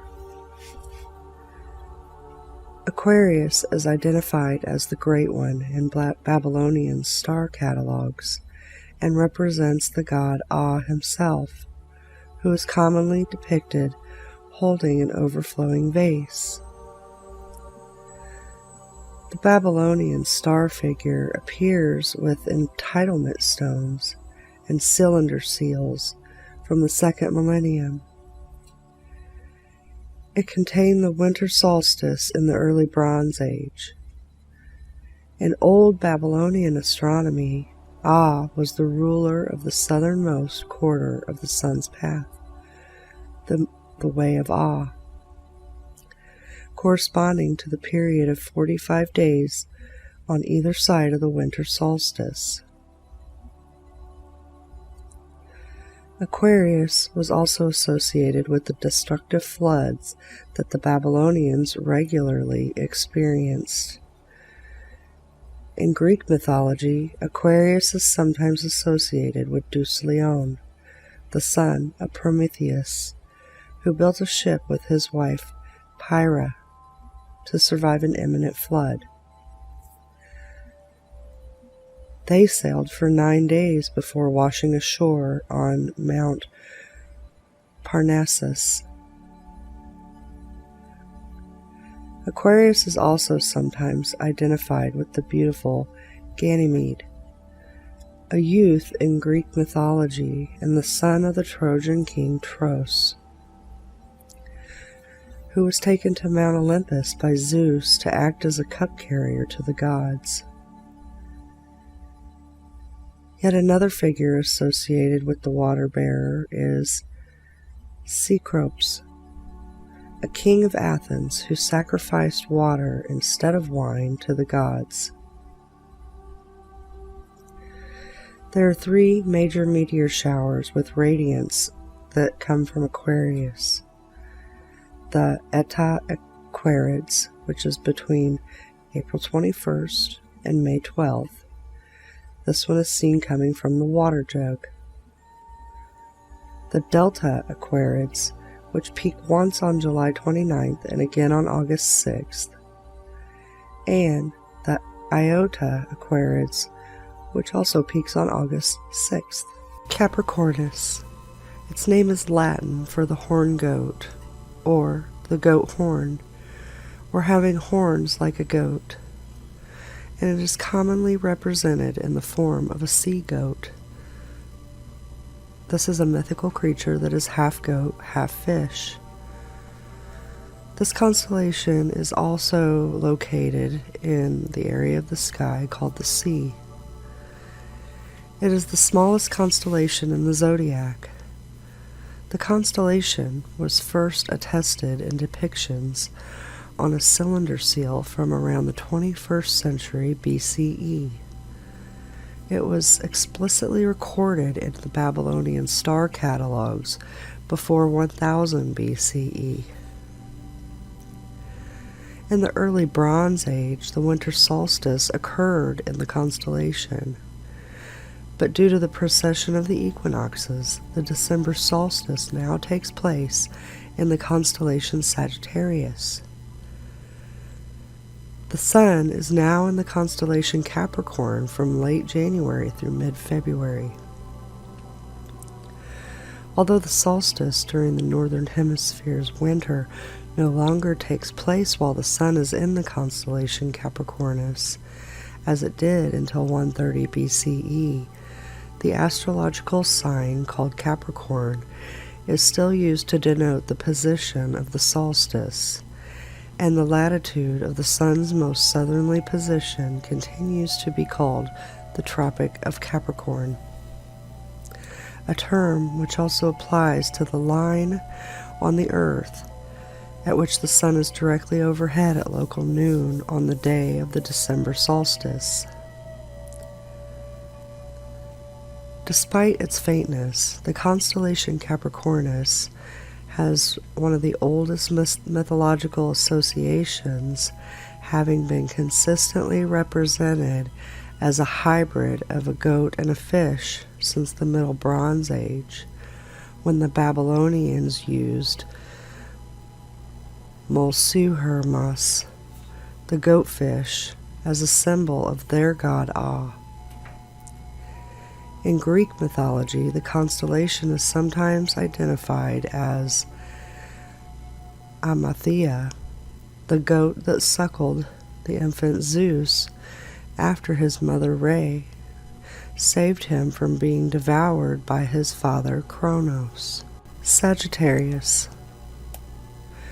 Its name is Latin for the archer and is commonly represented as a centaur pulling back a bow. The Babylonians identified Sagittarius as the god Nergal, a strange centaur-like creature firing an arrow from a bow. In Greek mythology, Sagittarius is usually identified as a centaur, half human, half horse. However, perhaps due to the Greeks' adoption of the Sumerian constellation, some confusion surrounds the identity of the archer. Some identify Sagittarius as the centaur Chiron, the son of Philyra and Kronos, who is said to have changed himself into a horse to escape his jealous wife Rhea, and tutor to Jason. As there are two centaurs in the sky, some identify Chiron with the other constellation known as Centaurus. Or, as an alternative tradition holds, that Chiron devised the constellations Sagittarius and Centaurus to help guide the Argonauts in their quest for the Golden Fleece. A competing mythological tradition, as espoused by Eratosthenes, identified the archer not as a centaur, but as the satyr Crotus, son of Pan, who Greeks credited with the invention of archery.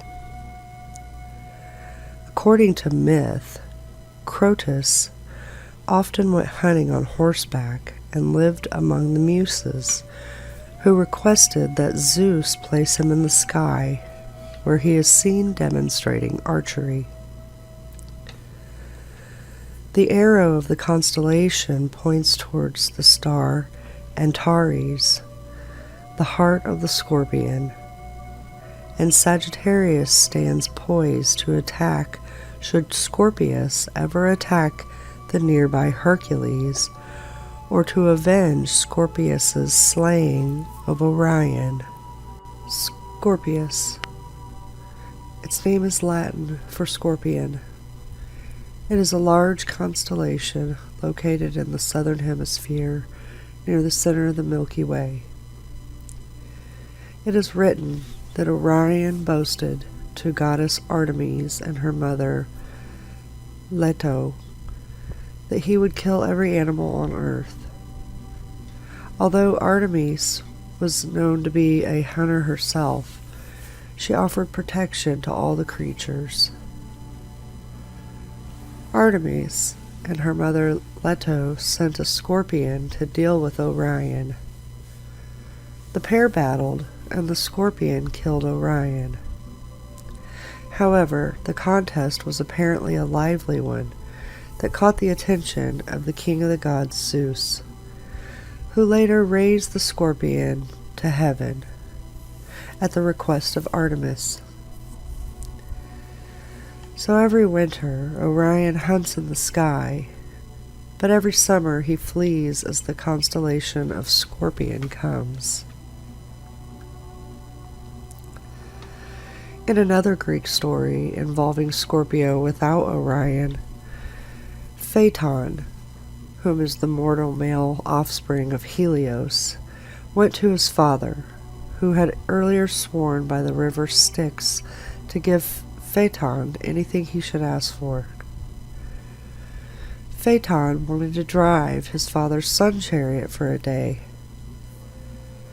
Although Helios tried to dissuade his son, Phaeton was adamant. However, when the day arrived, Phaeton panicked and lost control of the white horses that drew the chariot. First, the earth grew chill as Phaeton flew too high and encountered the celestial scorpion. Its deadly sting raised a strike. Alarmed, he dipped the chariot too close, causing all the vegetation to burn. By accident, Phaeton turned most of Africa into a desert and darkened the skin of the Ethiopian nation. Eventually, Zeus was forced to intervene by striking the runaway chariot and Phaeton with a lightning bolt to put an end to its rampage, and Phaeton plunged into the river Eridanos. The Babylonians called this constellation Mul-Ghurtab, the scorpion. The signs can literally read as the creature with a burning sting. In some old descriptions, the constellation Libra was treated as the scorpion's claws. Libra was known as the claws of Scorpion in the Babylonian times. The Western astrological sign Scorpio differs from the astronomical constellation. Astronomically, the sun is in Scorpius for only 6 days, from November 23rd to November 28th. Scorpius corresponds to the Hindu nakshatras Anuradha, Yeshtha, and Mula. Libra.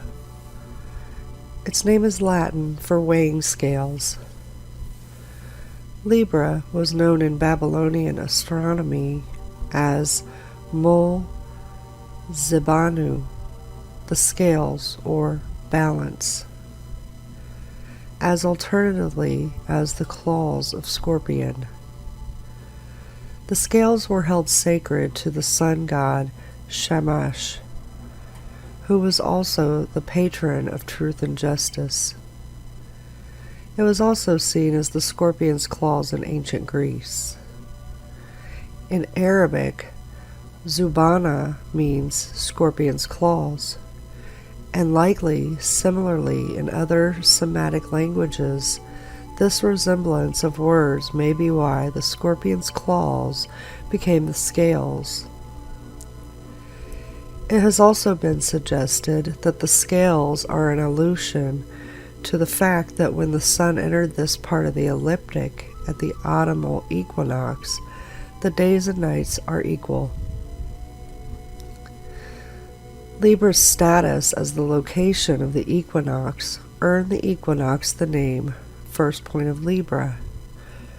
though this location ceased to coincide with the constellation in 730 AD because of the precession of the equinoxes.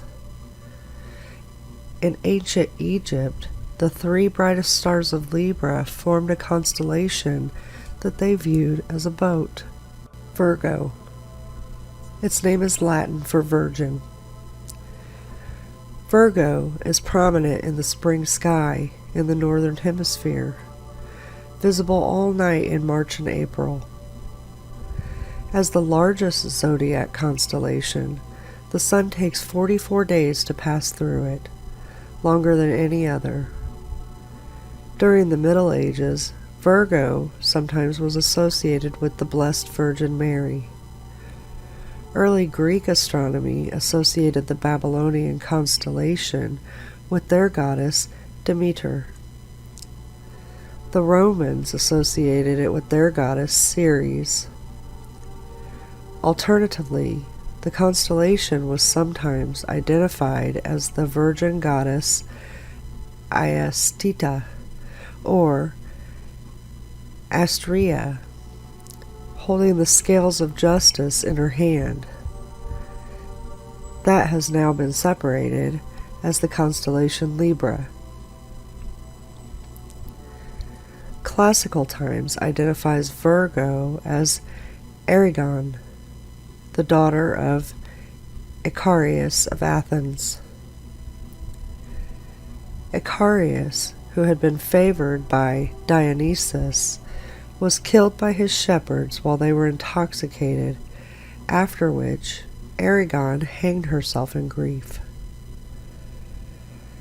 Another figure who is associated with the constellation Virgo was the spring goddess Persephone, the daughter of Zeus and Demeter, who had married Hades and resides in the underworld during the summer. Leo. Its name is Latin for lion. Leo was one of the earliest recognized constellations, with archaeological evidence that the Mesopotamians had a similar constellation as early as 4000 BCE. The Persians called Leo Sur or Shur. The Turks referred to it as Artan. For the Syrians, it was Aryo. For the Jews, it was Eri. The Indians called him Simha. All of these mean lion. Some mythologists believe that in Samaria, Leo represented the monster Humbaba, who was killed by Gilgamesh. In Babylonian astronomy, the constellation was called Argula, the Great Lion. The bright star, Regulus, was known as the star that stands at the lion's breast. Regulus also had distinctly regal associations, as it was known as the king star. In Greek mythology, Leo was identified as the Nemean lion, which was killed by Hercules during the first of his 12 labors. The Nemean lion would take women as hostages to its lair in the cave, luring warriors from nearby towns to save the damsel in distress. To their misfortune, the lion was impervious to any weaponry. Thus, the warriors' clubs, swords, and spears were rendered useless against it. Realizing that he must defeat the lion with his bare hands, Hercules slipped into the lion's cave and engaged it at close quarters. When the lion pounced, Hercules caught it in mid-air, one hand grasping the lion's forelegs and the other his hind legs, and bent it backwards, breaking its back and freeing the trapped maidens. Zeus commemorated this labor by placing the lion in the sky. As of 2002, the Sun appears in the constellation Leo from August 10th to September 10th, and the meteor shower, the Leonids, occur in November, peaking on November 14th and 15th. It causes a significant outburst every 35 years. Cancer. Its name is Latin for crab. It is best visible at 9 p.m. during the month of March. Under city skies, Cancer is invisible to the naked eye.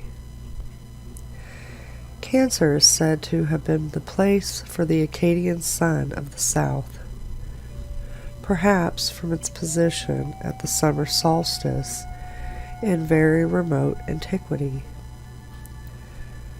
But afterwards it was associated with the fourth month, Duzu, that's June through July in the modern Western calendar, and was known for the northern gate of the sun. Showing but few stars, Cancer was often considered the dark sign, quaintly described as black and without eyes. Dante, alluding to this faintness and position in the heavens, wrote in Paradiso,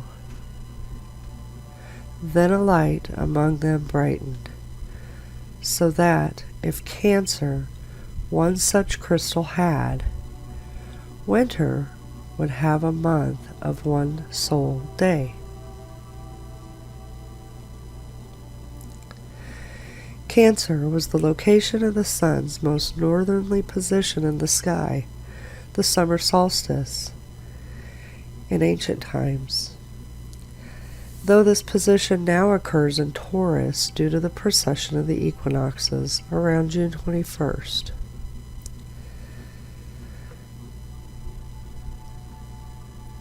This is the time the sun is directly overhead at 23.5 degrees north, a parallel now known as the Tropic of Cancer.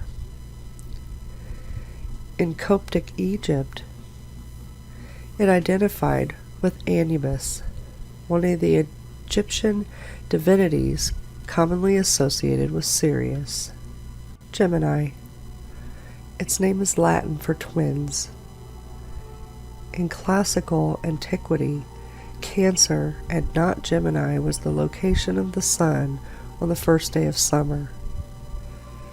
In 1990, the location of the sun on the first day of summer moved from Gemini to Taurus. The sun will move through Gemini from June 21st through July 20th, all the way through the year 2062. Gemini is prominent in the winter skies of the northern hemisphere and is visible the entire night in December and January. In Babylonian astronomy, the stars Castor and Pollux were known as the Great Twins.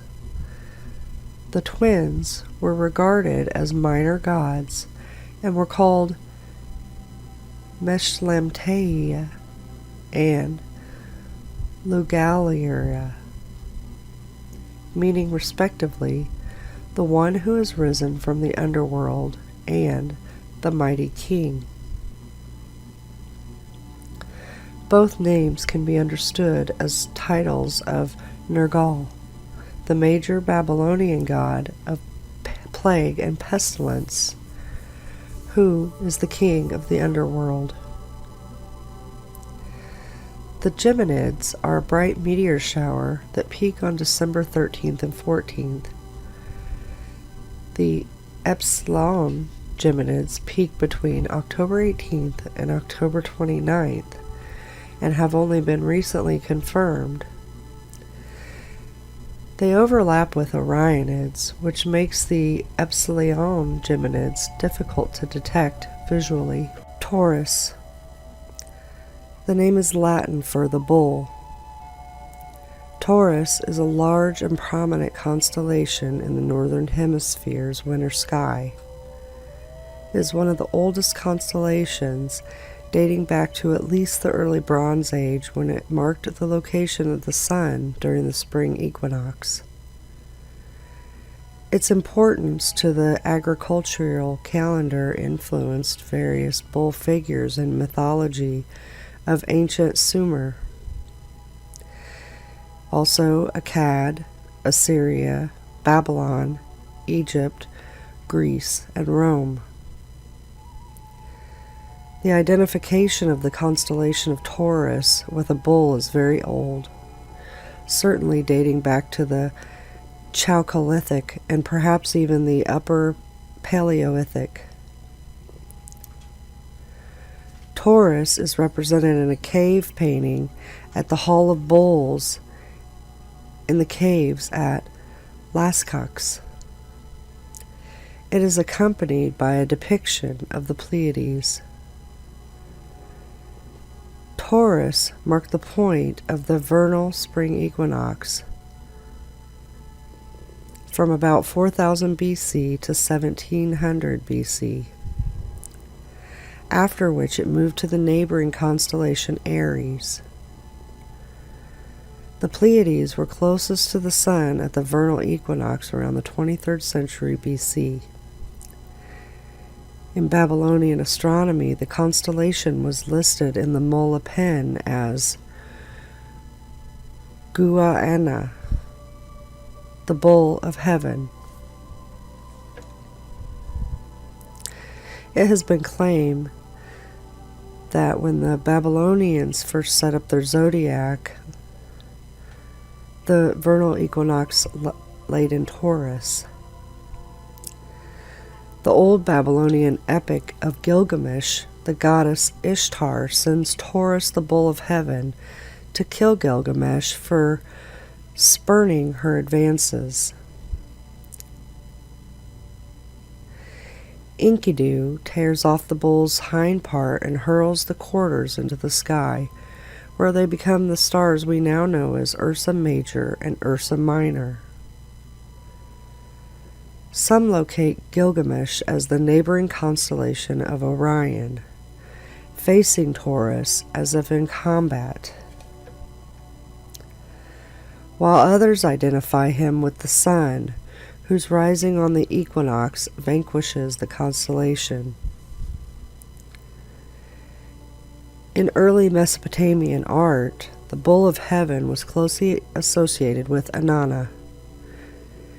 In Greek mythology, Taurus was identified with Zeus, who assumed the form of a magnificent white bull to abduct Europa, a legendary Phoenician princess. In illustrations of Greek mythology, only the front portion of this constellation is depicted. This was sometimes explained as Taurus being partially submerged as he carried Europa out of the sea. A second Greek myth portrays Taurus as Io, a mistress of Zeus. To hide his lover from his wife, Hera, Zeus changed Io into the form of a heifer. Greek mythographer Akuslias marks the bull Taurus as the same that formed the myth of the Cretan bull, which was one of the 12 labors of Hercules. As of 2008, the Sun appears in the constellation Taurus from May 13th to June 21st. Aries. The name is Latin for the ram. Aries came to represent specifically the ram whose fleece became the golden fleece of ancient Greek mythology. It has represented a ram since the late Babylonian times. Aries is recognized as an official specific region of the sky. In the description of the Babylonian zodiac given in the clay tablets, the constellation, now known as Aries, was the final station along the ecliptic. The earliest identifiable reference to Aries as a distinct constellation comes from the boundary stones that date from 1350 to 1000 BC. In ancient Egyptian astronomy, Aries was associated with the god Amun-Ra. It was called the indicator of the reborn sun. During the times of the year when Aries was prominent, priests would process statues of Amun-Ra to temples. Aries acquired the title Lord of the Head in Egypt, referring to its symbolic and mythological importance. The first point of Aries, the location of the vernal equinox, is named for the constellation. This is because the sun crossed the celestial equator from south to north in Aries more than 2 millennia ago.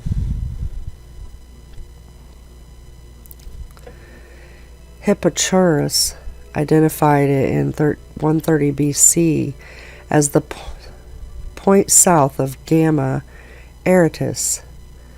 Because of the process of the equinoxes, the first point of Aries has since moved into Pisces and will move into Aquarius around 2600 AD.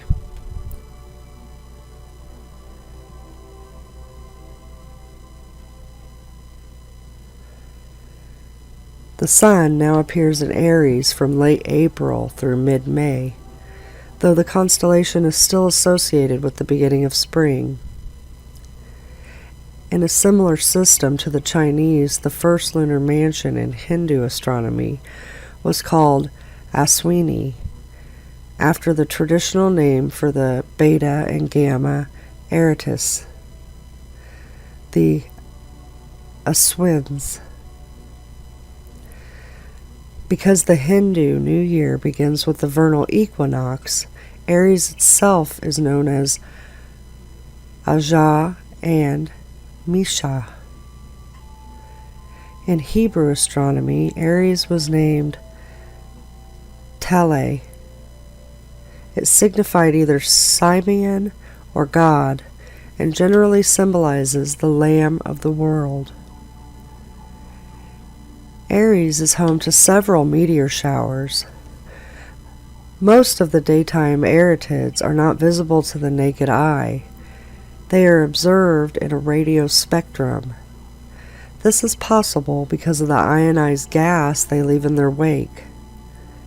Other meteor showers radiate from Aries during the day. This includes the daytime Epsilon Arids, and they appear from October 12th to October 23rd.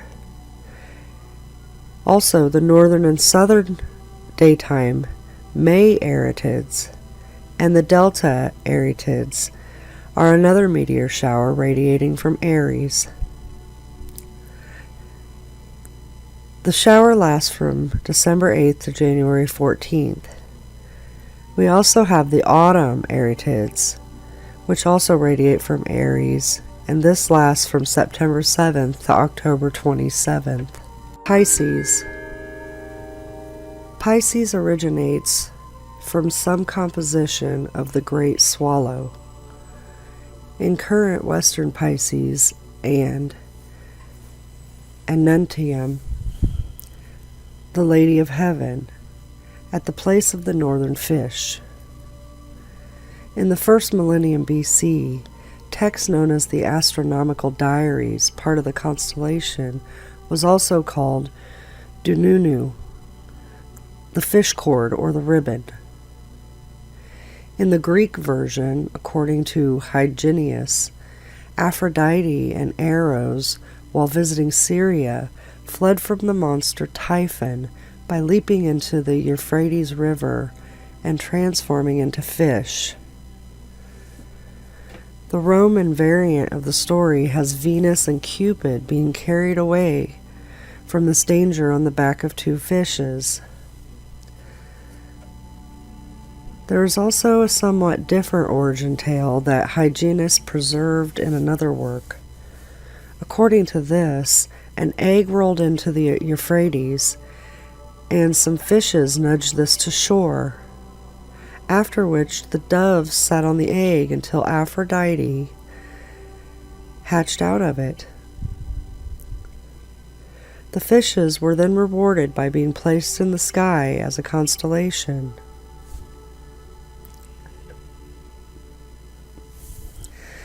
This story is also recorded by the Third Vatican mythographer, Pegasus, a constellation in the northern sky, named after the winged horse Pegasus in Greek mythology. Pegasus in Greek mythology was a winged horse with magical powers. One myth regarding his powers says that his hooves dug out a spring. Pegasus was the one who delivered Medusa's head, after which he traveled to Mount Olympus in order to be the bearer of thunder and lightning for Zeus. Eventually, he became the horse to Bellerophon, who was asked to kill the Chimera, and succeeded with the help of Athena and Pegasus. Despite his success, after the death of his children, Bellerophon asked Pegasus to take him to Mount Olympus. Though Pegasus agreed, he plummeted back to earth after Zeus either threw him a thunderbolt at him or made Pegasus buck him off. Pegasus was also recognized in some myths as the son of the Gorgon Medusa and the god Poseidon. In ancient Persia, Pegasus was depicted by Al-Sufi as a complete horse facing east. Unlike most other urographers who had depicted Pegasus as half of a horse rising out of the ocean. In Hindu astronomy, the Great Square Pegasus contained the 26th and 27th lunar mansions. More specifically, it represented a bedstead that was a resting place for the moon. Aquila is a constellation on the celestial equator. Its name is Latin for eagle, and it represents the bird that carried Zeus, or Jupiter's thunderbolt in Greek-Roman mythology. In Hinduism, the constellation Aquila is identified with the half-eagle, half-human deity Garuda. In Chinese astronomy, it is located within the heavenly market enclosure. The Maori people named Altair Potu Te Rangi, which means pillar of the sky, because of its very important position in their cosmology. Scutum. This constellation lies in the southern sky. Its name means the shield in Latin. It is the fifth smallest constellation in the sky. The constellation was originally introduced by the Polish astronomer Johannes Hevelius in the 17th century. Hevelius named it Scutum Sobieskianum, the shield of Sobieski, in honor of the Polish king Jan III Sobieski, who had been victorious in the Battle of Vienna in 1683. Scutum constellation is not associated with any myths. This is also not one of Ptolemy's original 48 constellations. Lyra is a small constellation.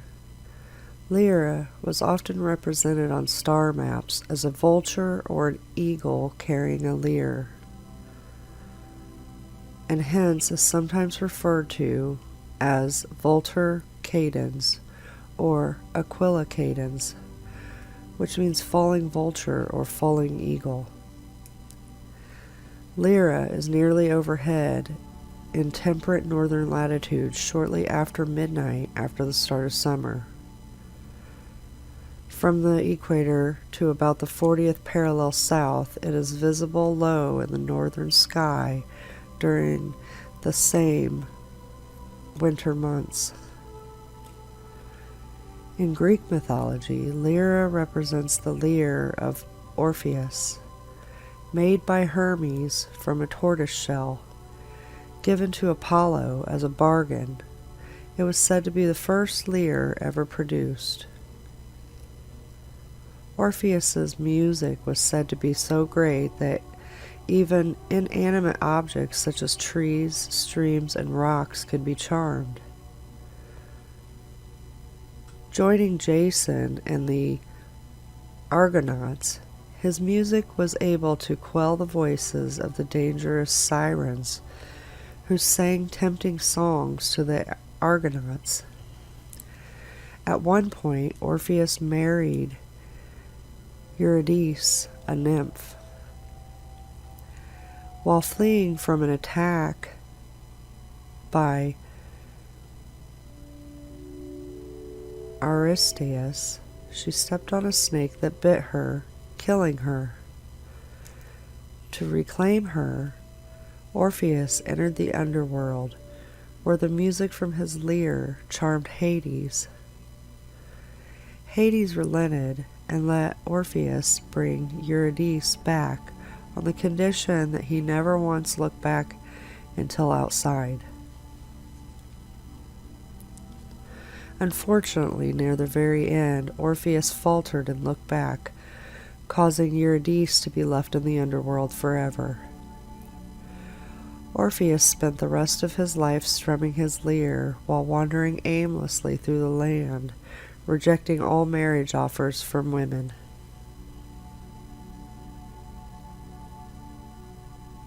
Hercules is a constellation named after Hercules, the Roman hero, adapted from the Greek hero Hercules. The earliest Greek reference to the constellation do not refer to it as Hercules. Aratus describes it as follows: right there, in Draco's orbit wheel, a phantom form, like to a man that strives at a task.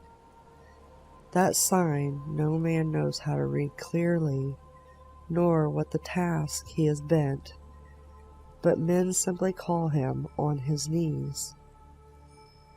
Now that phantom that toils on his knees seems to sit on a bended knee, and from both his shoulders his hands are upraised and stretched, one this way and one that, a fathom's length.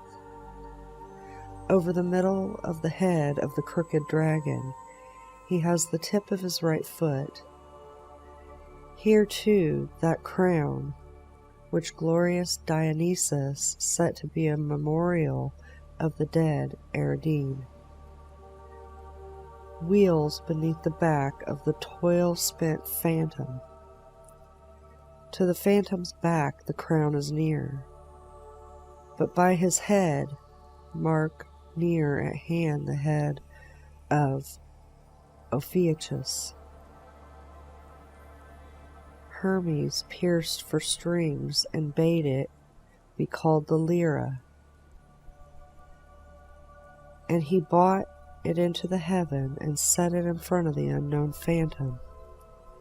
That croucher on his knees comes near the lyre with his left knee, but the top of the bird's head wheels on the other side, and between the bird's head and the phantom's knee is instarred the lyre.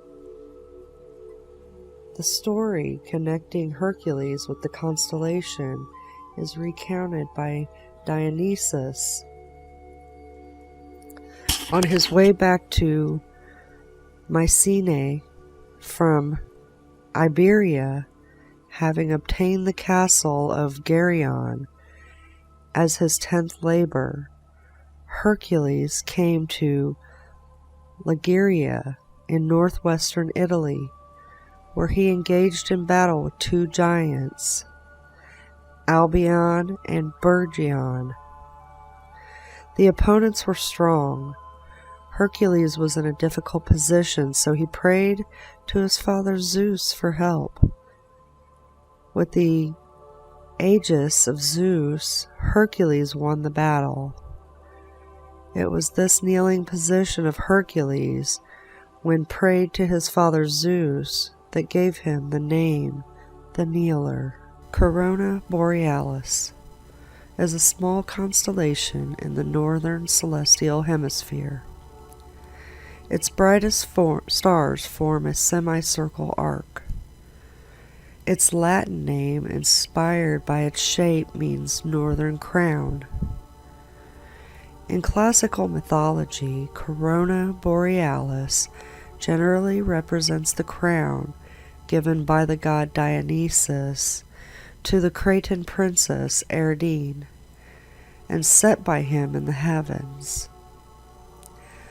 Other cultures linked the pattern to a circle of elders, an eagle's nest, a bear's den, or even a smoke hole.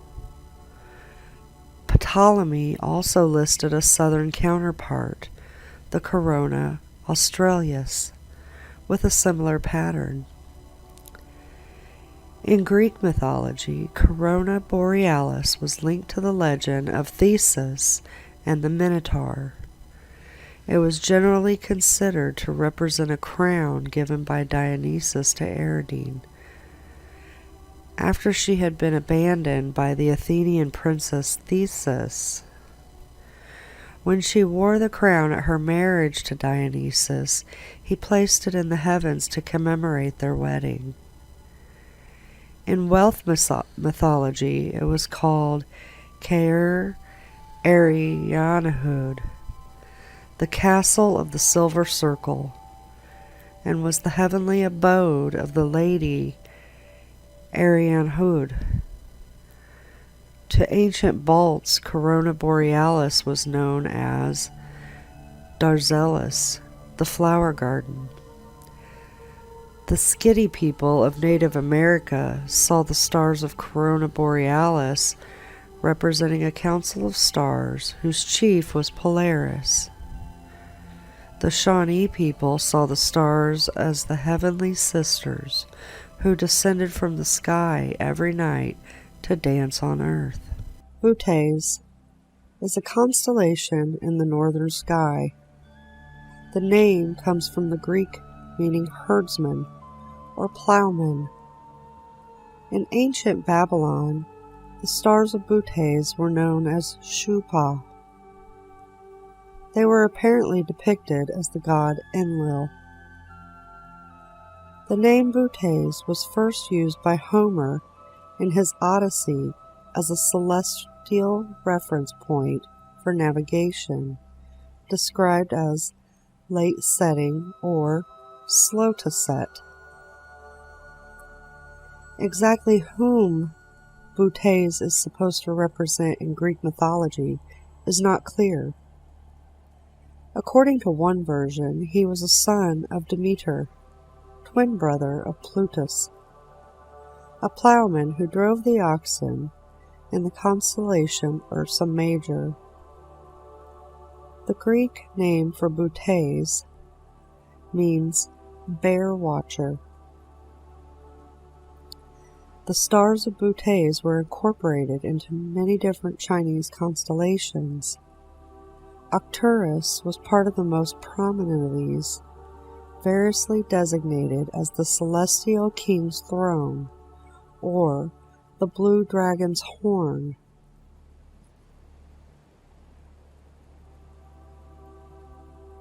Arcturus was given much importance in Chinese celestial mythology because of its status marking the beginning of the lunar calendar. Depictions of Bootes have varied historically. Aratus described him circling the North Pole, herding the two bears. Later, in ancient Greek depictions described by Ptolemy, have him holding the reins of his hunting dogs in his left hand, with a spear, club, or staff in his right hand.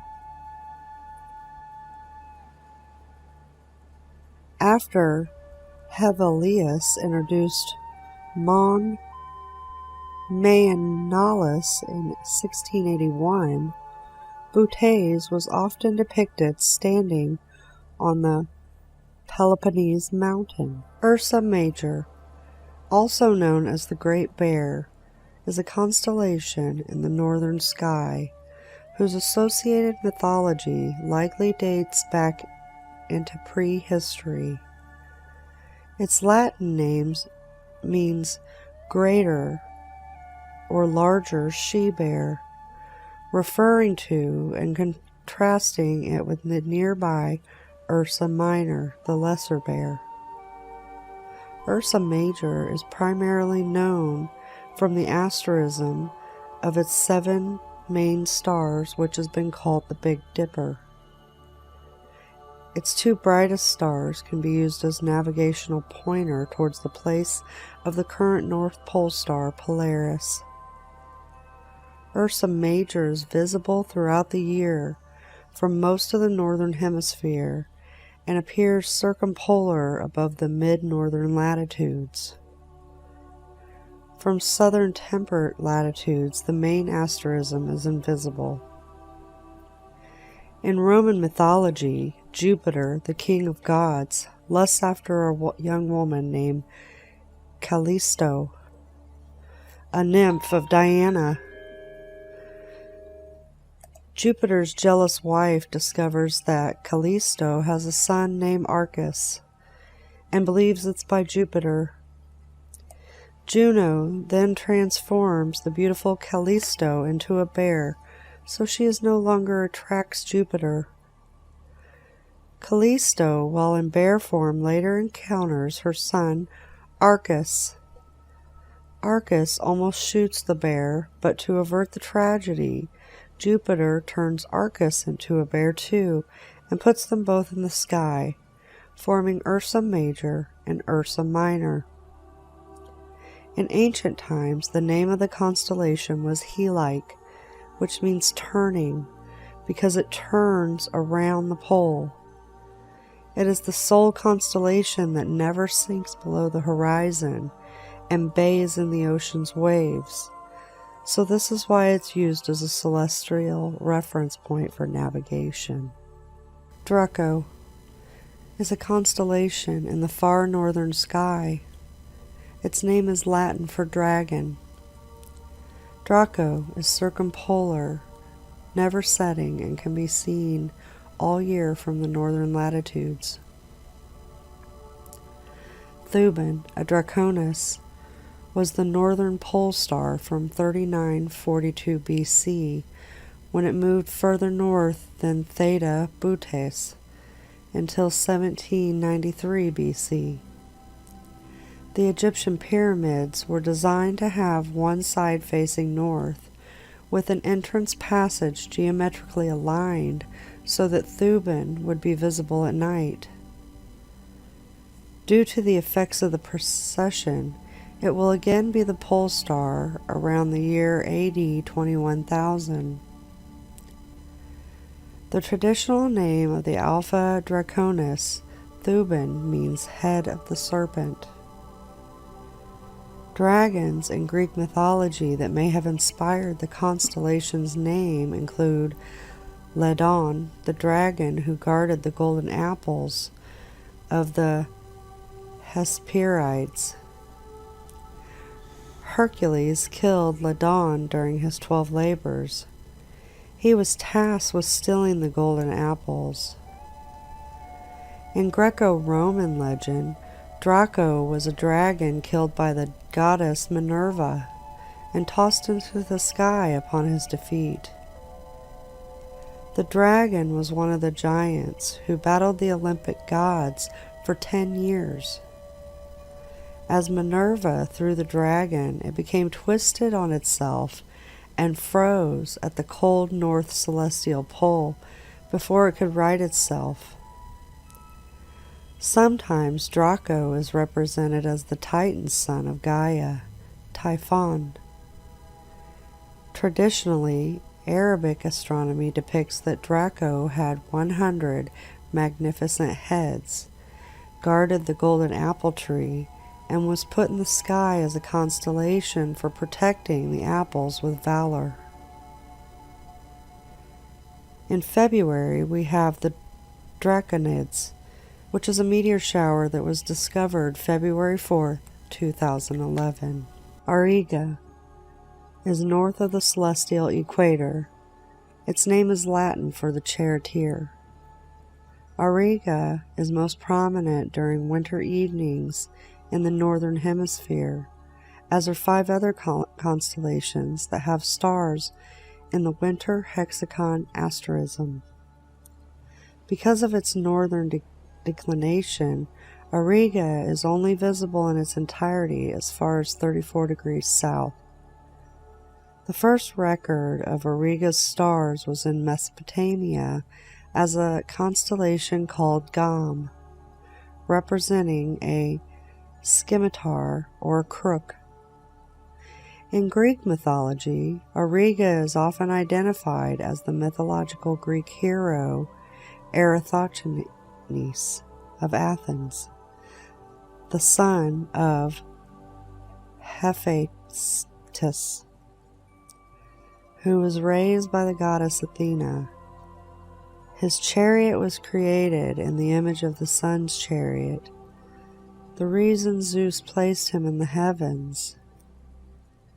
The Athenian hero then dedicated himself to Athena, and soon after Zeus raised him into the night sky in honor of his ingenuity and his heroic deeds. Indigenous people of California and Nevada also noticed the bright patterns of Auriga's stars. To them, the constellation's bright stars formed a curve that was represented in crescent-shaped petroglyphs. The people of Marshall Island featured Auriga in the myth of Dumur, which tells the story of the creation of the sky. Antares in Scorpius represents Dumur, the oldest son of the star's mother, and the Pleiades represent her youngest son. Auriga is home to 2 meteor showers. The Aurigids, and formerly called the Alpha Aurigids, are renowned for their intermittent outbursts, such as those in 1935, 1986, 1994, and 2007. The Zeta Aurigids are a weak shower with a northern and southern branch lasting from December 11th to January 21st. Perseus is a constellation in the northern sky, being named after the Greek mythological hero Perseus. Perseus was tasked with saving Andromeda from the Kraken.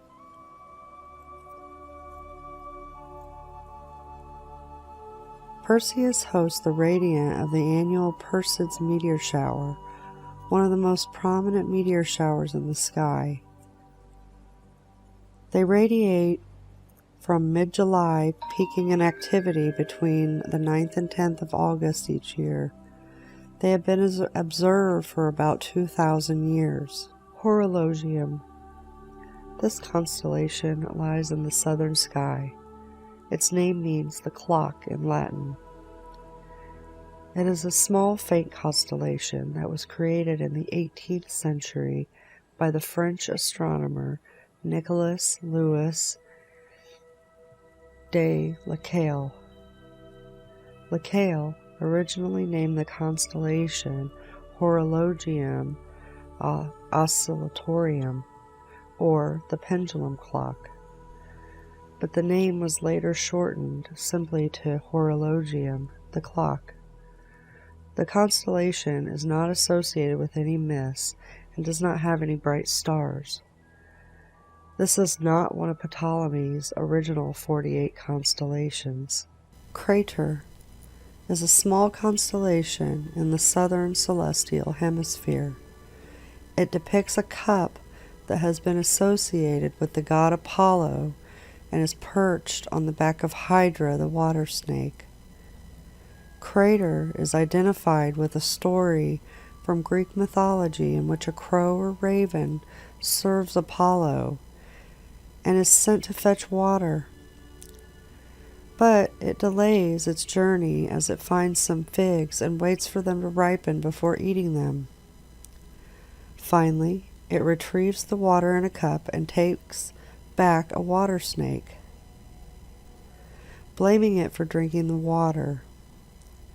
According to the myth, Apollo saw through the fraud and angrily cast the crow, cup, and snake into the sky. The 3 constellations were arranged in such a way that the crow was prevented from drinking from the cup. Phylarchus wrote of a different origin for Crater. He told how the city of Eleusa near Troy was beset by plague. Its ruler, Demiphon, consulted an oracle who decreed that a maiden would be sacrificed each year. Demiphon declared that he would choose a maiden by lottery, but did not include his own daughters. One noble objected, so Demiphon sacrificed his daughter. Later, Mastusius killed Demiphon's daughters and fed the ruler a mixture of their blood and wine from a cup. Upon finding out the deed, the king ordered Mastusius and the cup to be thrown into the sea. Crater signifies the cup.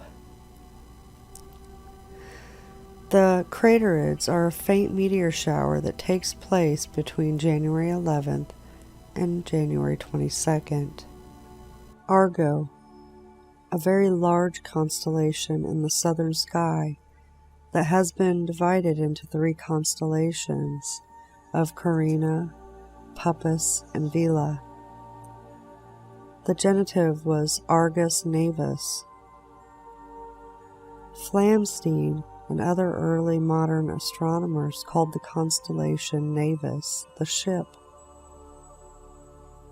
It was identified in Greek mythology with Argo, the ship used by Jason and the Argonauts that sailed to Colchis in search of the Golden Fleece. The original constellation is presently found near the southern horizon of the Mediterranean sky, becoming visible in springtime and sailed westward, skimming along the river of the Milky Way. Argo Navis was long known to Greek observers who were believed to have derived it from Egypt around 1000 BCE. For example, Plutarch identified Argo with the Egyptian constellation called the Boat of Osiris. Ptolemy described Argo as occupying the portion of the Milky Way between Canis Major and Centaurus, and identified stars comprising such detail as the little shield, the steering oar, the mast holder, the stern ornament, which continued to be reflected in cartographic representations in celestial atlases into the 19th century. Another interesting feature of the constellation is that it appeared to be moving backwards against the backdrop of the night sky. The final breakup and abolishment of Argo was proposed by Sir John Herschel in 1841 and again in 1844. As a result of this breakup, Argo is the only one of the 48 original constellations listed by Ptolemy in his Almagest that is no longer officially recognized as a single constellation. The tools. These are 3 interesting looking constellations that are shaped like a ruler, a square set, a compass, and a triangle. These are not Ptolemy's original 48 constellations. The first is Norma. It means normal in Latin, referring to a right angle, and it represents a level, a set square, a ruler, and a carpenter square. The constellation was introduced in the mid-18th century. Norma constellation is not associated with any myths. Circinus is a constellation located in the southern sky. Its name means the compass in Latin, referring to the tool used for drawing circles.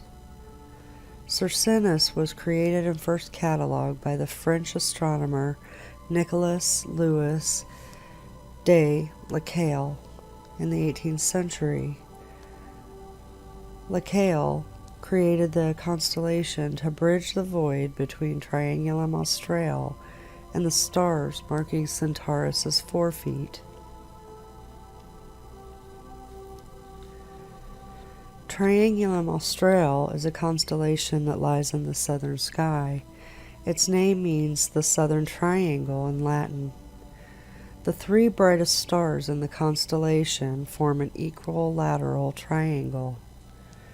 Triangulum Australe was created by the Dutch astronomer Petrus Plancius in the late 16th century. The constellation is located too far south to be visible from Europe and most of the northern hemisphere, but it never sets below the horizon south of the equator.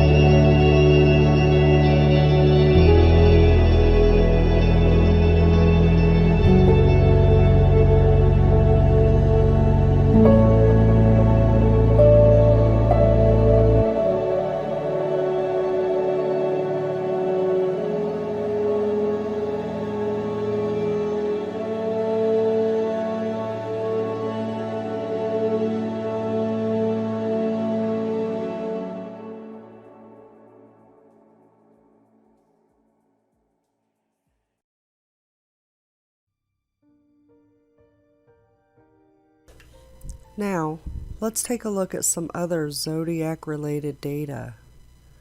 The movements. The zodiacs have 3 different movements. They are in 3 groups of 4, each group having its own type of movement. The first is a fixed group, which the movement is like a square. This group consists of Taurus, Aquarius, Leo, and Scorpio.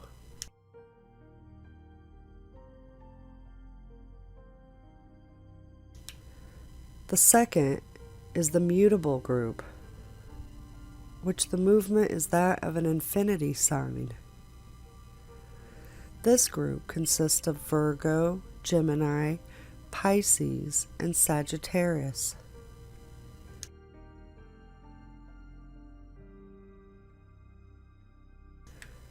The last group is the cardinal group, which the movement is a direct movement of either up, down, toward you, or away from you. This group consists of Capricorn, Libra, Cancer, and Aries.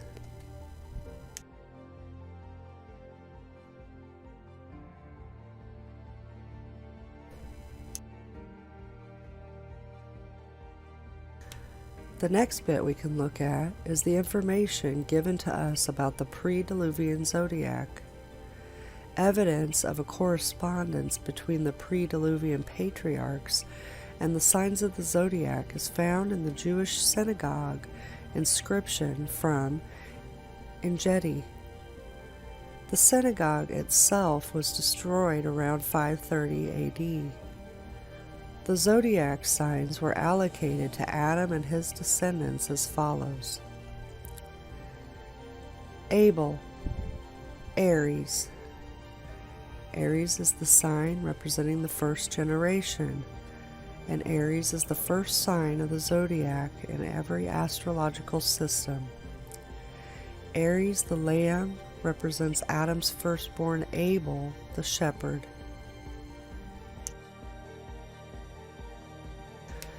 Seth, Taurus.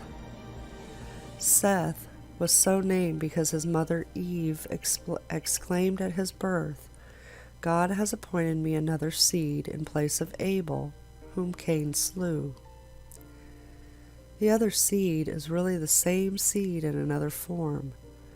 The exchange of Seth for Abel because of the latter's murder by Cain is exactly symbolized in the conjoined sign Taurus and Arija. The jealous bull attacks two children who are protected by the shepherd Arija and Capella, the latter being the children's mother, Arija, Adam, Capella, Eve. And the two children of Eve are Seth and Abel.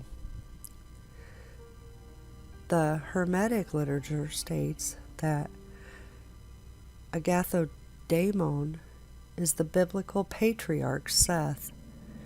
In Egypt, Agathodaimon was equated with Osiris, and Osiris was believed to be represented in the zodiac by the sign of Taurus.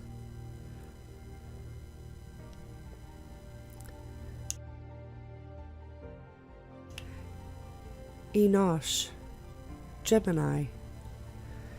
The name Enosh means human companionship. It is represented in the zodiac by two equivalent males, two men embracing in fellowship, or a male and a female pair, the Gemini.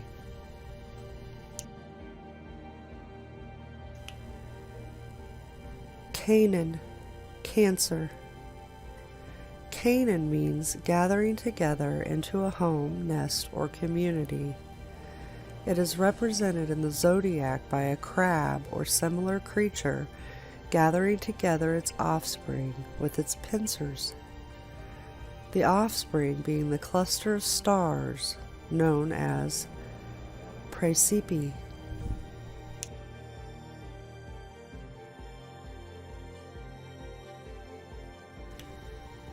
Mahalalel, Leo.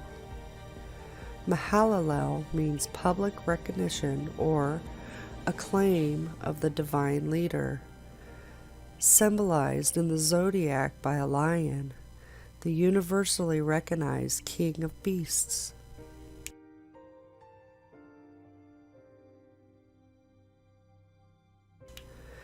Jared, Virgo. Jared means descent or fall anciently. Jared's name was taken to signify prophetically the pre-Diluvian descent of the sons of God and their indiscriminate comings with the daughters of men. This in turn was a historical development and reduplication of the fall of Eve. As Eve was seduced by the fallen angel Satan working through the serpent, so the daughters of men were seduced by the fallen sons of God. God promised, however, that a seed of the woman would come one day who would crush the serpent's head and who would be wounded in the heel himself in the process. This great Bible theme is symbolized by the sign of Virgo, which represents a sexually mature virgin holding a vine plant who is the mother of a seed, spica. The botanical imagery is clear throughout. The virgin lying on her side is actually identified with the fallen tree or felled branch, which is to bring forth the promised seed. Sometimes the branch is a palm branch, the palm being a tree which reproduces by fertilizing itself, the virgin birth.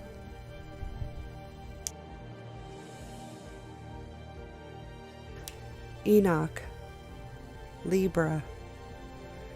Enoch means to begin to teach, instruct, train, tame, break in, or to initiate an animal or human, originally by control of the jaws or rubbing the palate. It is symbolized by the sign of Libra, meaning the beginning of the acquisition of judgment or discernment. And originally this sign forms the jaws of the claws of the scorpion, representing divine judgment by the word. The sign depicts the commencement of the weighing, one scale being lower than the other, specifically the beginning of judgment or discernment.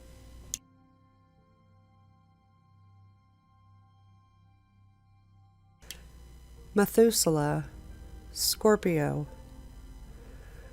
Methuselah means armed man or security man, man of a sting or dart. It is symbolized by Scorpio, a creature armed with a sting, which it throws at its victim like a dart, using its bow like a tail.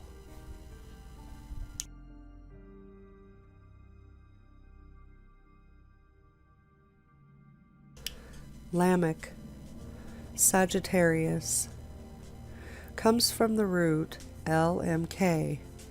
The meaning is to melt, sink down, cringe, bow, be bent, vanish away, fade or dissolve, so that the LMK is a variant of NMK, to dissolve. As elsewhere in Hebrew, L and M are interchangeable. The root NMK is cognate to the word makak, which are used to describe the melting, bending, or bowing effect. The name Lamech is a noun formed from this root and therefore means bowing or bending, being aptly symbolized by the bent bow of Sagittarius. And in some zodiacs, the asterism is represented accordingly simply by a bent bow. The loaded bow is also a symbol of male fertility, hence the equine body of Sagittarius and other zodiacs. Other connotation is fading out so that Sagittarius is specifically the shooter of meteoric arrows, which burn out in the atmosphere. From the root meaning arises the further signification, subdue level, cause the bow down, overthrow. And hence the name Lamech is interpreted to mean the strong, the mighty, the wild and invincible overthrower. This meaning, too, is aptly portrayed by the figure of a wild centaur stepping forward in combat in the act of firing a bow, leveling his enemies with a shower of meteoric arrows.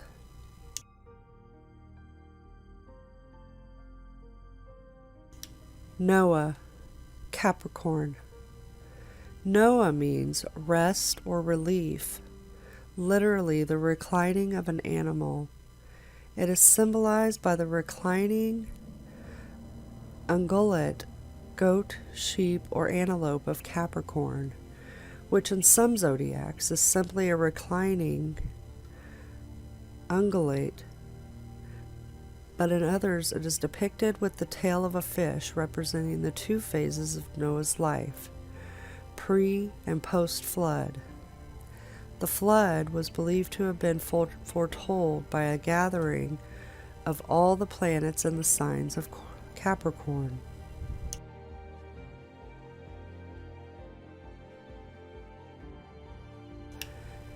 Japheth and Ham. Pisces. Japheth means multiplication of progeny or numerical expansion. It is represented by crossed fishes in Pisces, the fish being symbolic of the numerical increase of progeny. There is a further reference in the sign to the flood through which Japheth passed, and to the fact that there was a conflict between Japheth's descendants and Hamites, specifically with Ham's son Canaan and his progeny, who, though bound by his family kinship to Japheth, which is the band around the sign of Pisces, yet tended in earthly and opposite directions, symbolized by the fish in Pisces swimming along the elliptic, the worldly path, contrary to the direction of other fish, which is swimming towards the zenith.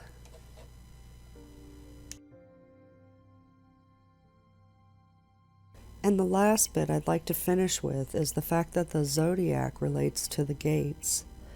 This was presented originally with the seasons video, so let's focus on this information. Each of the 12 gates is associated directly with a particular zodiac in relation to which gate the sun is launching from during the year. They are as follows. Gate 4R is Aries. Gate 5R is Taurus. Gate 6R is Gemini. Gate 6F is Cancer. Gate 5F is Leo. Gate 4F is Virgo. Gate 3R is Libra. Gate 2R is Scorpio. Gate 1R is Sagittarius. Gate 1F is Capricorn. Gate 2F is Aquarius. And Gate 3F is Pisces.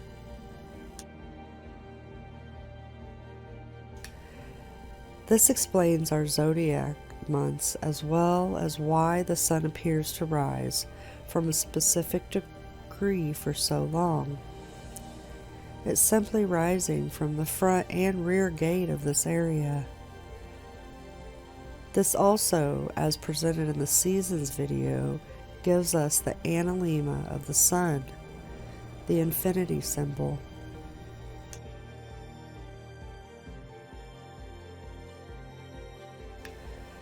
So, I hope you enjoyed learning about the heavens as much as I did.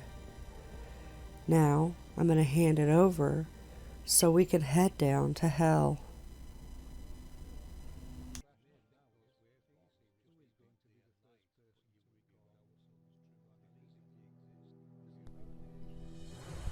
You better buckle up for this one, people. We're on an express elevator to hell, but we will be coming back. What you are seeing is real-world magnetic data supplied by Ceres, showing a top-down view of our realm. This is a clip he made to show how he can move around the magnetic data. This particular clip is descending from an altitude of 130,000 kilometers, that's 80,778 miles, down to the center of our map. X marks the spot. Notice the coiled areas rising to amazing heights. These go deep below ground. The thin white lines you can see crossing them are this magnetic data we see here, the same data we have seen clouds taking the shape of. Each of these coiled areas would represent the angel technology below, the particle accelerators, the seal of the 144,000 in their sealed rooms below. Remember, Scriptures tells you the underworld is their prison. This is just some of the many that will be down there. The spiraling effect from them is their signature. You can see how the one at the center is being compressed by others and its pressure wave is forced north and south. This is the compression and expansion that we covered in our Let There Be Light video, and it is amazing to see it show on this magnetic data, thus confirming the APM model more. North is the top right and south the bottom left. The equator is going bottom right to top left of your screen. And now a sneak preview of what is below. This is looking directly over the equator and reveals some very interesting formations below.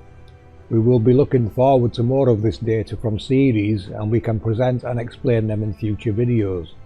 This is amazing work by Ceres, and I'll leave a link to his channel below. Here are a few more images from Ceres. Notice the coiled areas of magnetic data captured brilliantly. You can also see their pressure waves quite clearly in this. This is fantastic work and I can't wait to see more. To demonstrate how they work, I'll use this clip made by Sandra's hubby. I'm sure most will remember the torus field people such as Santos Bonacci show. It is actually many torus fields, as each have their own unique torus field. These three, however, are working together. The one in the east is following a left-hand rule, and the one in the west a right-hand rule. The effects from these two spiraling movements are what causes the centre one to compress and expand north and south. These two locations are very well known for their large deep quakes. You should recognise these shapes from Walter Russell's work, where he demonstrates how the vortexes work. Nikola Tesla also worked with counter-rotating coils. This is also what creates the hourglass shape as referenced by Santos Bonacci.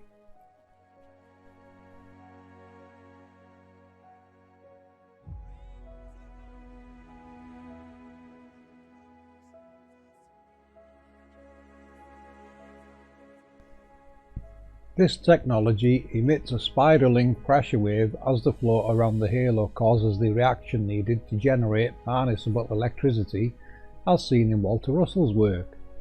The division and multiplication of the sex pairs, the same as what was decoded in the Colosseum video, and of course how our realm truly works. The spirals and the ancient glyphs everywhere tell us the ancients all knew how this worked. These are electromagnetic projections from below. We have covered these in numerous videos. The stationary halos people record everywhere are often termed lunar waves, which is really the moon highlighting them in the foreground as it passes in the background. All luminaries can highlight them as they pass by. You can see how spiral galaxies and other galaxies, as they call them, get their shapes now. They are more than likely illuminated particles trapped in an electromagnetic field that is caused by a halo in the vicinity. They operate exactly the same as a tornado and are in fact the cause of a tornado. The twin counter-rotating coils create that Higgs boson needed to generate electricity. This is where the 1 and the 1.618 numbers Santos Bonacci speaks of comes into play. The larger coil would be the lower projected halo, and the smaller coil would be in the centre and create the narrower Higgs boson. This one would be projected the highest and is the actual cause of the sprites. The sprites appearing are in fact a reaction to this halo's sudden appearance and vortex. a smaller halo driving the electrical energy and vortex down through the centre to be harnessed below. The outside forces create a torus field which will spiral upwards and mushroom out at the top. It is the exact same process seen in Walter Russell's optical motor, where the shaft narrows and creates a pressure wave which results in free harnessable energy, the exact point where it divided and multiplied the sex pairs. We have stated before the halos are the origin of lightning. Lightning now has its cause identified in the APM model. Can we reference anything that behaves how we have just described? Of course we do, FPV. Land-based ones will create tornadoes, high winds, storms and lightning, as seen in these video clips. So big thanks to Chris Hughes for the tornado footage, and Underwater Huntress and Kevin Johnson for sharing their amazing waterspout captures of these events, of which you can see are an effect from the Angel technologies. Ones below the oceans are what create whirlpools and waterspouts, storms and lightning. It is the same spiralling forces. It is the earth, air, fire and water events, referenced everywhere. This is what it truly relates to, part of the processes of the Angel technologies. The APM model addresses and references the causes and effects quite easily, as you can see.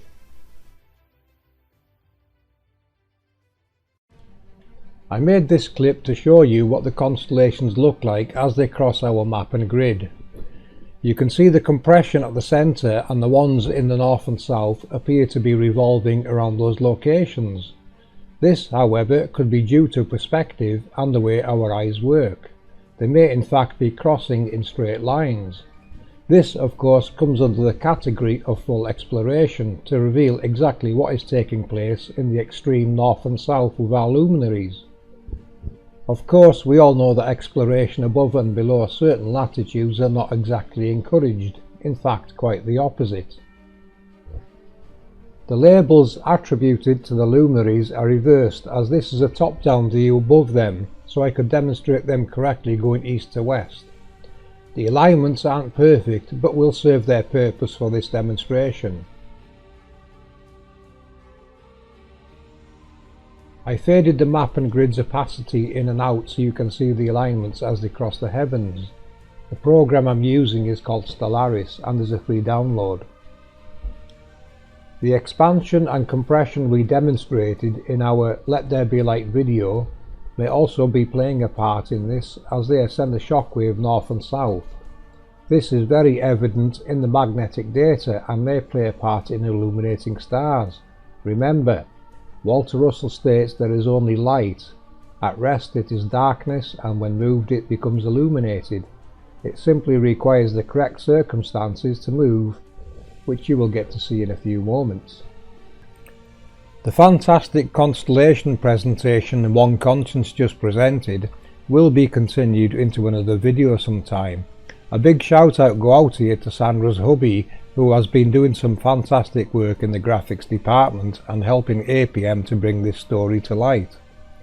Well done that man, you know who you are.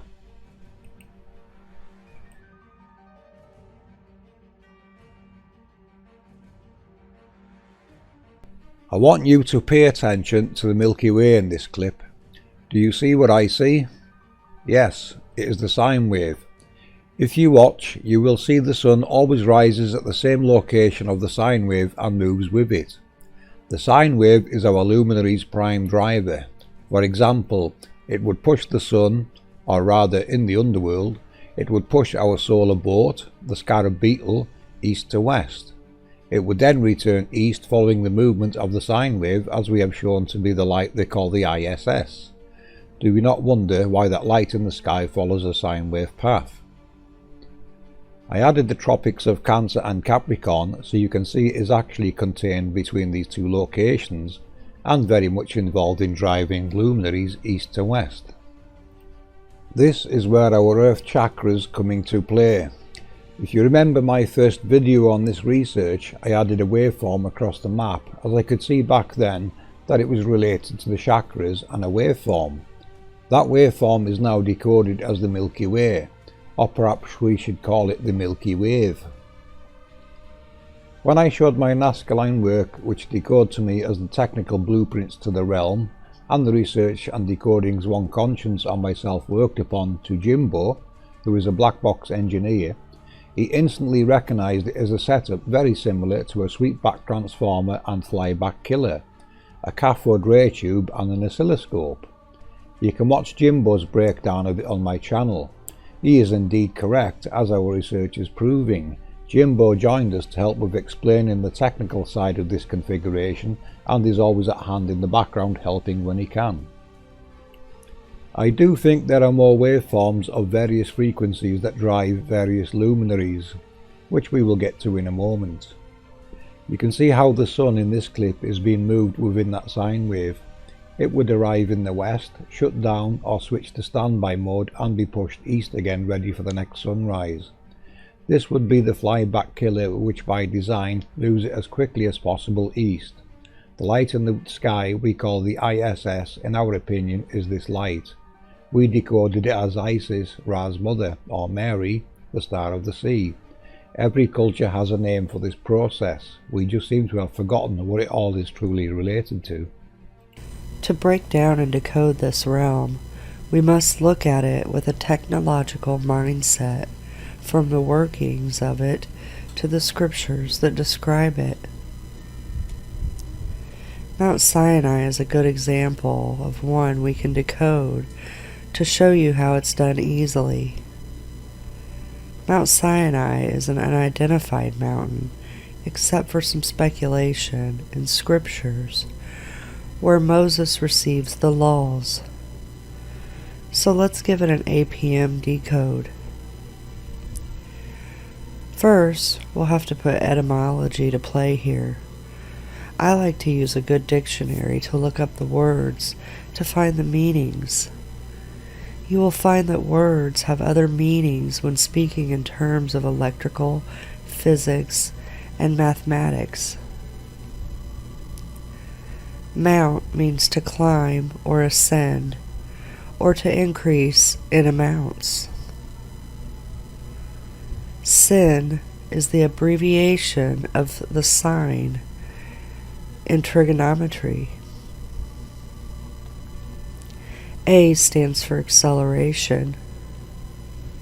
I stands for inertia. Using these definitions, we can see what Mount Sinai really means. To reveal light, you accelerate it from inertia. You use the sine wave to increase the frequency to go from the dark to the light. The yin-yang comes into play here. Dark is the male resting, and white is the female moving light, as referenced by Santos Bonacci. These are the laws given to Moses. The laws were related to the luminaries, such as they will not transgress their bounds, nor stray from their course, which is referenced in the book of Enoch. Once you understand the workings of the realm, it is not hard to understand Enoch and other ancient texts. Okay, here I have taken some bits from Inanna going through the gates of the underworld. This story and all moon deities are relating to the moon and moon phases. This is the shutdown of the moon piece by piece, creating the phases that we see through the month leading up to the new moon, where it is shut down for 3 days.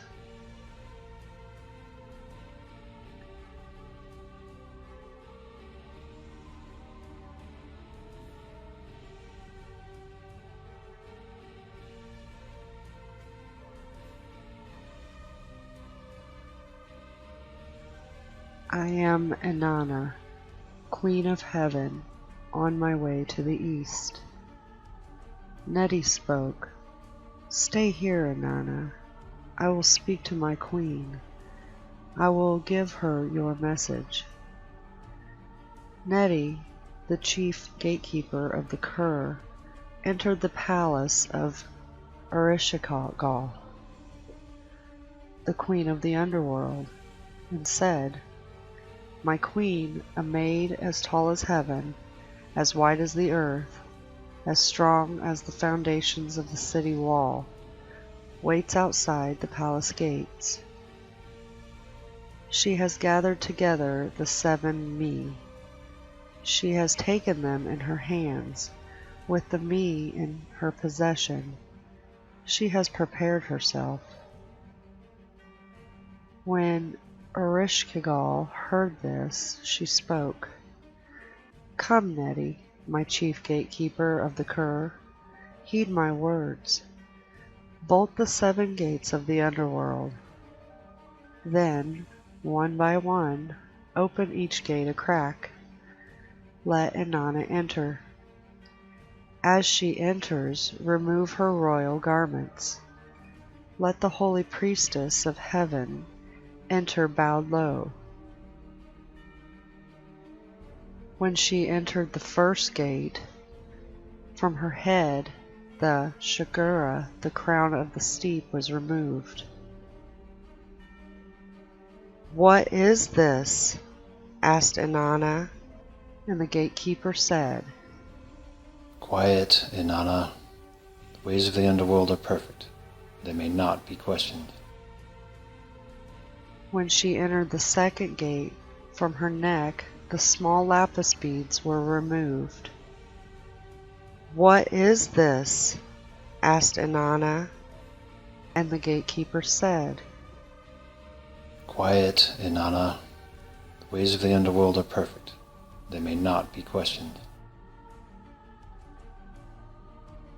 When she entered the third gate, from her breast the double strand of beads was removed. What is this? Asked Inanna, and the gatekeeper said, Quiet, Inanna. The ways of the underworld are perfect. They may not be questioned. When she entered the fourth gate, from her chest the breastplate called Let Him Come, was removed. What is this? Asked Inanna, and the gatekeeper said, Quiet, Inanna. The ways of the underworld are perfect. They may not be questioned. When she entered the fifth gate, from her wrist the gold ring was removed. What is this? Asked Inanna, and the gatekeeper said, Quiet, Inanna. The ways of the underworld are perfect. They may not be questioned. When she entered the sixth gate, from her hand the lapis measuring rod and line was removed. What is this? Asked Inanna, and the gatekeeper said, Quiet, Inanna. The ways of the underworld are perfect. They may not be questioned. When she entered the seventh gate, from her body the royal robe was removed. What is this? Asked Inanna, and the gatekeeper said,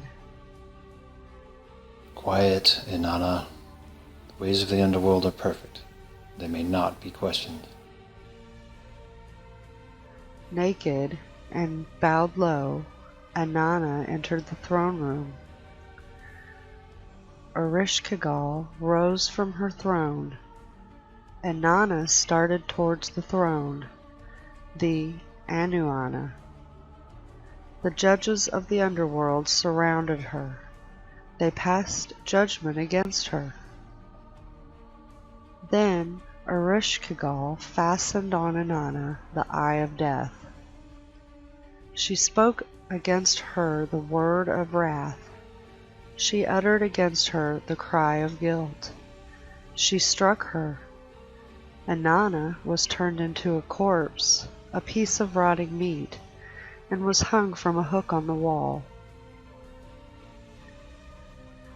When after 3 days and 3 nights Inanna had not returned, Ninshubur set up a lament for her by the ruins. She beat the drum for her in the assembled places, She circled the houses of the gods. She tore at her eyes.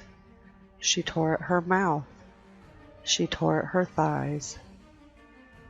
She dressed herself in a single garment like a beggar. The corpse was given to them. The Kugara sprinkled the food of life on the corpse. The Galater sprinkled the water of life on the corpse. Anana rose. And now I'll hand it over to a technical breakdown of this process from FPV. Thank you.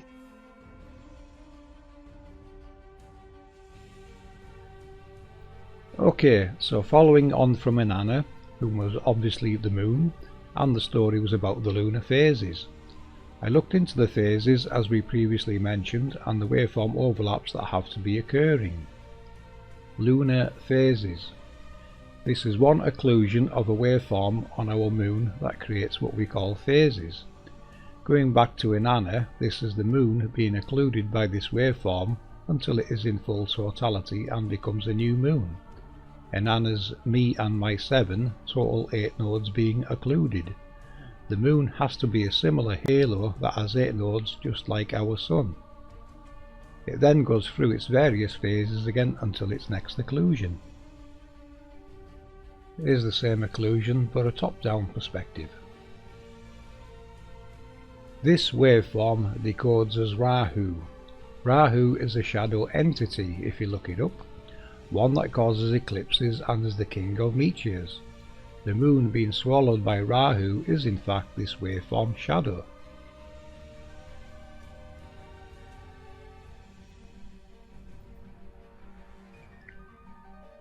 Lunar eclipses. We have something special to show you with the lunar eclipses. If you look carefully, you will see as an occlusion of 2 separate waveforms, one being dark, the other red. This is causing a polarization effect on our spherical ball of light we call the moon. You will notice on the time and date animation they also had to use 2 separate waveforms to achieve the same effect.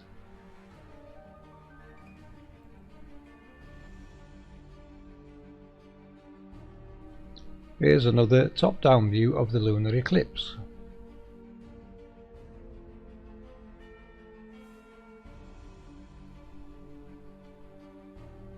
The red wave decodes as Ketu.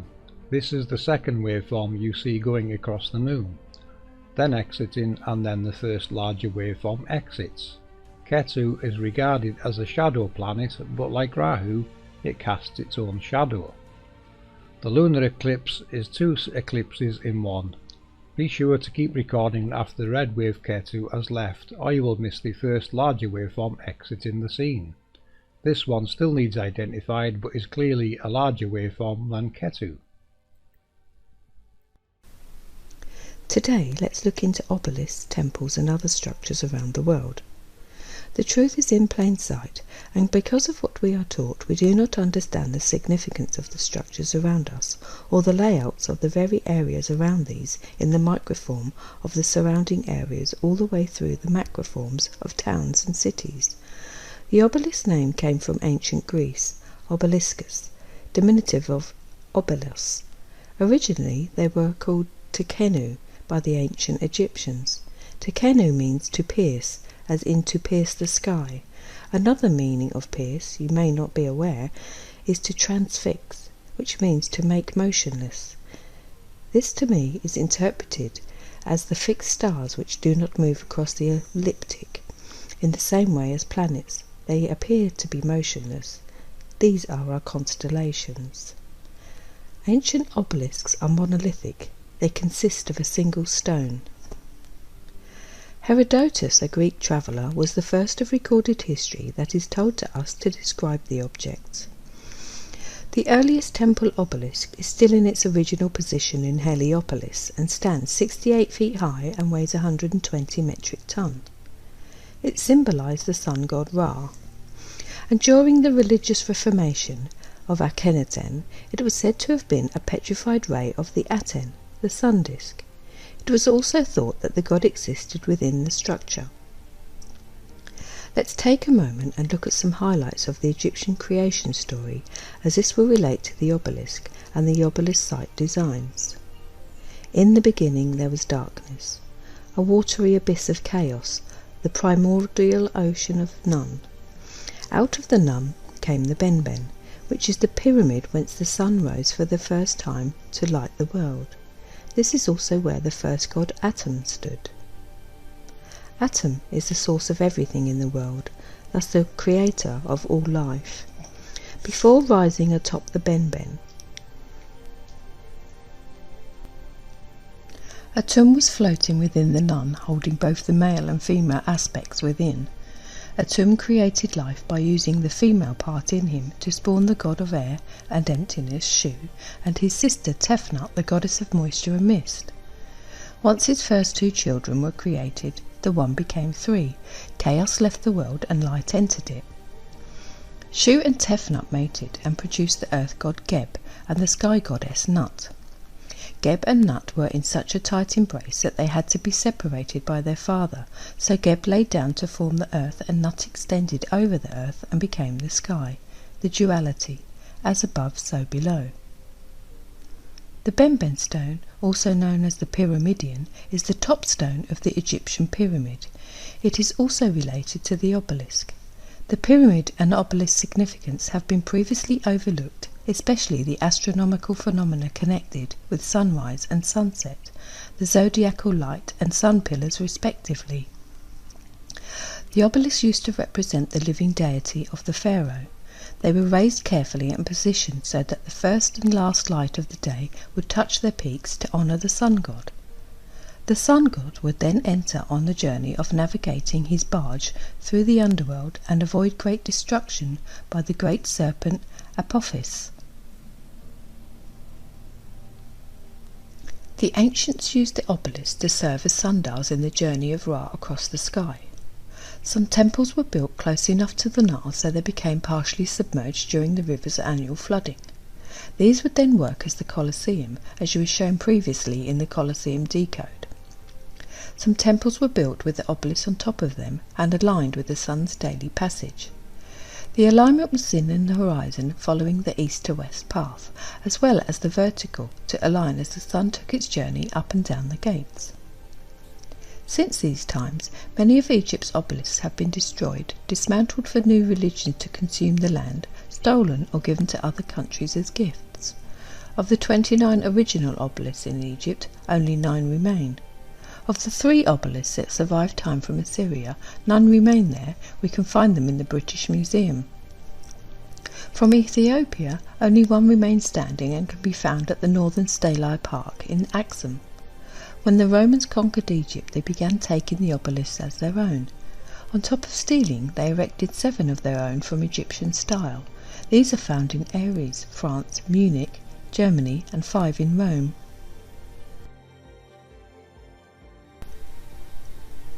The APM perspective on obelisks are that they are location markers for the angel technologies below. They would represent the direct centre of a halo. They would be directly at the centre of lunar waves and other solitary halos observed in the heavens by many people now. Consider this when halo hunting. You can view various captures of these halos in our videos.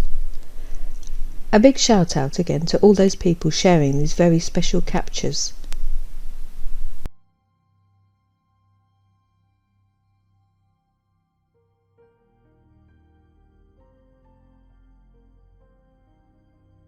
Here is a bonus decode clip.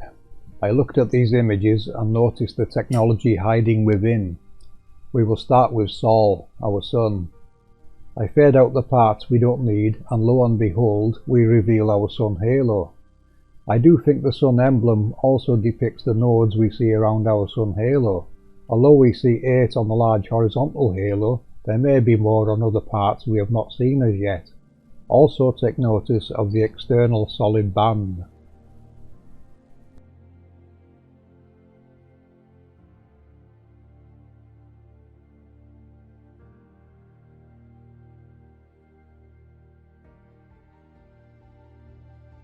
Next is Luna, our moon.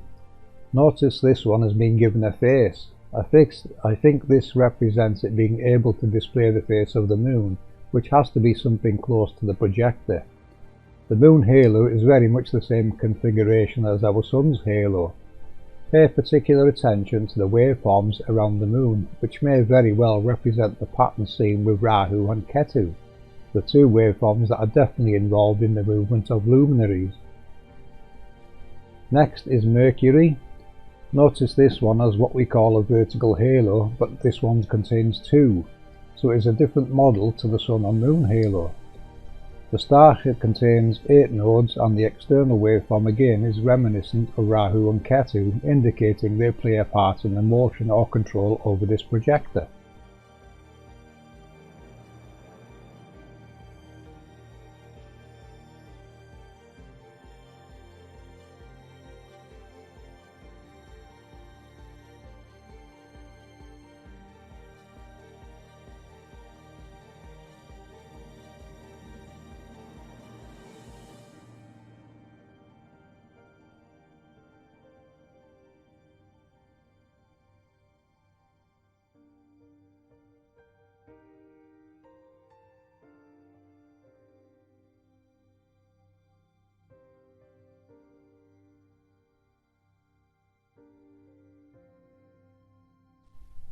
Venus, also containing 8 nodes. Notice how the gap between the two vertical halos is much wider than the previous model. This also appears to be controlled by Rahu and Ketu, if we use the external band as a guide to what is controlling its movement.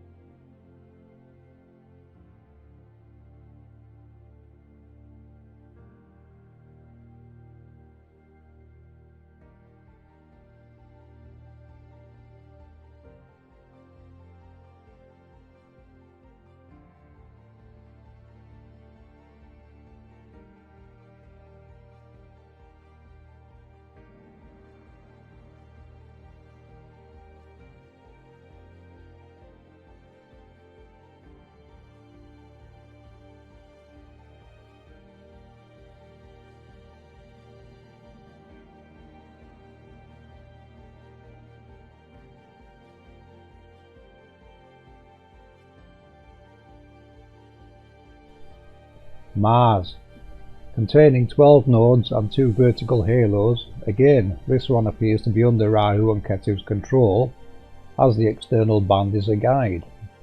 This one appears to contain a lot of bands which may decode as pressure waves, as they depict various colours of the spectrum.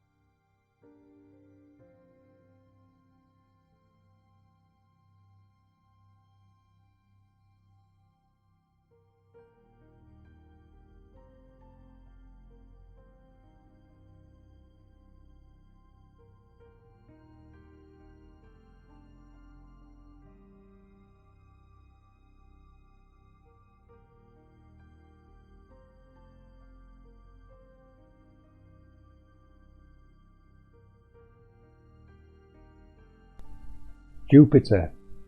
Notice Jupiter's 2 external bands, which may be counter-rotating accelerators. The stars may depict its high altitude, and the central band does contain more halos.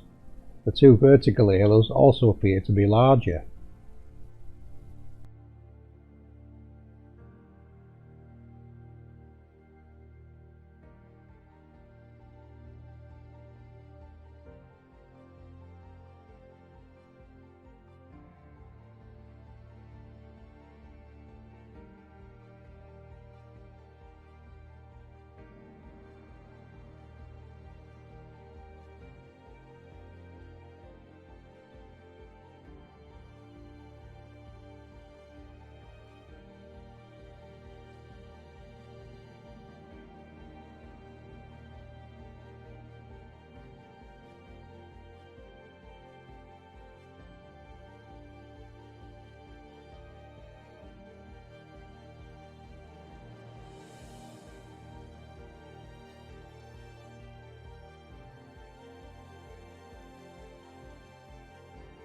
Saturn.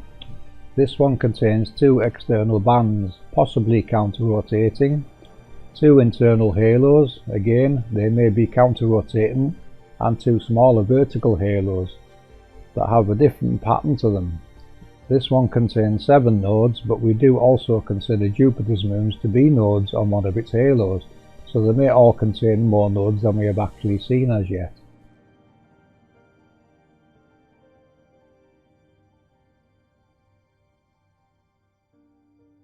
There is probably more information hiding within these images, but this clip was just to show you what I noticed within them.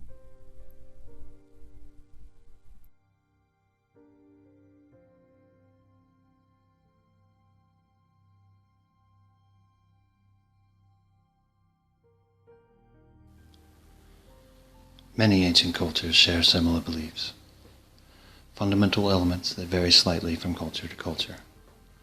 While individual cultures have different stories attached to these elements, the elements themselves are present in cultures all over the world. The axis mundi is one of these elements, often depicted as a world tree or a world mountain. The axis mundi represents the connection between the different worlds of ancient belief. For the sake of keeping this discussion from becoming overly complicated, I will stick to the model of a world tree. On the world tree, the branches represent the heaven world, where the luminaries play across the sky. It was here that the gods dwelt. The roots of the tree represented the underworld. There were often gods and godlike beings that dwelt here too. If you have been following our work, you will know what we think these gods were. The angels, or accelerators, exist in the underworld, and it's the accelerators that project the luminaries in the heavens. The trunk of the tree represents the part of the world where we live. The tree is said to represent the center of the world. This does not mean that there is a giant tree growing in the exact center of our realm.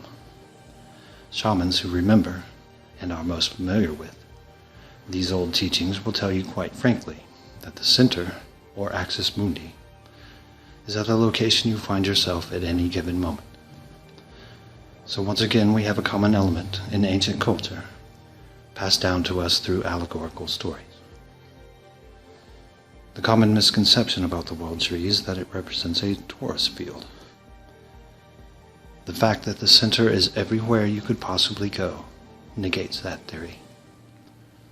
Also, the symbol of a world mountain does not fit a torus field. So let's take a deeper look into the axis mundi. Almost invariably, you find reference to specific animals associated with the world tree. An eagle lives in the top branches. Down amongst the roots, a snake, a serpent, or a dragon resides. The eagle and the snake are mortal enemies, directly opposed to each other. They are constantly at odds. We believe the eagle and the snake to be the two opposite charges of electricity.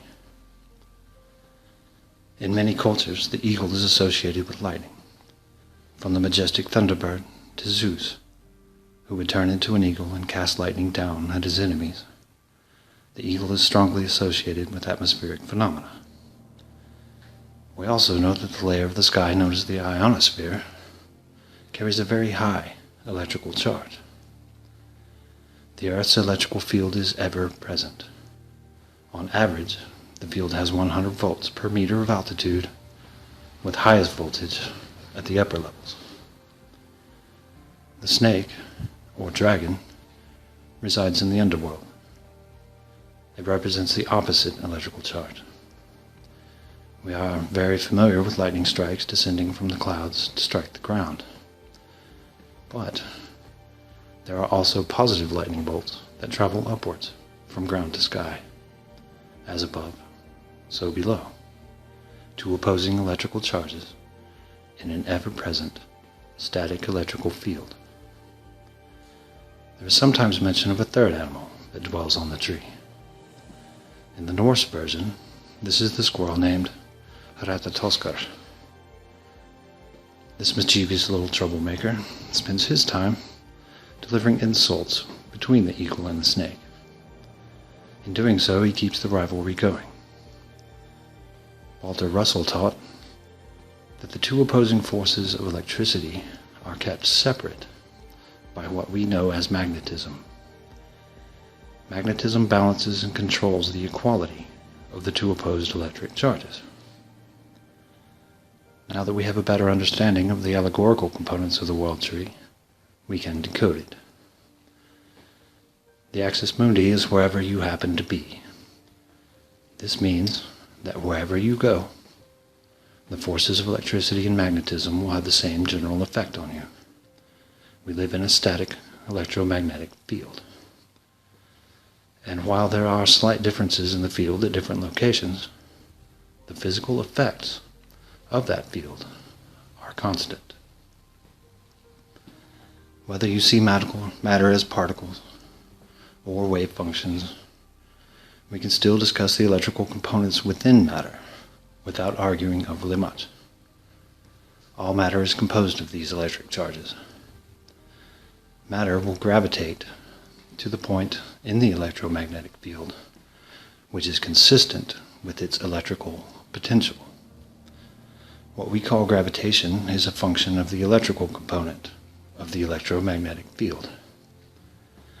We can then define gravitation as the repelling force from the opposite electric charge. Not everything is repelled downward as we commonly think when we discuss gravitation. Indeed, some matter is repelled upwards, such as is the case for helium. All matter is being pushed into the area of the field where it has like electrical potential. Walter Russell spoke of gravitation as a function of electrical potential. I highly recommend his books. There is further evidence found in creation stories. The ancients spoke of an original deity. This deity is often told to have had two offspring. One was the embodiment of the sky, the other embodied the earth. The world tree was planted to separate the two. This is consistent with Walter Russell's ideas of a universal one, a single consciousness that first split itself into the two opposing electrical forces which govern all things. This can be seen as one of the cubes Walter spoke of. One half of the cube is positively charged, the other half negatively charged. It is in this cube that our realm would exist, with the surface plane of the earth being parallel with the magnetic plane that divides the two equally opposed electrical forces. Essentially, we live inside a giant capacitor, where everything we know of acts as the dielectric, including ourselves. A capacitor consists of two plates. One plate carries a positive charge, and the other has a negative charge. Locally, one of the two plates consists of what we know of as the ionosphere. It's possible the large star halos have a role to play in that in some fashion, but the star halos are inside the electrical field as well, so that can only be speculated for now. The bottom plate is below us somewhere. We don't know its exact location, but we know it must carry the opposite electric charge as the ionosphere. It's possible the angel accelerators, in conjunction with the large star halos, influences the field to make our experience of gravitation different from whatever lands exist, if any do, outside of our realm.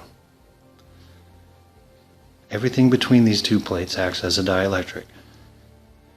The particles of a dielectric within an electric field will align themselves to conform to the direction of the electrical force inside that field.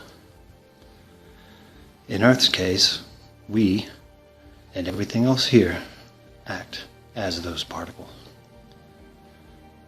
The dielectric is not one solid chunk. We are a dynamic system of varying density and physical state. This gives everything a certain room to move, and the various parts will be inclined to find the area of electrical potential that align with their inherent charge. The denser matter is forced down, while the lighter matter is forced upwards. Within the static electrical field, everything that we call matter creates a sort of whirlpool in the field. We call these whirlpools torus fields. They are the result of compression and expansion forces from the electrical field itself. The mythos of the world tree is a beautiful allegory and describes the fundamental forces that govern our realm. Whether our realm is the extent of existence or not is debatable. Only time and exploration will tell.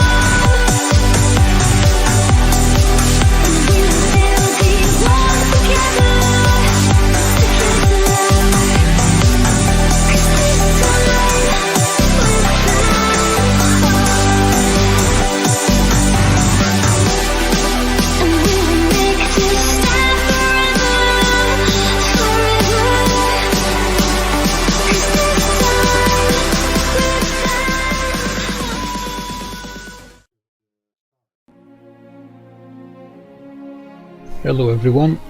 If you have been following our research, you will see how the decodings of sacred geometries, mandalas, scriptures, the Nazca lines, geoglyphs, petroglyphs, hieroglyphs, the Book of Enoch, various cultures and belief systems, the research of real-world data, those halos in the sky, earthquake data, the mimic map, and much more decode into a technological and mechanical realm, a construct of vast magnitude and magnificence, described and depicted everywhere in our history, the same story of the underworld, the heavens and their workings, repeated over and over no matter where you look, a history and knowledge we seem to have forgot, pieces of a jigsaw that slot together into one amazing construct and conclusion.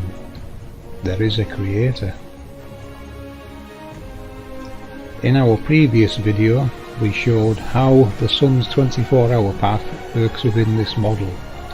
After looking back in history to see how the sun's return path is depicted, we arrive at the Egyptian depictions of the 12 gates, the sun's return path in the underworld. Today, One Conscience is going to take you on that amazing journey, which we will break down further after the presentation.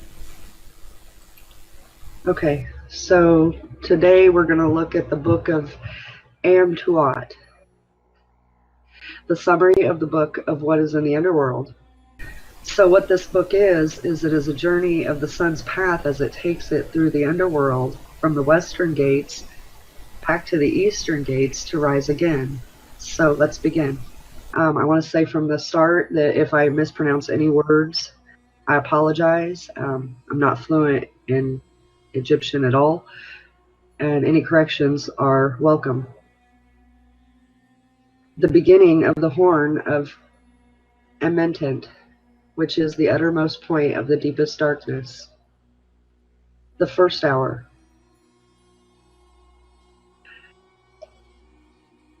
This god entereth into the earth through the hall of the horizon of Amentent.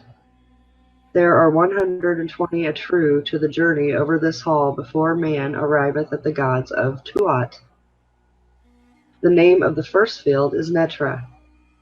He alloweth fields to the gods who are in his following, and he beginneth to send forth words to and to work out the plans of the divine beings of the Tuat in respect to this field.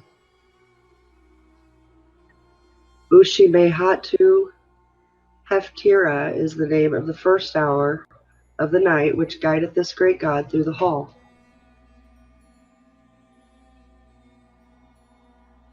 The second hour. This great god afterwards taketh up his position in your nest, which is 309 a true in length and 120 a true in width.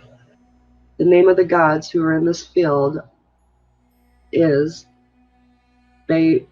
Beutuati. Whosoever shall know their names shall have his existence with them, and unto him shall this great god allot in fields the place wherein they are in the field of Uranus. He shall gods who stand up. He shall travel on in the following of this great god. He shall enter into the earth. He shall force a way through the Tuat. He shall cleave a passage through the tresses of the gods with flowing hair. He shall travel on by the Amma after the emptying of the lands. He shall eat bread cakes in the boat of earth, and there shall be given unto him the forepart of the Tatuba. She sat Meketnebs is the name of this hour of the night, which guideth this great god through the field. The third hour. This great god afterwards taketh up his position in the fields of the Peru gods, the fighters. And this great god paddleth his way over the stream of Osiris, in sailing up this field, which is 309 a true long and 120 a true wide.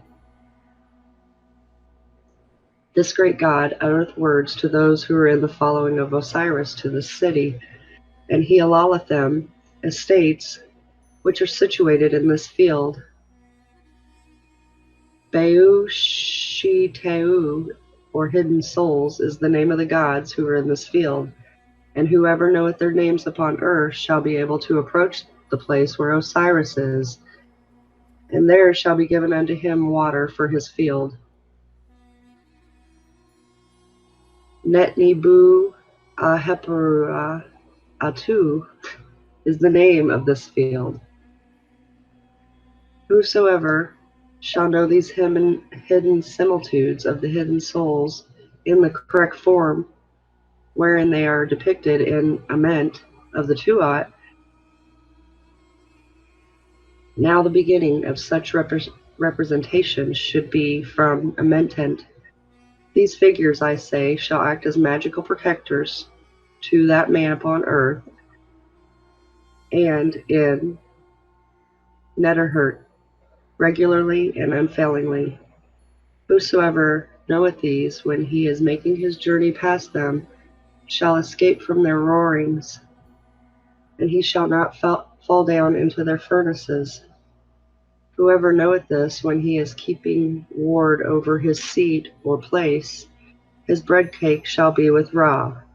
And whosoever knoweth this, being soul and spirit, shall have the mastery over his legs, and shall never enter into the place of destruction, but he shall come forth with his attributes, and shall snuff the air for his hour. Then Tent Beu is the name of the hour of the night which guideth this great god.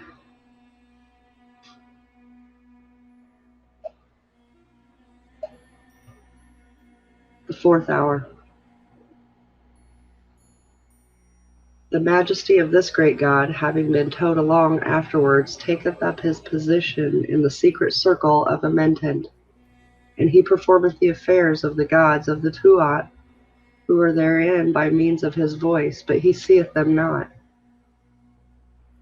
Ankh Uparu is the name of the gate of this circle. Ament Setha is the name of the circle. Whosoever knoweth this representation of hidden roads of Restatet, and the holy paths of the Emahet, and the secret doors which are in the land of Seeker.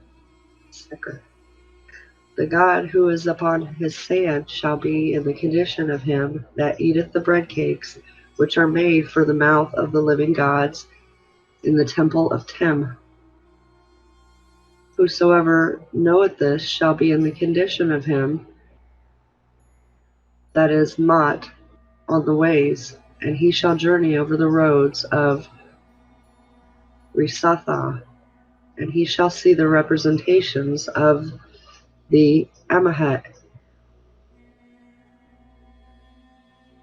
Yurtem Sik Muset is the name of the hour of the night which guideth this great god.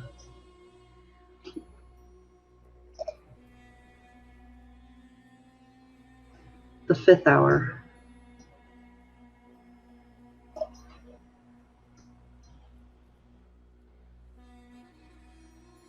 This great god is towed along over the ways of Mat, of the Tuat, through the upper half of this secret circle of the god Seeker, who is upon his sand, and he neither look upon nor gazeth at the secret figure of the earth which is containeth the flesh of this god. The gods who are in the train of this god hear the words of Ra, who crieth unto them from where this god is. Aha Neteru is the name of the door of the city. Ament is the name of the circle of this god, and in it are the secret paths of Amentent, and the doors of the hidden palace, and the holy palace of the land Seeker, with his flesh, and his members, and his body, in the divine form which they had at first. Beu Amu Tuat is the name of the gods who are in this circle.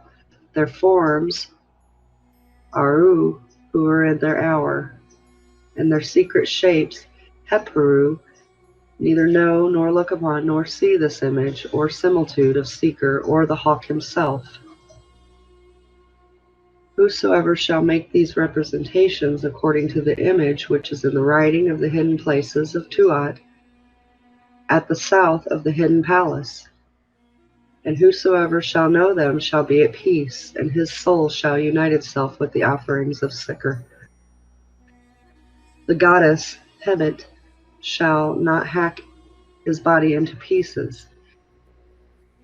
He shall go on his way towards her in peace. Whosoever shall make offerings to those gods upon earth, these offerings, I shall say, act as magic protectors to that man upon earth, and in the netter hurt regularly and unfailingly.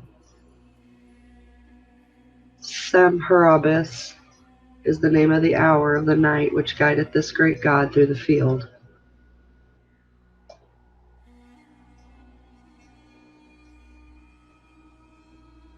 The sixth hour.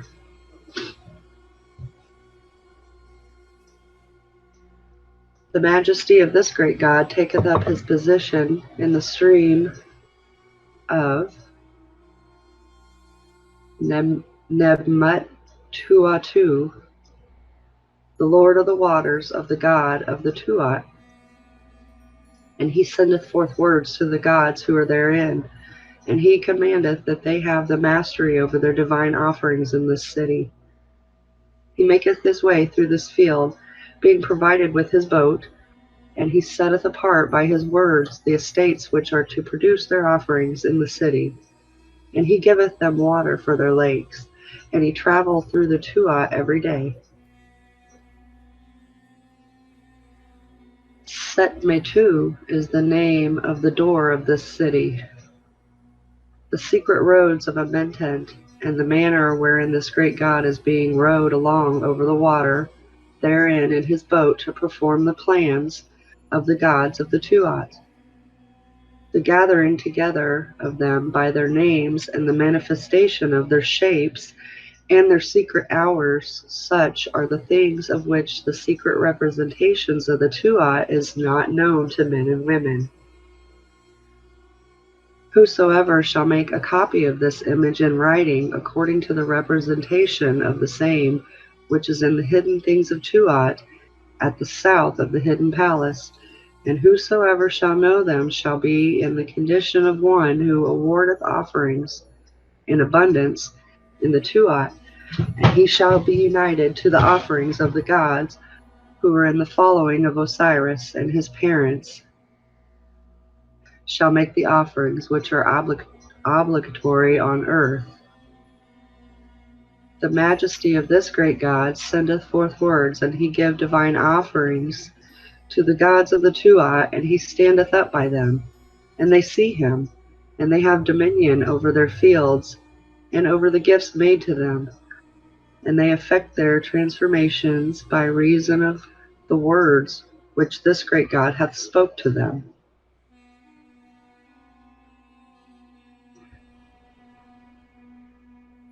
Mechet Nibtu Atiuo is the name of this field, which is the road of the boat of Ra.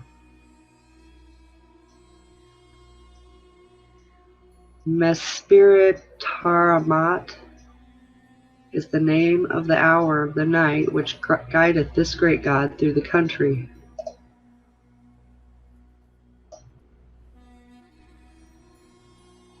Next is the seventh hour. The majesty of this great god taketh up his position in the secret place of Osiris, and the majesty of this great god sendeth forth words into the god who dwell therein. This god maketh himself other forms for this hidden place in order to drive out his path, the serpent fiend, Apep, by means of the word of the power of Isis and the words of power of Semsu. Ruti Asar is the name of the gate of this city through which this god passeth. Tefet Shita is the name of this city. This great god maketh his way over the road of Ament in the holy boat, and he passes in it over the road which is without water, without being towed along. He maketh his way by means of the words of the power of Isis, and by means of the words of the power of Samsu. And the utterances of this great god himself act as magical protectors, and perform the slaughters of Epep in the Tuat, in the circle, in his windings in the sky. Whosoever shall make a copy according to the similitudes which are in writing at the northern side of the hidden palace in the Tuat, they shall act as magical protectors for him that maketh them in heaven and in earth. And whosoever knoweth them shall be a soul of souls with Ra. And whosoever shall make the words of power of Isis and the words of power of Semsu shall make to be driven back the Apep of Ra and Amentent. Whosoever do this in the hidden palace of Tuat, and whosoever shall do this upon earth, the result is the same. Whosoever knoweth this shall be in the boat of Ra, both in heaven and upon earth. But he that hath no knowledge of this representation shall not know how to drive back Nihahara, or stinking face. Now the ridge of earth of Nihahara in Tuat is 450 cubits in length, and he filleth it with the undulations of his body. The regions which belong to him are made for him, and the great God doth not make his way over him when he maketh him to turn aside out of the way for him.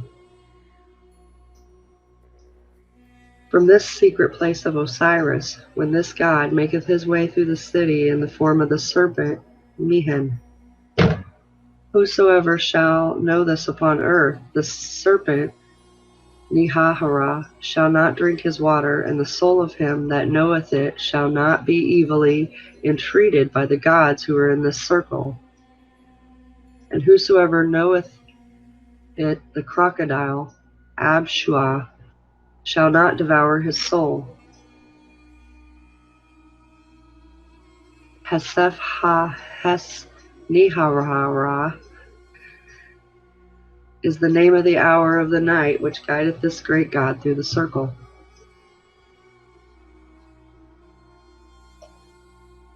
The 8th hour.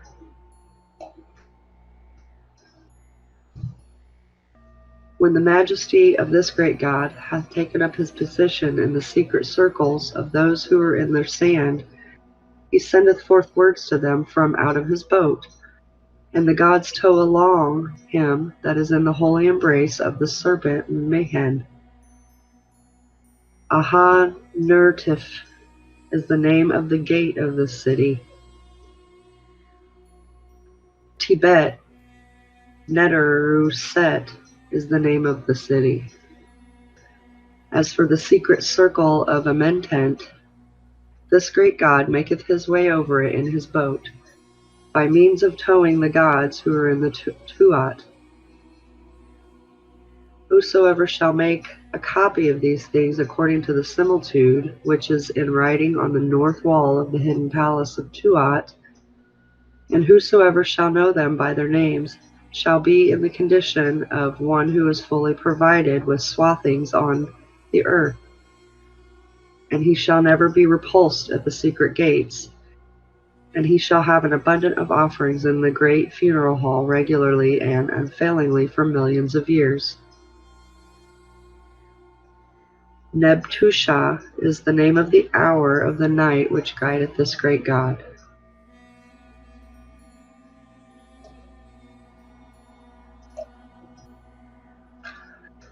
The 9th hour.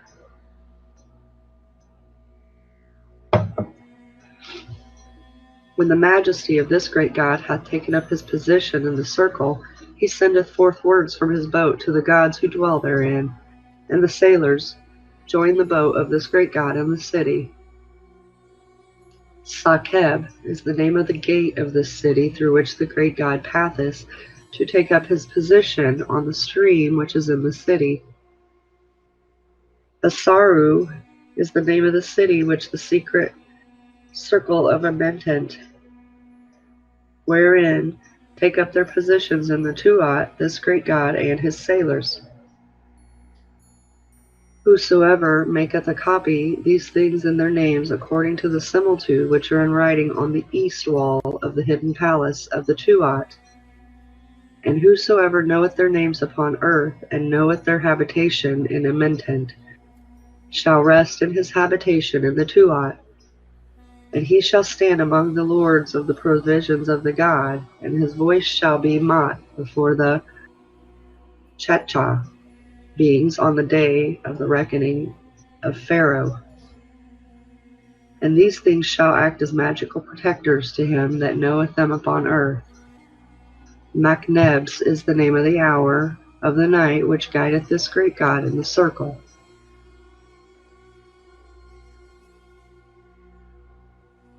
The 10th hour.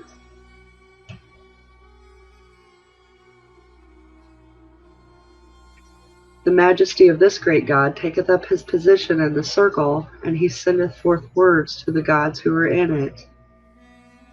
Heperu Mesaru is the name of the gate of this city through which this God passeth. Mech Kaetabu is the name of the city. This is the secret circle of Amentent, whereto Hepra joineth himself before Ra, and the gods and the spirits, and the dead cry out from it over the secret representations of Akert. Whosoever shall make a copy of these representations according to the figures which are depicted on the east wall of Ament, and whosoever knoweth them by their names shall journey around about in the Tuat, and shall travel through it. And he shall not be driven back, and he shall flourish with Ra. Tenteneth Swahakabu is the name of the hour of the night which guideth this great God through the secret ways of this city.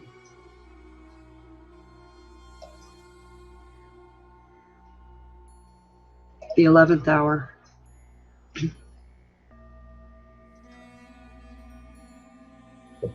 The majesty of this great God taketh up his position in the circle, and he sendeth forth words unto the gods who are therein. Sekhantuatiu is the name of the gate of this city through which the great God passeth. Reinkurt Apthat is the name of the city. This is the secret circle of the Tuat into which the great God passeth on his way. And he come forth at the eastern mountain of the sky, the eater of eternity. The form thereof is in the presence of the serpent Petra, which dwelleth in this city, and they, the gods, place themselves in the train of Ra, when the birth of Heper upon the earth is just about to take place. Whosoever shall make a copy of these representations according to the figures which are depicted on the east wall of the palace of Ament, in the hidden places of the Tuat, and whosoever knoweth them shall be in the position of him that divideth his offering, and of him who is spirit, who is suitably equipped to travel both in heaven and upon earth regularly and unceasingly. Sebit Nab Aheseph Buemert is the name of the hour of the night which guideth this great God in the circle.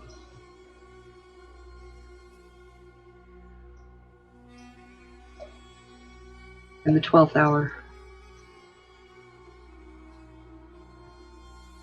The majesty of this great God taketh up his position in the circle at the limits of the thick darkness.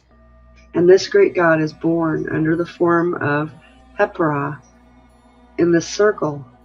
The gods Nu and Amu and He and Hayet are in this circle at the birth of this great God, when he maketh his appearance from the Tuat, and taketh up his place in the Matet boat, and riseth from between the thighs of the goddess Nut. Benen Netteru is the name of the gate of this city. Heperkekuhemesti is the name of the city. This is the circle of the Tuat, wherein the great God is born, when he maketh his appearance in the Nu, and taketh up his place in the body of Nut. Whosoever shall make a copy of these representations, according to the figures which are depicted on the east wall of the palace of Ament,